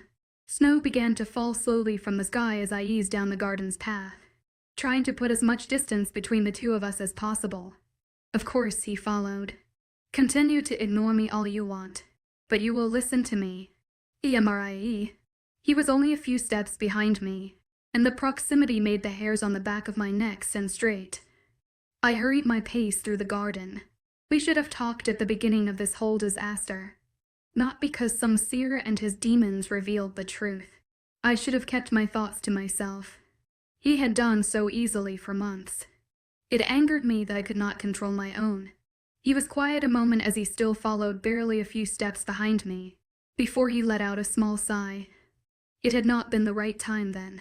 I scoffed and rolled my eyes, though I tried to keep the anger at bay by brushing my fingers softly over the dozen flower petals surrounding us. He ignored the gruff noise. I could not give you answers when I, myself, had none. You had more than I. He let out another snarl, one that would have normally sent a fearful shiver down my spine. I was too angry and tired for that now. Immerse. Please, stopping walking. I can explain everything if you would just give me the chance. A strong grip suddenly wrapped around my arm and pulled me gently to a stop. My eyes snapped down to the large hand wrapped tightly around my arm before daring to glance into its owner's face. I hated the way those blue eyes made me weak. I have given you 1,000 chances, and all you have done is shun me and push me away. It was hard staying strong, hard making my voice firm when those eyes gazed down at me in a remorse so deep it added onto mine own. But I would not falter. Not this time. My whole existence had been a lie. One he has puppeteer, and nearly the entire time, even in the heavens. I had been perfectly content watching the world below from my place in 𝐿𝐲𝐬's palace, only stealing hidden glances to the god of the moon's home. He had persuaded me to fall in love with him, poked and prodded, and grabbed at my attention every way possible. I remembered now. Not all of it, but more and more kept flying through my mind. Memories that only made the situation 10 times worse. He had been the one who wanted more. He was the one ensuring my entire soul completely belonged to him. He knew I loved him, knew I needed him.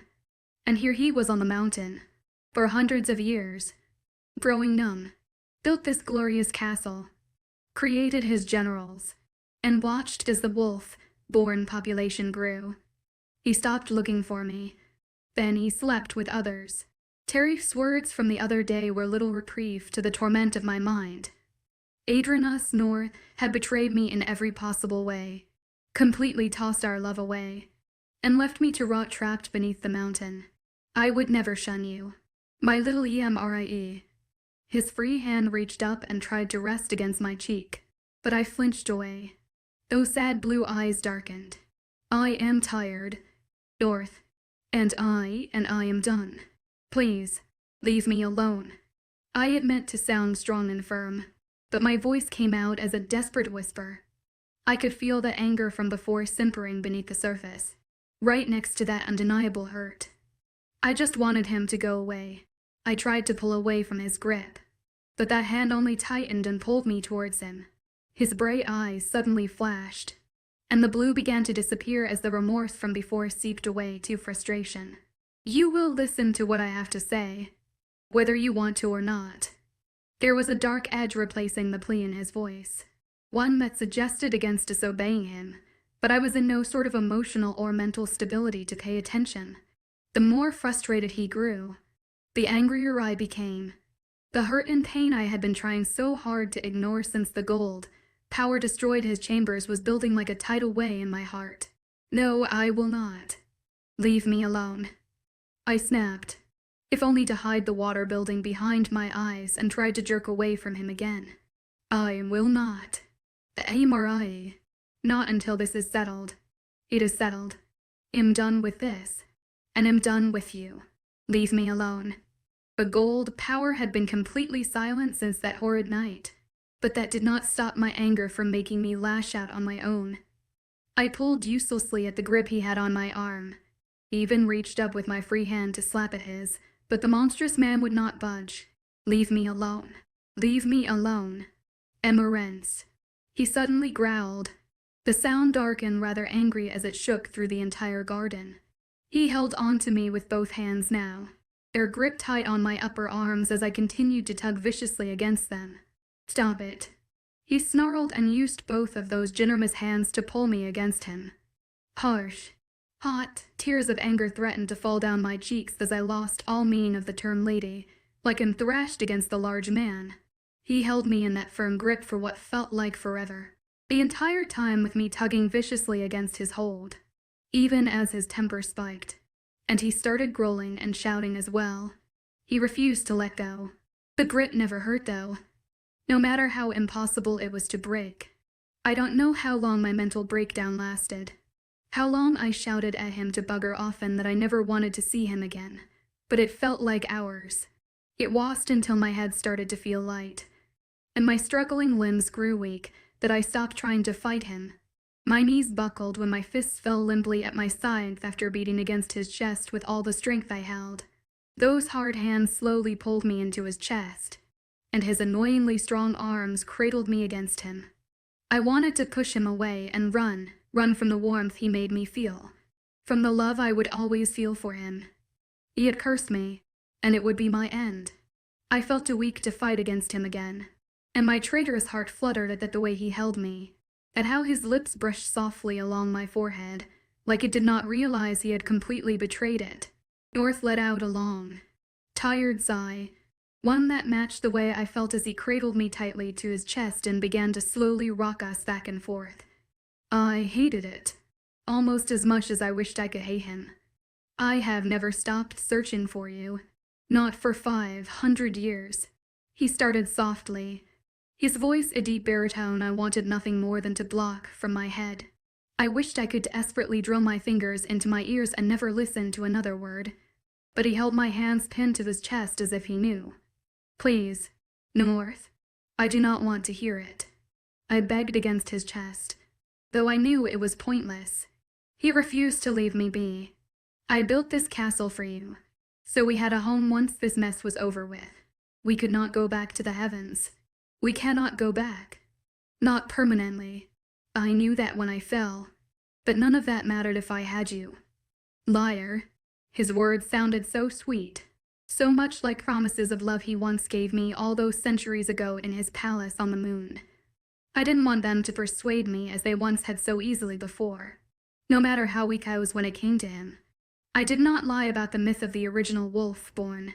I truly did give a wolf a piece of my soul. I remember. I grumbled against him and tried to pull weakly away. He would not let me. He did pause, though, if only for a moment. Turf told you yes. I hissed. The implied as you should have ringing in my tone. He ignored it and continued his story. When I fell, his mate had just perished. He wished to die himself, but that would never be. He knew when he accepted my gift that he would be forced to live an eternal, immortal life. He will never die as long as that part of my soul lived within him. I flinched away when his fingers reached up to run down my hair. His hand hovered in the air, just a hair's breadth away, before he let it fall to my arm once again. He let out a small sigh. He was the one who convinced me to create the generals. Having 6 other beings searching would be helpful. You had fallen on the mountain. I knew you had. I saw the craters, saw the other stars. You had to be here. But I still went to the lower kingdom, and further for any kind of indication. None of this matters. I grumbled as he paused a moment, my fingers trying to desperately curl into him, though I kept them from doing so. It did not change what happened. It didn't change the fact that he forgot about me. He let out a heavy sigh, and I could just picture those blue eyes flashing in my mind's eye. I just want you to know everything. I just want you to understand.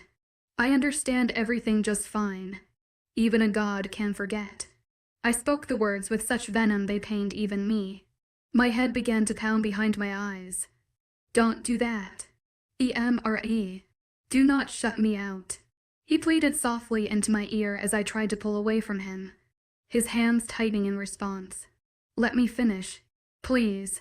If you still want me to leave when I'm done, I will. I did want him to leave, to disappear somewhere where I would never have to see him again lie.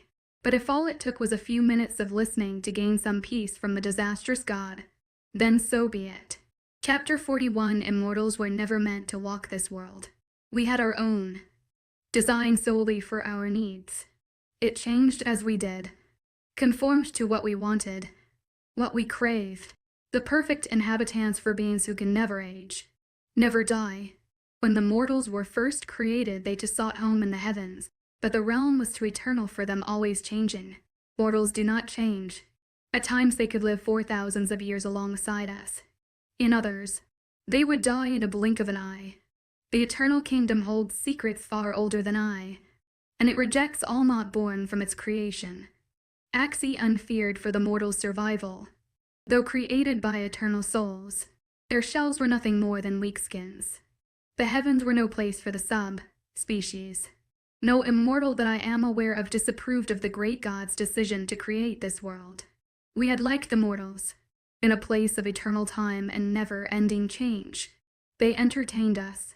To be rid of them would end our enjoyment. We could watch them from our home, watch how they lived, thrived, created friendships and love. For most it was fascinating. To see a species formed purely out of boredom evolve on their own in a planet they could successfully live a lifetime, then die and move on.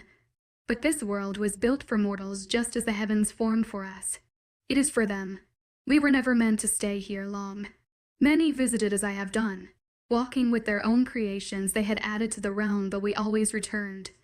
We require change. Constant, unyielding change to redirect our thoughts and minds. Without it we grow numb, ignorant, forgetful. Although the time here moves, wardrobes adapt, and mortals grow more intelligent. The seasons come and go in the same succession. Night becomes day, rulers rise and fade, and the differences between the mortal's view on good and evil do not. It is maddening to repeat the same thing over and over. To watch the world replay in the same chaotic way for hundreds of years is horrendous, regardless of whether they want to or not. Any immortal spent too long in this realm quite literally loses their mind. We cannot grow old. We cannot die, no matter how hard we try. So we forget. Forget to deal with the never-ending repetition. It is not a deliberate choice to make. It is forced upon. We are beings of change. It allows our minds to continue thinking. Without it we are numb. It begins with home, the heavens, its iridescent landscapes, the palace, my moon. It all faded away. I held on to it as long as I could, but no matter how dearly I missed my eternal shelter, I hated the place. The light had fled from it. The thing that made eternity enjoyable had been cast away. The heavens betrayed me. It was easy to forget it. Who I was left a lot harder. I had always been proud. Too much for my own good. It bothered you at times. You would roll your eyes and say there was pride, then there was ego. And I could never tell the difference. You were right. You were right. But like the rest of my kind, I was arrogant. And I didn't care. I was my father's favorite. I had the moon. And I had you. Nothing could have deterred me. Even after the war. When I had lost you and half of the other stars in the sky, I was still proud, furious, and vengeful, but proud. It took a lot longer for this place to suck the memory of Adranus from me, of my eternal being. Over time, I truly did begin to believe I was merely a king descended from the great god of the moon, from 𝐿. When I created this kingdom, so you would have a home once I found you. 𝐿 thought of the fable of the king's descendant, that they came from 𝐿's line, his line. His mate had long since died. My soul inside of him was the only thing keeping him alive. I think a part of him resents me for that, though I know he will never admit to it. My first general and oldest friend has been loyal to me since he was a newborn pup. The part of my soul inside him would know your presence as well as I, though neither of us had counted on others stealing you first. I had found hundreds of craters, hundreds of other stars 𝐿𝐲𝐬 sent back to the heavens, but not you. Do you know how much that fucking killed me? You were there somewhere on the mountain. I knew you were, but I didn't feel you. Every other fucking star I found, and none of them were you. Still 𝐿 at the time. 𝐿 had suggested I make the other generals. With my soul and more wolves I could search for more than just the mountain in half the amount of time. But he had no idea how hard it had been to give what I already did. The stone I had created for you, the piece of my heart, held much more than that. I tore a mere sliver of my inner being to create it, and another for him. I feared what would happen if I tore at it anymore, though without you I do not care to exist. He did not need me to create the other. My soul had given him more power than I could have ever imagined. The first had been made, and with his son he easily brought the rest into being. I had honestly been beyond grateful. I was not alone on this forsaken realm any longer. I had more to help me search. And even as time went on, and the others were forced to forget as well, 𝐿 knew how important the search was. I believe 500 years passed by the time I completely forgotten my true self. I only remembered you. How you would watch me when you thought I was not paying attention. How you smiled whenever I amused you. How you blushed every time I made an innuendo. My heart. Looking back on it now, I think my mind held on to you the longest because you were the only thing I truly could not lose. My one sole purpose. But even you began to fade. No matter how hard I tried to hold on, no matter how hard I roared at the sky for your return or spent searching the world, you still slipped from my mind. I could no longer see your smile, your hated cheeks, and I began to question who owned those beautiful amber eyes haunting my dreams. And even those slipped away. And then I was living a mortal existence, with only the assumption that I was descended from Adranus that prevented me from aging, and this incurable desire to search for this thing I could not live without. I no longer knew what that something was, only that I had to find you. I watched my people grow, watched their lives come and go, kept them safe from all who threatened my mountain. I had to. For when I found the thing I was desperately searching for, so it would have a place, so you would have a safe home. I want to roar at the ridiculousness of it now, trapped beneath my mountain by spells casted from those who dare try to amount to the gods. I know not whether they took my stone from your neck or it fell. Regardless, they were successful in keeping me from you. I took pleasure in killing them. Immerse. Great, undeniable pleasure.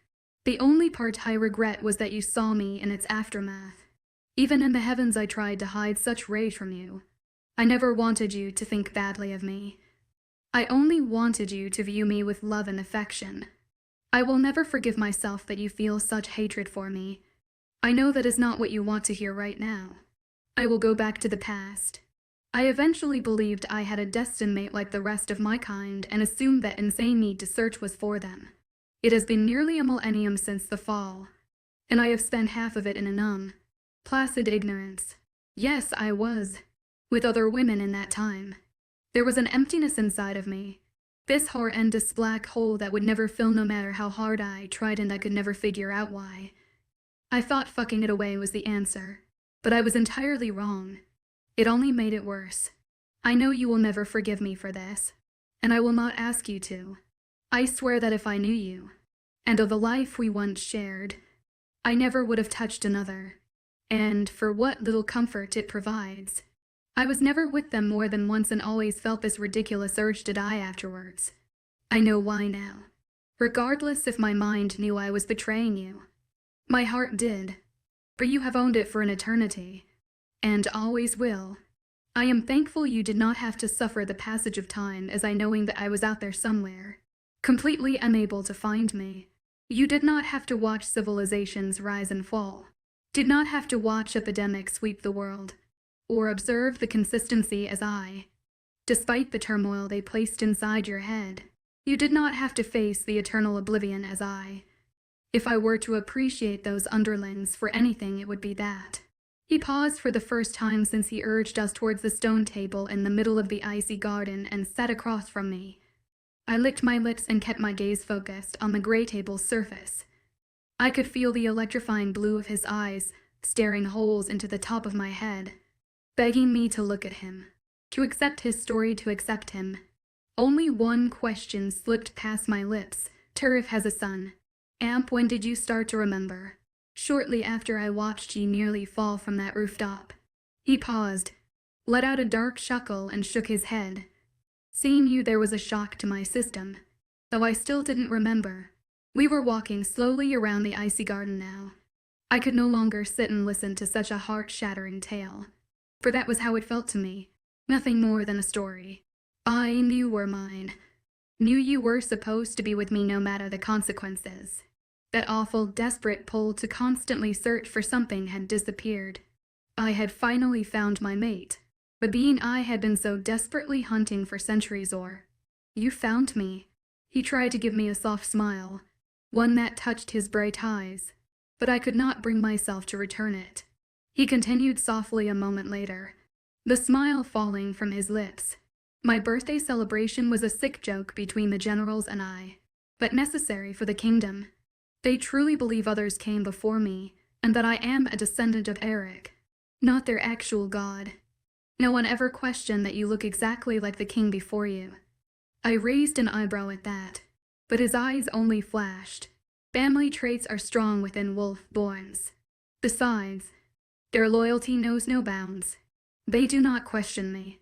That I knew better than anyone. It had been a shock to more than the king the first time Tyrius spoke against, even though I wouldn't say he did. I did not realize when I first saw you. I believed you to be just some underling trying not to fall off a building. And I remember thinking that you were such a stupid little girl, sneaking into my kingdom like you would not be caught. Then I saw your eyes, even from my position on the platform, and I knew that you were supposed to mean the world to me. I could not let anyone hurt you, could not let anyone take you from me. Duck pink tongue darted out and licked his lips, those blue eyes wandering off in a distant memory we both shared. I had hurt my shoulder handling the Northern Raiders earlier that day. It would have healed shortly after you found me. But there you were, sprawled out beneath me, practically begging to help me. I did not beg, and I could not say no to you, though now I regret ever letting you. The gold power, as you call it, is your soul, meant to heal only 𝐿𝐢, and there you were throwing it about as if it were simple magic. My mind began to heal shortly after you touched my own soul. I made sure you were going to be all right before I returned you to that brainless town leader, though I have no idea why they would let a child run a town. You scoffed at that, and the action nearly made me smile. I believed it was the best option at the time. I was weary of Liberius ever since he entered my castle, but he could speak to the spirit realm, something I had forgotten to do long ago. And a strong king needs that access. But I didn't trust him. I didn't want him to know I had a mate. I had no idea how much deeper the problem ran until later. Movement caught the corner of my eye and I watched as he seemed to unconscious fingers through the ends of my hair. I was caught between wanting to rip away from him and begging him to wrap his arms around me and never let go. I settled for pretending I didn't know what was happening. I started to remember slowly after that. Then far more when you went on that little trip to the lower kingdom. There was no mistaking the sneer in his dark voice as he recounted the incident. The ancient power I had long forgotten began returning to me, and you had begun to see it as well. I needed to know more before I could begin to decide what to do, to remember more. But then you got hurt and died. He paused, his eyes closed, and his jaw locked before he let out a hard sigh. I could not have you far from me any longer. Needed to know you were safe in the castle, this place I built for you. I flinched when his strong fingers were suddenly trying to wrap around mine, his eyes staring holes into the side of my head again. I wasn't sure what to do. I wanted to hold his hand, to curl up in those strong, immovable arms and never leave. Perhaps it was my own pride keeping me from doing so. If he truly forgot, against his own will, how could I hold that against him? Then why did my heart hurt so much? I flexed my fingers in his grasp and did not pull away from him, though I didn't hold him back. I could practically feel the remorseful plea streaming from his body. This was killing him. Well, it wasn't any better for me. You lied to me. I hid things from you. Same difference. I did what I believed was the best option at the time. It was all I could do. You did not know of our life together. You believed some fable of a life they had put into your head. You would not believe me if I began to try and explain. His thumb was stoking the back of my hand, his body angling further against mine. I hated the excited chill it sent down my spine. You even denied the truth from that feline shifter. I did what I thought was best for you. Hate me if you want, but I will not take back the decision. I will always do what I think will keep you safe. I coughed, anger spiking in my chest, and I jerked my hand from his to put some desperately needed space between us. It is that exact thinking that threw me from the heavens, that forced me to take matters into my own hands and go to the cave, to let Liberius trick me into speaking with him. You should have told me, you should have trusted me. I told you not to leave the palace while I was gone, but you went out to watch the fucking war. I told you I would tell you everything in time, that I worried about the seer and didn't want you around him. But you ignored me again and did exactly what I asked you not to. If you had trusted me and done as I said, none of this would have happened. Don't you dare blame this on me. My voice was a near screech, the fury in it matching that shining from his eyes. And don't you dare pretend you are not at fault either. I sputtered and clenched my fists furiously at my sides. He was right. Partially, at least. It was cruel of me to blame this all on him, to take no fault. He did always do what he thought was best for me, even if it didn't go the way either of us wanted. I could not fault him for wanting to protect me, only for keeping things from me. That didn't mean I wanted to admit it. Then 𝐿𝐢𝐧𝐿, as quickly as his fury came, it disappeared, and he was beaming down at me as if he'd just stolen the world's largest, most precious jewel. It only made my anger spike. Why the hell are you smiling like that? You are just as cute when you are furious as when you are flustered. It didn't matter how much more anger his statement caused, because he had started to move as quickly as his mood swings. Don't you dare, I shouted as his arm slipped easily around my waist, his large hand gripping tightly at my hip as he tried to pull me into him. Just like before our conversation had started, I began beating at his ridiculous hard shoulders with tight fist. His face suddenly hardened, I slipping into that once warm smile as the blue of his eyes flashed red. Die. How did he do that? I told you I would leave when I finished speaking if you still wanted me to. And I will, but not for long, Immerse. I lost you once already, and my entire being was lost without you. I will not lose you again, even if you are the one trying to take yourself from me. I won't. You are mine. You belong with me always. My eyes widened as his free hand came up and gripped my chin, dark eyes glaring down into mine. I do not care if you hate me. I will never let you go. His thumb brushed over my bottom lip, his eyes dropping to watch the action, though the icy fire in them did not leave. You would hold me here against my will, I whispered as every single one of my senses was filled with him. His smell, his taste, his touch, it was all driving me mad. Even though I was technically being held against my will in this castle already. I knew now, though, knew who we were. If I constantly demanded to leave, it would crush him. And wouldn't feel so good to me either. His eyes flashed red again, his grip tightening. Are you saying I would have to? Are you claiming to no longer love me? Little star. There was a dark humor in his voice, one that spoke far more than his words ever did. He knew without a doubt I could never truthfully say that, because no matter how long we have been apart, no matter how long we upset, angered, hurt each other, we were always his moon to my night, my star to his darkness. We were eternal. I need time to think. I grumbled, still held tight against him with my head immobile in his grip. I have given you time. 𝐿𝐢𝐳, please. I need this. I did not bother to hide the double meaning in those words, and he had not missed it. He paused, and those red flashing eyes slowly eased back to that blue I loved. Very well. Dear Immerse, I will give you what you ask, he murmured softly against my lips, his just barely a breath away from my own. Then he pulled away, leaving me cold and empty. I still have questions. Then I will answer as best as I can. We were eternal. Chapter 42. You do not need me to give you these answers. You are They will come as your memories do. I'm asking now. Just tell me, North. Please. His eyes flickered to mine, a defensive icy guard from before slowly slipping away. He let out a sigh before dragging a heavy hand through his dark hair. The red is the immortal power thrumming through me. It shows when I use it, when the eternal being in me rises. The black is the wolf's, and the blue is my always. I keep it for you. You preferred it the most of all the colors I had ever used. I wouldn't let the flutter that one statement sent through my chest drop my harsh gaze. Just because I knew I could never truly and completely leave him, did not mean I was anywhere near done being furious with him, and the different bodies. I edged away from the hand he raised into the air, his fingers reaching to brush against my cheek. They hesitated between us, the sad look crossing his bright eyes once again. My true form is hard to control in such a world as this. As I have said, it was not made for immortals. We do not belong here. The longer I used it, the harder the madness reigned. Even now it is easier to be like this. This realm accepts me more.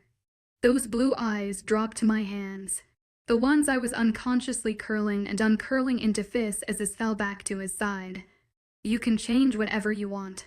His eyes flickered back to mine. the bright blue nearly reflecting off the darkness slowly falling around us. He gave me a slow nod. "Do you remember everything now?" I asked softly as I turned my back to him to walk towards an icy vine wrapping around one of the thick stone pillars of the garden. "Not everything." He had followed behind me, his voice coming from only a few feet away. I let my eyes trail the cracks in the ice freely. So broken, yet held together. Much from the eternity before you are missing, but with each day more surfaces. He paused then, his presence like a giant, warm beacon shining behind me. "All I needed was you. All I ever needed. You are my change in this world of consistency." I did not answer him. I cowed, though his words rang with truth. I did not want to hear endearing sentiments when my chest ached as it did. Then a thought entered my head, one that sent a shiver down my spine. I cannot die, can I? He's still behind me, his breathing turning too low to hear. "Yes, you can. But when a star dies, there is no moving on. This life is your afterlife. You just disappear." It was a far more unpleasant reality than I would have thought. If I die again, then that is it. No more mountain. No more wolf-borns. No more him. But you cannot grow old. He added softly, though my mind was still reeling from the completely gone thing. "You will not age, and I will never let you die." There was no mistaking the oath ringing through his words, the unyielding promise. It only made my heart even more confused. There was silence between us for a while after that. My eyes glued to the ice, his glued to me. I did not know if Turf was still hanging around the entrance. It felt as if we had been talking for days, much less hours. "𝐸 it is getting late." I interrupted the minute that sad sigh passed his lips. I needed to think, to sleep. My mind felt like it had been crammed to its full capacity and would explode at any second. His presence took up whatever little space I had left inside my head. I cowed and began to decipher anything with him around. "I would like to go to bed," I murmured and turned slowly around as I felt that stare burn holes into my shoulders. Our eyes met, and that unwavering stare started to begin. But I looked quickly away. I cowed and get lost in him. I refused to. His hands fisted at his sides. A very inhuman growl rose to his throat, until he shook his head and let out a hard exhale. "If that is what you want." The words sounded like barrels of lead as they passed his lips, as if they were too heavy to flow easily. "𝐸 has taken Tariff's place a while ago, but he will escort you back to your room if you wish." His gaze flickered towards the night sky, his breath leaving in deep pulls. "I will leave you now." He turned to leave, his eyes not once traveling back to mine. I cowed and helped the jab of pain that shot through my chest, nor thigh. He paused, his body turning just enough to acknowledge me, and waited. I didn't know what to say, did not know why I called to him. Watching him walk away was harder than I could possibly imagine. Silence passed slowly between us before he turned away again. "I prefer it when you call me 𝐸." His words were soft, but that undeniable emotion ringing their tour at my heart. I watched as he walked out the back entrance of the garden, the one that led to the grassy field on the side of the mountain. My breath came out shakier than I thought. I was not sure how long I stood there staring after him, my heart in my throat, my body shaking. It had been more than a few minutes, though it felt like hours. "Immerse, are you all right?" "Hardly." 𝐸 was staring at me from the other side of the frozen fountain, his warm brown eyes swimming in concern. I tried to force a reassuring smile on lips, though I'm sure it came out more like a grimace. "I'm fine, just weary and tired." Those all-seeing eyes of his continued to study me as he walked slowly around the fountain, stepping over the light dusting of snow on the earthy floor. "Have you eaten recently?" The smile that suddenly pulled at my lips was genuine, and I rolled my eyes. Of course, that would be the first conclusion he would jump to. "Yes, I am just tired." He stopped a few feet away, those dark yes not believing a word that slipped past my lip. "Then I will walk you to your room, and have a maid bring you up some food." He didn't let me protest as his arm wrapped around mine, and he began leading me towards the castle entrance of the garden, further away from 𝐴𝐴𝐻, if that was what I was to call him now. Do you remember now? I asked softly after the silence surrounding us grew deafening. His dark gaze snapped to the side of my face, his arm stiffening around mine before he glanced away. Yes, but my time in existence is significantly far shorter than his. I do not have much to remember. He wanted me to forgive North completely. I could hear it in his voice, see it in the way his eyes pleaded at me. I looked away. You are all the original generals. It was the question, but he nodded his head anyway and continued to lead me across the castle.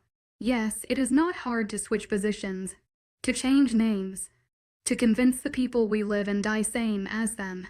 Even after we forgot why we could not age, it remained the same. The room I had been staying in came to view as he spoke. The bed calling softly to me was nearly as strong as my desire to listen to his words. Turf and I are the only two who switch between second and third command. It is as he wants. The others change positions amongst themselves. I know Wolf, Borns have naturally longer lifespans than other shifters. How long do you remain in one persona? I asked softly once he pulled us to a stop outside my door. His free arm rose his shoulder in a shrug. He shot me a small smirk. Whenever we get bored. Or when North demands it. Usually every 100 years or so. Turf and I are actually due to change soon. His gaze turned thoughtful, his head cocking to the side as he stared off in the distance. I wonder what name I will use next. I rather like 𝐴𝐲𝐬𝐬. Me too. I grumbled as he pushed open my door and gestured inside. What was your original name? My curiosity asked as I released his arm and walked into the spacious room. He shot me a wide, brilliant smile, one that made the heaviness in my heart ease, one too long and obnoxious to ever pronounce. Maybe I'll just go by Turf and force him to think of a new one. He was teasing, if that amusement in his eyes was anything to go by. The light shatter worked, and I could feel another smile grace my lips. Can you get him for me, please? I want to talk with him before I go to sleep. I mumbled as I sank into the low armchair beside the bed. The light in his eyes instantly disappeared. My lady, he began softly, his arms crossing over his chest as he leaned heavily against the door. I could tell his next words were going to be a lecture, one I really was looking forward towards. It has not gone unnoticed, your dependency on him as of late, especially by the king. He understands why and is not intervening. But you must understand what? 𝐴𝐲𝐬𝐬. I snapped when he paused and gazed off into the barely lit room. Those dark eyes snapped back to mine and hardened. Turf has a direct piece of Adriana's soul inside him. You are pissed yet yearn for the king at the same time. You must understand the difference between relying on his general and wanting to be near that part of his soul.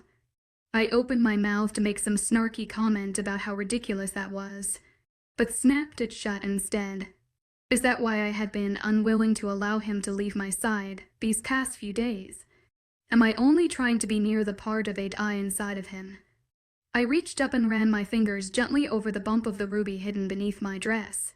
I had not taken it off, no matter how much I had wanted to toss the thing from the top of the mountain. It thrummed against my palm. It was a part of him, a part of me.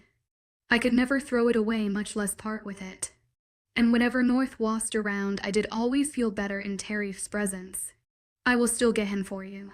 But just remember Immerse. Regardless of the soul inside of him, he is still Tarif, his own being. Do not confuse him for North. He left with a small nod after that, without bothering to wait for my response. I did not confuse Tarif for North. I knew they were two completely different people. Just because I felt comforted in his presence did not mean I had forgotten who he was. He was Turf F. Eric, the original Wolfborn, and North's oldest friend. I jumped from the chair and rushed to the still open door. 𝐴𝐲𝐬𝐬, wait, I shouted at his quickly retreating back. He paused at the end of the hall and turned to raise a dark eyebrow at me. Don't bother him. I'm sure he needs to rest just as I. The smile that lit his face honestly made my head spin. I eased back into my room and closed the door. I didn't deserve to be comforted anyway. If I was going to put Adrianus through this torture, it would be cruel of me to not endure the same. I completely forgot that 𝐿𝐲 was going to send a maid up with some food. I was drained and tired. I shucked my heavy dress off and slipped into the large bed with just my shift. All would be better after some sleep. Amped true to his word, Adrianus did give me time. Days and days of time. I had not seen him since the garden, nor heard his voice in any hall. It was the beginning of my stay here all over again, except it was I who demanded the distance this time. I was desperately starting to miss him. It had been 2 weeks since he said he would leave me alone, and it only took the first 2 days for me to realize I never wanted to be parted from him again. I would continue to be angry at him, because of my own pride, but I was done forcing us apart. I believed him, believed his story. I could not fault him for forgetting. This was not his world. It technically wasn't even mine, and he tried so ridiculously hard. I saw it in his eyes, the pain he faced for centuries. Not only could he not find me, but he couldn't even hold on to his memories of me. Thinking of it now made me want to cry. How much time we wasted because of that war. Because of me. It was my fault I had been thrown from the skies. I knew that now. Remembered it. He had told me to stay in his palace, to not leave regardless of the temptation of the outside until he came back. I didn't listen to him. I had been so furious he had left, after I begged him not to. He did not listen to me. Why should I have listened to him? And my idiotic anger hurt us tremendously. For nearly a millennium. He fell for me. We could never go home because of me. I took that life from us, but he still loved me. Still gave me the space and time I needed despite being separated for 1,000 years. He was still my 𝐿𝐲, and I was a pathetic girl whinnying over the fact that he forgot me. I finally went looking for him when the second week ended. I waited around a few days to see if he would come looking for me. To demand my time was up and to get over myself, but he never did. I missed him so much it was starting to make me physically ill. But he was prideful too, and it didn't take too terribly long to realize he was waiting for me to go to him. I was half-way to his wing of the castle when the large general suddenly stepped into my path, golden eyes blazing. I nearly shrieked and stumbled backward. I had not seen him that mad since the caves. "You have been avoiding me," 𝐊𝐲 spoke on a dark growl, his brow furrowed in an angered mask. I dropped my gaze to the ground and took a sudden extreme interest in my silk slippers peeking out beneath my dress. I wanted to be alone for a while. I mumbled to the ground, too embarrassed to meet his eyes. I had been avoiding him, ever since 𝐿𝐲 accused me of using him for 𝐿𝐲's soul. I had been far too ashamed to be around him. I didn't want to use him for that. I genuinely enjoyed his company, when he was that raging volcano of ever-changing emotions as he was now. He spent time with 𝐿𝐲. He brought food and forced me to eat it. I would not necessarily call that spending time with someone. Yes, but at least you did not completely turn down a different hall when you saw him coming. Heat instantly crawled up my neck at the snarled statement. I had not known he saw me do that. I thought you would be happy. I mean, all you have done since we met was complain that I annoy you. That's horse shit and you know it. I jumped at the vulgar words spewed from his lips, and my eyes snapped to his on their own accord. The gold there was bright, and more furious than I had imagined. He never cursed at me, much less spoke informally in any way. It threw me completely off guard. "I'm sorry. I did not realize it would bother you so much, hon." His anger did not fade, and the bright glow of his eyes did not either. There was silence between us for a long while. A tense, uncomfortable silence. I was just about to sidestep him and completely forget about the encounter when he spoke again. "I know 𝐿𝐲 spoke to you. That pup doesn't know when to keep his mouth shut." The embarrassment from before reared its ugly head, and I played absently with the ends of my dark hair so he cowled and see the red creep up my cheeks. "He was only worried about you," I murmured down to my shoes that were so very interesting once again. "I don't care. It's not his job. He took a heavy step away, his body angling towards the large oak railing on the top of the staircase we stood by. I wrung my hands together uncertainly. You knew? I asked carefully as those gold eyes gazed down the marble staircase. He scoffed and rolled his eyes before going back to gazing down the stairs. Of course I knew. He told me to stay close to you if it was what you wanted.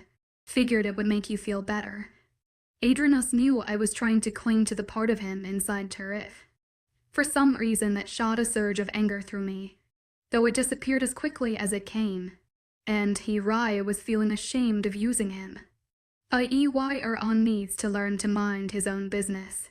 You think he would have learned that from you? 𝐿𝐻𝐬 coughed and rolled his eyes again, his arms crossing haughtily over his chest as his hip rested against the railing. His mother was in charge of that. I only cared about keeping him alive. He didn't miss a beat, which honestly surprised me, although I shouldn't have let it. Figures 𝐴𝐸𝐺𝐻 would have told him I knew about the whole 𝐿𝐻𝐬, the 𝐬𝐻 father-son thing. Some sick part of me just wanted to see if it surprised him. I had gotten too lost in my pouting to realize he had stepped away from the railing and began walking towards me until he was at my side. Do not avoid me. Immerse. I find myself needing your company more than I would like.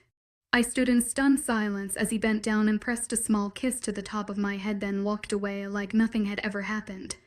I released the shocked breath I hadn't realized I was holding when I watched his large back turn down a different hall. These wolf-borns were going to kill me. Chapter 43. I went to his chambers first, only to find the room still destroyed and vacant. It was as if no one bothered to enter in the few weeks I had been avoiding the place. I bit my lip as my gaze washed over the debris and rubble. The gold power was far stronger than I could have ever imagined. I knew he was in the wings somewhere. I could feel that much. I quietly walked back into the hall, closing the heavy wood and door behind me. I would clean the room later. My fingertips ran softly across the stone wall of the hall as I walked slowly towards the back staircase, the one I refused to use since 𝐿𝐻𝐬 first led me up them. The door to my room was closed, the feeling in my chest pulling me towards it. He was still staying there.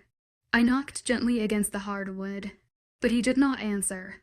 I frowned and leaned back to look out the large window running along the ceiling. The sky was dark. No moon or star in sight. My conversation with 𝐿𝐻𝐬 had gone on longer than I thought. I eased the door open just enough to cast a quick glance around. The room was nearly pitch black. No light entering from the windows. No candles lit to hold off the darkness. The only part I could see was revealed by the light filtering in from the hall. I opened the door a little further, flooding the room with as much light as possible. That pull in my chest was dragging me towards the large bed centered at the other end of the room. I debated leaving the door opened. I knew the room like the back of my hand and didn't need the light. But there was just something about not being able to see it all with him there that pulled at my stomach. It was an altogether uncomfortable feeling. I closed the door slowly behind me, my breath leaving my lips in an icy chill. The room was cold. The fireplace left a band on the opposite side of the room. I walked slowly towards the bed, completely aware of the large presence laying on its other side. I stopped on the right, hands wringing together nervously. I could just barely make out his figure in the darkness of the room. The shape of him and moving, although his deep, heavy breathing soothed the ache in my chest. I wore a thick, wool, dark green dress built for the winter weather of the north. Not for sleeping. I was expecting for us to talk that night, not to find him in a dead sleep. I could have gone back to the room I was currently occupying, slip into my night dress and go to sleep alone. But I hadn't seen him in a fortnight, and he was so close. I let out a soft sigh and kicked the silk slippers from my feet.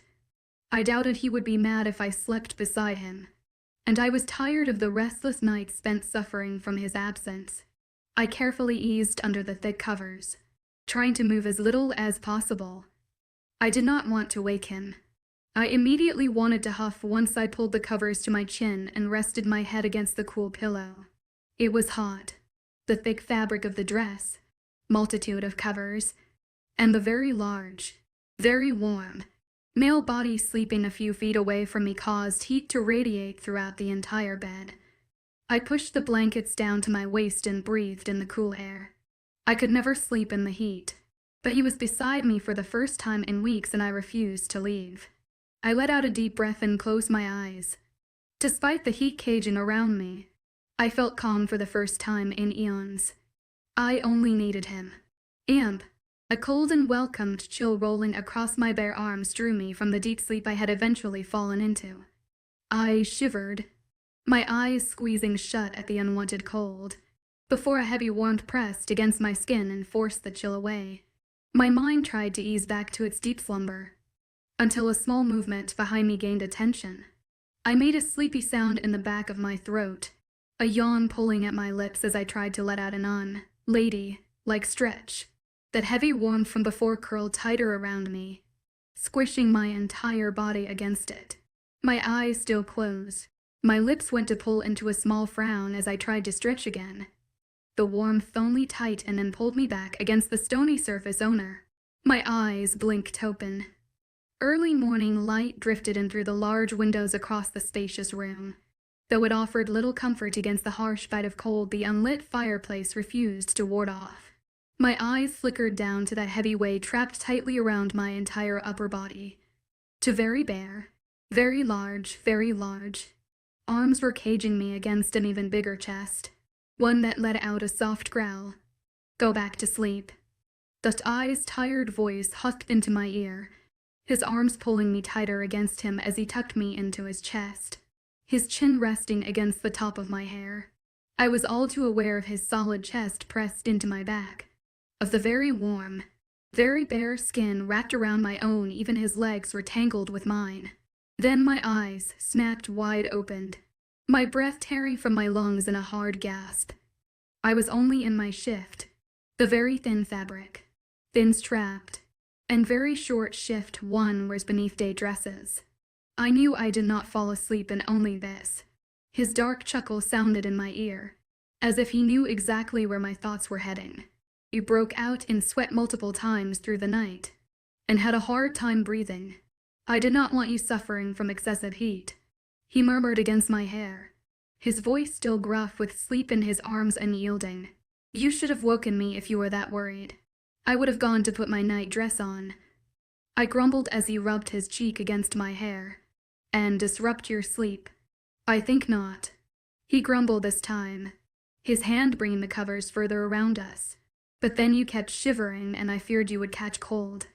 His arms tight and around me in emphasis. I rolled my eyes. You could have lit the fireplace. I preferred this option far more. Me too. But I refused to admit that out loud, though it didn't matter if I did or not. He knew I loved the embrace as much as he. You still do not have an excuse to unrest me. He let out a tired sigh but did not loosen his hold. I have every excuse. Every right. You were burning up in that dress. I worry for your health. And anyways, he grumbled and started to ease slightly away from me. I'm not some youngling trying to get under your skirts. You are mine as I am yours. You have no reason to feel embarrassed. He was pulling away from me, his warmth disappearing from my back, his legs untwining from mine. I latched onto his large arms as they started to pull away also. He paused, his body dwarfing my own. I started softly, unsure of what exactly to say. I just needed him to come back and hold me like that again. It was an embrace I never wanted to leave. I am not embarrassed, try again. He interrupted, though his body was slowly pressing back against mine. You are embarrassed, why? His voice held no sneer, or condescension, but gentle encouragement. I licked my lips and let my fingers run softly across the hard forearm wrapping back around me. It's not proper. He laughed then, the dark, rich sound rolling from his chest and filling the spacious room. It made heat flame my cheeks.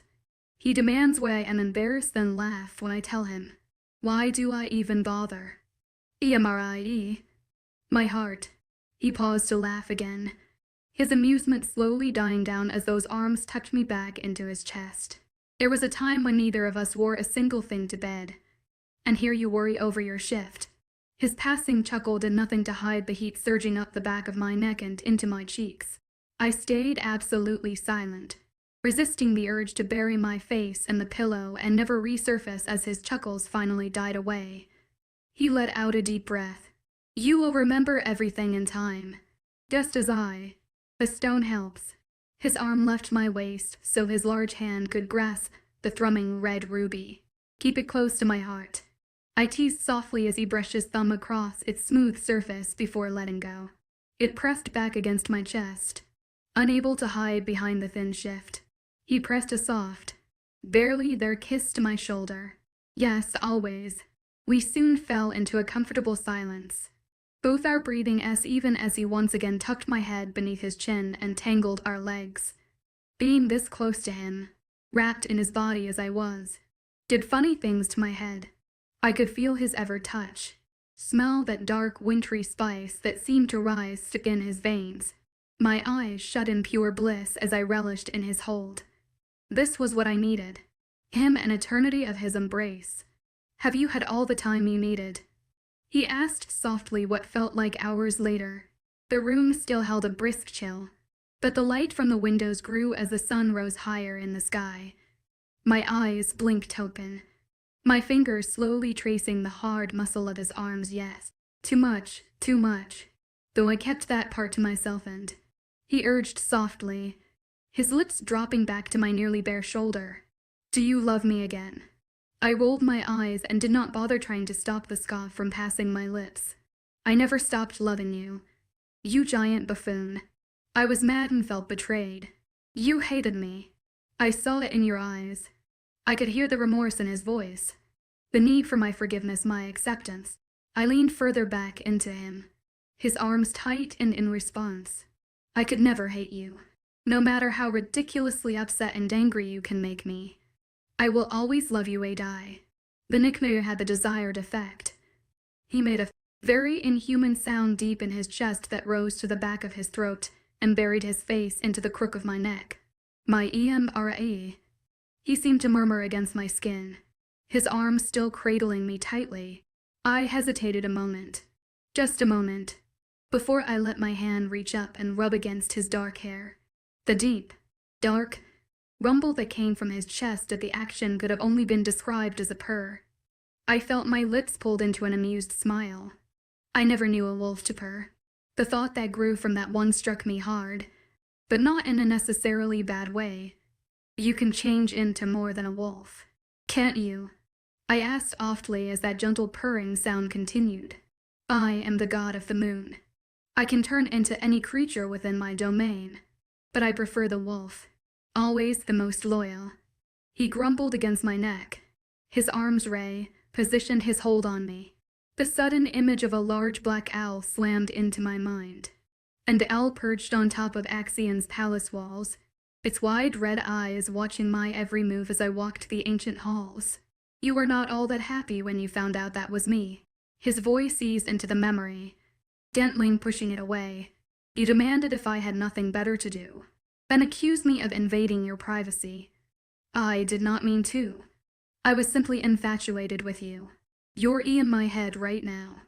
I pointed out as his mind quite literally rubbed against mine. "Sorry," he murmured sheepishly before burying his face back into my neck. "I just wanted to know what you were remembering. Invading my privacy." He chuckled and did not deny it. A moment of silence passed, just a brief one, before I started to pull away from him. He immediately tightened his hold on me, his chest vibrating with the growl rising to his throat. "I just want to turn around, north." I tried to keep the amusement from my voice, though I'm sure he heard, his arms loose and barely a fraction. He made turning around a lot harder than it should have been. He refused to move more than he did. His legs would not detangle from mine, and their weight was near impossible to move. I huffed in exasperation before he finally let me go enough to flip around. Humor lit those blue eyes like lightning, and that smirk was sitting proudly on his lips as if he found my struggling amusing. "You are impossible," I grumbled as his arms held me immobile again and he forced my leg to drape over his. "And you are adorable." I MPH'd and glared down at his stony chest, even though that embarrassment was back once again. I let my palms rest gently against his bare skin. My fingers splayed out over the muscles of his upper torso. He leaned into me, the smirk disappearing as his lips rubbed against my forehead. "What do we do now, 𝐴𝐸, I asked softly as his arms rested against my waist, his warm breath fanning my skin. He knew what I meant without having to explain it. He usually always did. Now he started softly, his lips passing from my forehead to my still, heated cheek. "Now we live the life we always should have." I willingly fell. They will not let me back. The heavens are not an option for us. But I will give you everything here. His hand was suddenly under my chin, angling my head towards his as his lips hovered barely a hair's breadth away. "You will be my queen. We will rule this kingdom as we should have from the beginning. Together. Forever."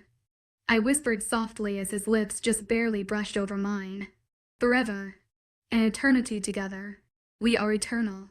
The words were spoken as a promise, an unyielding oath he sealed with a breathtaking kiss, one I had been dying for since he revealed he was 𝐴𝐸.